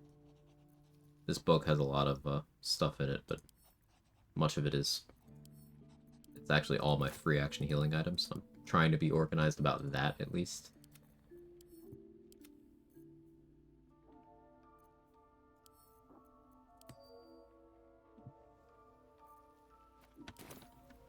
Okay, now we dismiss these two. Something's on my mind. It's always a pleasure to see... it's... This vessel is at thy...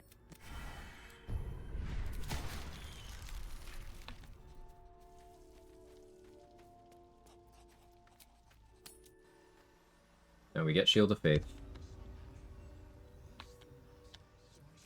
I can fight Boulette while I'm in this map. Thanks, boss. We'll be looking a lot worse if not for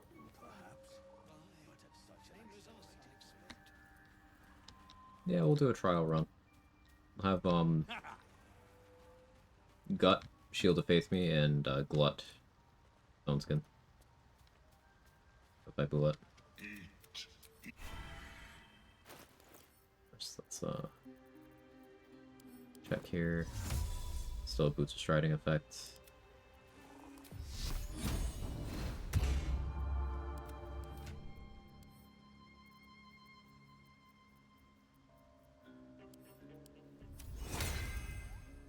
Well, it goes prone. Can you one round it? Where am I? Yes. What's going on? Come.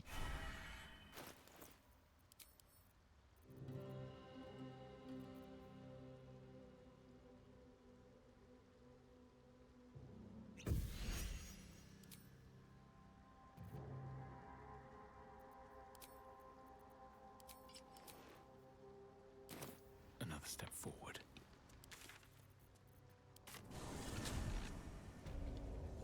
I will not mind. Well, in it.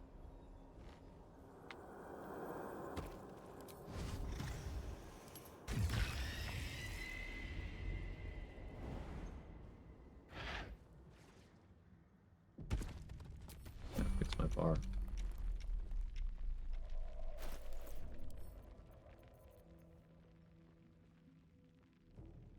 Moved everything.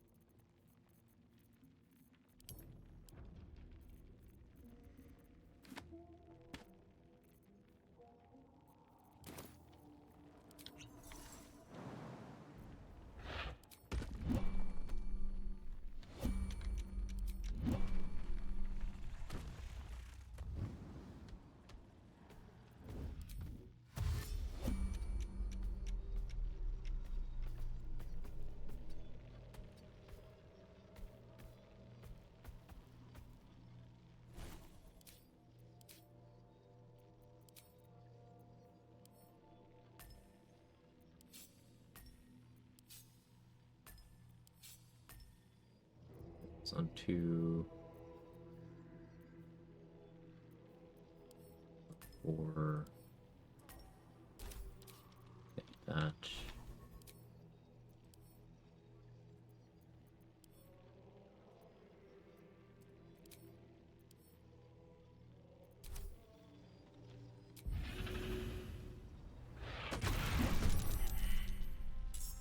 Surprised.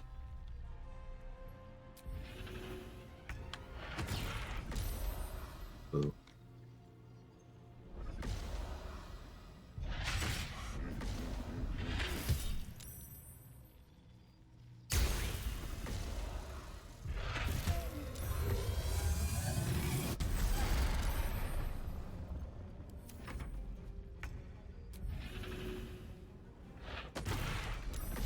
prone, you fuck. The blind.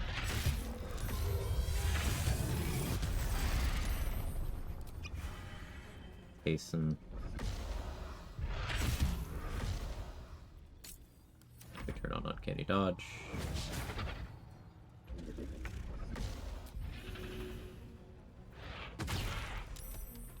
Ooh.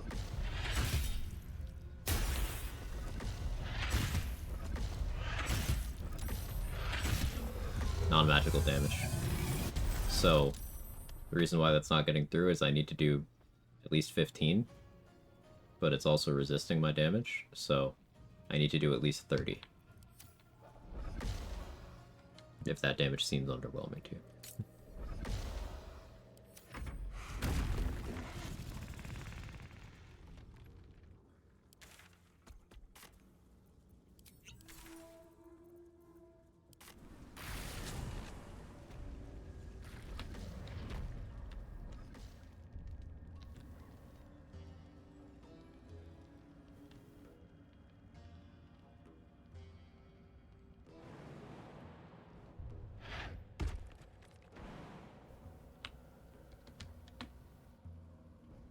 Oh, hi guys. So 28 strength? Yes. 28 strength, and I dropped Tavern Brawler, which is why you saw me with an 85 hit rate for the first time, like, ever.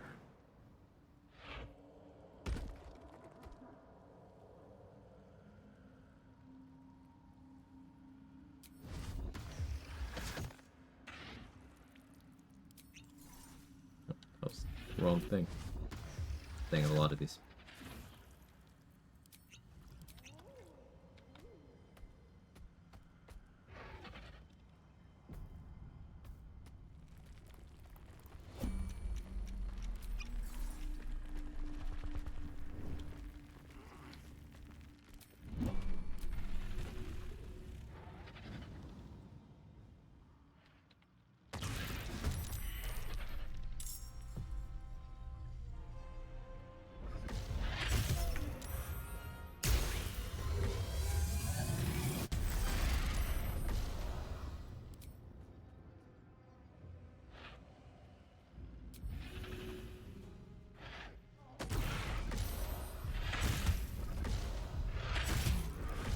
Through the scales, at least.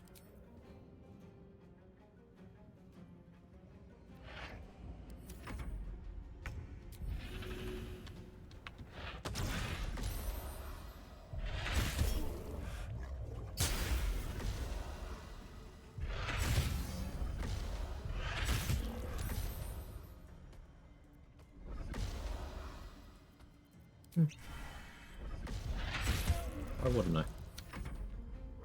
Bad as I need to roll? Pretty bad. It's got strength proficiency and +3 even after the ability drain. So, like, pretty bad.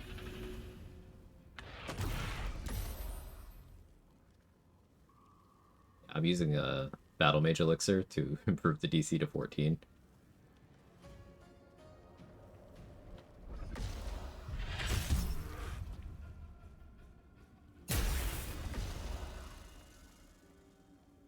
Why is that working?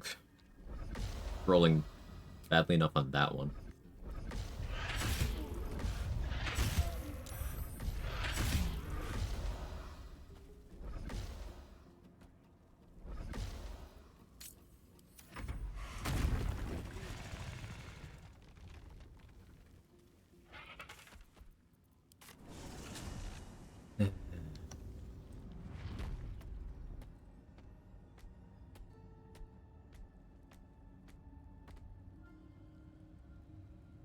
I could Goomba Stomp the Spectator. I forgot about the Spectator. That's XP that I left on the table.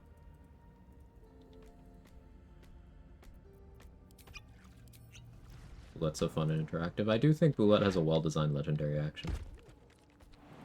I just don't like the burrowing.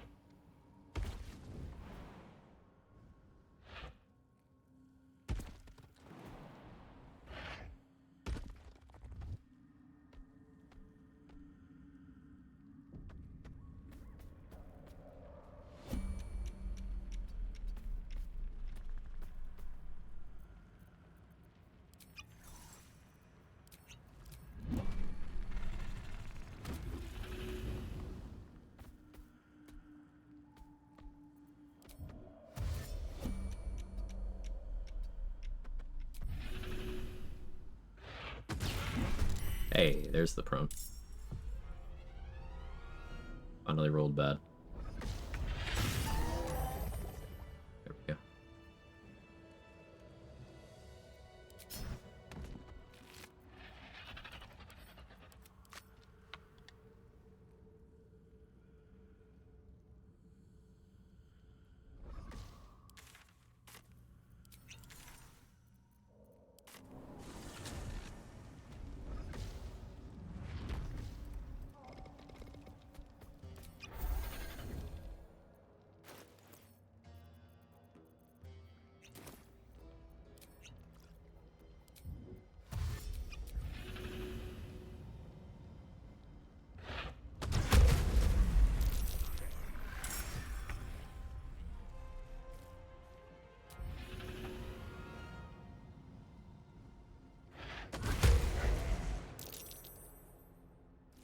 Camera didn't love that.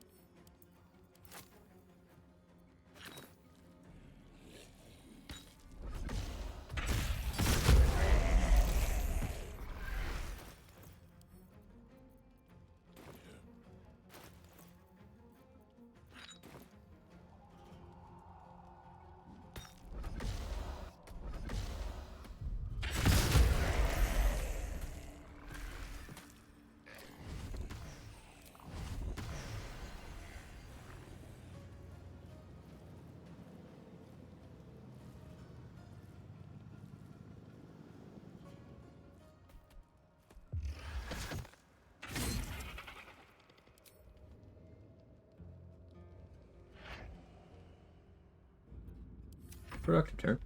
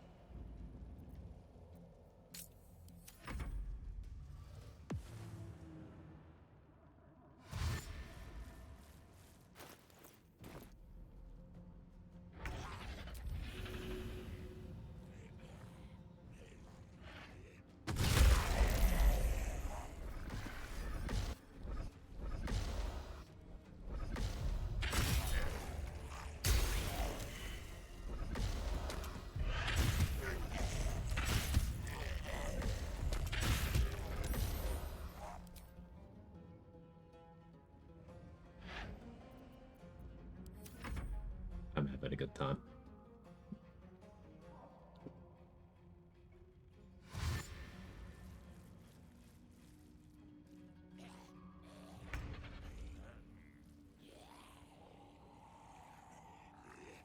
Hey Sage, how goes it? It's going great. We're slaying. And it's a lot of fun. How are you?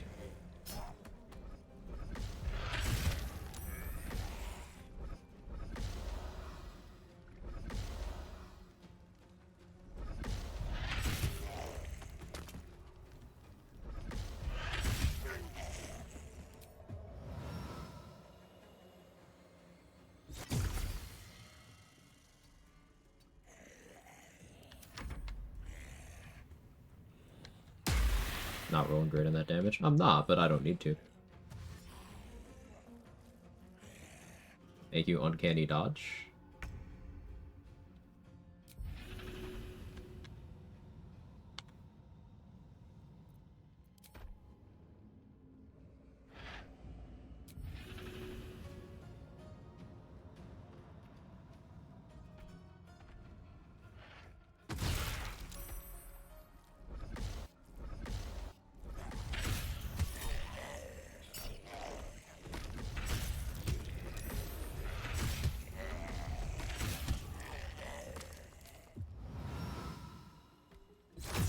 Extra HP from tough would not apply, right? Correct.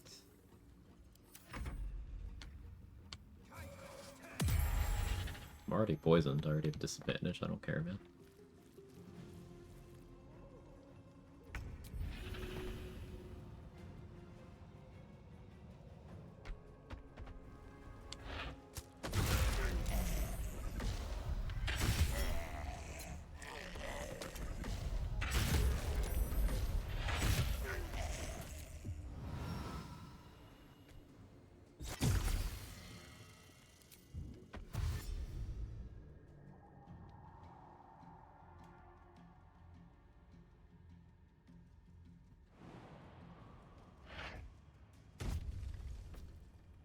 Oh, and I broke combat.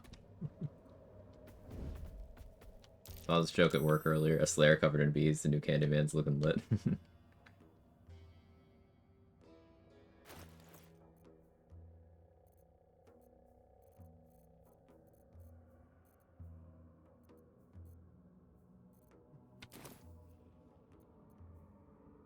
"20-meter jump without a jump boost, by the way. Without a jump potion.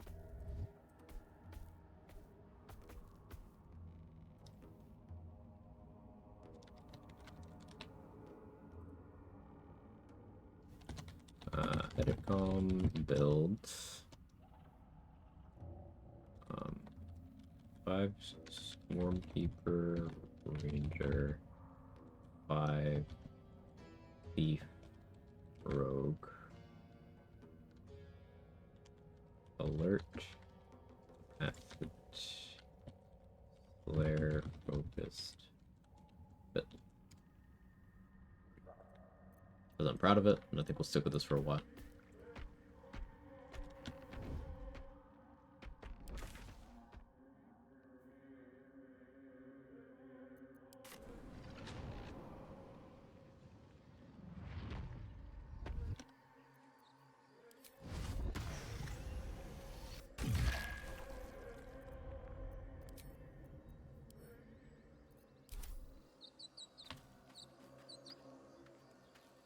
Okay, so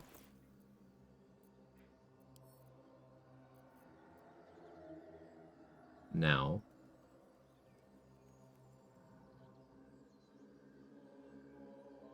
need to save Minthara.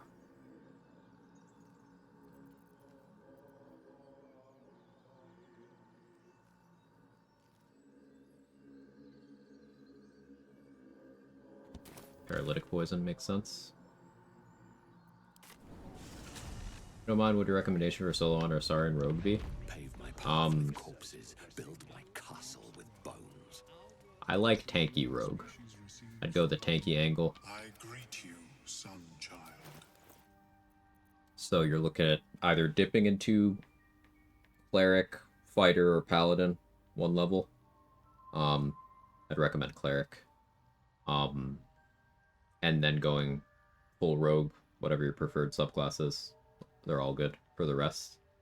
Heavy Armor Master feat at level 5. And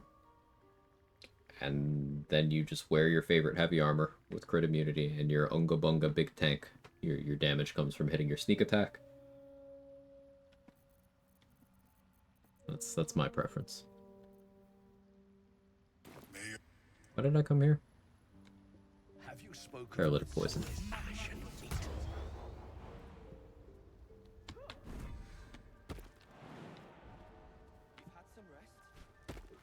I want to have a word. Will be no point in lingering now I've got the noble stock. For those who don't know, Rogue is the tankiest class in Baldur's Gate 3. The only thing even competing in that conversation is Abjuration School Wizard. And which one has more mitigation depends purely on the context. If we were to do the no-no and remove context, well, Uncanny Dodge is capable of mitigating more damage than Arcane Ward is. So that's why it wins. But you also have Evasion to reduce damage to 0 outside of your damage mitigation. So it's the combination of those two things that makes me give Rogue the crown over Abjuration. But it's a combination between those two. excuse me, a competition between those two. I can speak. I can words. Anything you want to say? And Having trouble picking between Trickster and Swash. Swash is cool. It's good. You get built-in free initiative. And you get a lot of extra things you can do on your bonus action. Panache is also cool at higher levels. I do think Trickster's stronger, but there are no bad rogue subclasses. They're all great. They're just 4 different things. I would say top dog is a competition between Thief and Arcane Trickster. If you're, again, going for context-less power. Competition between Thief and Arcane Trickster. So Arcane Trickster get shield? Yes, that's one of the reasons. You get Enhanced Sleep, Longstrider, Shield, Booming Blade, Blade Ward, Minor Illusion. You get a lot in your bag. Swashbuckler's double Rakish doesn't put it up there. It's really good, but it's very limited in its applications because what lives long enough? Remember, I put up that 324 damage sneak attack on my Swashbuckler, 1 stab, and that wasn't the doubled up one. Because it didn't have enough HP for that to happen.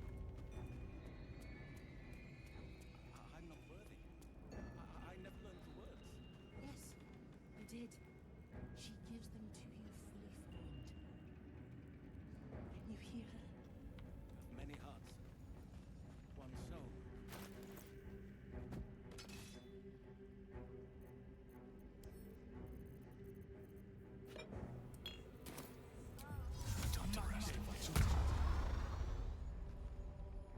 Blade Ward on Kenny Dodge is so broken, it's very silly.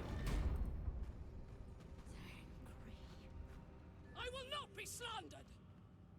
General. Question, watching YouTube videos, Sorcerer Cleric that started with Charisma as their priority stats started with Cleric, that make all the spells Charisma based, Cleric spells remain Wisdom based no matter what. So spells will use the, with very rare exceptions, will use the attribute from the spellbook they came from. So like, your Guiding Bolt from Cleric, that's gonna be Wisdom no matter what. Your Bone Chill from Sorcerer, that's gonna be Charisma no matter what. What will change is the most recent one that you took level 1 in will become what your gear checks for, your scrolls, your gear. And there are certain class abilities that will adjust to what your most recent spellcasting stat is. For example, Stars Druid, the stuff you get from Starry Form will all check for what your actual casting stat is. It will not automatically be Wisdom.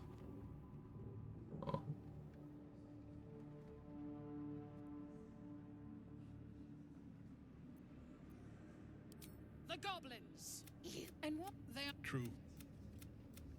Make her passing slow, Disciple Sorel. Be creative. As the general's attention I'm surprised. I would what say you about our Minthara?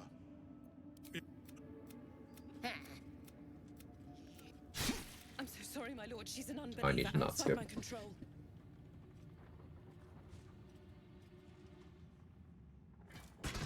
Try again.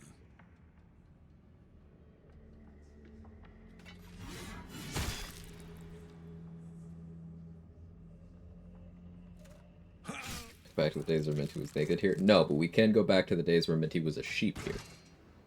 I miss those days. Sheep Thara was peak. Dispose of the rest as you see fit. Or better yet, let us take advantage of our surprising guest and their particular creative. I want those goblins that got in those pictures of Spider-Man. Yeah. I'm sure the I miss results Sheep will send a Thara. clear Me too. message to the troops on the importance of discipline. Of course, my lord. Thank you.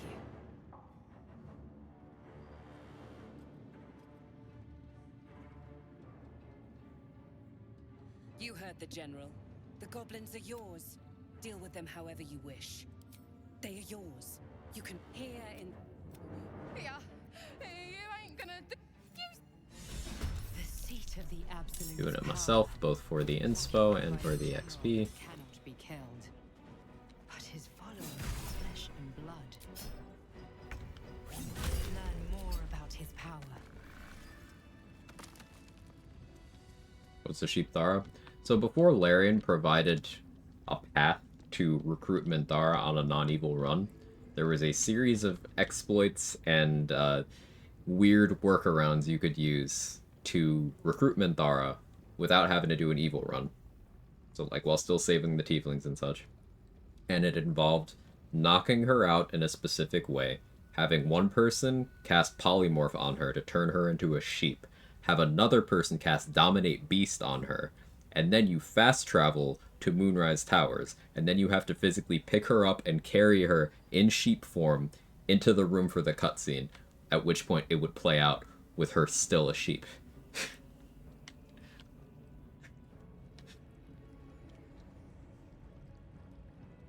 It was amazing.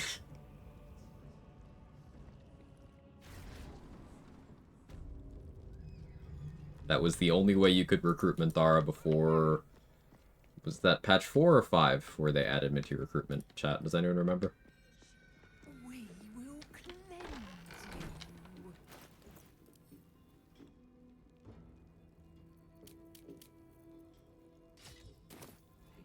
We will take it from you soon. That's the type of man girls are looking for. Dedication, huh?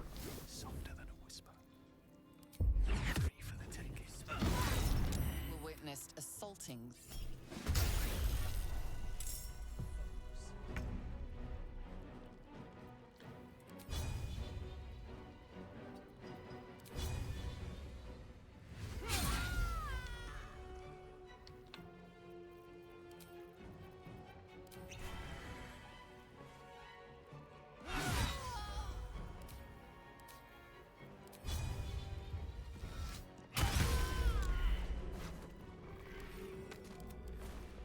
Ooh, Crawler make us. Never disappoints.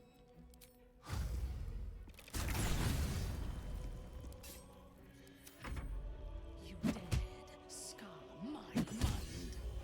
Get a Minty. Ooh, thank you. Prisoners aren't supposed to fight back. I expected. I didn't think anyone would come. I will pretend the enteric lead the...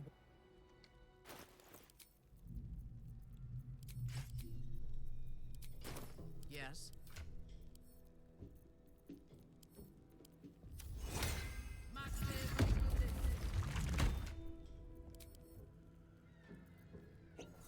Won't last much longer.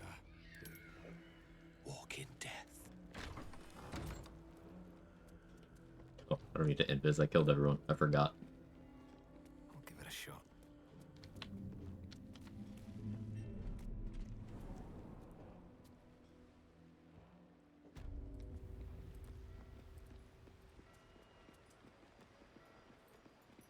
Looking stoned. Got on wine somehow, Zapper.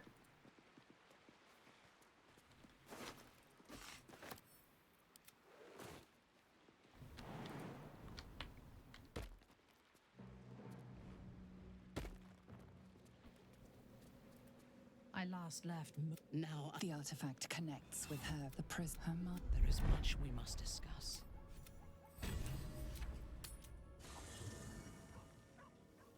Also missed the old seeming thing you could do where you could turn Duke Ravengard into a dragon for the rest of the game. Pretty great. Oh, the stone skin went away. Damn.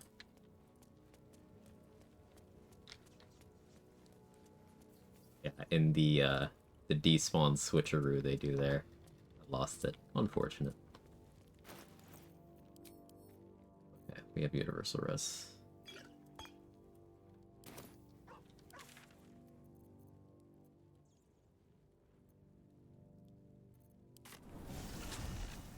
Really rocking that outfit. It's mutual, Zach. Hope you're doing well today.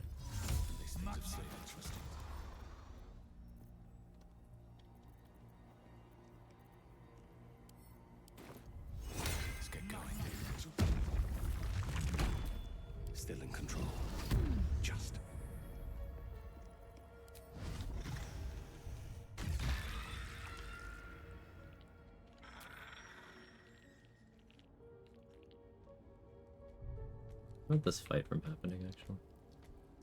I can't talk. No. Okay. Still good.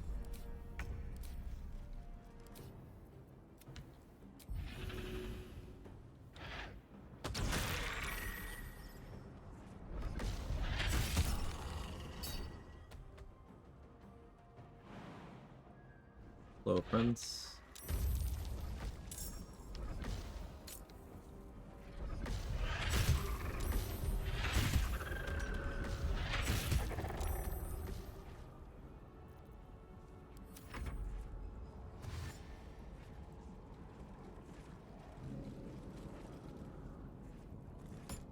Any harbors I shouldn't throw into chasm in a run where I don't kill Isabella or Aelin? Allie. Yeah, Allie.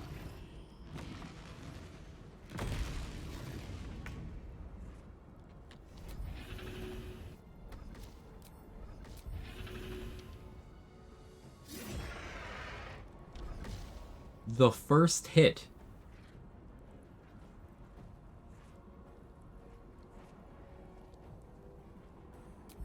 Sure.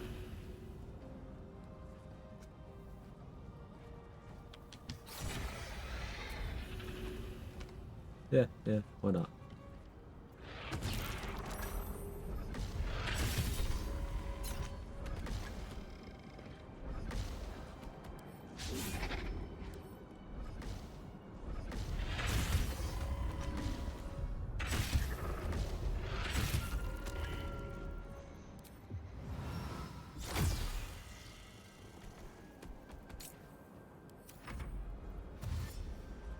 Crits are juicy? Yeah. Nice 50 there. 12d6 plus 9 is what Slay on a crit looks like right now. 12d6 plus 9 is pretty good. And remember, if I apply Flesh Rot to something, that's, doubled up.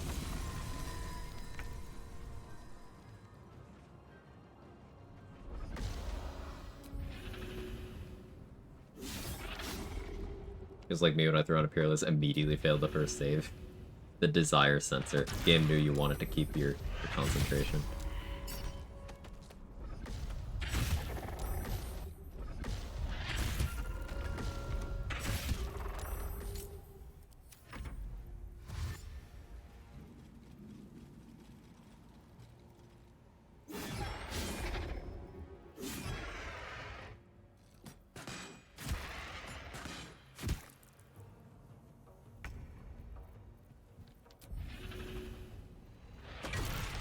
Yeah, patch 8 Uncanny Dodge really do be silly, huh?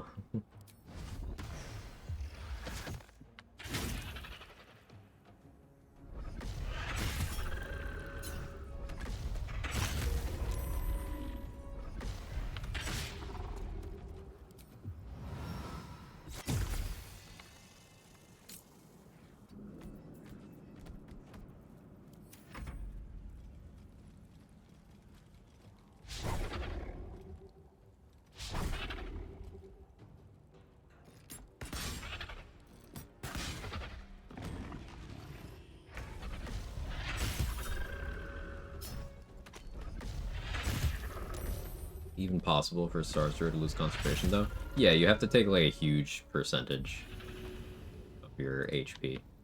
I don't know what it's gonna require. But,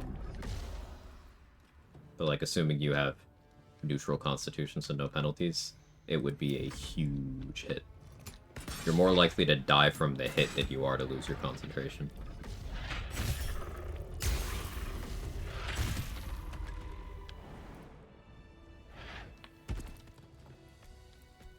Concentration save roulette where you transfuse health to the amulet of greater health. I was succeeding like DC 20 plus concentrations on Karlach with that. Very amusing stuff.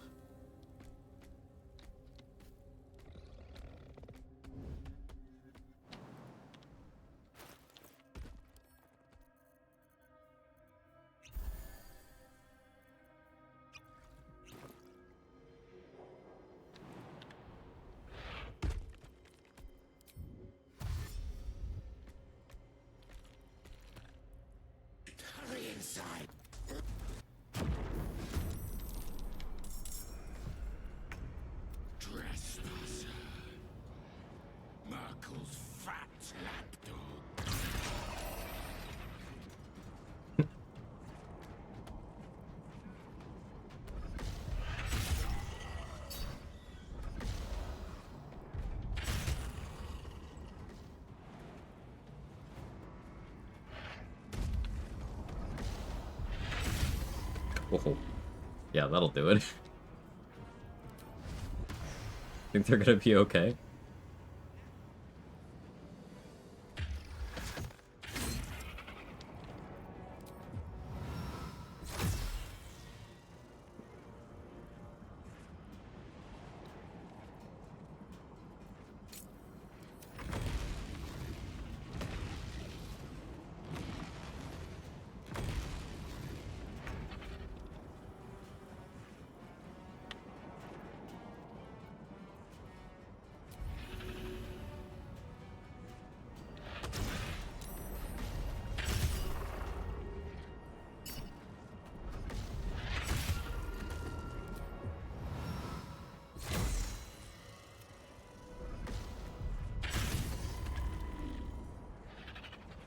Just crit. It's easy.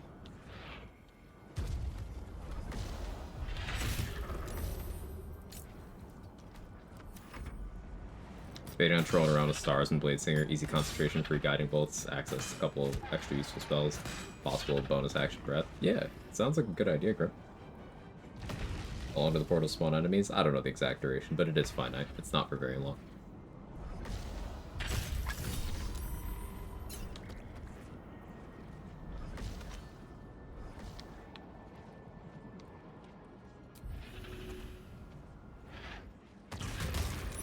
Oh, I didn't mean to.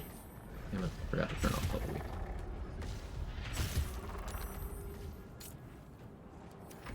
Shrimmer! XP loss, Shrimmer!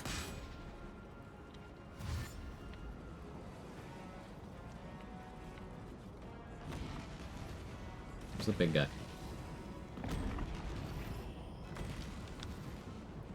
Give me the big guy.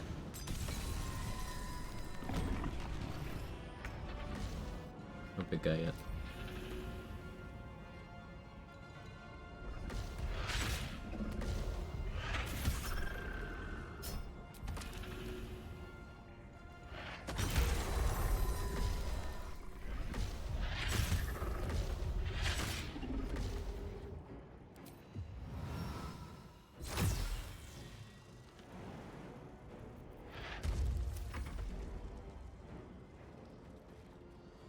We're gonna call anything an XP loss and you mind like 3000 XP. That's a fair point.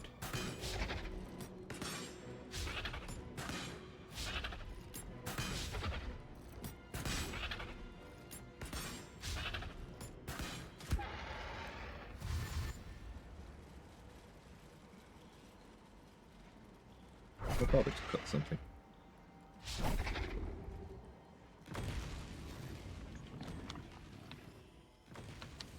There's the big guy. Alright, stop holding back now.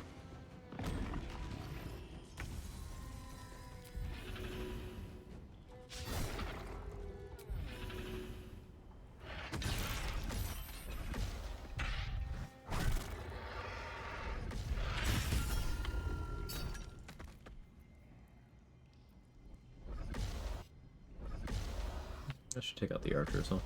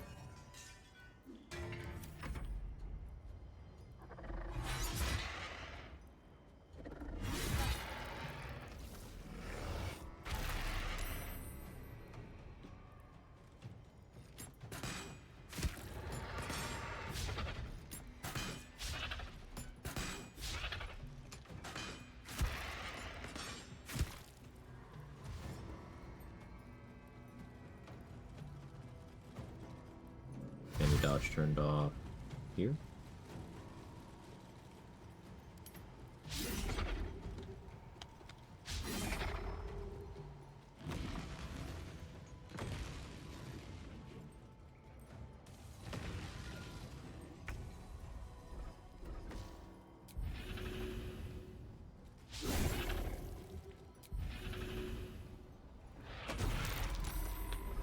You tied?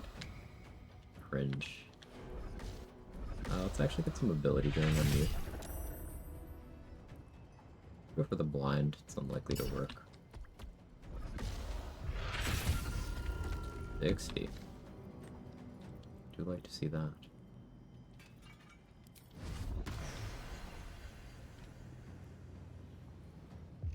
Sumptuous Bloodbath on the Moon Lantern for the healing.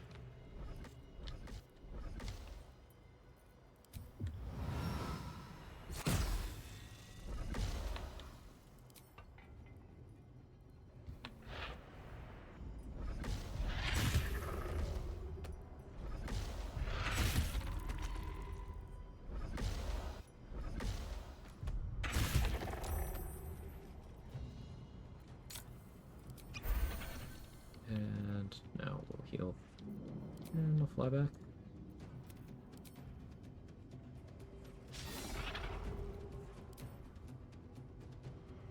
Action economy's juicy. Yeah.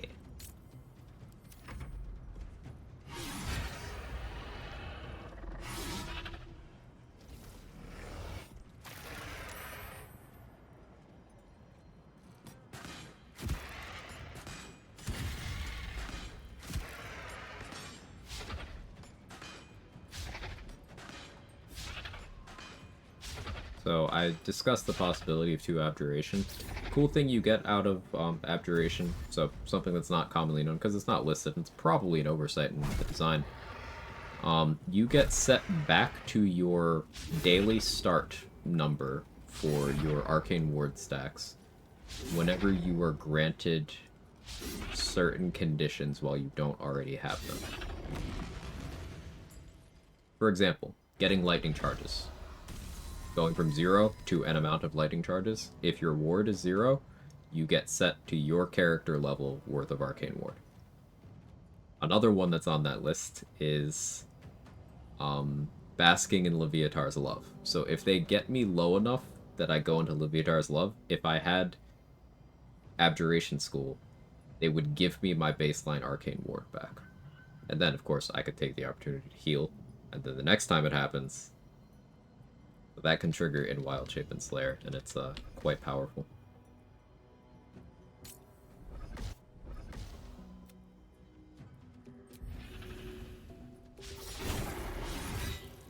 Other conditions that cause this are when you start concentrating on Hex, when you start raging, when you equip certain pieces of gear,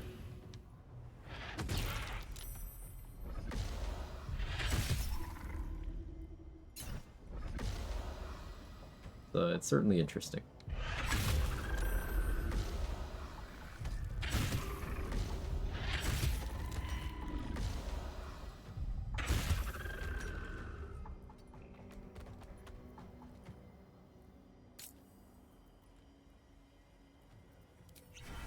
Move the speed pot. Why do you deactivate Uncanny Dodge for the opportunity attacks? To make absolutely certain that I still have it available for their turns. I don't care about it during my turn, where I can just choose to heal if I took a little more damage than I anticipated. I care about it for their turn.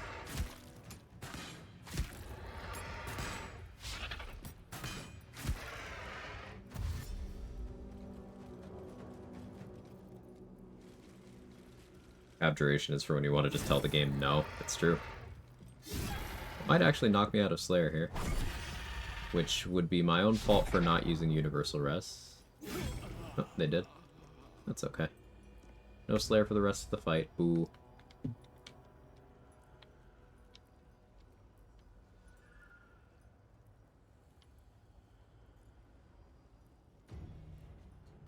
They made me tankier. They legitimately just can't hit me now.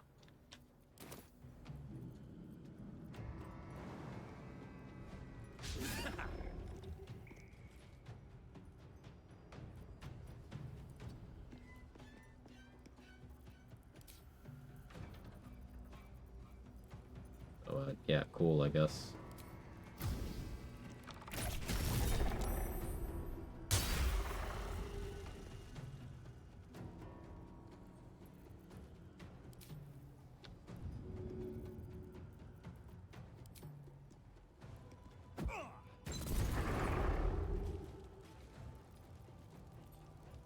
Used all my bombs, right? Forgot to buy more.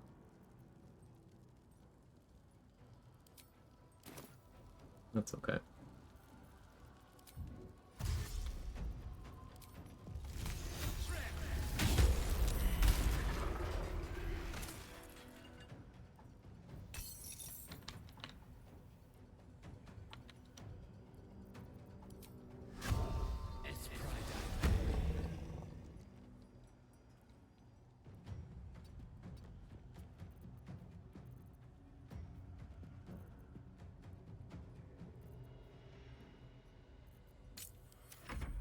Off to bed thanks to the stream. Thanks for hanging out, Atrix. Hope you feel better soon.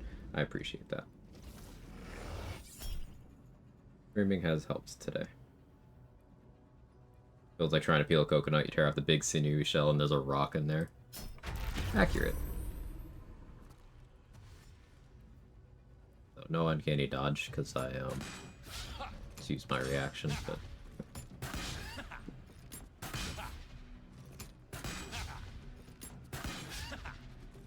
I could have been a little bit better about maintaining Slayer. Mildly annoyed I'm gonna have to region travel to get it back.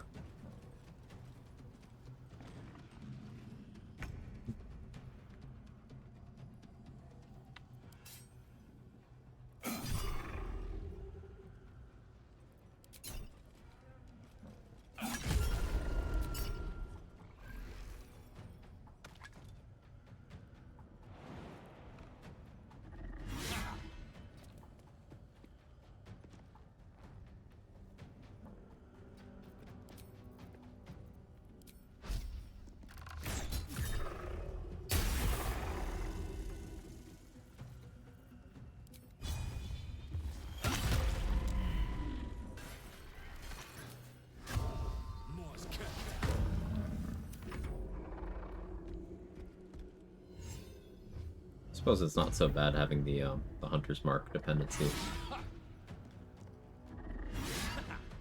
Just during downtime. Because Thief does make that pretty fluid.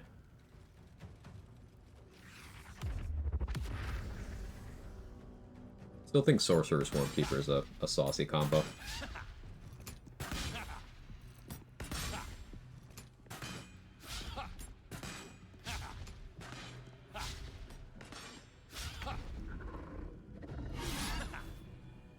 Like, what if you took a grab bag of multi-class? What if you did Swarm, 1 Death Cleric for 2 target Bone Chill. You did Sorcerer, scaled that Bone Chill off of your Charisma. You did Thief for extra bonus action. So I guess the problem with Hunter's Mark is, like, it doesn't benefit the spell itself. The meta magic would be for the Hunter's Mark, and then the spell itself wouldn't go places. I guess you'd be picking up Booming Blade from Sorcerer in that combo. You just Booming Blade on someone. That's boring. Think about that more. No, Trade did a casting focused Ranger a while back. I did one too.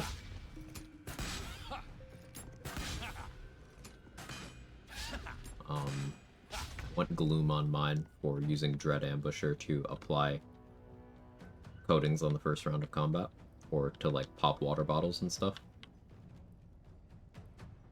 Thought that was fun.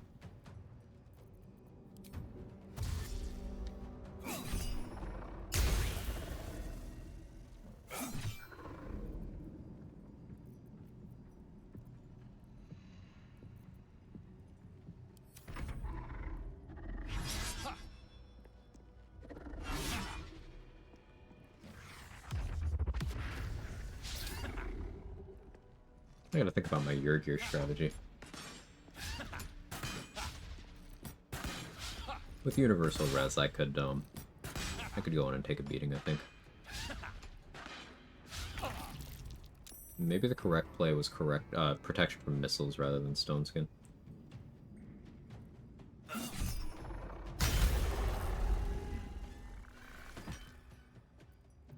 Worth thought.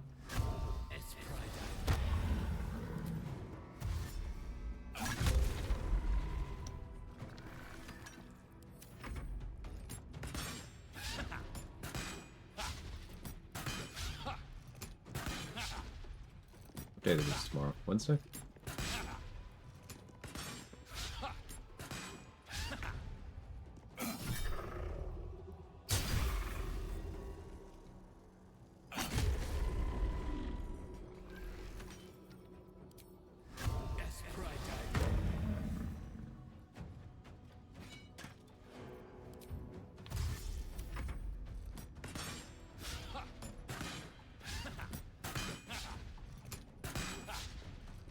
Taken, played at least 1,475, my 1,508 hours as a bard, so I want to slay the dialogue boss. Maybe I should change it up.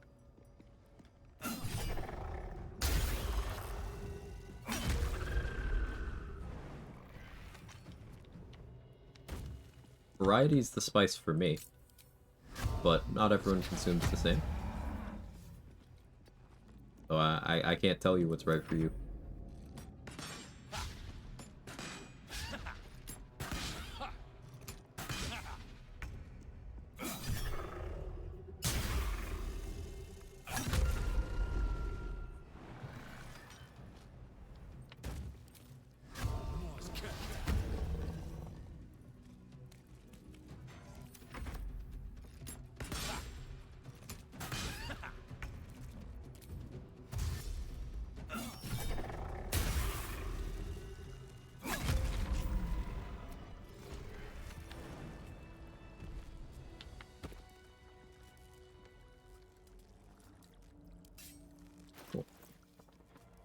Just barely knocked me out of Slayer form. What could I have done to stay in?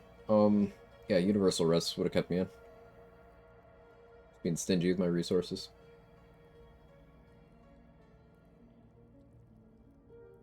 Yeah, Bard's versatility is certainly, noteworthy, Rathana.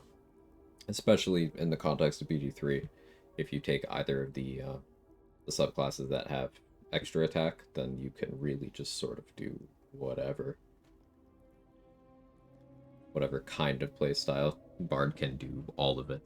Caster focused, yeah. Support, yeah. Archer, yeah. Melee, yeah. Hit and run, yeah. Tank, yeah. Retaliation, yeah. Skill bot, yeah. Can do it all. Okay. I think that's it for today. I've been live for 9 hours.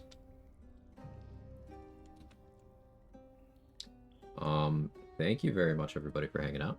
I hope you had a good time. I certainly did. I will be live tomorrow.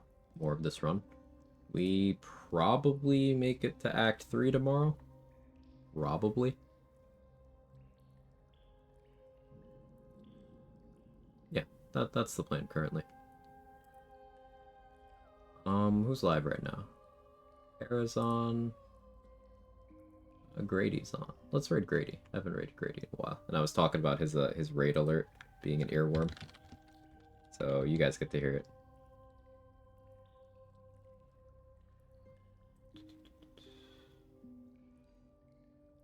Make sure he's not ending or anything. There we go. Unlearned a lot? Yeah, thanks for being here. If you have my emotes, feel free to jiggle. Thank you again, everybody. Yeah, wash your ass or whatever. Bye.